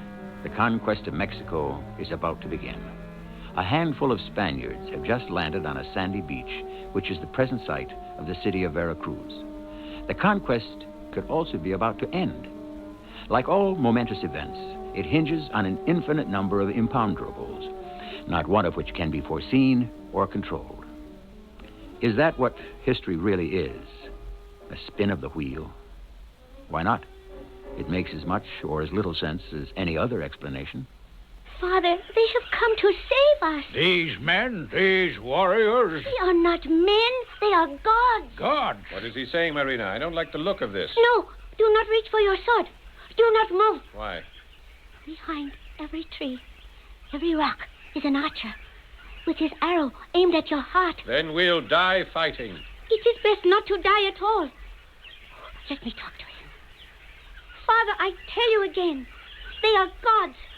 And he, this one, who stands next to me, is Quetzalcoatl. Blasphemy. Why is it blasphemy?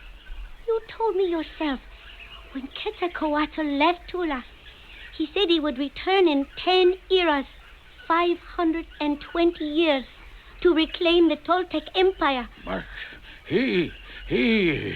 how can he be our great god? Is this not the exact time, Father? Yes, if only... Yes? If only he could prove that he is the great god Quetzalcoatl. He shall. My lord. What is happening, Marina? My lord, you must bring some of the cannon from the ships and also the arquebuses and the horses. And why must I go to all this trouble? Because you are a god, and you must show your thunder and lightning. And a hush fell over the Indian people as the ships were unloaded. There were cries of astonishment at the sight of the horses. When the men mounted them and raced up and down the beach, people gasped in wonder. See, Father, see! This is indeed a marvel. What are those men doing there? Men, Father? Gods! What are they doing with those round things? Those are guns. They splinter the trees. Yes, Father. They call down fire and destruction. Like gods. Truly like gods. The miracle, my child. The miracle has taken place. Quetzalcoatl has not forgotten his Toltec people. He has come back.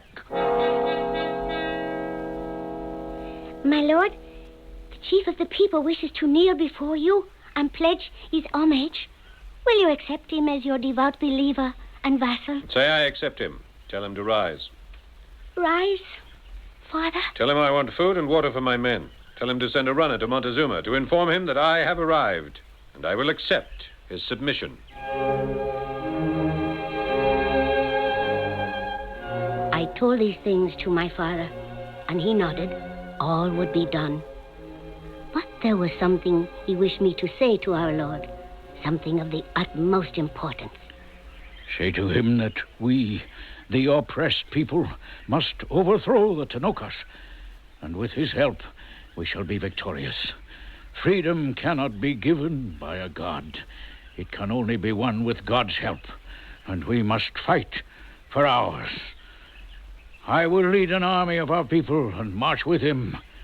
Tell him and beg him to accept.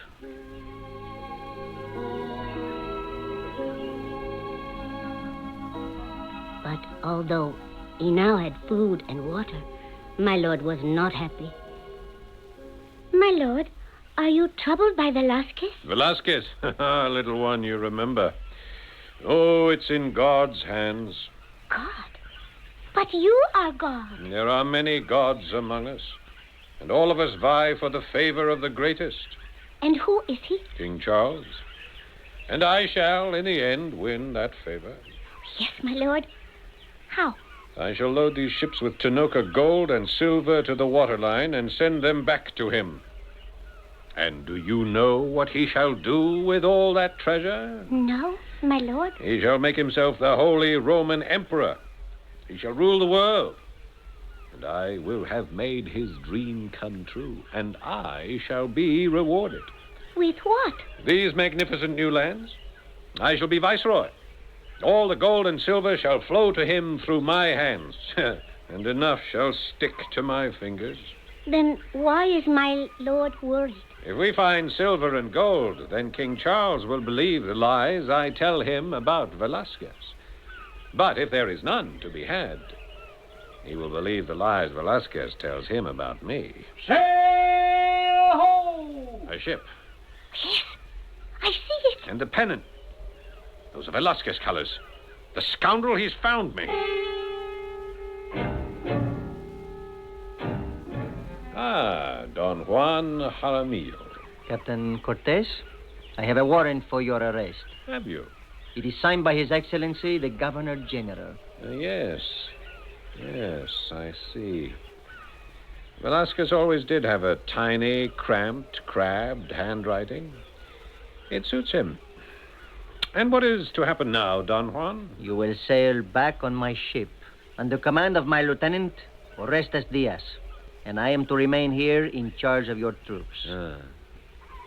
What are you staring at, Don Juan? I beg your pardon, Captain. I should have said, at whom are you staring? Oh, was I staring? Yes, you were. Her name is Marina. She is my interpreter. Captain, it is so long since I have looked at a beautiful woman. Well, it is always permissible to look. And now for less important matters. Your warrant for my arrest, how do you propose to execute it? Sir, I would assume that you would abide by the orders of your superior. One always listens to one's superior. But at this point, what is superiority? In force, for example, how many ships do you have? 1. I have 11. And how many cannon do you have? 2. I have 12. How many men? 50. I have 500. In all the important aspects of superiority, mine is 10 times greater than yours. I take it, then, that you refuse to obey the warrant. I consider the warrant ill-conceived, impractical, and against the best interests of His Majesty King Charles. I could assemble my men and try to take you by force. That is a possibility. But I'm not sure my men would obey me. That is a probability. And I would be killed. That's a certainty. And so, Captain, if you will permit, I shall tear up the warrant. And I place my men and myself and my ship at your disposal. We are yours to command. We shall join you. He was young, this new god, this Don Juan Jaramillo, and he was handsome. He looked at me the way many men have looked at me. Was he mad? I belonged to his master. He tried to find opportunities to talk with me, but it was never about love. He had too much respect for our master, and he was also afraid. Marina, I must speak with you. Yes, my Lord Juan? Talk to him. He listens to you. Talk to him? About what? There's treason. Some of his officers are supporters of Governor Velasquez. I know. You know? And he knows, too. They have found out I came here to arrest him on Velasquez's orders. They're afraid to follow him now would be to defy Velasquez. That is true. They are trying to get the troops to mutiny. Marina, I am saying this to prove how loyal I am to the Captain General. Why should anyone question your loyalty, Lord Don Juan? Because if Cortez were to be arrested or killed, removed from this place, or removed from this life, then... Then? It's best we don't talk about it. You must go to him. Warn him.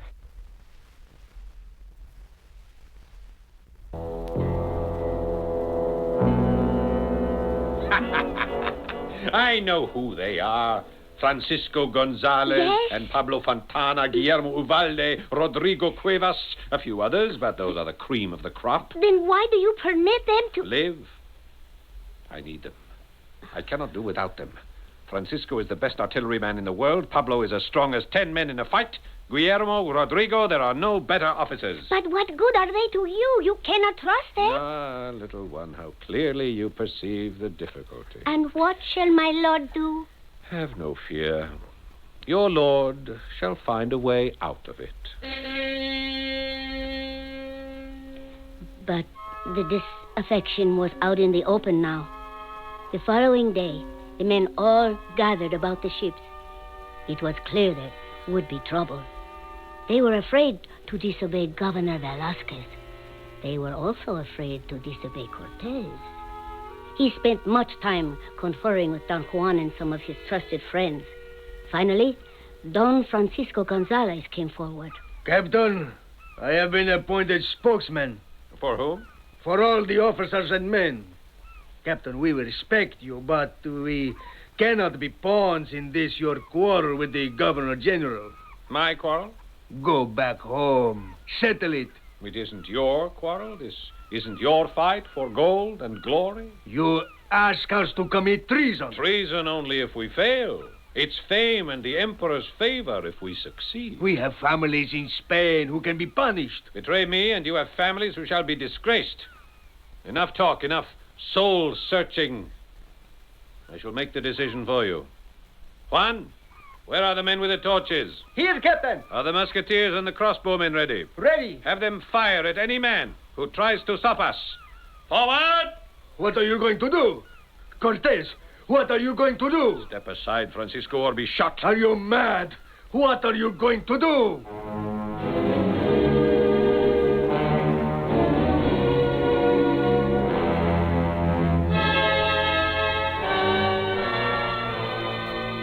What is he going to do? Obviously, some act of madness. That is, apparent madness. But we know Hernando Cortez by this time. There's a keen and calculating intelligence behind every move.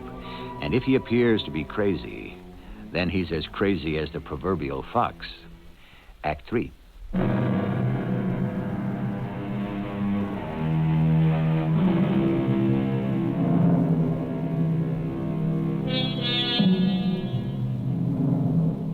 And once again, the conquest of Mexico can come to an abrupt, inglorious end before it even gets off the ground. But although everything seems to be in an advanced state of confused cross purposes, we know that there is a sure and steady hand that is manipulating all the strings. It belongs, of course, to, and yes, we can call him that, one of the greatest con artists in history, Hernando Cortez. What are you going to do? You mean it isn't obvious, Francisco? We are going to burn the ship. Madness! You men, you heard him! We must stop him! It's too late, Francisco. The first man who raises his hand will be cut down. Juan, have your men move forward. Burn the ships! Suddenly, several dozen torchbearers were climbing aboard the ships. Soon the entire fleet, all 11 vessels, were blazing. And soon the proud little flotilla was nothing more than charred timbers. What have you done? In the name of the Lord, what have you done, Captain? I have made your decision for you. How can we return to Cuba? We have no ships. You cannot return to Cuba. You must go forward to Tenochtitlan and conquer this land. Listen. Listen, all of you. Do you hear? Those are the drums of the Toltecs, the Mayas, Olmecs, and scores of other tribes. Warriors ready to help us conquer the Tenochas, ready to march with us. Do you know why? Because they believe we are gods, living gods. You have no way to go now but forward. You have no choice but to fight. Fight like gods. Conquer like gods. And you shall become rich as kings. Suddenly, the air was filled with wild sounds of acclaim for Cortez. Cortez the conqueror. Cortez forever. He smiled. He acknowledged their cheers. But he was a wise god. Later that night, he said to me, Let me fail them. Let them believe I have failed them. and they shall be just as eager to hang me. The conquest of the Tenokas proceeded. Here and there, the Tenokas and their allies appeared to fight, to turn us back. Francisco, set the guns here. Yes, Captain. Juan. Captain. Take 50 horsemen, ride forward. Engage them briefly and then retreat quickly. Yes, Captain. Marina, say this to your father, the chief. All our Indian allies must be spread out on either side of us. On my command, they are to close in with the enemy. Make him understand that. Yes, Captain. The plan is to have Don Juan lure them back here. When they come into cannon range, we shall destroy hundreds of them. Then your father's people shall close in and dispatch the rest. Don Juan lured the enemy into the trap. And then my father led the warriors into the battle. In the end, there were thousands of dead on the field. But I noticed all the dead were Indians. Not one white man had perished. I looked at my lord in wonder. He could read my thoughts. Yes, child. You have just learned the first law of survival. Arrange to have other men die for you. But how many must die? Who knows? Life is cheap. That's why there's so much of it. Well, life may be cheap. It is very dear to him who has it. Captain, do we move forward? Always, Juan, always forward. Never backward step. Conquistadores, forward to gold and glory.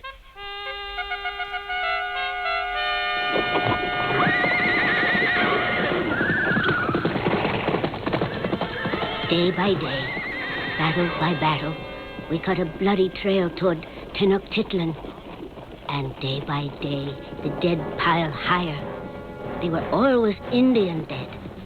And then suddenly, all resistance is over. It is now believed that these white men are gods, immortal gods. And so, we come to the great city of Tenochtitlan, the home of Montezuma himself. It is a place of wonder. Hold! Hold! Conquistadores, we have arrived. We are surrounded by gold and silver. I order you to conduct yourselves like gentlemen. Looting will be punished by death. Every man will have his just share. Marina. Lord. Who are these richly dressed men? Oh, they are nobles who come to welcome you to Tenochtitlan. It is beneath my dignity to be greeted by any save Montezuma himself. Tell them if he does not come here at once, I shall call down fire and destruction upon the city. He came, Montezuma, the king of the Tenoka, the terror and the scourge of all Mexico.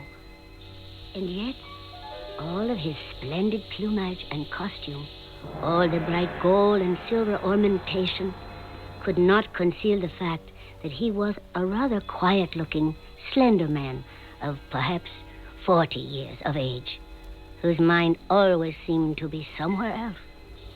Speak to him as I have instructed, little one. My lord demands your obedience, king of the Tenokas. Who is your lord to give orders in my city? My lord is the Spaniard Hernando Cortez. He speaks in the name of the Emperor of Spain, Charles V, soon to be lord of this world. My lord is also the god Quetzalcoatl. Blasphemy! He has fulfilled the prophecy. He has returned. He sits before you on his magic animal. Kneel before him. How may I be sure he is indeed the god? Very well. He shall reveal himself in all his awful might. My lord, the king demands proof of your divinity. Proof he wants, proof he shall have. Francisco Gonzalez. Captain. Point one of the cannon at the doorway of that house. Yes, my captain. Blow it open. Gunner, stand by with the match. Aim! Fire! A howl of terror went up from the multitude. People by the thousand fell to the ground in attitudes of fear and worship. My Lord Cortez sat quietly on his horse. Finally, Montezuma rose to one knee. and bowed his head. I am now his to command. He will surrender, my Lord Cortez. Good. Let him hand me the scepter. Lord. Yes? Speak up. Is it not enough that he bows? Must you also have the scepter? I must have the scepter. But, my lord, it is too much, too soon. There are those who will be angered, and they will fight. And they will be killed. The scepter. As my lord commands. King Montezuma of the Tenochas, my lord Cortez, who is also Quetzalcoatl, demands the scepter as a symbol of your submission. But the scepter is holy to the god Texcatlipoca. Texcatlipoca is dead. Must I give him the scepter before all the people? Shall he once more call down fire and destruction? Suddenly, the vital spirit, the life force, went out of his body. His eyes lost all color. His entire body trembled. He handed the scepter to my lord Cortez. At this, a great sigh went up from the people, and in the crowd I could hear shouts of anger. Suddenly, a Tenoka warrior raised a mace and smashed the skull of a white soldier. The man fell dead to the ground. There was a silence. And then a Tenoka shouted, "They are the gods! They are men! They die!" We'll have to fight. Gonzales, fire into the crowd. Musketeers, crossbowmen, fire! Don Juan, Pablo, seize him. Seize Montezuma. Hold a dagger to his throat. He shall be a hostage. Marina, tell the crowd to stand back. Tenoka people! Tenokas, raise a hand against the gods, and your king will die!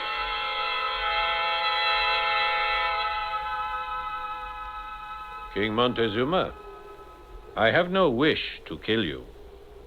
I no longer desire to live. I have humbled myself before an enemy of my god, Texcatlipoca. I wish to die.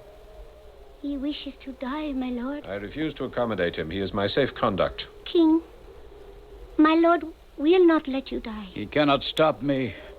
I shall force the life to flow out of my body. Soon I shall be dead as a husk of corn without the ear. My lord, look. He dies. He dies.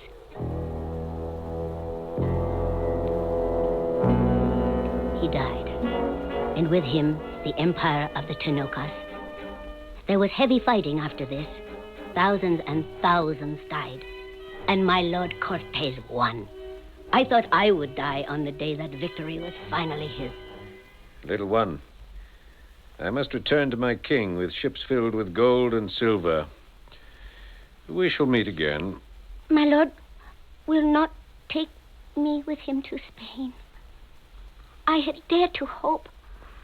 I had forgotten I was merely an Indian and a slave. You shall be well taken care of. I give you as a precious gift to one of my dearest friends. My lord is kind. To a man who truly loves you, Don Juan Jaramillo. Do you take her, Don Juan? If she will have me. Will you, Marina? What have I to say? I am only a slave girl. No, you shall be my wife. And he shall be your slave. I cannot believe it.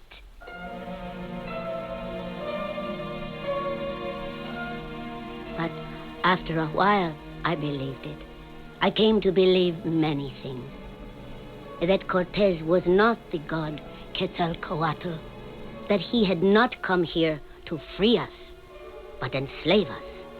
That the Spaniards were no better for us than the Tenokas. That we had exchanged one bad master for another.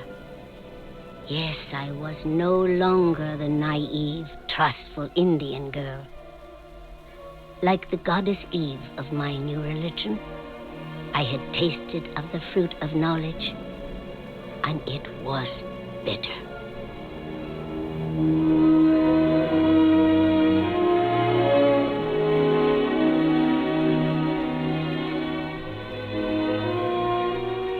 Yes, but not as bitter as it might have been.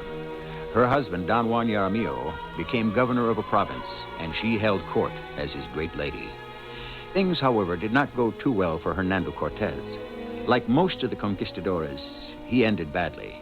He fell out of favor with the king and died in poverty, bitter and frustrated, while lesser men reaped the fruits of his glory. Isn't it ever thus?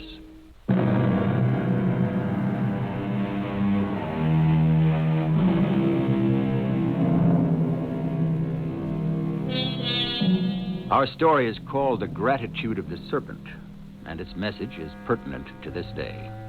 Very rarely are we destroyed by forces from the outside. Those who do us in are usually the ones that we have nourished in our bosom, who have enjoyed our bounty. The milk of human kindness often turns sour, but it cannot be helped.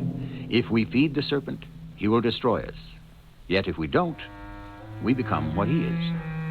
Humanity never had easy, simple, clear-cut choices. That's why we have so many tales to tell.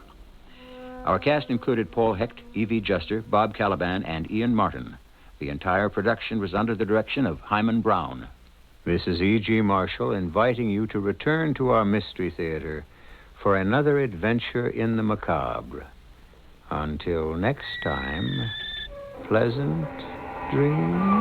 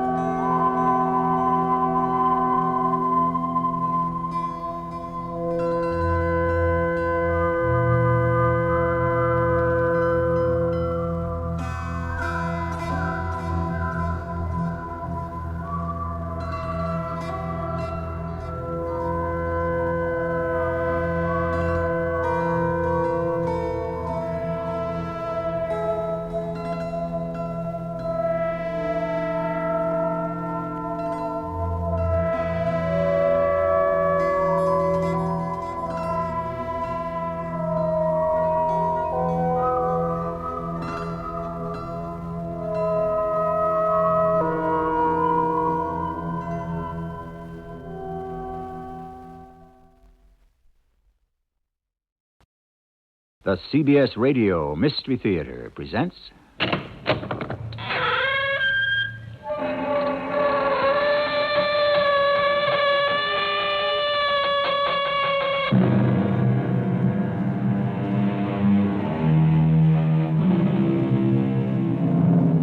Come in. Welcome. I'm E.G. Marshall. Some call it mental telepathy.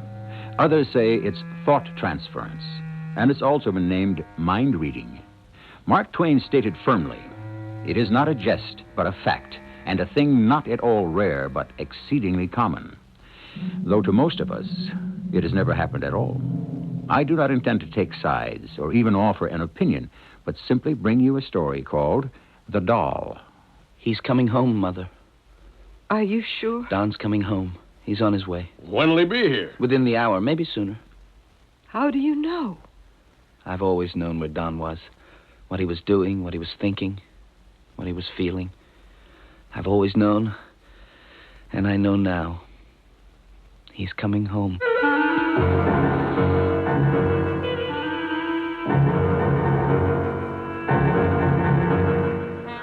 Our mystery drama, The Doll, was written especially for the Mystery Theater by Elspeth Eric and stars Christopher Tabori.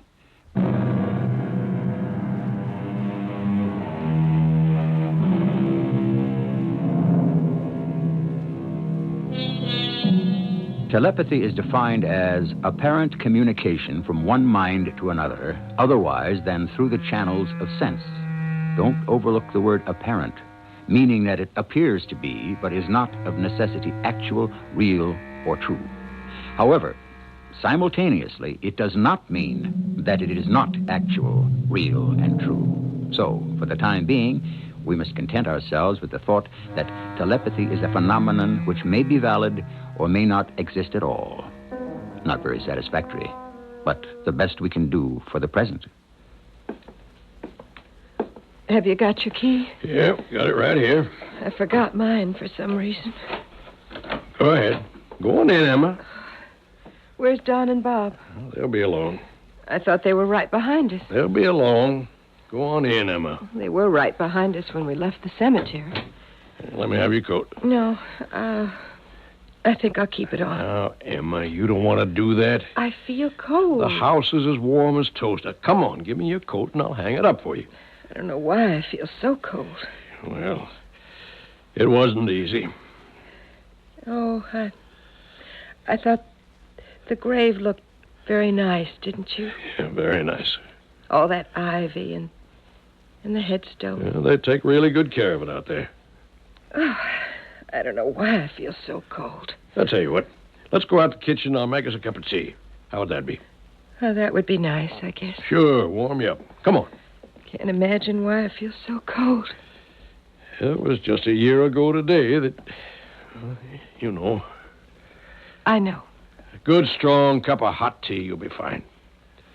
Now, you just sit there and rest yourself. I don't think rest is what I need. Water will be boiling in just a minute or two. What I need my little girl. I need my daughter, that's what I need. Emma, now don't cry, Emma. I can't stand it if you cry. And I can't stand it if I don't. All right, then. Just go ahead and cry. No. I'm all right now. Henry, do you realize that if she'd lived, we might be grandparents by now? We might have a little granddaughter looking just like her. Mm-hmm. Or a little grandson.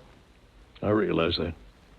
She was going to be married the very next day. To that Arthur, what's his name? I hear he's engaged to somebody, some girl from the East. Didn't take him long, did it? A whole year. Even so. Well, he's a young man. You can't expect him to grieve forever. I expect I'll grieve forever. No, you won't. How would you know? Well, I don't really, but... Remember when we brought her home from the hospital? She was all pink and white, and she was never red and wrinkled like most babies. Water ought to be boiling by now. You take Don and Bob. They were really funny looking when they were born. All wizened like little old men.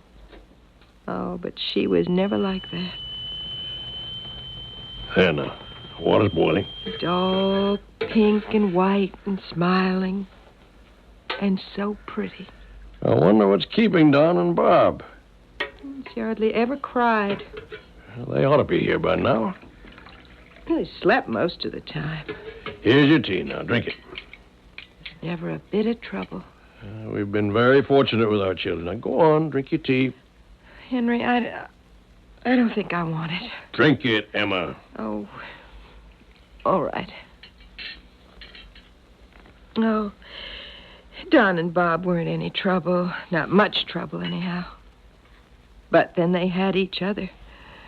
No matter what, they always had each other. Being twins, it's a special bond. Or so I've been told. Remember how excited they were when we brought her home? So pleased to have a baby sister. They just stood there and stared at her in the bassinet. I don't understand why they're not home. They left the cemetery when we did, didn't they? I think so. Sure they did. They were right behind us. Don had his hand on Bob's shoulder. That's the way they always walk, always have. Well, why aren't they home? They'll be here. Oh, now, see? What did I tell you? Was that the front door? Of course, I told you they'd be along. Don? Bob? We're in the kitchen. Certainly took their time getting here. Well, they're here. So put out some extra cups, why don't you? Yeah, I'll do that. We're in the kitchen, boys. Having tea? Hi. Oh, sit down, dear. You have some tea, Where's your brother? What? Where's Don? Don? Sit down, Bob. Here's your cup. Oh, okay. Didn't Don come with you? Come with me. From the cemetery. Didn't he come home with you? We saw you leave together. You were right behind us. Yes.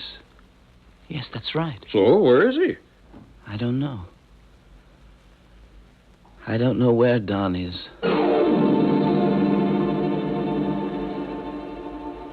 A grown man just doesn't disappear like that. 4 whole days now. I'm not going to worry too much about it. After all, Don's 23. He's old enough to look out for himself. But why doesn't he get in touch with us? He must know we're worried. Well, what worries me the most is Bob, locked up in his room like that. I've tried to talk to him through the door, but he won't even answer me. Well, I've left food for him every day. Sometimes he takes it in. I guess he eats it. And sometimes it just stays there on the floor in the hall. Well, what if... Yes? What? Never mind. Forget I said anything. You were going to say, what if he never comes out, weren't you? Well, weren't you? I guess something like that. You think there's something wrong with him. Well, isn't there? Something wrong with... in his head. You think he's not quite right in the head, don't you? I don't want to think that. You think something happened to Bob when he was with Don on the way back from the cemetery, and now Don's disappeared somewhere, heaven knows where or why. And Bob shut himself up in his room and won't come out. He hasn't said one word since we asked him, where's Don? And he said he didn't know. Not a blessed word. Oh, Henry, what have we done to our children? Nothing, not a thing.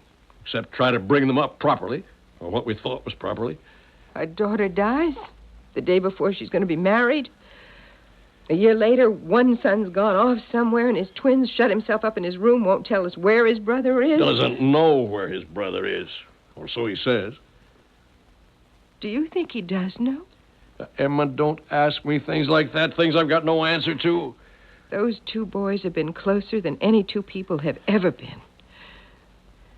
Remember, Henry, how neither of them ever said, I've got a headache. It was always, we've got a headache. And they always had sore throats at the same time, too. That wasn't just a way of talking. That was real. The doctor said so. You remember that? Yes. And you remember how each of them always knew whether the other had passed an exam or not? Yeah, sometimes even knew what grade the other one got. Though I found that hard to believe, I must say. There was so much that was hard to believe. So much that seemed strange. Weird, even. Well, not to them. Never seemed strange to them, or weird. As far as they were concerned, it was perfectly natural. Yes, and after a while, we just accepted it. You and I, we just took it for granted. It never did either of them any harm, though. Not so far as I could see, anyhow. It did them good. Because they were never alone. Never. Even if they weren't actually together, their bodies, I mean, they were never alone. Never lonely. The way the rest of us are. From time to time, I mean. I know what you mean. I used to envy them, I admit it.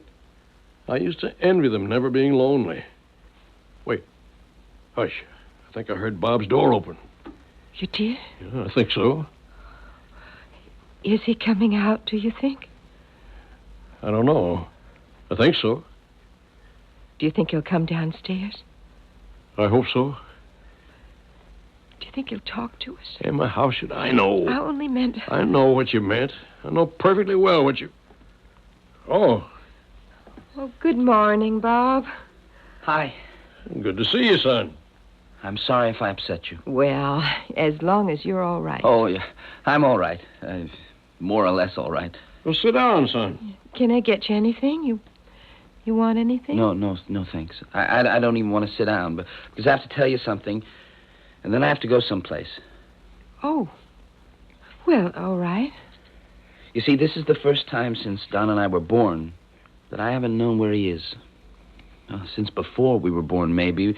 Before we were born, I certainly knew where he was. He was right next to me, inside you, Mother. We were lying right next to each other for 9 whole months. And I think that's when it started. When what started, dear? Knowing each other's thoughts, each other's feelings, and always knowing where the other one was and what he was doing. And now you don't know where he is or what he's doing. Now I don't know. And it's so lonely without him. Oh, darling.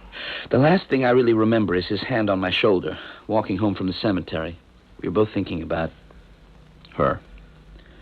We hadn't talked about her, but we didn't have to. We knew we were both thinking about her. And then I don't know when it happened. I certainly don't know why it happened, but all of a sudden I didn't feel his hand on my shoulder, and I looked up and he wasn't there. He simply wasn't there. He'd gone off and he'd left me. Darling, he'll come back. Of course he'll come back. But that's not the point, don't you see? I should know where he is. I always have before. Why don't I know now? So, I'm going to find out where he is. You mean you're going to go looking for him? Oh, no, that wouldn't do any good. I couldn't find him that way. No. I'm going to church. I'm going to ask God to tell me where my brother is. Though there is no proof, still there is reason to believe, at least there is no reason to disbelieve, the theory that identical twins, during the 9 months spent in close proximity before birth, can develop a telepathic communication with each other. This telepathic communication may, in some instances, continue through life, unless, as we have just heard here, the line of communication is, for some obscure reason, broken. We'll return shortly with the second act of The Doll.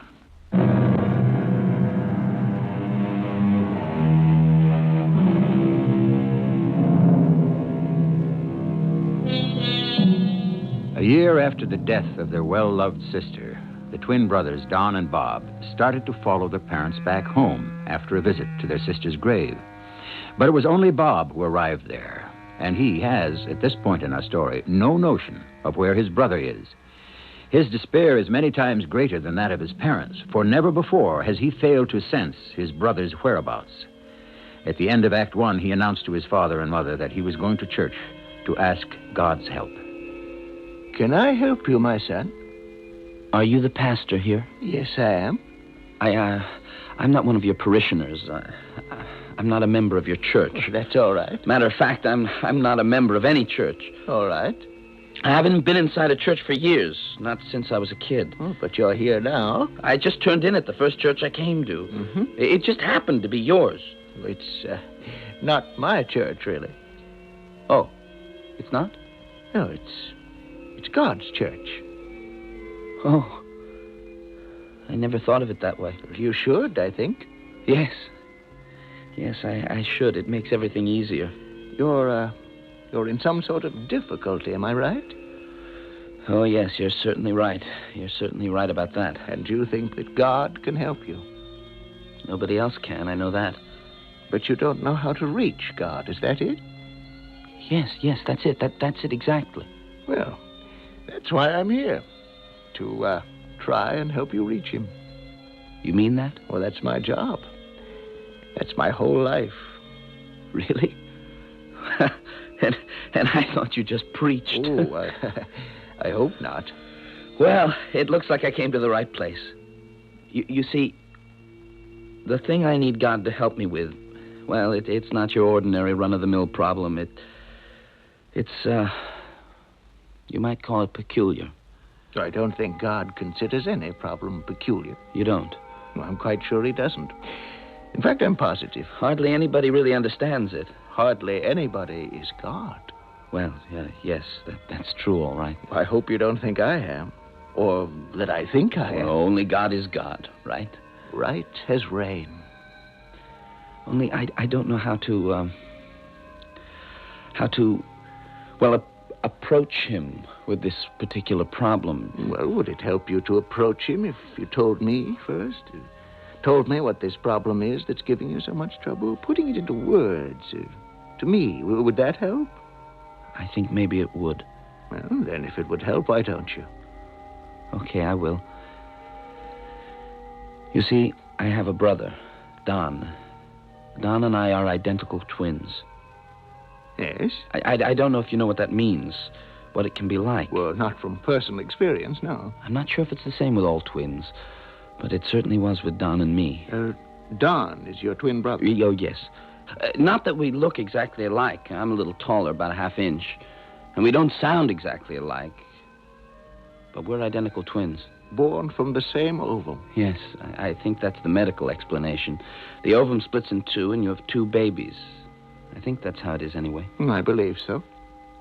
With Don and me, it's as though the split never happened. I mean, we stayed together, as much as two people can stay together who are really two separate people. Do you understand what I'm saying? I think I'm beginning to.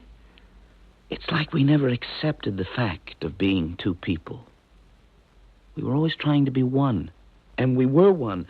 Anyway, whenever we wanted to be, we could become one. No trouble at all, no matter what we were doing or where we were. One of us would think about the other and know right away what he was doing and where he was.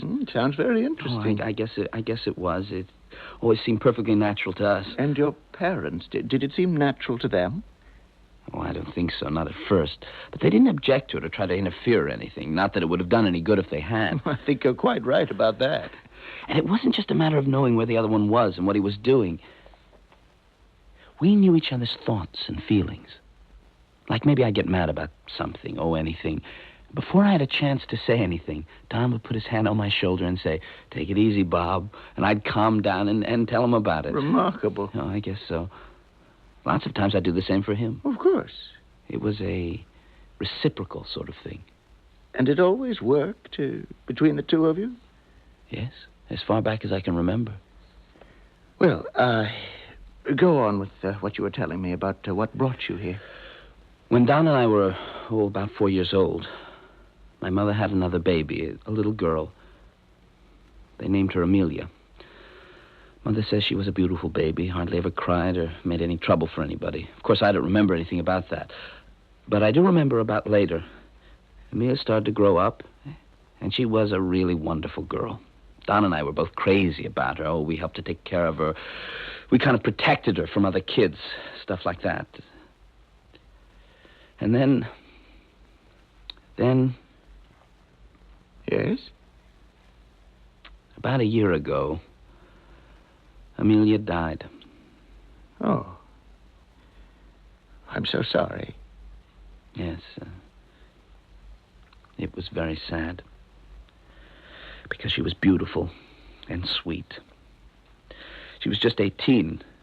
She was engaged to be married. Very next day. Very nice guy. That must have been a terrible shock. It was. Terrible. For everybody. Don and I... Well, I guess you'd call it we grieved together. Even if we didn't talk about Amelia, we thought about her a lot, and we always knew we weren't grieving alone. Am I making any sense to you? A great deal of sense. I think one of the worst things in the world must be to have some terrible sorrow and nobody to share it with. I agree with you. Completely. Of course, I never had it happen to me on account of having Don. Anyway, it never happened until now. Are you trying to tell me that, something has happened to Don? Oh, no. Or maybe it has. I don't know. That's the awful part, the not knowing. I should know if something happened to him. I've always known before. Why don't I know now? What's become of the communication between Don and me?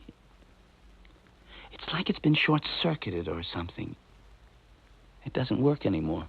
Have you tried talking to him about it? I can't. He's disappeared. Oh, you didn't tell me that. Oh, no, I didn't, did I? Well, 4 days ago was the first anniversary of Amelia's death. Yes? We all went to the cemetery. Mother and Father and Don and myself. We took flowers, of course. We all stood by Amelia's grave and talked about her a little bit. Not much, just a little bit. And then we sat by the grave, and we were quiet for a while. I don't know just when our parents left, but pretty soon, Don and I got up and followed them. Don had his hand on my left shoulder, his right hand. We often walked that way. It was a habit we had from way back. Neither of us was saying anything. We were just looking at the ground and thinking about Amelia. Anyway, that's what I was thinking about. Not Don? I thought he was. Now I don't know. Because all of a sudden, I felt that Don's hand wasn't on my shoulder. Know what I mean? About feeling the absence of something. Of course I know what you mean. It startled me, that absence. I looked up. Don wasn't there. Without saying a word to me, he'd simply gone off somewhere. At first I didn't worry, because I knew that if I thought about him, I'd know right away where he'd gone to, and I'd go after him. So I thought about him. And? And it didn't work. It didn't work. For the first time, it didn't work. I didn't have the slightest inkling of where my brother was, or where he'd gone to, or what he was doing. Well, what did you do then? I got home somehow, and I told my parents. And they said, don't worry, Don would be home eventually. They meant well, I know that. But what they didn't understand was that I was supposed to know where he was. I always had known. Why didn't I know now? I shut myself up in my room. I thought it would, I don't know, come to me where Don was. But it didn't. It didn't. It's been 4 days now, and I still don't know where Don is or what he's doing. It's driving me crazy. I think what has existed between you and your twin brother all these years could be called telepathy. I guess you could call it that. For some reason we don't know at the moment, the telepathic communication has been interrupted. Yes, that's it. Have you ever heard that prayer is telepathic communication with God?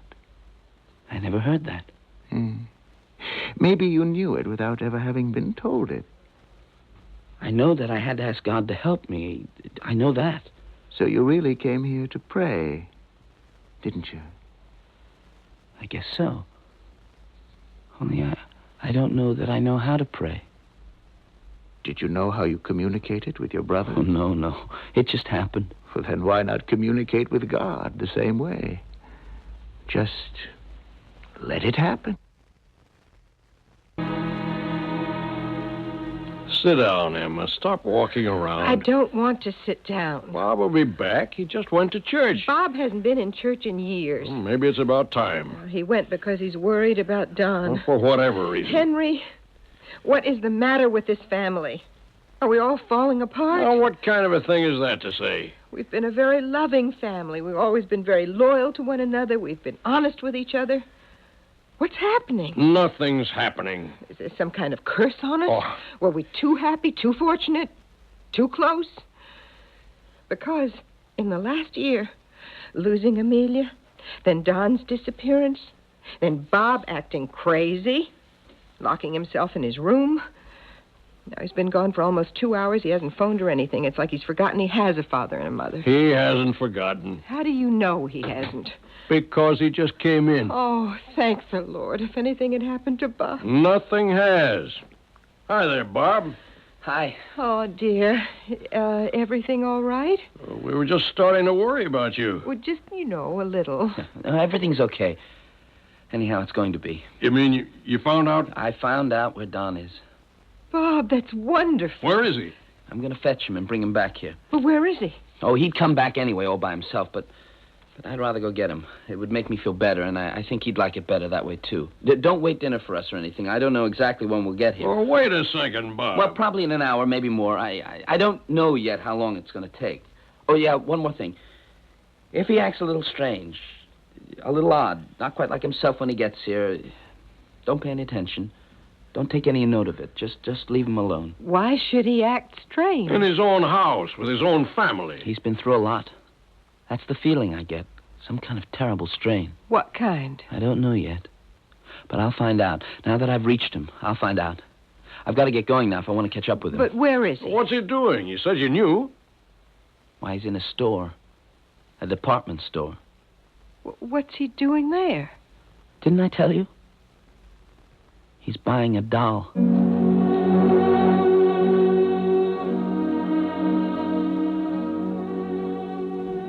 Few of us are startled by the idea that a telepathic relationship exists between mother and child. The body and the love that has protected the baby from the first will continue that protection and love. While two small bodies lying within the same woman may not have the strength or the wisdom to protect each other, is it really surprising that they should develop an empathy that may last a lifetime, an ability to sense the other's thoughts, feelings, and needs, and, conceivably, where the other is and doing what?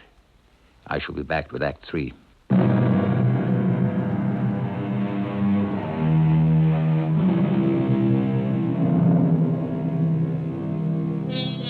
Lately, certain researchers have become interested in the telepathy between mother and child. They tell us that they have demonstrated its validity by electroencephalographic patterns of the dreams of mothers and their children. These, they tell us, show such extraordinary similarities that they are forced to assume that an extrasensory relationship truly exists. So far as I know, no such patterns have been established between identical twins, but perhaps when science searches further, that, too, will be demonstrated. Would you like this gift wrapped? I guess so, yes. Could you, would they wrap it in pink? Maybe a pink box or pink paper, a pink ribbon, something like that? I'll see what I can do. Thank you very much. I'd appreciate it. Hello, Don. Who? It's Bob. Oh. Yes, Bob. You remember me, don't you? Well, certainly I remember you. You're my brother. That's right. What are you doing here? Well, I just thought I'd see what you're up to. How'd you know where to look? Well, I'll tell you about it sometime. Well, why not now? I'll tell you on the way home. All right. If you say so. Well, here's your package. That look all right? Oh, yes, that's beautiful. Thank you very much for taking the trouble. You're welcome, I'm sure. It looks nice, doesn't it? Very nice. It's plain white paper, but the ribbons are pink. That's good. Well, shall we get going? Yeah, let's. Don't you want to know what's in the box? I know what's in the box. Well, how could you know? You saw me buy it. That's it? Something like that, yes. After you. No, you go first. Okay. I have this package. I have to be very careful with it. I understand. No, you don't. That's all right.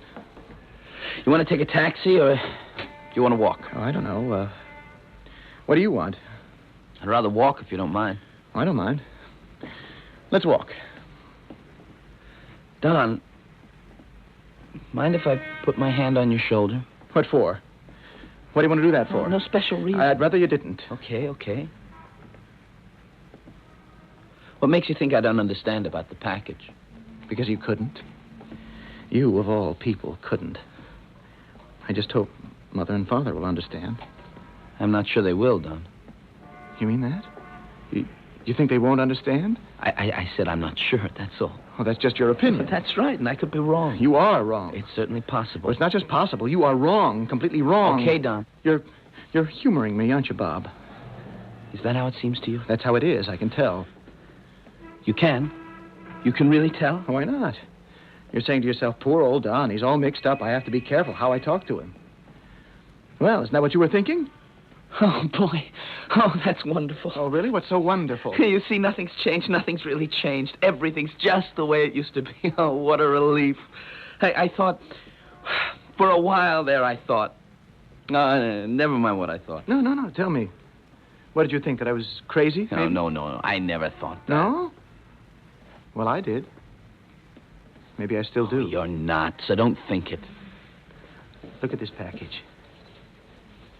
You're looking at it? Yes, it's very pretty. Remind you of anything? What does it remind you of? I asked you first. It's your package. Yes, it's mine, and I'm going to give it to Mother and Father.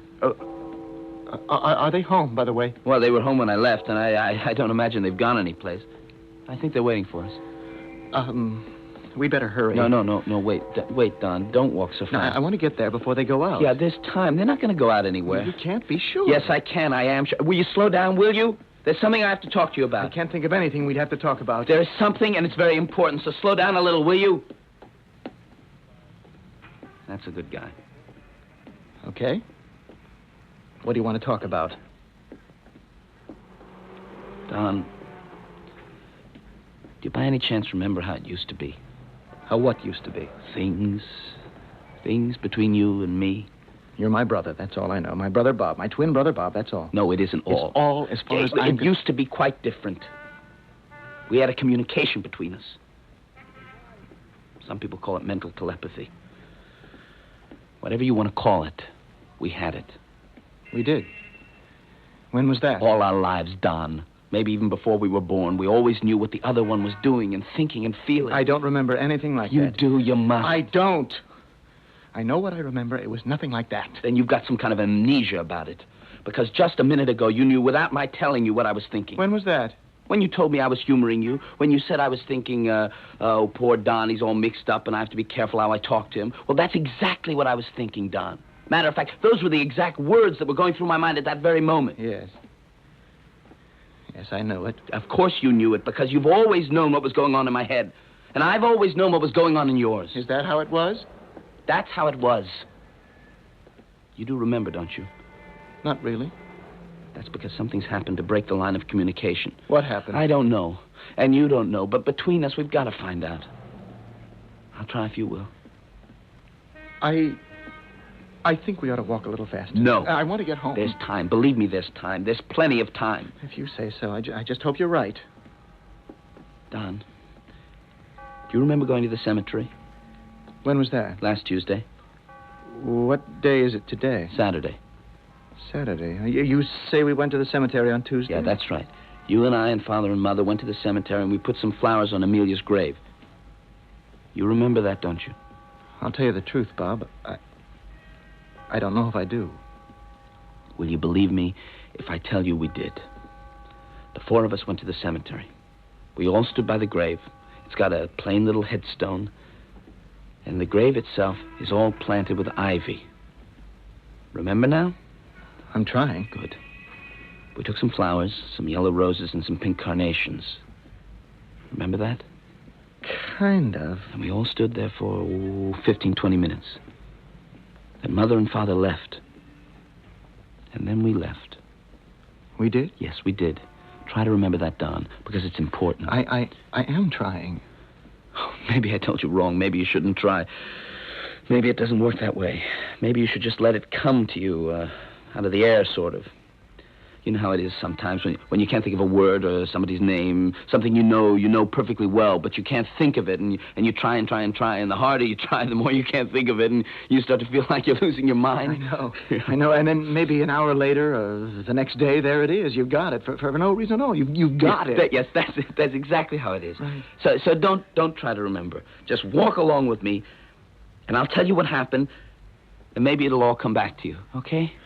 Okay, I guess.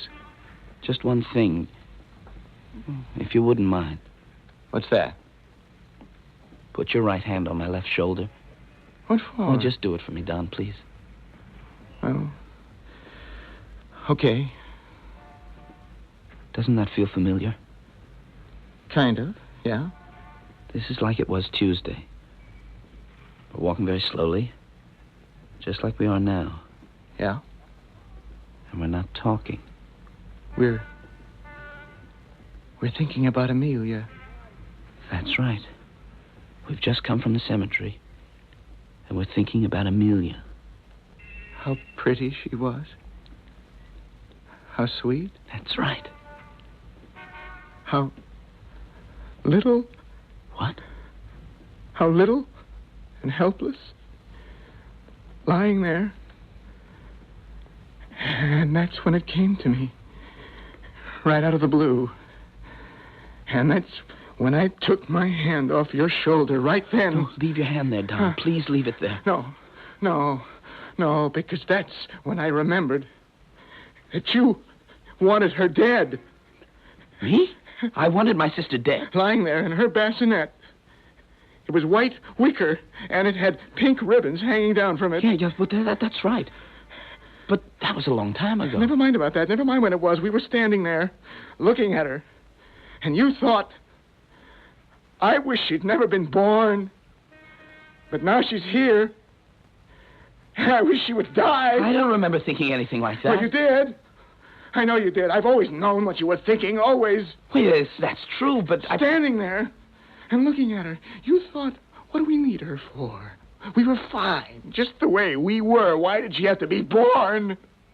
And spoil everything? I thought that. Yes, you did. Oh, maybe for just a second, less than a second maybe, but you thought it. You thought it. And when I remembered, what was it?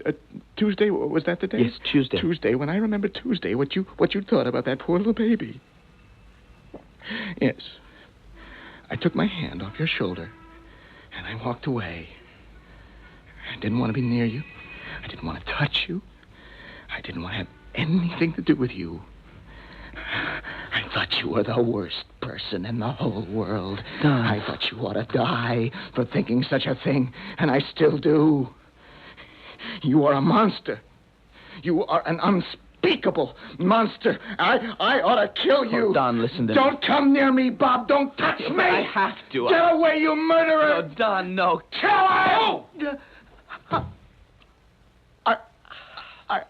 I told you. I told you.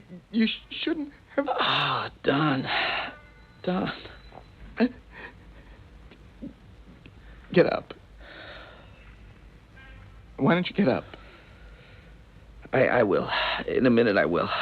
Your nose is bleeding. Yeah, that's all right. I hurt you, didn't I? No, I'll survive. Let me help you up. No, just let me sit here for a minute. I didn't mean to hurt you.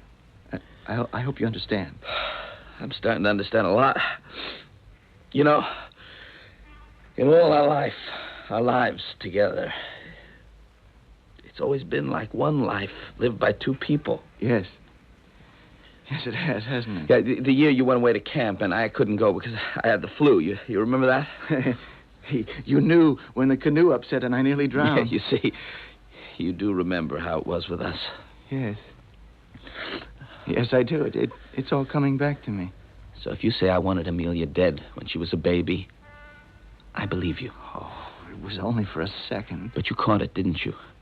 And you remembered it all these years, and coming home from a grave, it came back to you all of a sudden, and you thought, it's his fault Amelia's lying in that grave. He wished her dead, and now she's dead.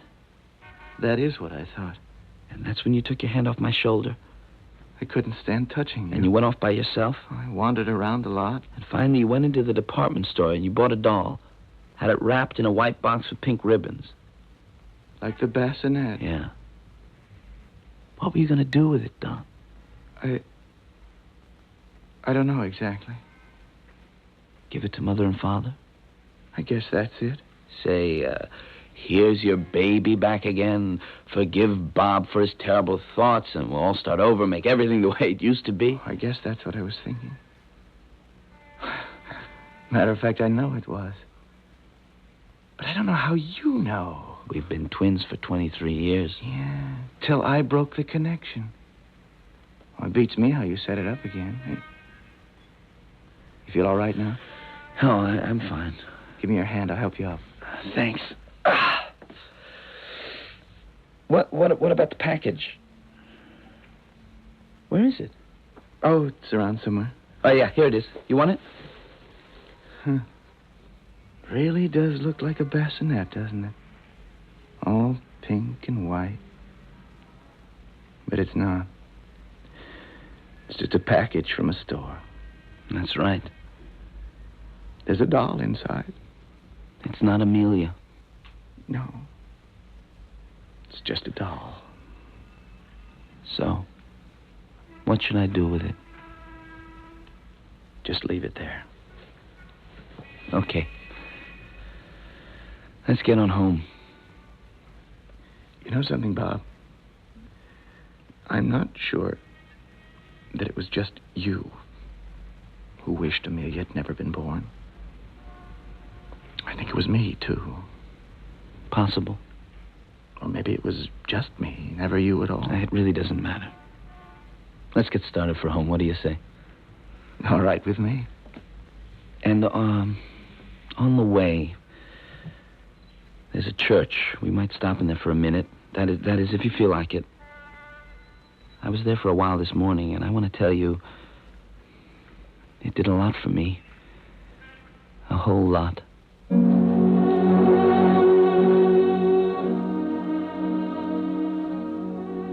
Nobody knows for certain whether it is empathy or hostility that lies at the root of the telepathic experience. What surely is embedded there is a powerful emotional attachment. And as we all know, every strong emotional tie is made up of both love and hate, tenderness and rage, and all the other feelings that nest in the hearts of humans.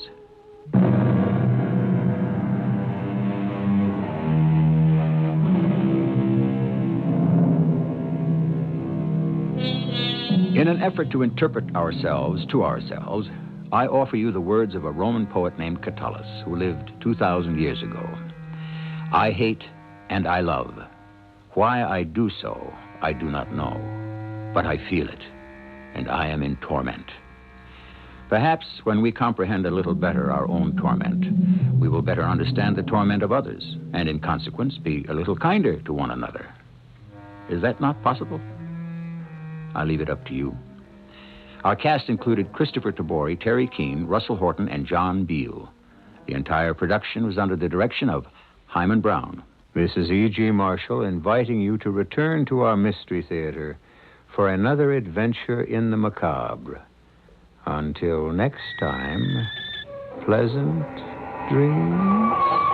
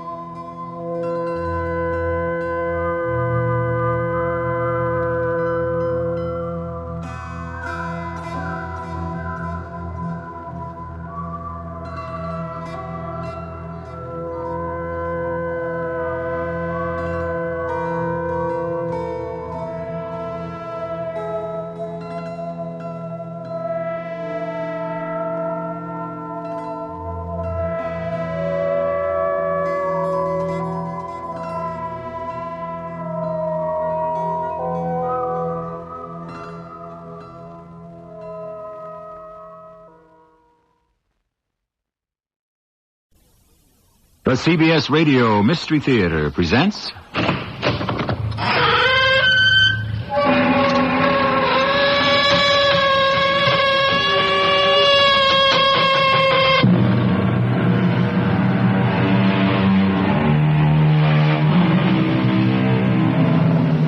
Come in. Welcome. I'm E.G. Marshall. Together, we explore the strange and fascinating worlds of the unexplained, the mysteries that hide behind reality. They exist, as we know, in dreams, uncanny perceptions, and sometimes in coincidences that we attribute to fate. When Ethel Brooks, an attractive woman of 43, prepared to debark with her husband Harold at Southampton after a voyage from New York, she was nervous and distracted. He was not unaccustomed to such spells, and being a kind man, spoke sympathetically to her.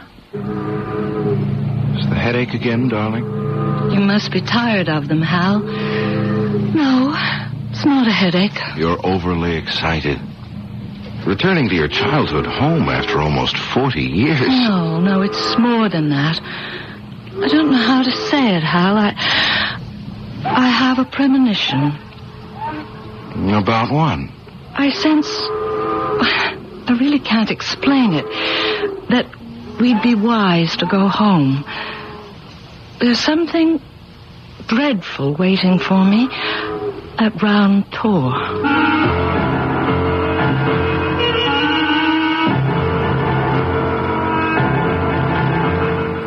Our mystery story, The Empty Coffin, was written especially for the Mystery Theater by Roy Windsor and stars Tony Roberts and Carol Teitel. I'll return shortly with Act One.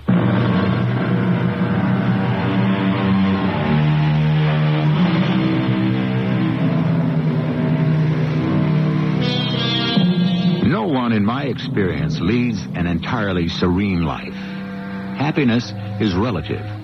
You cannot avoid worry and disappointment.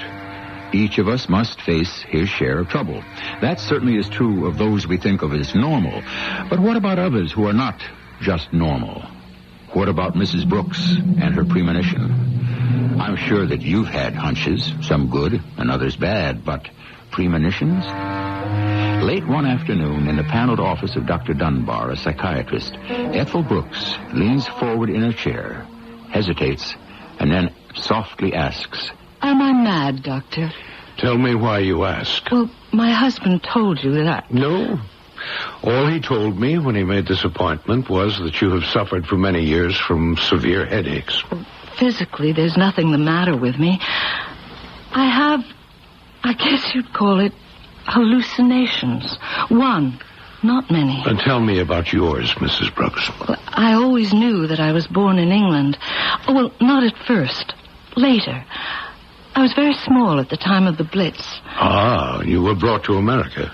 To Providence? Well, no one told me, but I knew. And when I was older, I'd been adopted from an orphanage. I'd go into a dreamy state, and I could see myself and other children on a big ship, and then landing after many days at sea with everything all black. With the family that adopted you. Oh, they were wonderful people. Carl and Agnes Anderson. They knew nothing about me. I grew up as Ethel Anderson. They took me in. They were wonderful. Mm-hmm. Well, as you grew older, did you try to trace your history? No, it wasn't possible. All kinds of records were destroyed in the bombings. Oh, of course. When I was in my teens, I began to have these visions. And after every experience, I'd have a really bad headache. Now, in those visions... Well, that's when I saw myself on the ship. It was blacked out. Did you see anything else? Yes, I did. I saw myself in Cornwall in Devonshire. And I lived in a great house near Camelford. Oh, that's near Camelot, you know. I didn't know. That's interesting. Did you ever return to England? No, I've lived in Providence since the time I was 4. If I ever really knew my name, I don't now, and neither do the Andersons. Mm-hmm. But what about the orphanage? It's closed. I didn't want to hurt the Andersons by inquiring about me through whoever ran it. Anyway, the woman who ran it died years ago. Well, that's a remarkable story, Mrs. Brooks. Your hallucinations are real. I can tell you one thing. They will persist until you drive them from your mind. And so will those headaches. My advice is go to Camelford and satisfy yourself about your roots. Once you've done that, you'll be well. Read this, Doctor. Well, for heaven's sake, the past has come to you. Yes, first in my visions, and now in fact. Interesting, Mrs. Brooks. This letter from Camelford about your real father's death. I'm tempted to tear it up, Doctor.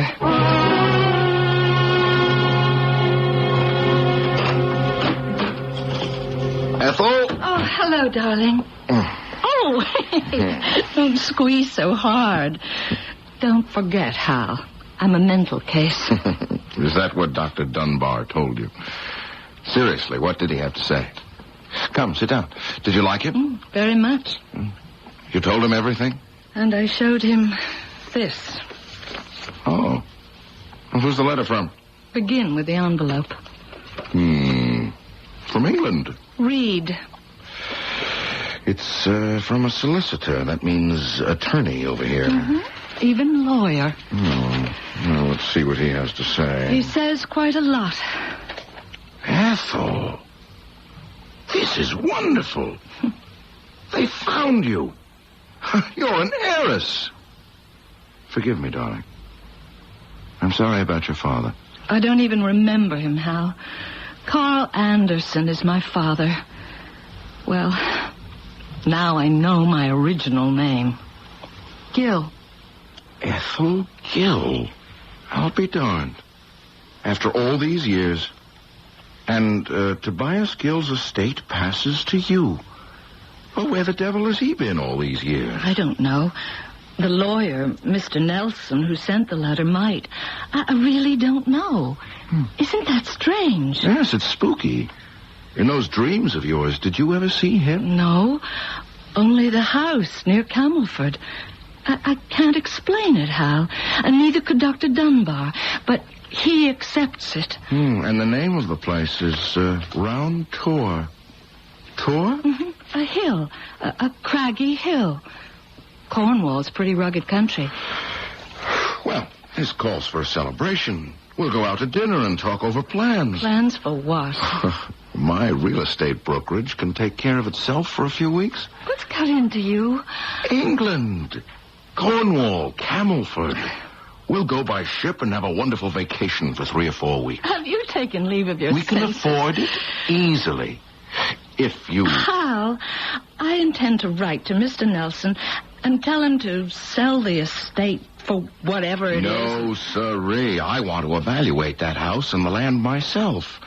Oh, maybe it's so wonderful we won't want to sell it. Oh, but really... I am determined to make the trip. Besides, aren't you curious to see where you grew up? What's the matter with you, my dear?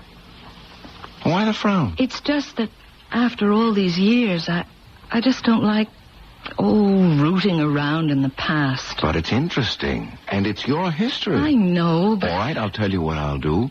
I'll speak to Dr. Dunbar and... You don't have to. He thinks I should visit Round Tor.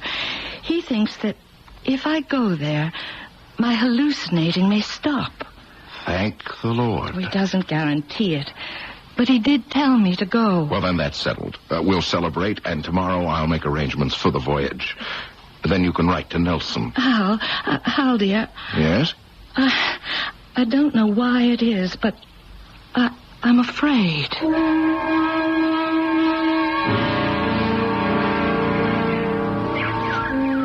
Good morning, Ross. Aye, that'd be Mr. Nelson. Good morning. Are you well? And your family? Oh, for a man of my age, I hold up pretty well. My wife and son are in vigorous health, thank you. It's always a pleasure to see you. The accounts are... No, Ross. I wanted to see you on a personal matter. I have news. I have located Mr. Gill's daughter. What? In heaven's name, Mr. Nelson, it can't be. It's well nigh 40 years. It really is true, Ross. Well, you've knocked me over, Mr. Nelson. Oh, it's joyous news. Mr. Gill told us that the child had been killed when the Nazis bombed London. My goodness, and I can't grasp it yet. It was Mr. Gill who led me to the discovery. Shortly before he died, he told me that Ethel had been taken by ship from Liverpool to America. His repentance came mighty late. It's a sad story, isn't it? Tragic. Wife and child. Mr. Gill and his lady and child left for London when the warning about an invasion came, and later he returned with her body. We buried it in the family plot, killed during a raid. I heard the story from my father. But the child escaped. How, I don't know. Mr. Gill said that the child, along with many others, was taken by lorry to Liverpool. There they embarked for the States. The ship docked in Providence. A correspondent of mine consulted the British consul there, and together they managed to trace a number of English children who had been placed in an orphanage for adoption. But why was Gill's daughter considered an orphan? I don't know, Ross. I asked Gill, but he claimed that the child and the mother had been killed. There are no records.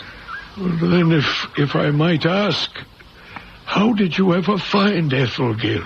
From records in Providence pertaining to adoption. We found out that the child had been adopted by a Carl and Agnes Anderson. And there's no question that the woman who is returning here to Round Tor is Ethel Gill? None whatsoever. And her married name? Brooks. Mrs. Harold Brooks. Brooks. I wrote to her when I was pretty certain that she was Gill's daughter. I received a reply late yesterday. She and her husband will land at Southampton in a few days. I don't know what she plans to do with the estate. Well, I welcome her return. I've been caretaker and tenant farmer for almost 50 years. Round Tor has been my home. And if it's sold, I might be kept on. If not, I've provided for myself and family. May I ask you something of a personal nature, Ross? I don't mean to be impertinent. Aye, ask away, Mr. Nelson. My father, he's retired, you know, told me that Gill took his wife and child to London for 2 reasons. He feared that Cornwall would be invaded, and he wanted his child, Ethel, to be enrolled in a proper school in or near London. That's what he gave us to understand. Did that strike you as peculiar? Well, it was peculiar, Mr. Nelson. You might say it was leading lambs to a slaughter. London was not safe at that time. Gill returned alone? With his wife dead and the casket ready for burial. Oh, it broke my heart. She was a fine, gentle lady. When he returned, what was Gill like? Grim. More worried than sorrowing. The casket was placed in the parlor where the corpse could be viewed, so I was told. You didn't pay your last respects? I wanted to remember the lady living, not dead. Well, I did attend the funeral 2 days later. Interesting. You sound puzzled, Mr. Nelson. What is it that would be troubling you? Their history doesn't altogether make sound sense. Does it to you, Ross? Isn't there some element missing in this mystery? I'm content that the child is returning. The past, Mr. Nelson, is like a funeral gone by. Well, whatever it is that still hangs over the life and death of Tobias Gill will lift. Then we'll know the entire truth, Ross. The entire truth. The past may be like a funeral gone by, but to the English solicitor, Ralph Nelson, something lies hidden there about Tobias Gill and the deaths of his young wife and child. He feels that it will reveal itself. Perhaps Mrs. Brooks knows or has seen something in one of her persistent dreams that will complete the puzzle. I will return shortly with Act 2.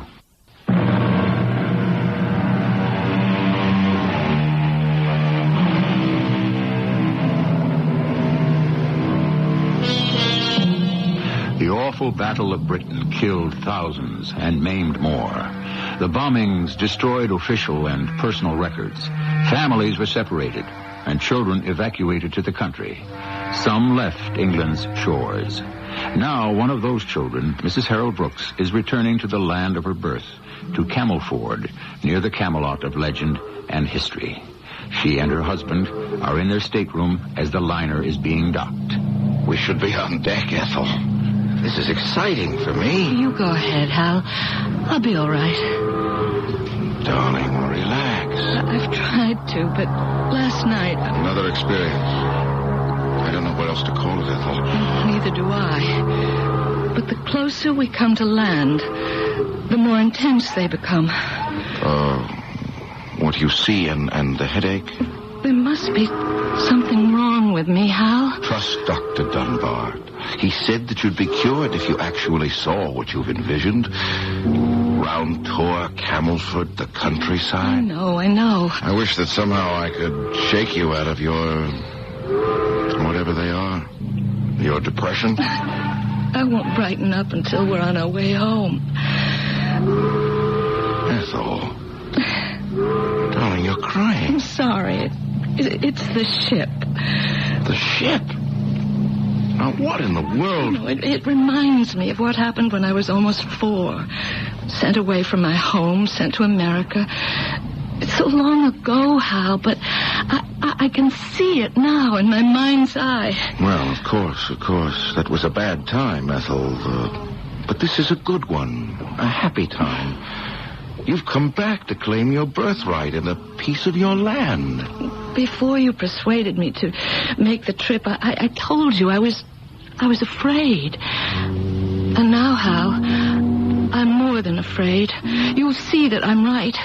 There is something about my past, about Round Tor, that is evil. There's something wrong about it. Well, I don't agree, darling. I admit it's funny that you were found by Mr. Nelson after your father's death and not while he was alive. Well, why didn't my father try to find me during the past 40 years? And he thought you died in the bombing. Oh, no. He knew I was alive. He didn't want to find me.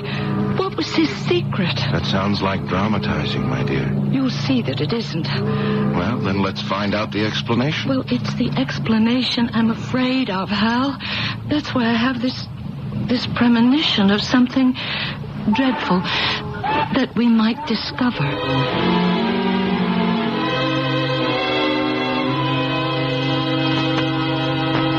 Good morning. I'm Ralph Nelson. I'm Ethel Brooks. This is my husband, Harold. How do you do? Much better, now that you're really here. I'm very glad to see you. Did you have a nice crossing? Just fine. And the drive here from Plymouth was very interesting. Do sit down. I must say I had the devil's own time trying to find you, Mrs. Brooks. I'm very happy that I did. Do you know why my wife's father didn't try to find her until you found her after he had died? That has troubled us. I can understand that. I really do not know the answer. Is it okay to ask if he knew that Ethel was still alive? I don't know that, Mr. Brooks. Well, this is like pulling teeth. Pardon me? Well, was it assumed that Ethel Gill died with her mother in an air raid? That is what Mr. Gill gave my father to understand. I took over his legal practice many years after the war, you see. Well, then what caused you to initiate a search after Mr. Gill's death? He was a dying man when he spoke to me. He whispered that his daughter might still be alive. Why? Because she was boarding at a school outside London. I managed to learn that some of the children were taken by train to Liverpool. After considerable checking, I did learn that a ship had sailed with children aboard to America. I remember that voyage. You do? How was that possible? Well, I have this ability Ethel, we can talk about that later. The fact remains that your father knew or suspected for almost 40 years that you might be alive. And didn't lift a finger to find me. Now, doesn't that strike you as odd, Mr. Nelson? What kind of man was Tobias Gill? I never knew Mr. Gill socially, but my father did. He has told me that Gill was a hard, self-righteous, humorless man, arrogantly independent. He was a farmer? Once. Later, when he prospered, he turned his land, 50 acres, over to a tenant farmer who was also caretaker of Round Tor. He is a wonderful old man named Ross Luddington. Is he still the caretaker? As of now, yes. Is he tall and straight, with a craggy, handsome face and a mustache? As a matter of fact, He still is all those things. Aged, of course, but still a fine-looking old fellow. How did you know, Mrs. Brooks? More of that remarkable memory of yours? I do sort of remember a man like that. Mr. Gill didn't make some dramatic deathbed confession or something, did he? No. Only that he thought that his child might have escaped death from the bombings. But he didn't tell that to anyone during his lifetime. Not that I know of. Well, sir, you have been kind and helpful. As Ethel said, we owe you a great debt of gratitude. Thank you. I'll have my clerk take you to your hotel. It is beginning to be exciting, Hal. Good. This is the first time in weeks that you've sounded lighthearted. You'll see, Ethel, those dire predictions of yours are not true. Dire predictions? Well, my wife, for years, has seen Camelford and Round Tour in her dreams or in visions. It's frightened her. Good heavens. Why? Because I have been troubled by what I have seen, Mr. Nelson.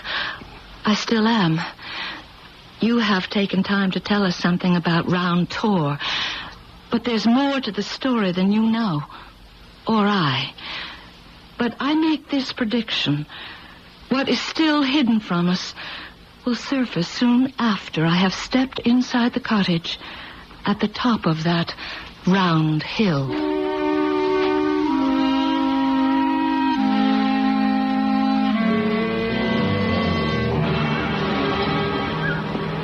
It's beautiful. This is quite a piece of property, Ethel. I love it. It is lovely, isn't it? Mr. Gill clung to the thatched roof. Round Tour. If I could only remember everything. Perhaps more will come back to you after you visit with Ross. Oh, there he is now. Well, bless my old soul. It's the child returned. Hello, Mr. Luddington. Oh, mister, is it? Never did you call me any other than Ross, my girl. Oh, this is my husband, Mr. Brooks. Ah, and a grand man he does seem to be. Good morning, sir. Thank you, Mr. Luddington. Let me look at you. The Lord works many miracles, Miss Ethel, and your return is one of them. If you'll excuse me, I want to have a word with Thomas. He'll be waiting for you, Mr. Nelson. Tell the old lady to serve you a cup of tea and some scones. Enjoy your visit. I'll be back in half an hour. Well, it's wonderful to see you, Miss Ethel. Grown up and married. And the mother of 2 fine children, a son and a daughter. Marvelous. You'll excuse me staring at you, Miss Ethel, but... Oh, look, the first thing, Ross, is to forget Miss Ethel. Just plain Ethel will do. Aye, direct like your dear dead mother, buried yonder in the family plot. Well, come into the house. With Mr. Nelson's permission, I've brewed a pot of tea for us, and I have some fresh scones. Then I'll show you around. Come along. There, the door's open. Come right in. Oh, it's charming, Ethel. What a childhood you had.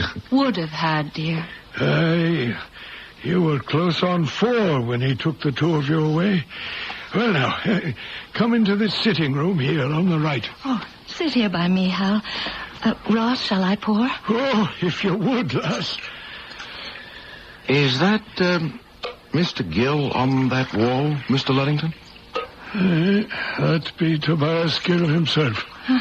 He's a stern-looking man. I don't remember him at all. Well, you had no reason to, child. There was a nanny looking after you. Mr. Gill had no time for you. Or his wife, for that matter, poor thing. What happened, Ross, 40 years ago? Well, Mr. Gill had heard that the coast might be invaded by the Nazis.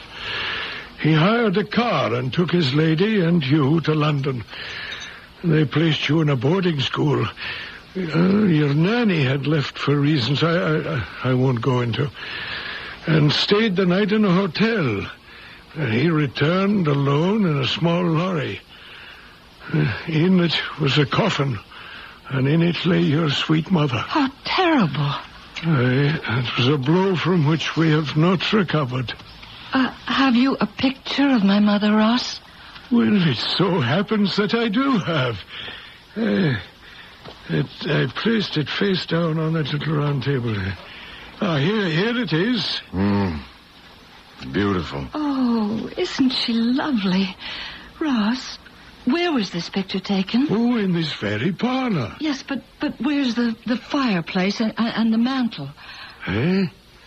Oh, Mr. Gill had that boarded up years and years ago. Why? It looks like a wonderful fireplace. Well, a frugal man he was. He said the fireplace wasted heat. With all his money? The same. Huh. You know what strikes me, darling, if I might say so? What? Well, there's your father's grim portrait hanging on the wall. And here's your sweet mother. Yes. Go on. Well, I'll ask Mr. Luddington. Aye. Mr. Luddington, do you see any resemblance between Ethel and her mother and father?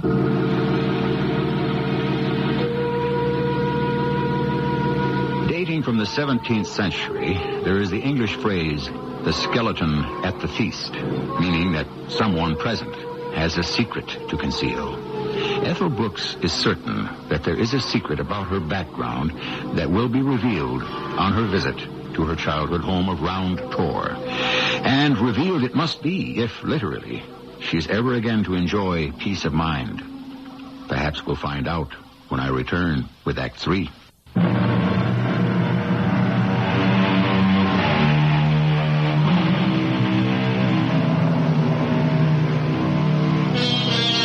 I'm almost certain that at some time in your life you have experienced the sense of an event which you seem able to foreshadow. It might be vague. Maybe it's just a hunch. Whatever it is, you're not entirely surprised when it happens.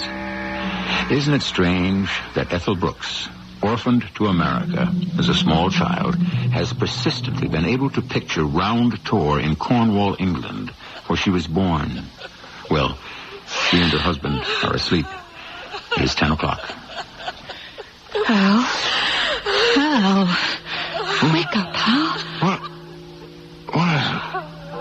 What time is it? Ethel. Listen. Listen? Listen to what? Are you having another... whatever it is? No, it's someone sobbing. Let me switch on the light. I'm not dreaming, Hal. I hear it.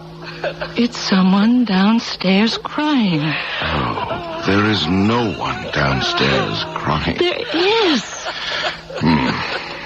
Well, there isn't, but I'll step downstairs and check if that'll satisfy you. No, I'll go with you. All right. Come along. Put on your slippers. It's cold. Switch on the stairs light. Okay. Hal. Yes? Hal, it's coming from the parlor. Why, nothing's coming from anywhere. Are you really awake? Don't be nasty. Well, I hear nothing. Look, come into the kitchen. I'll pour you a glass of milk. And then you're going back to bed, all right? It's gone. Uh-huh. Oh, darling, I'm sorry. No, really, I'm all right now. Forget the milk. I'll go back to bed. Are you all right? I am now. I think I know. Are you coming up? In a few minutes, darling. A bit of fresh air might be good. Don't be long, Hal.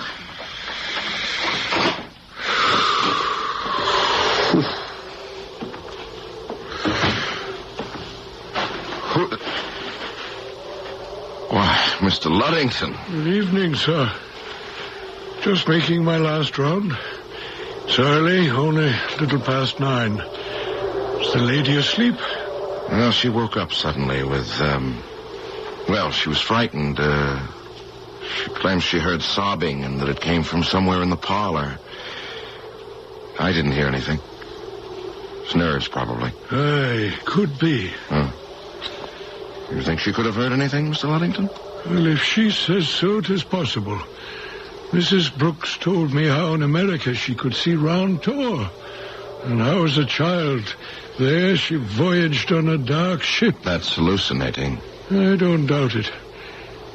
Your wife's a Cornish woman, and there may be persons hereabouts who have that gift. You believe in that stuff? Ghosts, visions, messages from the dead? There may be some that do, yes, sir. But do you? I don't disbelieve it, Mr. Brooks. Well, sir, I'll be wishing you good night. Good night. Crying, sobbing, and the old man believes that Ethel might have the gift. I'd better have something stronger than a glass of milk.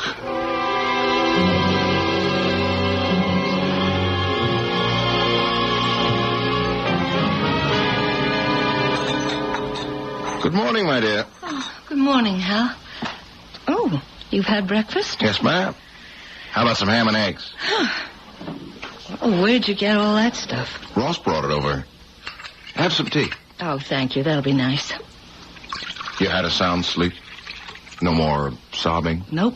What did you mean last night when you went back upstairs and said, I think I know? Know what? I'd rather not say. Okay. Just so you're all right. Hal, I want to leave Round Tor. Hey, we just arrived. We'll need a week. No, we can leave everything to Mr. Nelson. Meaning what? Oh, nothing much. I just don't want to sell the property. Oh? You're disappointed?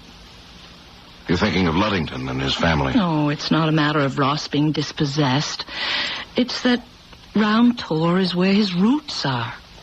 When he dies, we'll return and sell it then. Ethel, I like this place. Why don't we stay just a few more days? The Luddingtons have been extremely kind. And let's not be rude and rush off after just one day. Will you indulge me? Of course. 2 more days, and then I must put this past behind me forever. I'm going for a stroll. I'll go with you. It's a beautiful morning. No, please. I want to be by myself. I want to visit my mother's grave.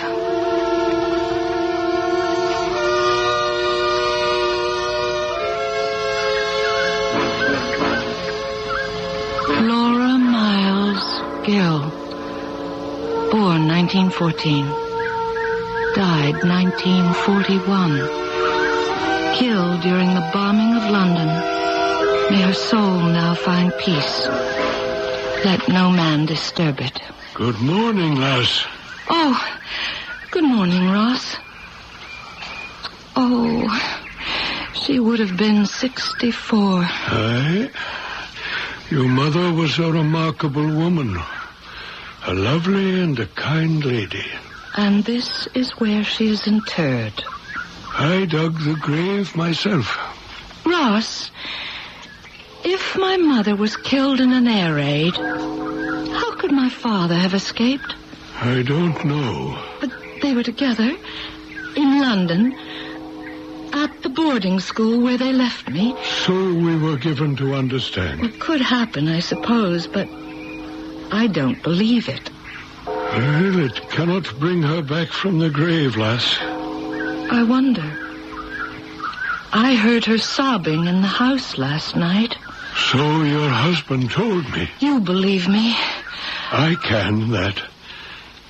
What does it mean, do you think? I think it means... No. I better not say. And it's better for me not to ask. It will shock you, Ross. I think that this is an empty grave.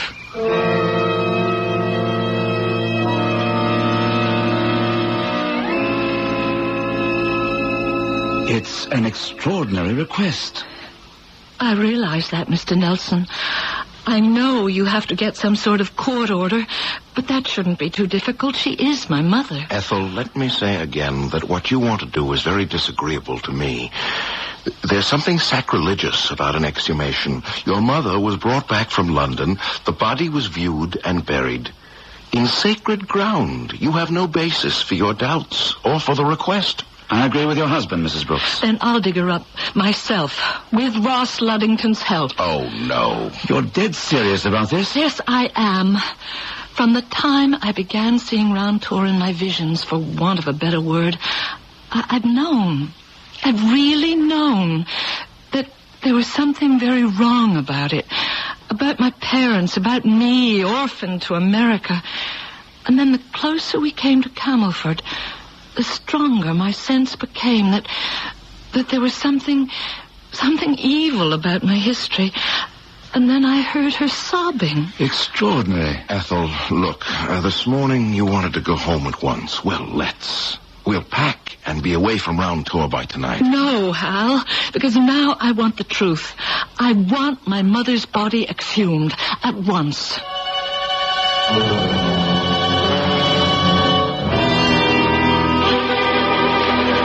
Pry open the casket, Ross.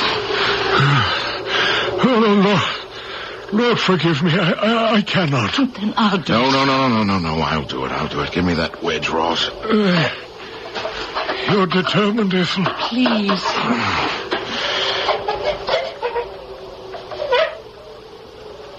Oh, Lord Almighty. Mr.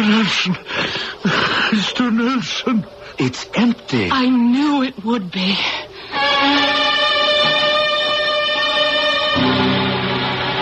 Sit down, Mr. Nelson. I'll boil water for tea. Well, I'll do that, Hal. I won't be long. What a gruesome experience, Mr. Brooks. An empty coffin. Unbelievable. It's positively weird that your wife seemed to know it all the time. What could have happened? I haven't the vaguest. The body was viewed in this very sitting room, so Ross told us, and it was confirmed by the undertaker who prepared the body for burial. It's a terrible shock. Except to your wife. Well, what do we do now? You and I do nothing. This grotesque discovery does not affect the inheritance. It's simply a nasty mystery. I have no advice for you or for me. The problem is your wife's. What problem? Well, here are some tea cakes. The tea is steeping. Problem? Well, we're stumped, darling. We can't explain what we discovered or what to do next. Well, we have to find out what really happened. Well, I don't see how we can. I don't either. Not at this moment. But I have the beginnings of an idea. Do you remember last night when I said, I know, and didn't want to tell you what it was? Yes? Well, it was the sobbing, Hal. I really heard it. You didn't. I no longer doubt it, Ethel.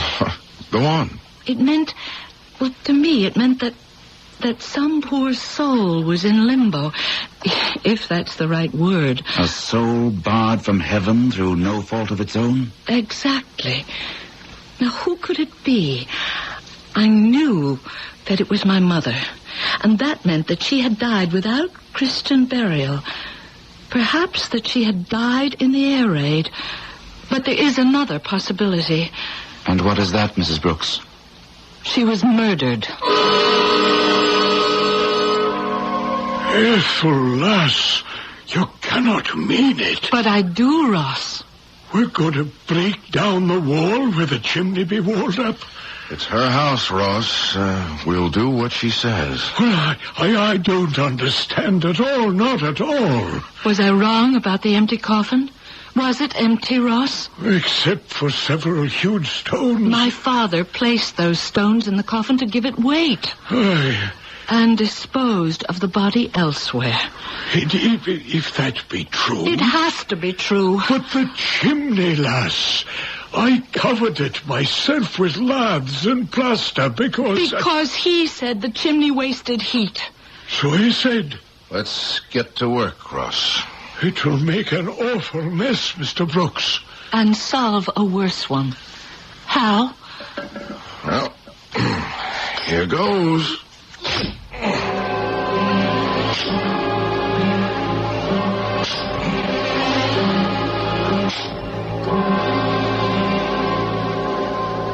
Nurse, there's nothing in the chimney. But there must be. Hal. Let me take a look. Well, reach up into the chimney. I'm doing my best. Oh, there is something. It's good Lord. Oh, no. It's a human bone. I once heard him say he'd kill her. He did it in London. I know it now. But why, Ross? Why would Gil have done a thing like this? Why? I didn't think he knew. Knew? Knew what? The lass will know, I think. You must not forget, Mr. Brooks. She has the gift.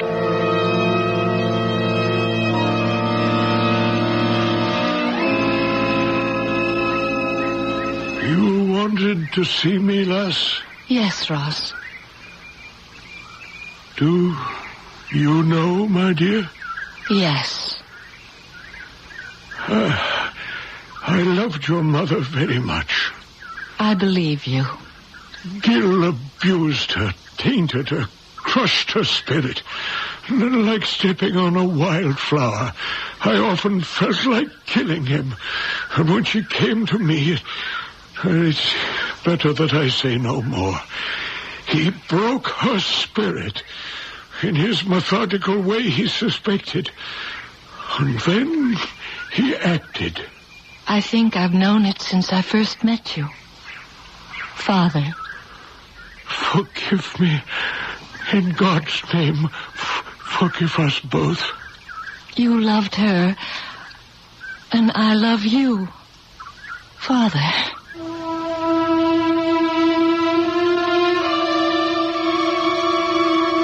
And so ends another tale of the macabre. A skeleton at the feast, indeed. Insight, the intense kind that certain persons possess, sometimes reveals a secret buried for years. A premonition can reveal it. A very small world, isn't it? When an English orphan in America can question a death and expose a murder. I'll be back shortly.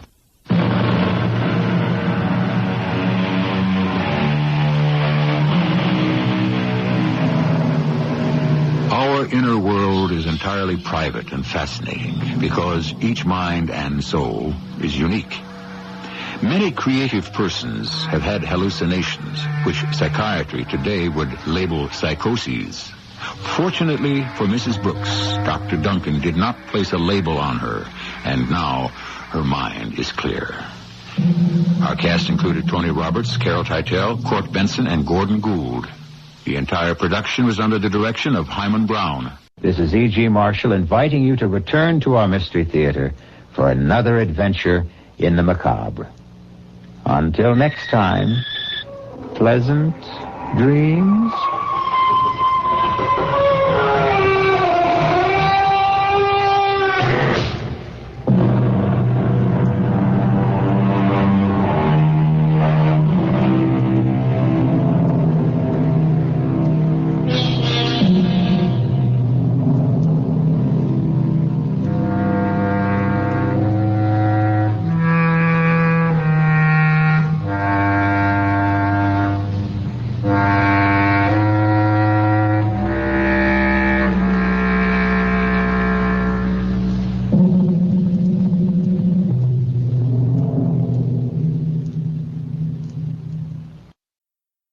Good evening. It's 10:07 on KQV.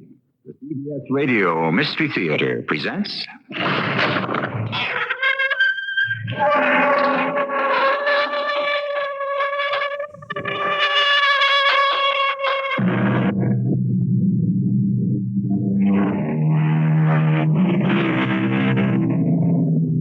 Come in.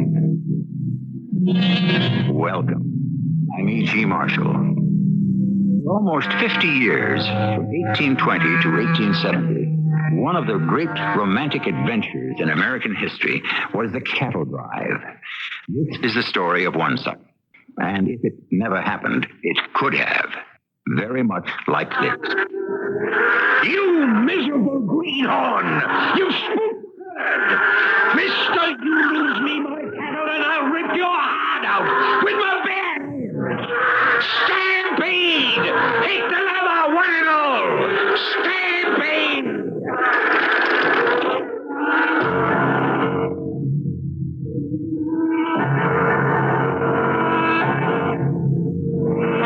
Our mystery drama, Death Trail, was written especially for the Mystery Theater by Ian Martin and stars Court Benson.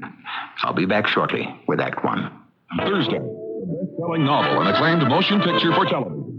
Dynamic new series, Nurse, Emmy Award-winning actress and star of The Waltons, Michael Leonard stars as Nurse Mary Benjamin, picking up life and the career she left 20 years ago. I'm a widow. I have a grown son, and in a few days I will be 40 years old. She has more responsibility than she ever dreamed of, and a new role as a single parent. Michael Leonard stars in Nurse, Thursday at 10, 9 Central and Mountain on CBS Television. When you travel from business or fun, drink when the day is done. Rain, so give us a call. Turn it today. Turn it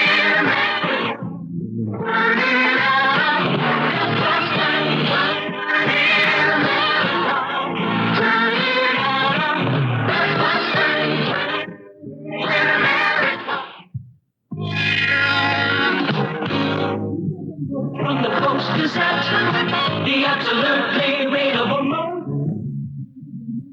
paper that's alive all day. From the Post-Gazette, more entertainment in the Post-Gazette. I say, look here. Did you see what's playing at the movies? Oh, no. Alice said she saw that movie and it stinks. What does Alice know? And she likes moment by moment. Well, then let's go to the symphony or the ballet. We should start getting a little culture. Great idea. And I could wear my new leisure suit. Ah, that was a great performance. I'm glad we listened to George Anderson in the Post-Gazette. Instead of Alice. You get your most the absolutely readable month. Read the morning. From the Post-Gazette.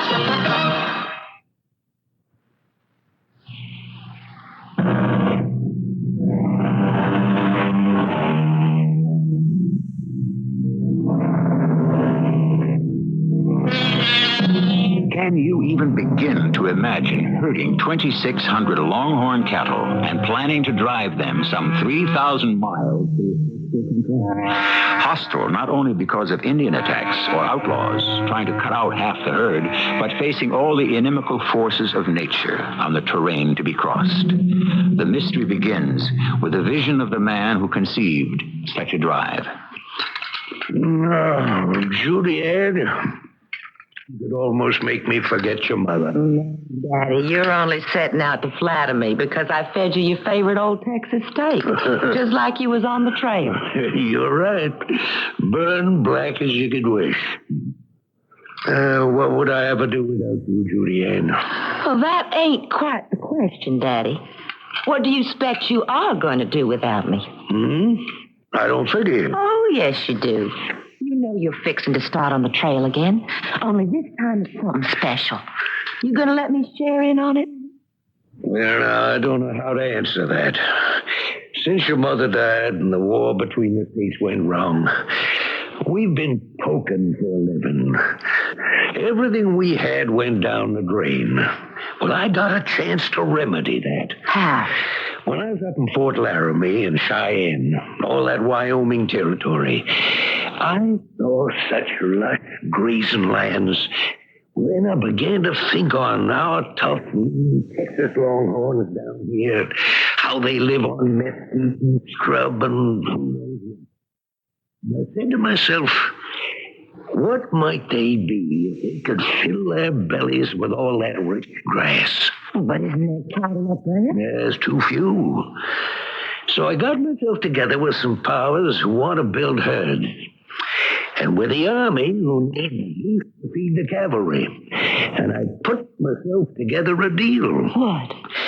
They'll take every head I can deliver. They've given me a letter of credit, enough to buy what I need, and I can buy the cattle here for $3 or under. And what would they pay there? $6 a head. Well, how long will you be gone? Oh, 5 or 6 months. Going and coming. I want to go along. Well, I don't see how. Why not? Well, the drive I'm planning, maybe the humans got less chance than the cattle. It's an all-out gamble for me. There's no place for you. Oh, no? Who's going to run your cook wagon?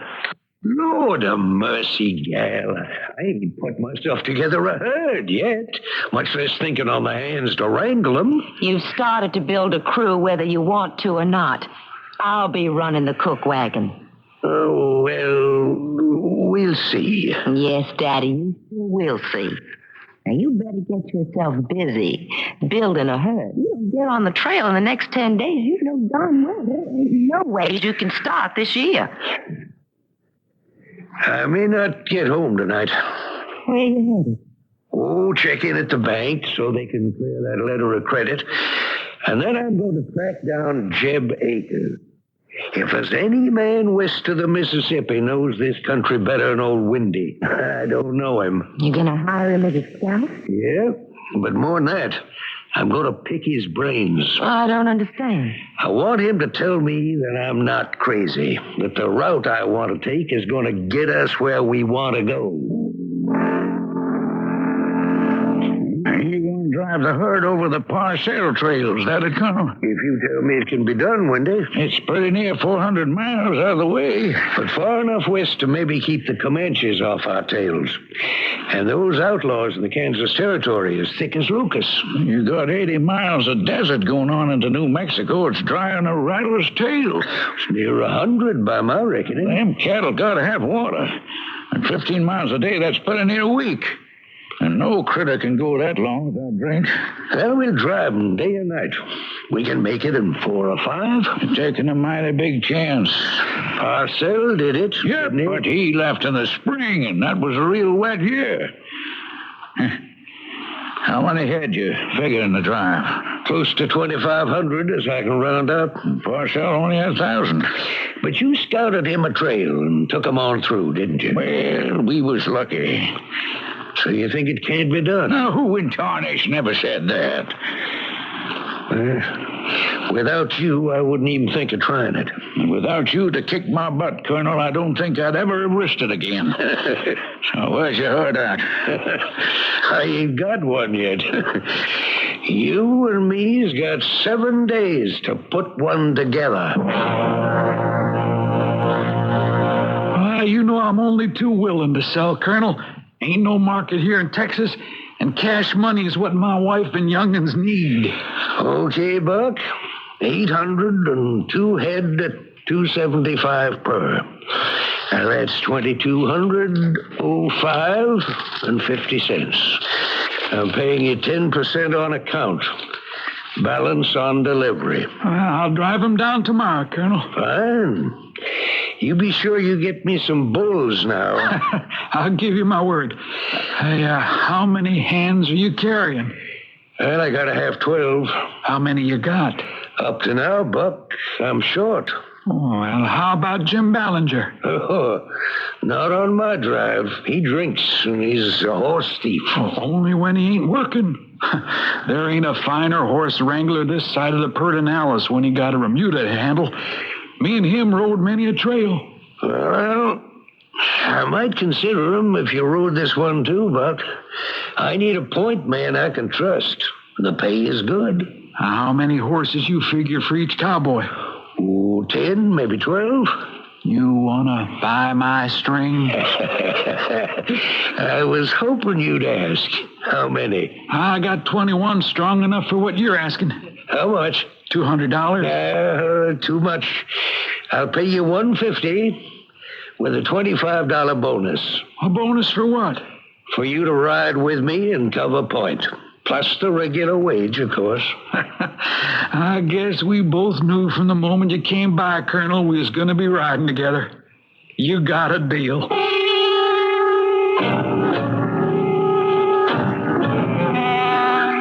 There they are, Judy Ann, the whole herd. Windy just brought in his 1,000. You're looking at 2,638 prime Texas Longhorns. That's the start of putting you and me on Easy Street. It's a mighty fine sight, Daddy. You got your crew all set? No, not yet. I'm still short some horses. And pretty out of money, except for what I owe the cowboys. How long's it going to take us before we're ready to move on out? Well, it better not be too long. Why you got so much trouble signing on having? It's a rough trail I'm planning to drive. Most folks think I'm local. They don't want to risk their hides. Can you make it, Daddy? Well, with Windy to scout out my route, yep. Well, then what are you worried about? Most of all, you, honey. Me? I'm afraid it's going to be more than you can handle. What, cooking up chow for 12 men or so? That ain't nothing. No, it's not so much the cooking. I know you can handle that. But the hauling and the drawing of firewood and wrestling all them heavy supplies, filling the water barrel. I just don't think. What is it, Daddy? Look. What? The dude there with a face white as a Hereford cow and a go-to-meat in Eastern suit. Now, where in Spike's Creek do you suppose he laid a hold of that big old cowboy saddle he's toting? I don't know. But one thing I'd lay odds on is he's never sat astride it. Don't tell me he's fixing to join this drive. Well, you'll soon know. He's coming straight for us. I beg your pardon, sir, but would you be Colonel Rice? The same. What can I do for you, son? Well, I'd like to join your cattle drive. Oh, you a cowboy? No, sir, but I have my saddle. So I see. You got a horse to put under it? No, sir, I couldn't afford that. The saddle took all my money. You have a gun? No, sir, I don't believe in them. Can you ride a pony? I don't see why not.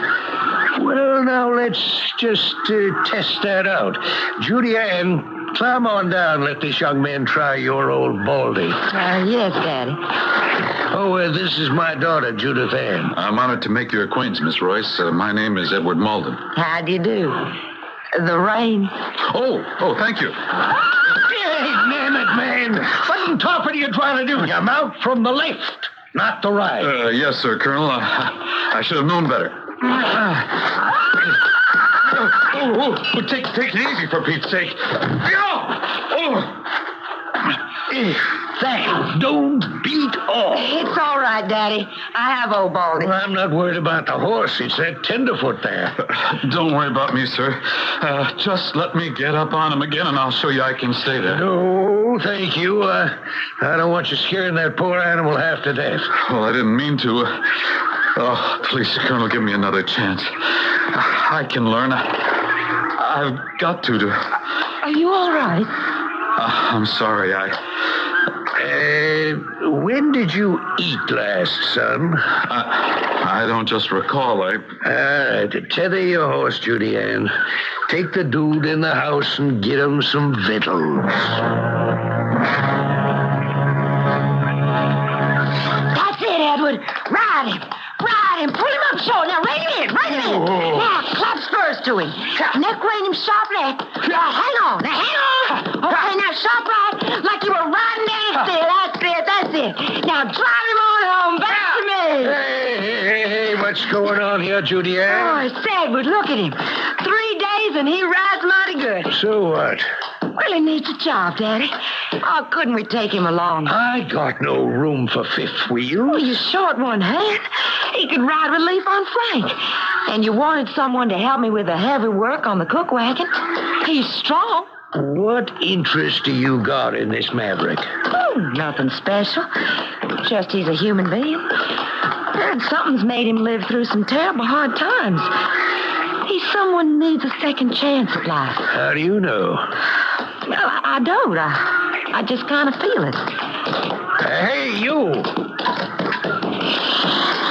Yes, Colonel. You want to ride on out with us? Oh, I do. I don't know what I can pay you. I don't know if you're worth anything. Well, I'll go for my keep, just to get north. What are you running away from, son? Oh, I didn't say I was. Let's just say I'm running too. What does that mean? A chance to start over, to make my life. I'm plumb crazy, but all right. We'll leave at dawn tomorrow. You won't be sorry, Colonel. I sure hope so, son. I sure hope so.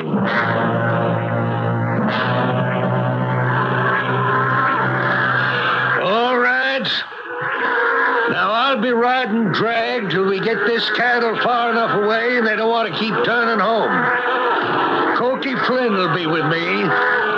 And the rest of you ready on the points? On the flanks? On the swing? That makes all of us. May the good Lord ride along with us and the weather be kind.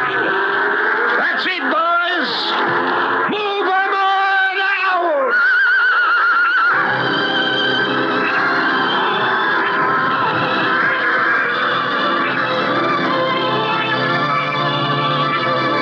It's a night we'll never see again. The big, rangy longhorns wheel in answer to the cowboys' directions. On the point at the head, 2 cowboys marshal the leaders. On the flanks, 2 others keep the herd shaped up. And in the rear, half smothered by the dust column raised by the churning hooves, the dragmen contain the stragglers and hold the long column firm. I shall return shortly with Act 2. This is E.G. Marshall with a question. Of all medications for acid indigestion or heartburn relief, which one is right for you? For years, Maalox has been recommended most by doctors. Now, the antacid ingredients in Maalox, plus an extra ingredient, are in Maalox Plus tablets. Smooth, good tasting, and Maalox Plus tablets work fast to relieve acid indigestion or heartburn. But don't just take my word for it. Try Maalox Plus tablets. You'll find you can't do better. Use only as directed. Hi, I'm Susan Anton. Fitness that feels good by day needs firmness that feels good by night. That's why you'll love the Perfect Sleeper. Luxurious top comfort plus deep inner support. You get both with every perfect sleeper. Now remember, be a perfect sleeper. Buy a perfect sleeper. Perfect sleeper. It's a healthy investment in your scalp. The Jacobson Mystery Minute is on the air. Who's there? Who knows what evil lurks in the hearts of men once they know you own a Jacobson? Oh, my. The Shadow knows. Shadow? Smart move buying a Jacobson super bag or more. Yeah. Did you see that big bag? It holds 3 bushels of clippings. Makes for fewer and shorter emptying trips. Your neighbor noticed, too. He'll be here any minute. He has plans for your Jacobson. No, I don't want to lend it to anyone. More than smart, you have to be clever. This time I'll help. After this, you're on your own. Stay away. Okay, I'm going. Pretty clever. My job is done. The Shadow knows. Now, so do you. Now available at Pantone's Lawn and Garden. 560 Butler Street, Etna. Pantone's open 7 days a week and evenings. Plenty of free parking.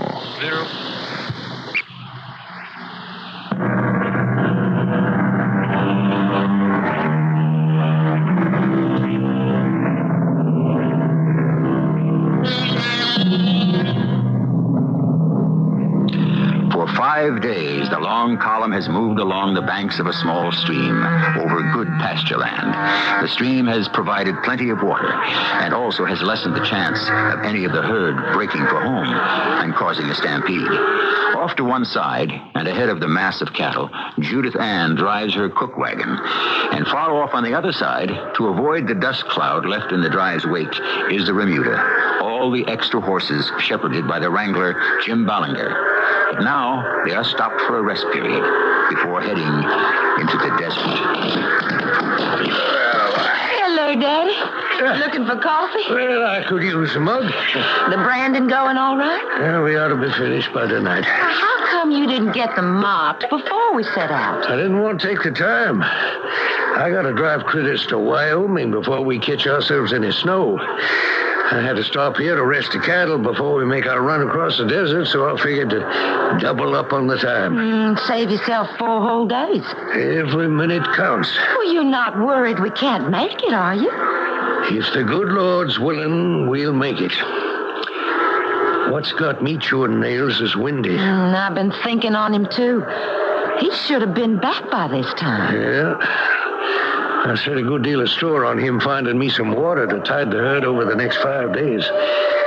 I've been thinking I'll ride on out and see if I can't spot hide a hair of him. Will you be back before sundown? I reckon I better. Once Brandon's done, the boys are all going to expect whiskey. I wouldn't want to saddle you riding the herd on them tonight. I could manage. If I wasn't here, you could need help. Now, who are you going to get that from? Dude. Who? Dude. That's what the boys have taken to Colin Edward. Well, it's as good a name as any for him.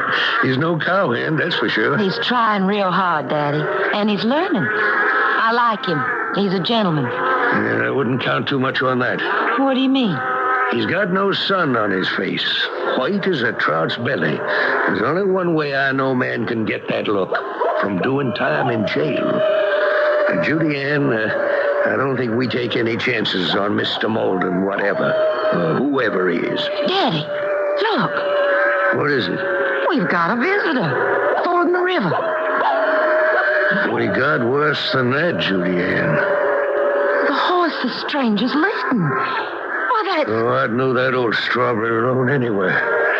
It's Windy's horse. What? Then where's Windy? I'm afraid he's riding them. But the horse is saddle-packed. And what do you think is trussed up in that poncho? There can't be but one thing.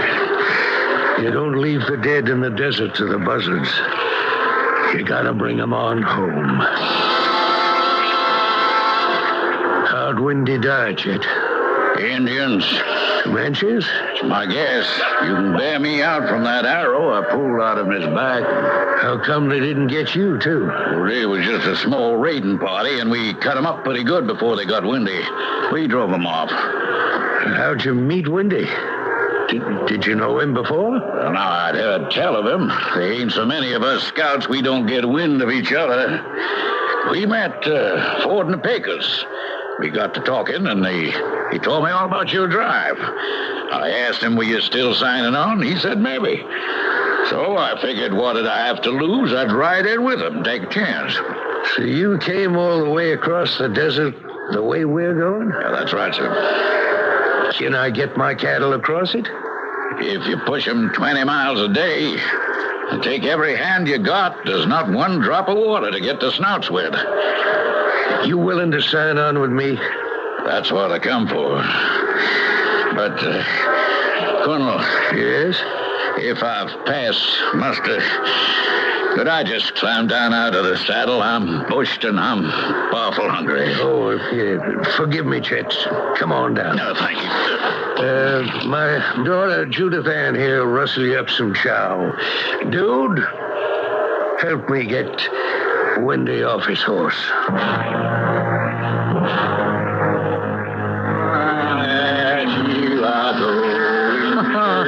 You got yourself quite a branding party going, Daddy. Yep, but a man needs whiskey every so often to ease him up enough so he can get himself put all together again. Well, your new recruit seems to need more than most. Well, he's had a long, dry ride across the desert. But I sure wish it was old Windy gulping his share. So do I. I don't like that man, Daddy. Chet Holmes? What do you got against him? I don't know. Somehow I just don't trust him. Well, he's just come the way we gotta go. We need him to lay the trail for us. I guess you're right, Daddy. And I guess you better take yourself to bed in the wagon, honey. You're the only woman around. The boys could get out of hand. Well, they wouldn't dare risk your displeasure, Daddy. Yeah, I know, but I got a right circle on the herd. Make sure we got 'em all ready to move out tomorrow. No, don't you worry none about me. I'll be safe and snug. You better be. I'll stop by to check on you before I ride out. Well, now, hi, Miss Royce. Why don't you come on over by the fire and join the party? Why, thanks, Mr. Holmes, but I'm real tired. Well, I'm just about to turn in. Be a bit more sociable with the woman to liven things up. There's too many of you and just one of me. Well, then maybe you and me could celebrate on our own. I don't think so. Will you please let go of my arm? Oh, now, come on, Miss Royce. Just be nice. All I want to do Let her go, Mr. Holmes. What? Well, if it ain't Mr. Greenhorn, tenderfoot, the old dude herself. What do you want? I want you to leave Miss Royce alone. It's all right, dude. I can handle it. He's pretty mean drunk, ma'am. You telling me I can't hold my liquor, boy? Get out of my way. Look, why don't you go bunk down and sleep it off? I don't take no orders from any Eastern high-hat. You get out of my way or I'll draw down on you. No, he doesn't carry a gun. Well, so much the better. I'd just as soon use my fist. Stand out of the way. Look, you know you're behaving like a fool. If you want to play games, why don't you go back and join the other boys? Well, that does it. Put up your fist. I don't believe in fighting. Now, maybe this'll change your belief. No, don't. Stay out of this, Miss Roy. This is between us. Why don't you fight back, Edward? Look, you can't do me any harm, Miss Royce. We'll see about that. Will you stand still, hang it, and fight like a man? Now stop dancing around and square up. All right. You want to dance? I'll give you some music. The next one's going to be right where those dancing feet are, boy. Unless you lift them. Hey! What incarnation are you trying to do? I'm just giving the dude here a little dancing lesson. You put up that gun here. You might have stampeded the herd before we ever hit the road. If I didn't need you as scout, I'd fire you quicker than I hired you. Now, Colonel, we was just hacking around. All right. But that's the end of fun and games. I want all you cowboys to hit your bedrolls and get all the sleep you can. We're pulling out at dawn, and the next 5 days are going to be a long, tough haul. What was going on here, Josephine? Well, Mr. Holmes was annoying Miss Royce. I told him to mind his manners, and he took offense. I see. Well, you won't have to worry about him for the rest of the drive. He'll be out in the front scouting our trail. All right, you better turn in too, dude. You'll need your rest. Then you're not letting me go, sir? Well, if you think you can make it, the least I can do is take a chance on you. You won't be sorry. Good night, sir. Good night, Miss Royce. Good night, Edward. Edward? Well, I don't like to call him by a name that's a put-down. He fight for you? Well, not exactly. Chet Holmes was drunk enough to want to call him out, but Edward doesn't wear a gun, so instead he started beating on him with his fists. And what did the dude do? He didn't fight back. You mean he was scared? I don't know what I mean, Daddy. He chickened out. Well, I don't feel right now, taking off tomorrow with a coward on my crew. I'll give him a chance. Whatever he is, I could swear Edward is no coward.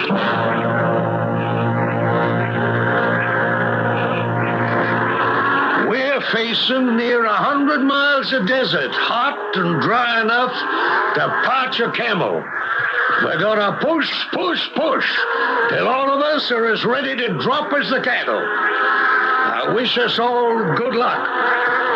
We are surely man and beast in God's hands. All right. Move them out!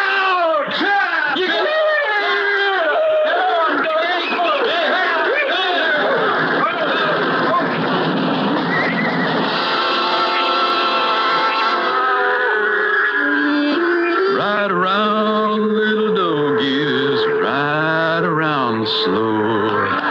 It's all right, dude. It's only me. Good evening, Colonel. I guess I should say good morning. Keep your voice down. These longhorns are so spooky, anything could set them off on the run. It's been a difficult time, sir. They're parched for water. I know. We don't make the Pecos by tomorrow night and water them, they'll be to hell and gone all over Texas looking for it for themselves. The main thing's held them together this far is Big Red there. He's a fine steer. They sure all follow his lead. Heaven help us if anything spooks him. If he took off... We'd have a stampede, wouldn't we? Yeah. With no way to stop it. Only chance would be to drop him in his tracks. He's the leader, remember that. They're awful restless. Maybe it's that moon coming up. Well, that could be lucky for us. That's why I rode on out to the point here. I'm relieving you. Relieving me? Why? Did I do something wrong, Colonel? No, but as soon as that moon gets high enough to throw us some light, we're moving on out. You holding up all right? Yes, sir. Well, you better. I don't need any more trouble than I've got. All right, go on now. And ride slow and easy. No noise. What's that? Rattler. Don't pay it any mind. Just hold that horse of yours. Can't you handle that? Tenderfoot. Can't even sit. Hold on to the rein. Don't let him run on you. I've got him, sir. I've got him. You miserable greenhorn. Now you've spooked the herd. Boy, you lose me my cattle and I'll rip your heart out with my bare hands. Take the leather, everybody! Stampede! Stampede!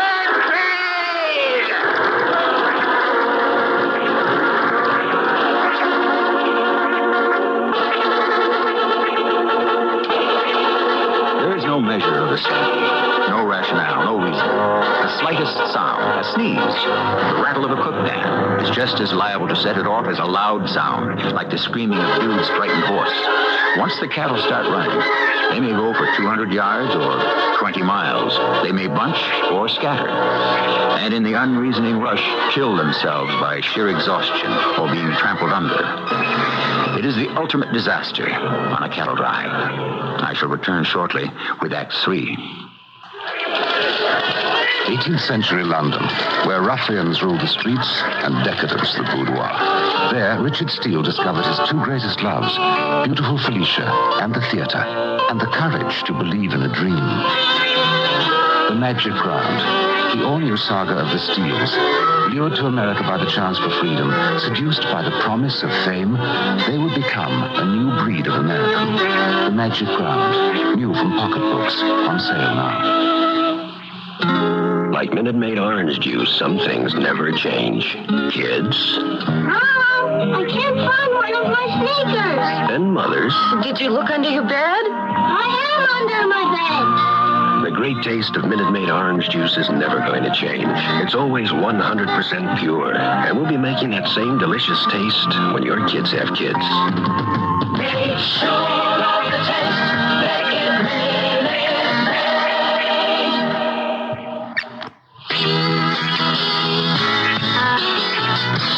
Person to person, heart to heart. Together we can move the world if we each do our part by helping care of children. Nourish and to heal those in need. Care for the children of the world if we each help one needy child today through care. We'll change tomorrow for children everywhere.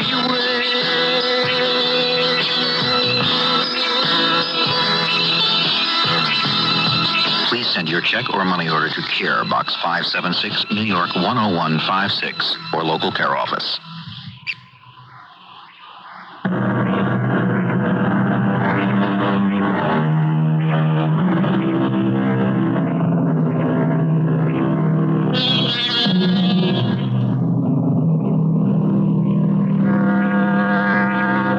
Stampede. Once once set in motion, the terror of 2,000 to 3,000 unpredictable animals is a force of nature beyond the control of man. The frightened longhorn will run over anything, heedless of broken limbs, impervious to any thought of safety. And the men and the horses who try to contain them can end up trampled to death under the sharp and pounding hooves. Ride them off the point, dude! Up toward the cliff. Maybe we can contain them. All right, Colonel. Colonel, where are you going? I've got to stop Big Red. If they follow his lead, we've lost them. How can you stop him? Put a bullet through his head. If we don't drop him now, we got a stampede in our hands.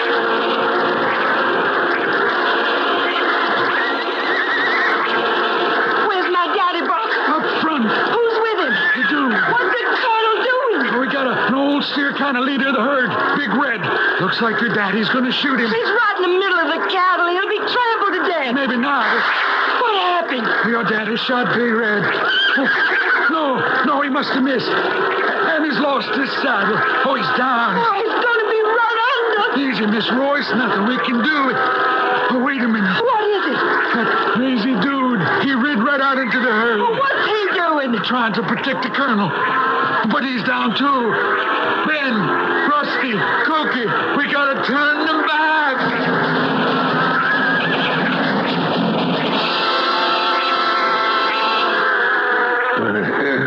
It's all right, Daddy. You okay? Oh, never mind me. The herd. The cattle are all right, too. But they were stampeding. As soon as Big Red hit the ground, they started milling. And the boys round them up and quieted them down. It's all right, Daddy. You saved the herd. No. He pulled up his head just before I fired at him. I only creased him before he knocked me off my horse. But you did drop him, Daddy. I mean, he was down. If anybody put him down, it must have been Dude. Where's he at? Oh, he's out with the rest of the hands, getting the herd ready to move on. I'm sorry I ever doubted that boy's guts. Judy Ann, he came right down off his horse between me and that big old longhorn. How he ever checked him, I'll never know. He doesn't wear a gun. Maybe your bullet had a delayed effect. Maybe. Is that raunchy old steer dead? No, he was just stunned. He's right out there, calm as you please, and leading the herd again. That's where he ought to be, too. Once we fetch the Pecos and water, we can talk out what happened.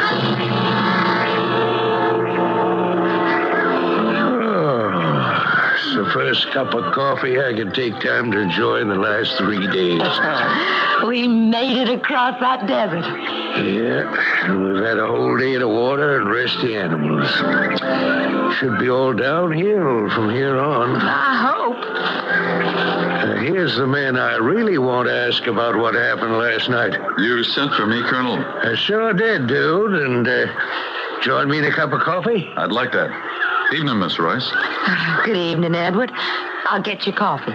You know, son, I never did get a real chance to thank you for saving my life. I didn't do that. Let's not mess around, son. If someone hadn't stopped Big Red, he'd have run right over me and the rest of the herd after him. How did you do it? Colonel, it was your bullet that... My bullet only nicked him. Besides, I saw him still on his feet before I passed out. How did you drop him? Here's your coffee, Edward. Thank you kindly, ma'am. You haven't answered me, dude. Oh, well, I didn't have any other weapon to use, so I just punched him as hard as I could. With your bare hand? With one punch, you cold-cocked a longhorn steer? Well, sir, I guess that bullet you bounced off his head had him pretty weak. Well, never mind that. That was 1,500 pounds of beef. I stopped him with a bullet for a moment, but you're trying to tell me you knocked him cold with just... Daddy, it's Chet Holmes coming hell-bent for leather. Something must be wrong. What now? Indians, Colonel. If that don't beat all, out of the frying pan into the fire. How many? 20 Comanche braves, raiding party, and they're right on my tail.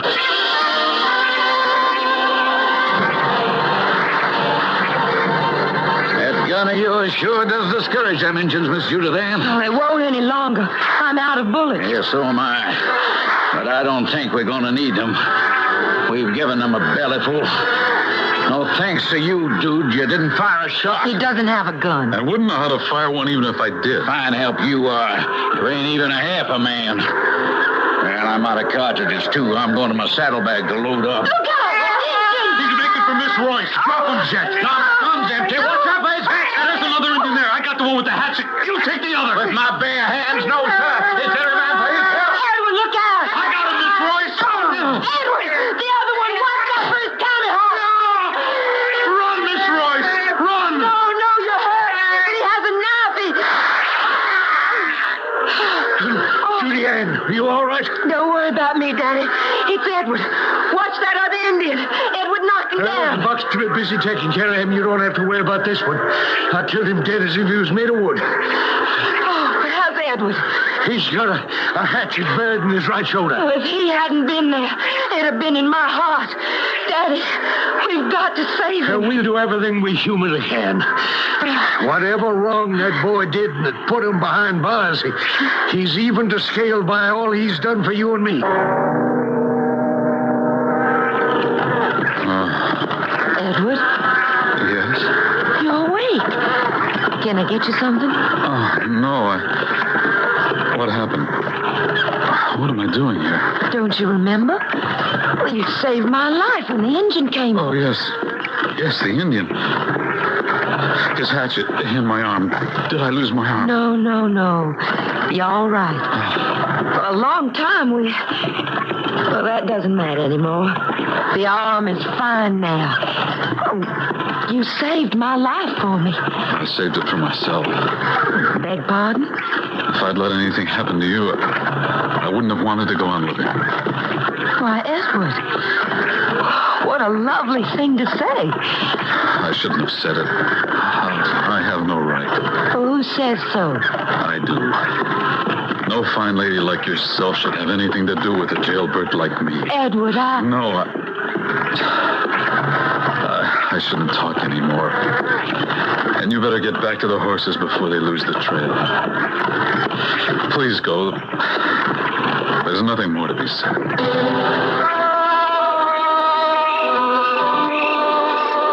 Oh, it's you, Edward. Well, now, what are you doing? Filling up the water barrel for you, Miss Rice. Well, isn't it about time, with all we've been through, you called me by my first name? I don't think I have that right. Well, I think you do. How's the arm? Fine, thank you. Never be what it was, but maybe that's the Lord's blessing. Edward, ever since you've been back on your feet, 3 weeks, nearly a month, you've been avoiding me. Why? I think you know. Well, I think I do, too. And it's silly, isn't it? Well, can't you understand what's past is past? And all that counts is what's here and in front of us. I can't put away the years in prison. Why were you there? I killed a man. How? With my bare fists. More exactly, with my right one. Was it a fair fight? No. Why not? Miss Royce, I was brought up by my father. My mother died when I was born. He was a prize fighter who never found his dream and died with his brains scrambled. He brought me up to fight, well, to live by fists, too. I never knew any better. You fought? In the ring? 38 fights, and I won them all. If knocking the other man senseless means anything. And then one night in Boston, I was having dinner with my father in a bar, and this big, beefy man started to make fun of him. I got mad. One thing led to another, and the man called me outside. With one right hand, I broke his jaw and something in his head. He was dead before he hit the ground. Oh, how dreadful. That's what the judge said at my trial. That I was a professional against an amateur. That my hands were the equivalent of lethal weapons. That I committed murder just as surely as if I'd drawn a gun. And I think he was right. No. Yes. That's why I won't fight. No, I'll never carry a gun. I will take no chance that I'll ever take a human life again.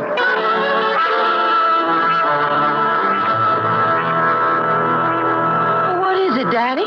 Why are we holding up? You see that pass ahead of us?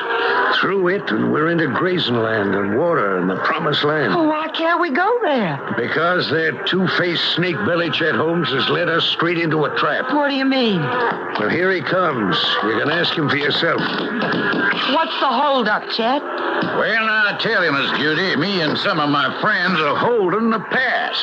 It's sort of like a toll gate. I want 50 cents a head to let us through.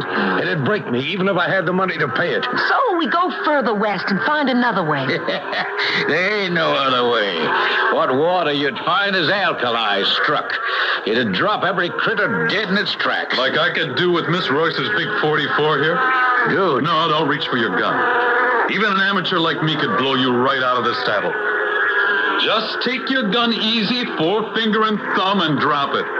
I'll make you pay for this. I'll give you the chance. Just drop it. Now get off your horse. Huh? Yeah, that's fine. Now, you once asked me to put up my fists against you. I didn't want to take advantage of you then. Now, with my bad arm, we're a little more even. Judy, take your gun. But Edward... Please let me handle this. Come on, Chet. Let's mix it. It's gonna be a pleasure to knock out your brain. Be my guest.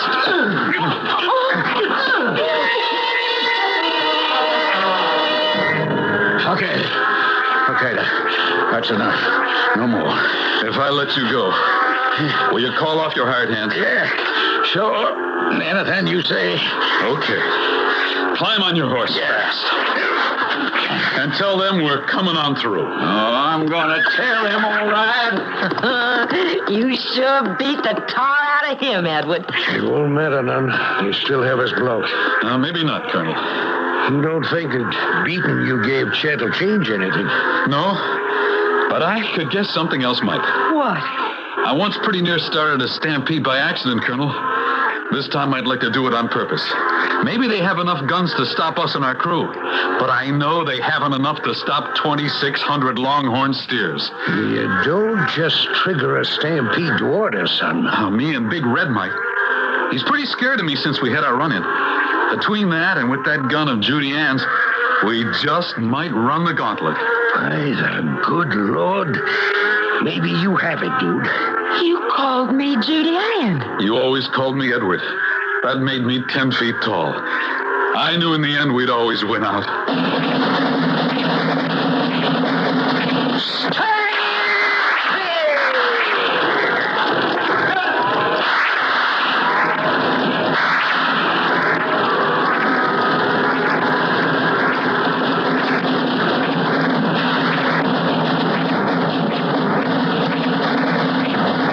By surprise, the gunmen guarding the pass were not ready for the sudden, overwhelming surge of the herd.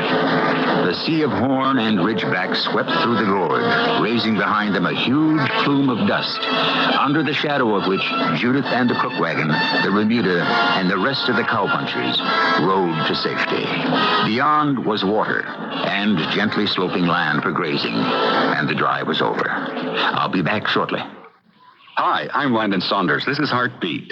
Little Bo Peep lost her sheep, but instead of being depressed, she decided to pull herself together. She realized it was her little oh helpless me way of thinking that made her so vulnerable to circumstances and negative criticism, that she was not only tearing herself down, but even turning people's compliments into downers by saying things like, "You can't mean me. You're just trying to make me feel good." So most of her friends began to conclude, well, if she doesn't like herself, why should I like her? After all, she knows herself better than anyone else. Bo Peep finally realized she needed to recognize her strengths and focus on them and not on her weaknesses. And this has given her a new sense of self-confidence. She likes herself. I'd like to send you a free copy of my booklet on feeling good about yourself. Just put the words "feeling good" on a postcard or in a letter and send it to Heartbeat, Hartford, Connecticut. This is free. This is Heartbeat.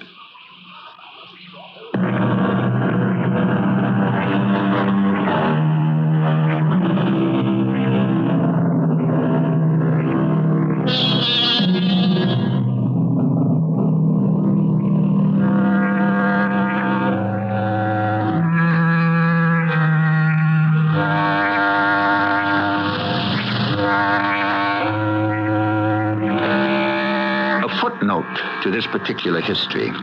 During the summers of 68, 69, and 70, on other drives, the colonel built up one of the great cattle ranches in the country.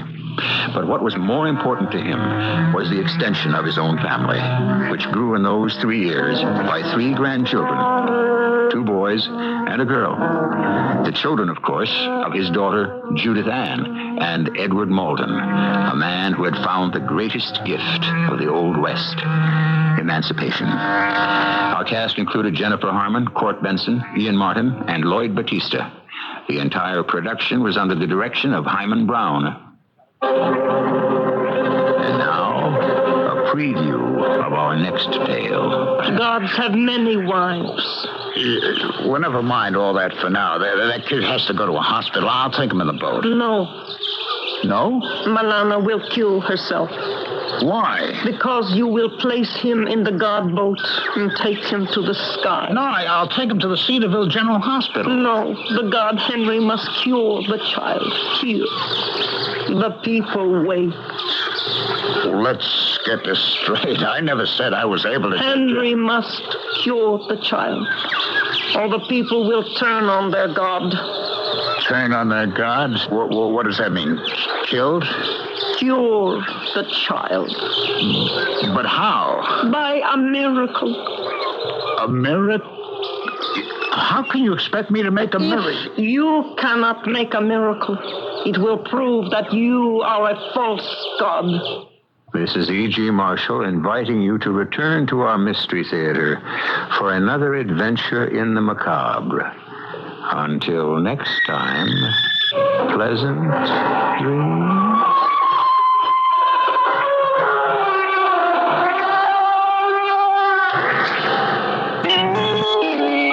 CBS News. President Reagan insists he's in no mood to compromise on his plan to cut spending and reduce taxes. And the administration is gearing up for an extensive campaign to sell the entire program to Congress. This is John Bohannon reporting on the CBS Radio Network. President Reagan relayed word today through a White House spokesman that no one is speaking for him or the administration regarding his economic recovery plan. Congressman James Jones, the chairman of the House Budget Committee, is sticking to his statement yesterday that some sub-cabinet officials told him the administration is ready to give some ground on the economic plan. The White House is now said to be inviting nearly 900 regional editors and broadcasters to Washington for briefings on the economy. Vice President Bush has been lined up for an extensive speaking schedule. This afternoon, the Vice President spoke at the White House to members of the Trade Executives Association. I'm anxious to see what happens when the Congress goes home this week, because I know that every person, man or woman in the Congress, is going to have their mobile office going around from city to city in the district. And I also know, having been in the United States Congress, that when they open the doors of that office, you're going to have people whose lives have been affected adversely, perhaps, or they think so, by these cuts, knocking on the door saying, don't cut this, don't cut that. But they're also going to be hearing from a broader voice there, the voice that makes up these fantastic support figures for the president. Republican leaders in Congress are said to be hoping that the president will be well enough in 2 weeks to do some personal politicking on Capitol Hill. More CBS News in a minute. Tuesday on CBS television, witness the powerful conclusion of the story of 2 men who changed the world. Witness Peter and Paul. They fought Roman injustice to keep a new religion alive. And now Paul is on trial for his life. Starring Anthony Hopkins as Paul and Robert Foxworth as Peter. Their story will amaze you. Their passions will move you. Their pain will touch you. Their courage will inspire you. A CBS holiday special, Peter and Paul, Tuesday at 9, 8 Central and Mountain on CBS television.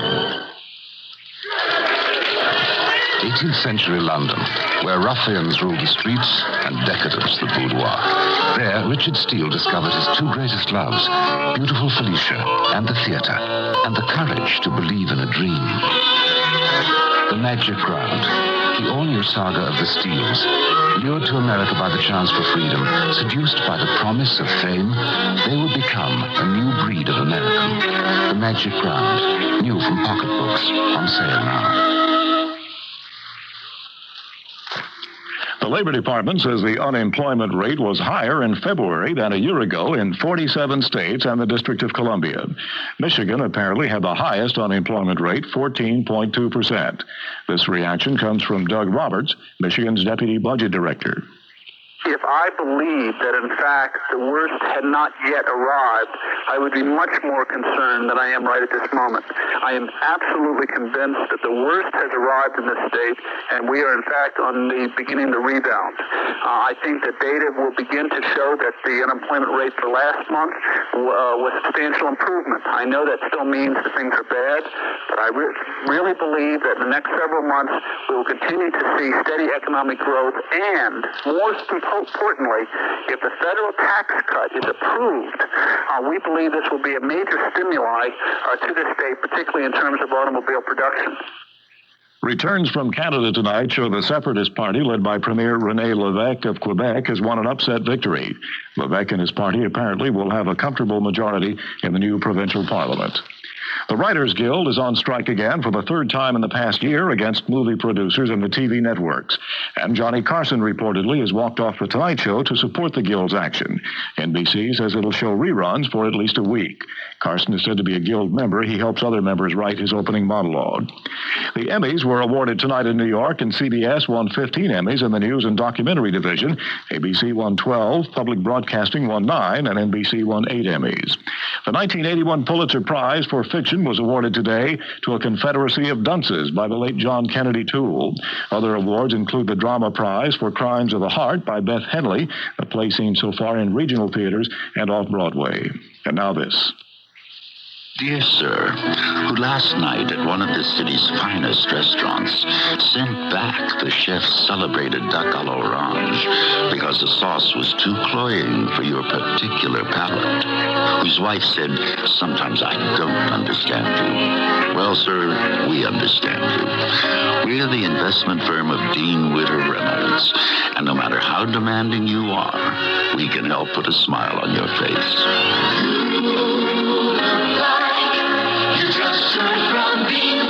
Dean Witter knows to win over investors, you've got to produce results. And our investment programs can help do just that. Whether those plans help you cope with today's economy or better prepare you for tomorrow, Dean Witter can give even the most demanding investor something to smile about. Dean Witter Reynolds, one investment firm you'll be glad to hear from.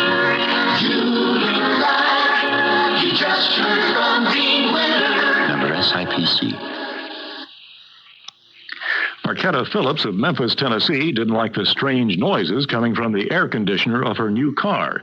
It turned out to be nothing so mundane as a loose connection. It was a loose snake, a python 5 feet long. No one knows where it came from. Pythons usually come from Asia, Africa, or Australia. John Bohannon, CBS News.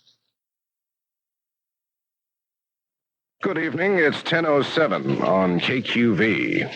The CBS Radio Mystery Theater presents...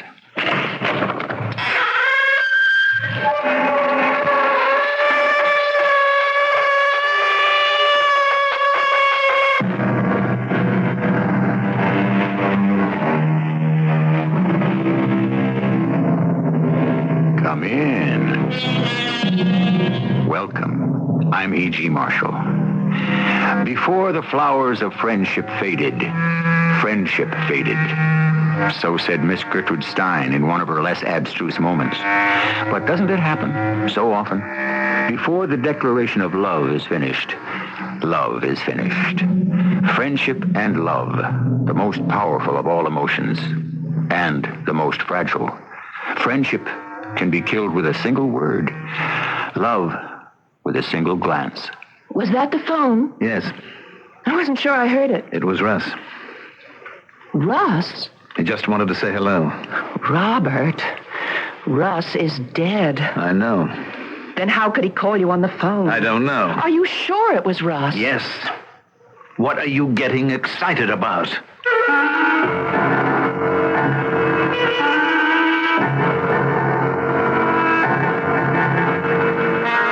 Our mystery drama, The Fatal $50,000, was written especially for the Mystery Theater by Sam Dan and stars Mandel Kramer and Marion Seldes. I'll be back shortly with Act One.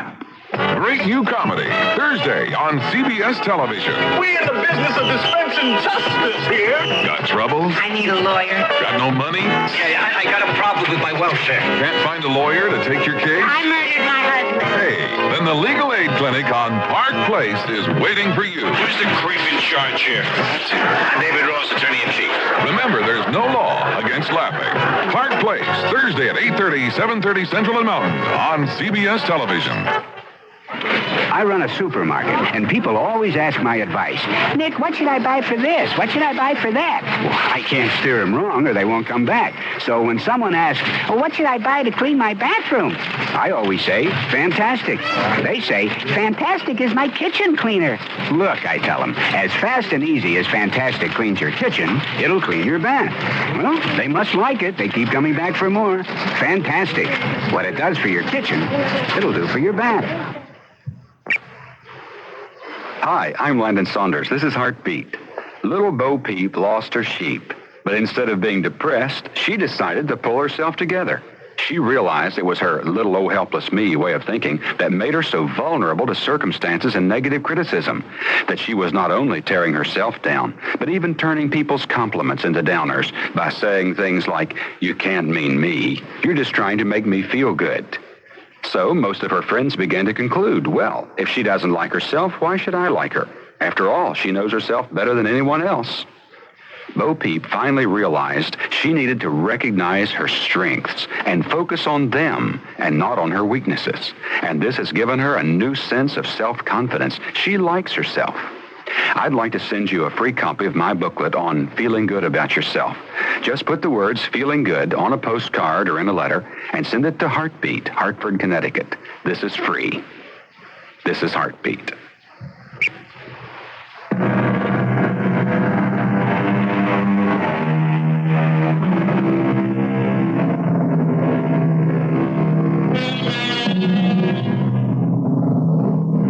The nutritionist says you are what you eat, but the philosopher insists you are what you do. Both, of course, are correct. It depends on which you is being considered, the inner you or the outer you. And just as diet shapes the body, so do deeds shape the soul. Robert Arthur Moresby does quite a job of shaping things himself. The fate of thousands of people depends on how he happens to perceive any given situation, and his decision is based purely on profit or loss. You will note that Robert Arthur Moresby's initials spell RAM. The word suits him, fits him, and describes him. Russ, you're responsible for the prospectus. I want a draft by Thursday. That's only 3 days. And 3 nights. Now, Russ, I want all the demographics by Wednesday. What's that? It's telephone. Is that a fact? Do you assume I have never heard a telephone in my life? Miss Daly, I told you I wasn't taking any calls. Oh. All right, send her in. Now, look, Harry, you're the troubleshooter for this project. Find out from legal what laws, if any, we may be violating and see how we can take care of them. Well, my dear, please come in. I didn't know you were busy. Darling, when a man is too busy to say hello to his wife, it's a sign he doesn't have his priorities straight. Gentlemen, I'm sure you all know my wife, Rita. That's good morning, Mrs. Moresby. Oh, good morning, Mr. Haley. Well, why don't we all take a break for 5 minutes? Oh, no, I'm interrupting you. I really No, it's perfectly all right. And besides, everyone here needs some time to go over some figures. So, Rita, let's go into my office and chat. Rita. Robert, please don't scold me. How many times have I told you you are not to disturb me here at the office? I'm sorry. I have a very busy day. Robert, I'm so lonely. What do you mean you're lonely? I'm all alone in the country all day. Alone? You have 3 servants. Well, I'm not at ease with servants. Well, then go for a drive. You've got a chauffeur? He frightens me. Well, I'll fire him and get a new one. No, they all frighten me. I don't like the idea of driving around with a stranger. Well, then drive the car yourself. No, I can't. Look, if you are so lonesome, then stay at the apartment in town. But I'm afraid of the city. It's big and noisy, strange, frightening. Well, what do you want? I want you. You've got me. I'm your husband. I want you to spend time with me, Robert. Look, Rita, you've come at a very bad time. I'm sorry. I happen to be very busy. Will you be home for dinner? I don't know how late things will run. Please, Robert. I'll be home as early as I can. Yes. Put him on. Yes, Wilson, what is it? Are you sure? Hold it a minute. Rita, I simply have to chase you out of here. I thought that maybe we could have lunch together. I don't have time for lunch. Now, please, Rita, this is a very important call. We could eat in the park. We could get a bottle of wine and some bread and cheese and fruit. And Rita? Yeah. Yes, Robert. Now, I'll overlook it this time. But in the future... Yes, I'm going. Goodbye. Goodbye, dear. Now, Wilson, what did you find out about whom? All right, now I hope everybody understands the operation. Are there any questions? All right, then let's break it up. Oh, Russ? Yeah? Stay for a minute. I want to talk to you. Close the door. Sit down. Well, Russ, what do you suppose we should talk about? Well, I guess about the demographics of the project. I'd rather talk about $50,000. Well, Russ, your move. $50,000. You want to pretend that you don't know what I'm talking about? You stole my money. Now, don't insult my intelligence. No, I didn't steal it. You didn't? Well, I don't look at it as stealing. All right, yes. It was stealing. You thought you had a month before the auditors checked the accounts, didn't you? Yes. Ordinarily, you would have. But Wilson wants to go on vacation, so he did the job earlier. That was bad luck, Russ. Oh, I thought... Well, I was sure I could put it all back before anybody would know. I needed the money, Robert. Mm-hmm. I just needed it. Yes, you'd heard of a stock that simply had to go up and make you rich, didn't you? Yes. Only it went down, didn't it? Yes. All the way down. You're wiped out, aren't you? Yes. Robert, what are you going to do? Nothing. Nothing? I don't have to do anything. Nature takes its course. By the end of the week, legal will have Wilson's report. You'll be called in. Give me a chance. A chance to do what? Make restitution. Certainly. If you can straighten out your account by Friday, you're in the clear. I can't do that. Let me make it up out of my salary. That could take years. I'll pay interest. No. For two reasons. First off, you're living beyond your means now. You're in debt up to your ears, so you can never take on such an obligation. Second, all the money can do is keep you out of jail. Your job here is gone. You're fired, Russ. But I have given you 20 years. I have done good work. And you were paid for it. Robert, I won't minimize what I did, but I had all kinds of pressures. I lost my head. I have come to my senses. I'll never do a thing like this again. I'm sure you won't. And so I'm to go to jail, huh? Perhaps not for too long, Russ. But I'll be disgraced. I am not a crook, Robert. Believe me. Give me a chance. What you want me to do is lend you $50,000. To balance my account. The answer is no. Weren't you ever tempted in your life? I'm begging. Hey, have you ever known what it is to be desperate and to be helpless? As I said before, Russ, you have till Friday. Yes. Stevens, put him on. What is $50,000 to you? To me, it's life. That'll be all, Russ. Stevens, I was about to call you.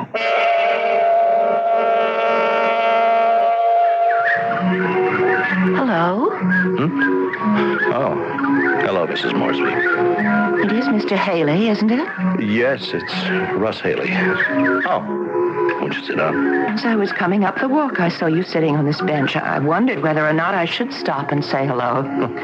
Why should you have wondered? Well, you seem to be so busy with your own thoughts. Well, I was busy with thoughts, but they weren't my own. Really? Whose were they? Shakespeare's, probably. Shakespeare's? You know, whenever you come across an old, familiar bit of philosophy, it usually turns out to be his. What was it? I'm not sure if this is it, word for word, but I kept telling myself, had I but served my God with half the zeal I served my king, he would not in mine age left me naked to mine enemies. Oh. But you're not an old man.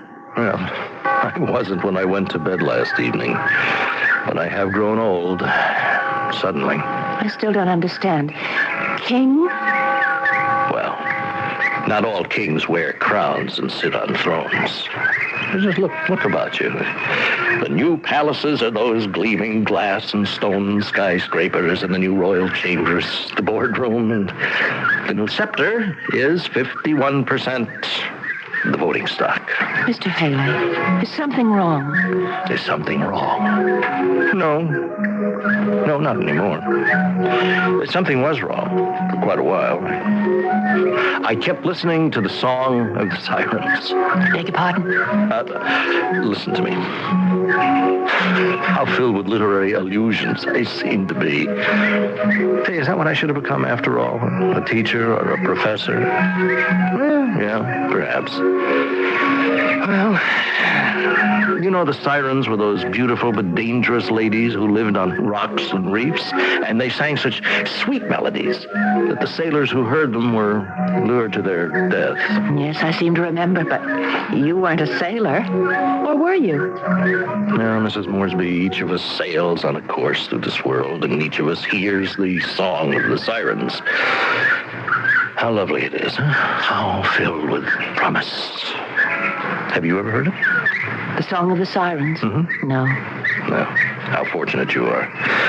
Because it is a false melody, and it can only lead us to our destruction. Mr. Haley, why are you talking about such things as enemies and destruction? It's such a lovely day. Yes. I do hope I haven't spoiled it for you. No, not really. And lovely as the day may be, destruction goes on all about us. See? Where? Well, those beautiful bushes, for instance. There are many small living things there, fighting for their lives, struggling to eat and not be eaten. Yes, I suppose so. And that clump of trees, those tall, beautiful maples, each stretches forth its leaves for the life-giving sun. But leaf by leaf and branch by branch, each tries to shut the other off. And leaf by leaf and branch by branch, the losers die. Well, I suppose we humans aren't really much different. But we could be. Unlike the trees, we're not rooted to the spot. We can step to the left or the right and get all the sunshine we need without depriving the next one. Leaf by leaf, branch by branch, the losers die. It does take a while, though, doesn't it? And we're never aware of it until it's too late. Huh? What are you saying? Suppose no one likes to admit to himself that he's a loser. Oh, Mr. Haley, there's no such thing as a loser. Well, I'm afraid I got to contradict you there, Mrs. Moresby. Well, what has been lost? It's remarkable. You know, I've been aware of you all these years as Robert's wife. And knowing Robert as I do, I said to myself, what a poor, frightened thing she must be. It's true. I am. No, not you. Not a woman with your vision and feelings. Well, it has been nice talking to you, but I really must be going. Goodbye. No, wait. You're very troubled, Mr. Haley, and I can see it. So tell me, is there anything I can do to help you? Is there? No. Why do you say that? I look at you, and I see a woman of sensitivity, of character. 10 years ago, a woman like you could have helped me. But the irony. 10 years ago, I wouldn't have had much use for a woman like you. I was much too busy with the other kind. Now it's too late. It's never too late. It's never too late to find the right kind of woman.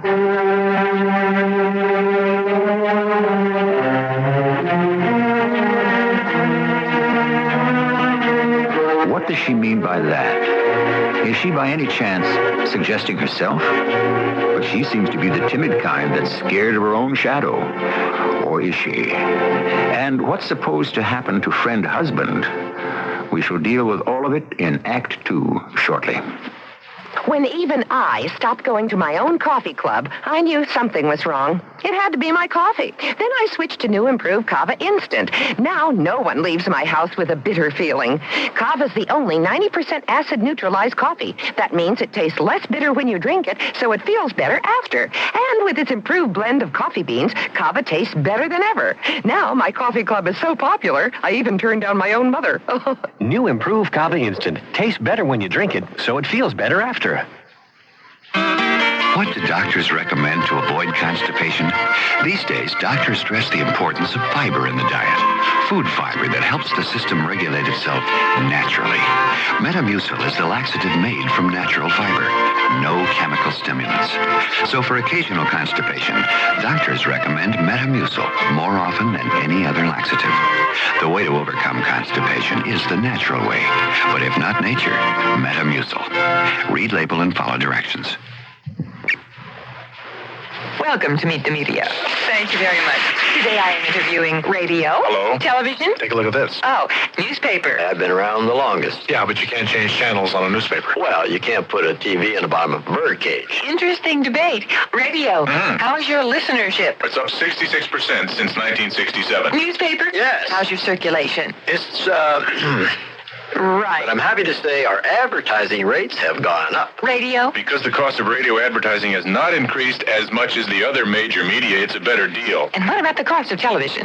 Film at 11. Radio wins that round. What about creativity? Well, there are 4 of us sitting in a room pretending to be a radio, a television, a newspaper, and a human being. That's amusing. Just an example of radio's creativity. Radio, red hot, because it works. For the advertiser trying to fight the rising costs of TV and print, the Radio Advertising Bureau can send you more facts. The station can send you more customers.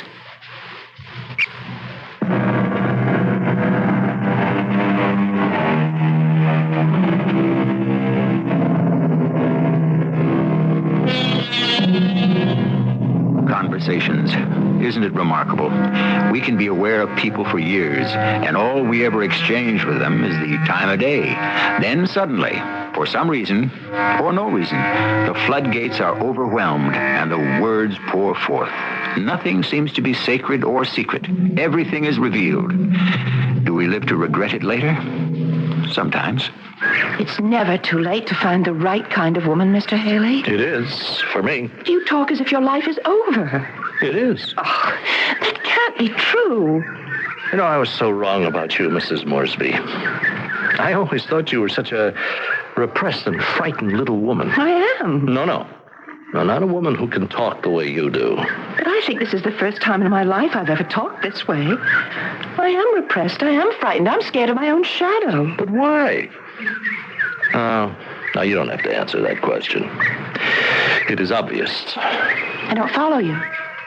If he can terrorize the people who work for him, what must he be like at home? I wish you'd let me help you. No, it's too late. It's never too late. To men. My old school teacher would say that.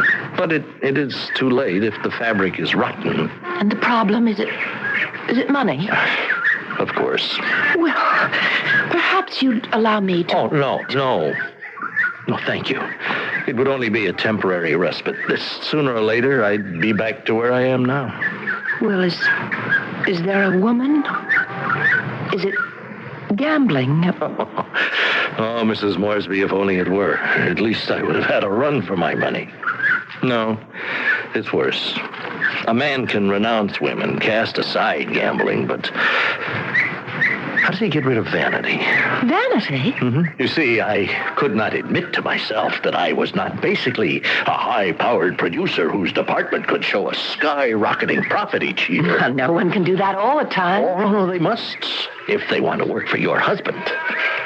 I was running at a loss, which meant he would fire me at best and demote me at worst. But how awful for a man to be in that position, where he must win all the time. Oh, I am not alone, Mrs. Moresby. So I took some money and invested it in a sure thing. Oh, even I know there can never be a sure thing. I only wanted to make some money quickly, to pad my account so that it would appear as if my department were flourishing. Then you didn't steal it for yourself. I mean, in a way, you really stole it for my husband. Why don't you explain that to him? Can a bird make a satisfactory explanation to a snake? Well, thank you for your kindness. I have an appointment. The most important appointment of my life.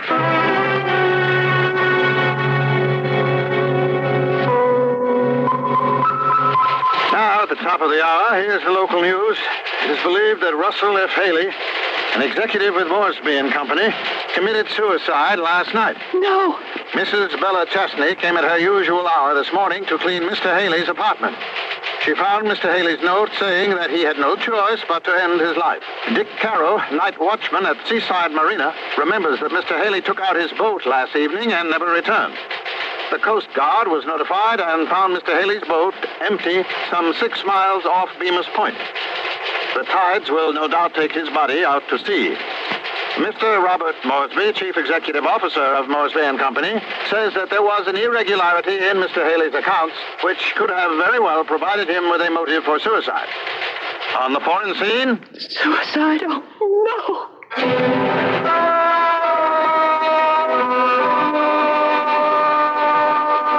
Robert, you're home. I'll tell you what kept me. It was it Russ Haley? I had to talk to the police. I heard it on the radio. They found the boat out at sea. He drowned himself, the fool. It said he left a note. He was all set to go to jail. I saw him in the park that same day. We chatted. Yes? He said it was the end of the world, and I didn't understand what he meant. I do now. He stole $50,000 from the company. $50,000. And do you know what he had the nerve to do? He begged me to lend him another $50,000 to cover the first 50. $50,000. The difference between life and death. Oh, had I known, I'd have given him the money. Well, you have some pretty far-out ideas, Rita. It's a man's life. Why didn't you let him have the $50,000? Now, let's really analyze this thing, shall we? You always tell me I don't spend enough time with you. Maybe now you can see why. It's because you say such weird things. Weird? Yes. You know, since we've been married, you've changed, Rita. You've become like a mouse. You're afraid. You're scared of your own shadow. Why? I guess it's because I'm afraid of you, Robert. Why are you afraid of me? I don't know. It's just the way you overpower everybody and everything. It's like a battering ram. I think perhaps you'd best go see a doctor. Why didn't you let him have the money, Robert? What, do you think I'm crazy? You. More than anyone else. You should know what it is to need $50,000. What are you talking about? You don't remember 20 years ago how desperate you were? That's ancient history. You sold stock you didn't have. I was caught short. But you were in trouble. You knew what it was to be desperate and sick with fear. I saw that sickness and desperation on Russ Haley's face that day at the park. What would you have done if you couldn't have raised the money that time? What's the difference? I raised it. Yes, you went to my father. Well, the old man knew a good investment. Oh, well, he thought it was because part of the deal called for you to propose to me. You didn't think I knew that, did you? Look, Rita, this is all ancient history. I wasn't very much. But fortunately, I had a rich father, and he could buy me a husband. That's a cold-blooded way to look at it. You're the one who always says the world is a cold-blooded place. Well, from now on, don't scold me when I say I'm lonely and frightened and afraid of people. After all, who am I? When was I ever important to anybody? I think the only person who ever thought I was somebody was Russ Haley. Why didn't you write off that $50,000? Because I couldn't. Why not? Because everybody knew he stole it. If I closed my eyes to it, it would be the same as saying, well, come on, fellas, the till is open. Help yourselves. Now let's drop it. It's over. Is it, Robert? That must be Wilson. Excuse me. Hello. Yes, Wilson. Right. All right, now look, we have to go with this very slowly, very quietly. The first parcel is owned by a man named Beauregard. Get it as cheap as you can, but get it. That's right, tomorrow. Robert, why didn't you lend him that money? Rita, for the last time, forget it. It's over.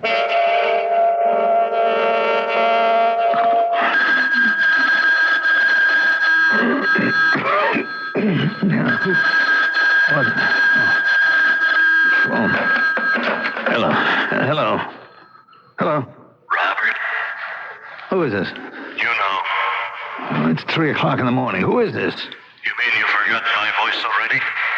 We've known each other over 20 years. Russ. Yes. You're alive. No, I'm dead. I drowned. I'm 6 miles off Bemis Point. I don't think there's much left of my body. That's shark water. Rutch. The reason I'm calling is I want to know the truth. Why didn't you let me have the $50,000? No, I'm not crazy. And I won't let anybody drive me crazy either. Robert? Yes, what is it? Oh, you're up. Yes, I'm up. Something woke me up. I'm not sure. Maybe I was dreaming, or did the telephone ring? No, you were dreaming. We both were dreaming. Go back to sleep. I can't. I'm wide awake. Why? What's the matter? I just keep thinking about poor Russ Haley. And why did he have to kill himself? It was only money. Rita, for the last time, it's over. Forget it. Good morning, Robert. Wilson, good morning. Is the Beauregard thing all set? Well, no, not exactly. What does that mean? He doesn't want to sell. Oh, come on. As far as he's concerned, the land has no value. Up the price. I tried it. It's no go. Well, did you tell him we could get the state to condemn the property? Well, how could I? We have to keep our interest in acquiring the land secret, don't we? Yes, you're right. All right, let him rest for a while. Start buying around him. Now, remember, it has to look very casual. Be sure you use a lot of cover names. Oh, yes. I know, Robert. I know. We've done this before. Yes, but nothing on this scale.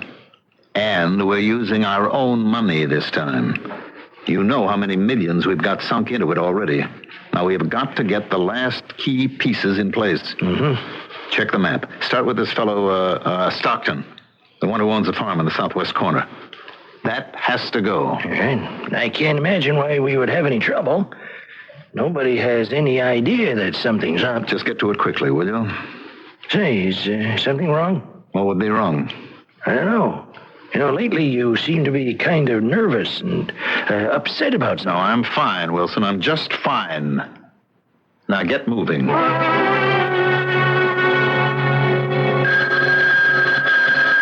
Rita? Rita? Will you answer the phone? Rita? Oh, all right. Hello. Hello. Hello, Robert. Now listen. Now, have you thought it over? Thought what over? Why didn't you let me have the money? Now look, whoever you are. Don't say whoever I am. You know who I am. I'm Russ. Were you calling me? Yes. What is it, Robert? Well, I wanted you to answer the phone. The phone? I didn't hear it ring. Well, you must have. No, Robert. Well, I'm telling you that it rang. Ask the servants. I can't. They have the night off. Well, there was a call, Rita. But from whom? From nobody. Robert, I'm worried. About what? You seem to be hearing the telephone. I don't seem to be hearing the telephone. I am hearing. I'd like to help you. How can you help me? Maybe that's what's wrong with us. What's wrong with our marriage? Who says there's anything wrong with our marriage? What do you think marriage is supposed to be? Man and woman, they live together and they're faithful to each other. They should help each other. How? What do you know about finance? Let me help you. Why do you insist that you keep hearing a telephone? Because it is ringing. Oh, and when you answer it, who's on the other end? Nobody. All right. Russ Haley. But Russ Haley is dead. I know. And how could he possibly call you? You asked me, I'm telling you. But it isn't Russ Haley. It isn't? What are you going to tell me? That it's my guilty conscience? Well, that can't be, Rita. Do you know why? Because I don't have a conscience of any kind, guilty or innocent. Everyone has a conscience. Everyone who doesn't have enough sense to get rid of it. So when I hear a phone, it's because the phone is actually ringing. Now tell me, did you hear it ring just now? Yes. And again? Yes. So I'm not just hearing things, am I? No. Rita, would you answer it, please? If you want me to. Hello? Hello?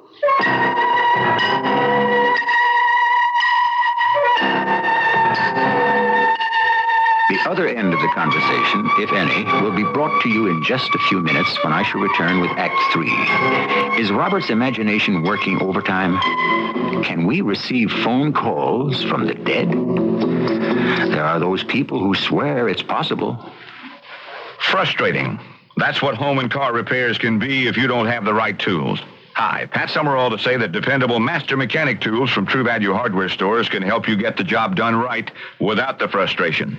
Now you can get the Master Mechanic 19-piece drive socket set for just $15.99.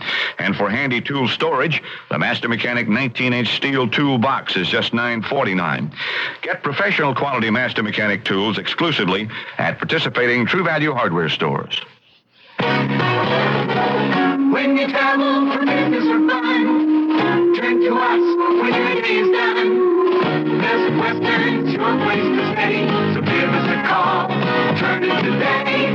Come on and turn in America. Turn it out. Best Western. Turn in America.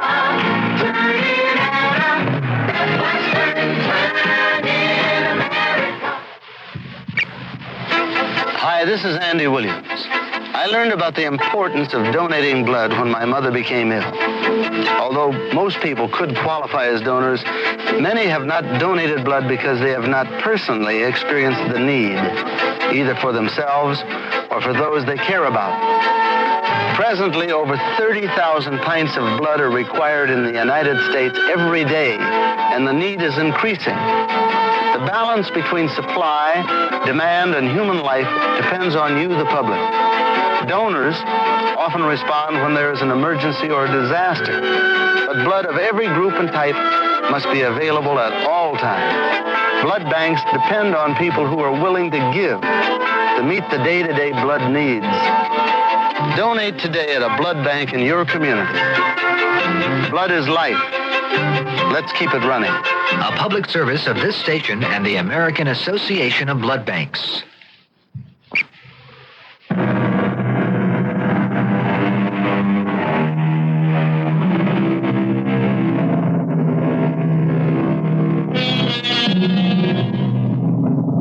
Each year, it seems, a new word comes into vogue. It has its brief hour of glory, and then, like the skyrocket, burns out and dies. This year's word is momentum. When it's going your way, you're on top of the world. However, for a mysterious reason that no one seems able to explain, momentum can suddenly falter and run down. Then you've had it. Has this happened to Robert Arthur Moresby, who could do no wrong for 20 years and built a towering financial empire? Hello? Hello? Who's on the line? Hello? Is this Mrs. Moresby? Yes? Who is it? This is Jack Wilson. Oh, yes, just a moment, please. It's for you, Robert. It's Jack Wilson. Oh. Yes, Wilson. Hey, Robert, I can't seem to score with any of these people. You mean Stockton? Yeah, for starters, and then Ledoux and Ferrari. Stockton, Ledoux, and Ferrari. Are they wise? Well, I don't see how. Offer a little more money. And they never seem to be around. I can't get them at home. Well, keep trying. We don't get all those parcels, we could go down the drain. I'll talk to you tomorrow. Something wrong, Robert? No, everything's just fine. I just have to pull myself together. And something is wrong. No, I'm just forgetting who I am. I'm forgetting that my initials are R-A-M, Ram. And I'm behaving like a sheep. Well, that's over as of right now. Where are you going? There's a little mystery I have to clear up first.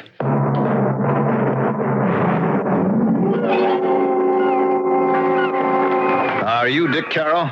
That's me. Do you remember Rust Haley? Remember him? I knew him since he was a kid in short pants. His folks used to bring him to the club. I taught him how to sail. The night he took out his boat. Yeah? Did he do that often? Go out at night?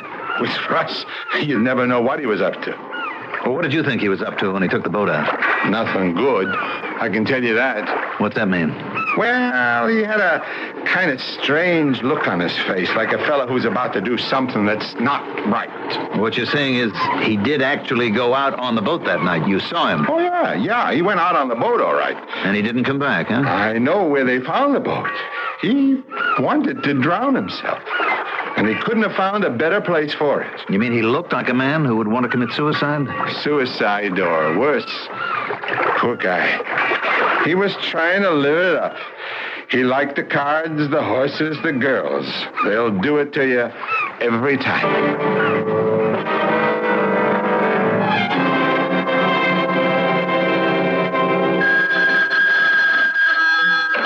Yes, what is it, Miss Daly? Let's leave Helen Daly out of it, Robert.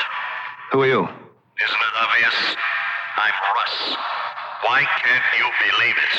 Oh, I know you can't afford to believe it, because that could be the end of your sanity. But it is really me, Russ. What do you want? How many times do I have to tell you? I want to know why you wouldn't help me out with $50,000. Yes, sir? Miss Daly, did you just put through a call? No, sir. Did you hear the telephone ring? No, sir. All right. That's all. Hey, Robert, can I see you for a minute? Come in. Sit down. Thank you. Well, something's up, Robert. I don't know what. I hope it's all just a coincidence. You know the land we've been trying to buy from people like Stockton, Ledoux, and Ferrari? And some of the others? Yes. Well, most of those fellas don't own the land anymore. They sold it. They sold it to whom? I don't know. Look, for years, those swamps have been useless to everybody. The people who owned them were desperate to get out from under. They'd sell for any price. Now, suddenly, that we have this long-range plan to build an airport, everybody starts to behave as if the land has oil under it. Now, something or someone is working against us. All right, Wilson. I'll take over from here on in. Robert. Yes? No, I just keep thinking about Russ. And that day in the park, he had the look on his face of a dead man, although I didn't realize it at the time. If only you'd let him have the money. Rita. You knew better than anybody else how important that money could Rita, be. if I have told you once, I have told you 1,000 times that it's ancient history. There's no such thing as ancient history. There's only history, and it keeps repeating. Oh, Robert, you have to make it up to him. To whom? To Russ. You killed him, Robert. I did nothing of the kind. You decided he could no longer live. That's crazy. The price of his life was $50,000. You had it. You could have given it to him. He was willing to pay it back. He couldn't afford to pay it back. Not the way he lived. But he'd seen the error of his ways, Robert. He was ready to change them. Have you seen the error of yours? At least start by being sorry. Sorry for what? For not letting a man get away with stealing my money? I did the right thing. Then why do you feel so guilty about it? Who feels guilty? You do. That's why you claim he calls you on the phone. Look, Rita, I have enough problems right now. I have got the biggest project of my life on the line, and it's about to fall apart. Why? I don't know why. But I better get a good night's sleep and start thinking straight tomorrow morning.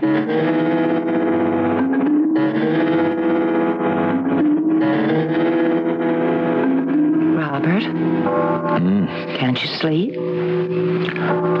I could sleep. I'd be sleeping now, wouldn't I? If only you'd admit you were wrong about Russ. And perhaps about some of the ways you do business. What's wrong with the ways I do business? You're buying land from unsuspecting people for pennies. You know it'll be worth a fortune when you're ready to build the airport. How do you know about the airport, Rita? Who's been talking to you? You have, Robert. In your sleep. Now, if you ever mention a word of this... I never do. In all the years we've been married, I never have. Even though many of the things you did were criminal. None of the things I did ever violated the law. Well, sometimes those can be the worst crimes of all. Listen. Somebody is out to get me. I shouldn't wonder. In your world, it happens all the time. Somebody is aware of every move that I have to make and is there ahead of me, cutting me off. You could be right. I mean, after all, you don't trust anyone, really. And how about your associates? What keeps them loyal? Money. They'll all make a killing on this deal. That ensures loyalty. But suppose one of them, or some of them, could see a way to make more money without you. Will you let me get to sleep, please? I'm not the one who's keeping you awake. Wilson? Yes, Robert? Any luck on those properties? No, not a bit. Who owns them now? Just some initials, XYZ. Well, there must be an address. Well, just a box number. Find out who it is. I need all that land. Okay, now look, somebody has outsmarted us. We'll have to make a deal. It'll cost us a few more bucks. If it goes, there's enough for everybody. Find him. Well, I am trying to, Robert. Wilson, do you remember the Canterbury land purchase? Why are you bringing that up now? Because it could very well be that this is an inside job. I just want to remind you, Wilson, that I still have certain documents that could ruin your reputation forever. Oh, Robert, I swear to you... Now, who knows about the airport? Gus, Stevens, and Harry. Russ is dead. I want you to call in Marston. You want private detectives? I want those fellows shadowed day and night. I want to find out who they see, who they talk to. But you don't suspect... I suspect everybody.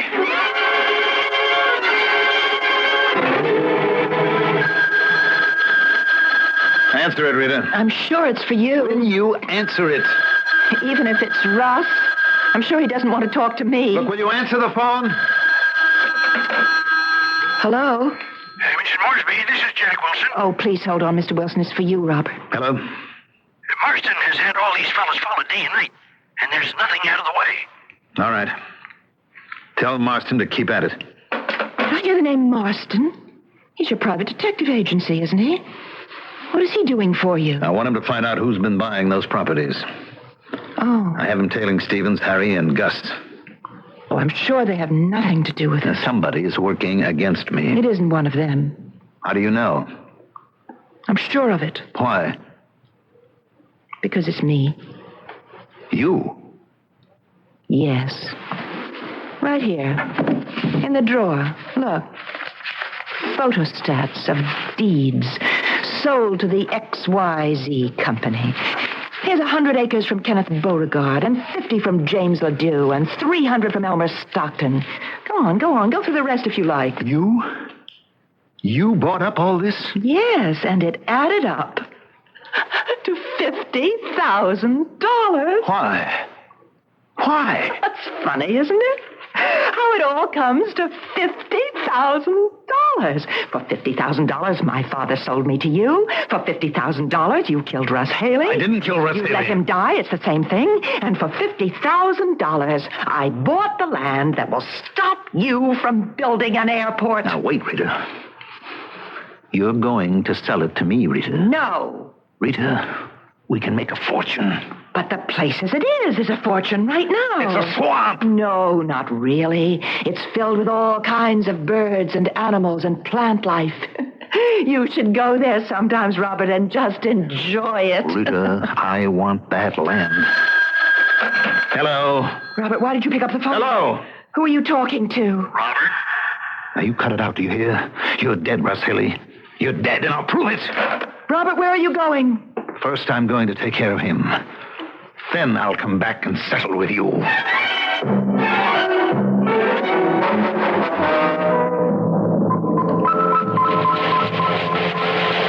Now, the local news at the top of the hour. Robert Moresby, prominent financial executive, was drowned today. He jumped or fell from his boat some 6 miles off Bemis Point. By an odd coincidence, it was practically the same place where an associate of his, Mr. Russell Haley, was drowned some time ago. Here in the studio with me is Dick Carroll, an employee of Seaside Marina. What happened, Mr. Carroll? Mr. Moresby came running down to the dock, and he said, "Give me a motorboat." And I said, "Hold on, you ain't a member of the club." With that, he just knocks me to the ground, hops into a boat, and he's off. What did he say? Anything else? I think he said, "I'm going to get hold of Russ Haley's body." Anyhow, I ran to the phone, and I called the Coast Guard, but by the time they caught up with the boat, she was empty.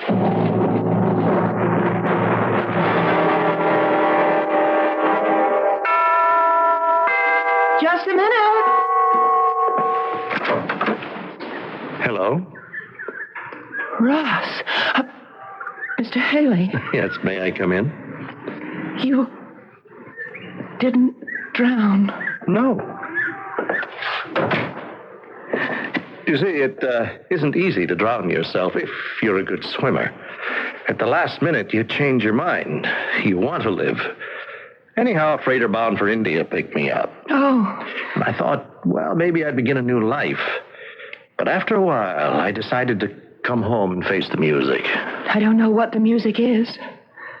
Robert's dead. Yes, I heard.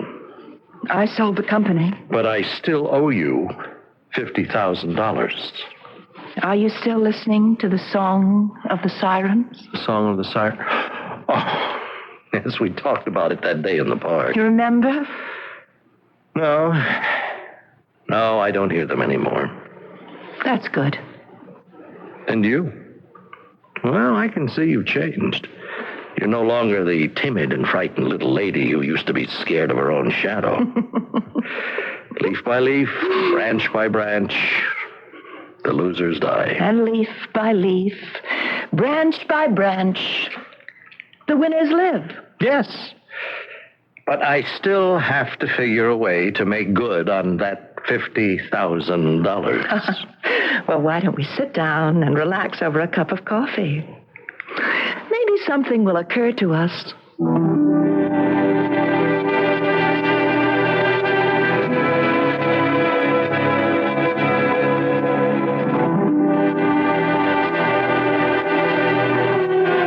I'm sure something did, and so are you. Once again, we bring you an all-purpose story fit for any occasion, and it can fit any interpretation you care to give it. Was it all guilt in Robert's mind? Was it a put-up job? Were Rita and Russ in it together? Once again, choose between reality and illusion, and perhaps discover how little they differ in the end. But this is not the end yet. I shall return shortly. Hi, I'm Julie Amato with a really good reason to see your White Westinghouse dealer right now. Big $25 or $50 factory cash refunds on top quality White Westinghouse appliances. Top and front load washers, frost-free refrigerators, dishwashers, and electric and gas ranges. The factory cash refund offer ends May 10th, so hurry into your White Westinghouse dealer today. Take advantage of great appliance values and get a big $25 or $50 factory cash refund. Now is the time to White Westinghouse your house. Hi, I'm Susan Anton. Fitness that feels good by day needs firmness that feels good by night. That's why you'll love the Perfect Sleeper. Luxurious top comfort plus deep inner support. You get both with every perfect sleeper. So remember, be a perfect sleeper. Buy a perfect sleeper. Perfect sleeper. Buy up. It's a healthy investment in yourself. His name is Robert Ludlum. He's written 9 novels. You may have read 1 or 2 of them. The latest, which is just out in paperback, is called The Bourne Identity. It's a puzzler about Jason Bourne, a man without a memory, and a woman who falls in love with him. Together, they're searching for his past and running for their lives. Listen. Here is an excerpt. Bourne felt a stabbing jolt of pain in his shoulder blade. Then an eruption of blood that drenched the flannel shirt beneath his field jacket. Another warning. There was very little time. He braced himself against the wall, aimed down into the darkness of the corridor. Now, he pulled the trigger. The Bourne Identity. Electrifying, dazzling, ingenious. Those are the words the critics use for The Bourne Identity. Robert Ludlum, a writer many writers are compared to, is the master of conspiracy, intrigue, and suspense. In hardcover, The Bourne Identity was Robert Ludlum's 3rd #1 bestseller. The Bourne Identity, a deadly puzzle, a dazzling thriller. Now, a Bantam paperback.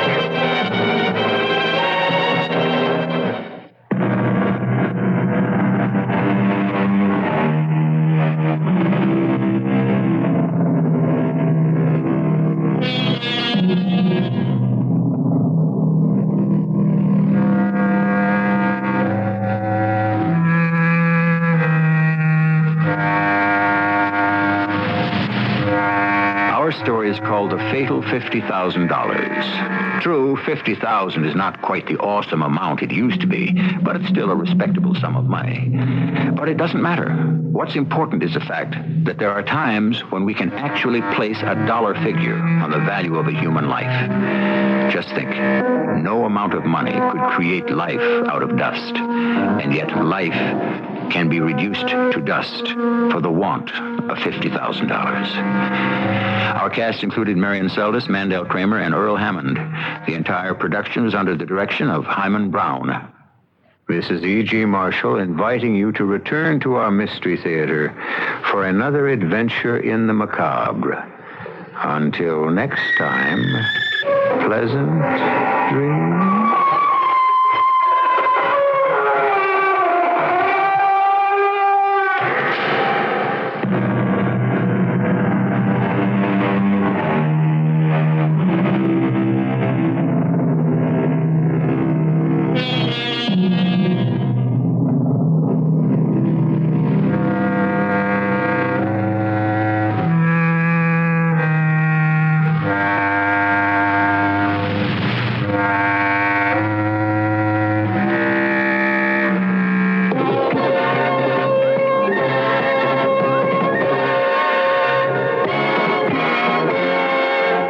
Larry King. Join me tonight for Mutual's All Night Live Coast to Coast Larry King Show, when some top physicians representing the American Lung Association will be our guests. They will tell us how to stop smoking, and they say if we listen closely, we could stop smoking tomorrow. I'll pay attention. Hope you do too. Tonight, here on this Mutual radio station. Larry King follows CBS News in 1 hour from now here on KQV. Current temperature reading downtown, 42 degrees. Our weather forecast, clear and cold with frost overnight. Low temperature near 30 degrees. Weather outlook for tomorrow, sunny, warmer. Daytime high temperature upper 60s. We may scratch 70 degrees. Once again, our current downtown temperature under clear skies, 42 degrees. Let's get an update now on national and international news from CBS. Good evening. It's 11 p.m. CBS News. An explosion at a Colorado coal mine. Rescue workers are trying to get at least 15 miners out. I'm Deborah Potter reporting on the CBS radio network. The explosion occurred at the Dutch Creek mine in Carbondale, Colorado. Officials say they're not sure what happened, but there was a concussion underground. Robert Delaney, a spokesman for the Mid-Continent Coal Company, says that 7 workers came out of the mine after the explosion, 4 of them slightly injured, but at least 15 are still in there. I have no reason to believe that they're trapped. There's no indication that we have that they're trapped. However, if communications have been interrupted, there was an explosion in the mine about 4:15 this afternoon, and the mine rescue crews are on the way down there now. And we do not know exactly what the situation is where the men were located. Delaney says there was some evidence of toxic carbon monoxide gas in the mine shaft after the explosion. Witnesses are quoted as saying that smoke was pouring from the exhaust fans, but it's not clear if there's a fire underground. More news after this. The American Film Institute salute to Fred Astaire, the man who showed the movies moves that they had never seen. He's a graceful motion fixture on the motion picture screen. And now to pay him tribute, David Niven will be host. And the brightest stars in Hollywood will help him make the toast. Fred Astaire, dancing on the air, Saturday at 9, 8 Central and Mountain. A CBS special presentation on your CBS television station. Hi, I'm Nick, the supermarket manager. Well, now I'm a big TV star. Have you caught me on the tube yet? This customer is asking what she should buy to clean her bathroom. Fantastic, I tell her. And she says... But Fantastic is my kitchen cleaner. What about my bath? So I say, look, as fast and easy as Fantastic cleans your kitchen, it'll clean your bath. A couple of days later, she's back all smiles. Nick, Fantastic is super in the bath. Fantastic. What it does for your kitchen, it'll do for your bath. An extraordinary meeting in Poland today. Rank-and-file members of the Communist Party calling for changes at the top. About 500 delegates from local party organizations attended a conference in Torun and openly challenged the basic principles of the Marxist government. They called for the removal of hardline members from the Politburo and democratic reforms. That's almost sure to bring another stern warning from Moscow. Even before the statement was issued, the Soviet Union was criticizing what it calls anti-socialist elements in Poland. More on the comments in the government newspaper from Gordon Josoloff. Izvestia says Poland's economy is riddled by mismanagement and chronic shortages. The shortages, it says, affect everything from food supplies to basic building materials. Particularly worrisome, the newspaper says, is the unusual situation of declining labor productivity and increasing personal income. Izvestia says the Polish economy is in the midst of a profound and lengthy crisis, one no doubt closely tied with the crisis in the social and political life. It blames extremists in the Independent Solidarity Union for seeking to push Poland to a state of economic anarchy. Damage caused by recent strikes, it says, is not easily repaired. Western analysts say the Izvestia criticism implicitly includes present as well as past Polish party officials. Another indication that Moscow is not pleased with the current Warsaw regime's handling of the crisis. Gordon Josoloff, CBS News, Moscow. With a perfect sense of timing, President Reagan told the American people today that he believes they pay too much in taxes. With the midnight filing deadline approaching, the president urged all Americans to tell their congressional representatives that they're tired of it and they won't stand for it anymore. Mr. Reagan clearly sought to take advantage of the mood of the day to press for passage of his proposal to cut taxes. That angry mood came to the surface today when 10 people staged a demonstration at the White House, scattering tax forms and spattering the outside of the building with blood. The protesters were arrested. Now this. Dear sir, who last night at one of the city's finest restaurants sent back the chef's celebrated duck à l'orange because the sauce was too cloying for your particular palate, whose wife said, sometimes I don't understand you. Well, sir, we understand you. We're the investment firm of Dean Witter Reynolds, and no matter how demanding you are, we can help put a smile on your face. Dean Witter knows to win over investors, you've got to produce results. And our investment programs can help do just that. Whether those plans help you cope with today's economy or better prepare you for tomorrow, Dean Witter can give even the most demanding investor something to smile about. Dean Witter Reynolds, one investment firm you'll be glad to hear from. You look like you just heard from Dean Witter. Member SIPC. Researchers say they've found the physical cause of the painful cramps suffered by millions of women during menstruation, and there's a simple remedy.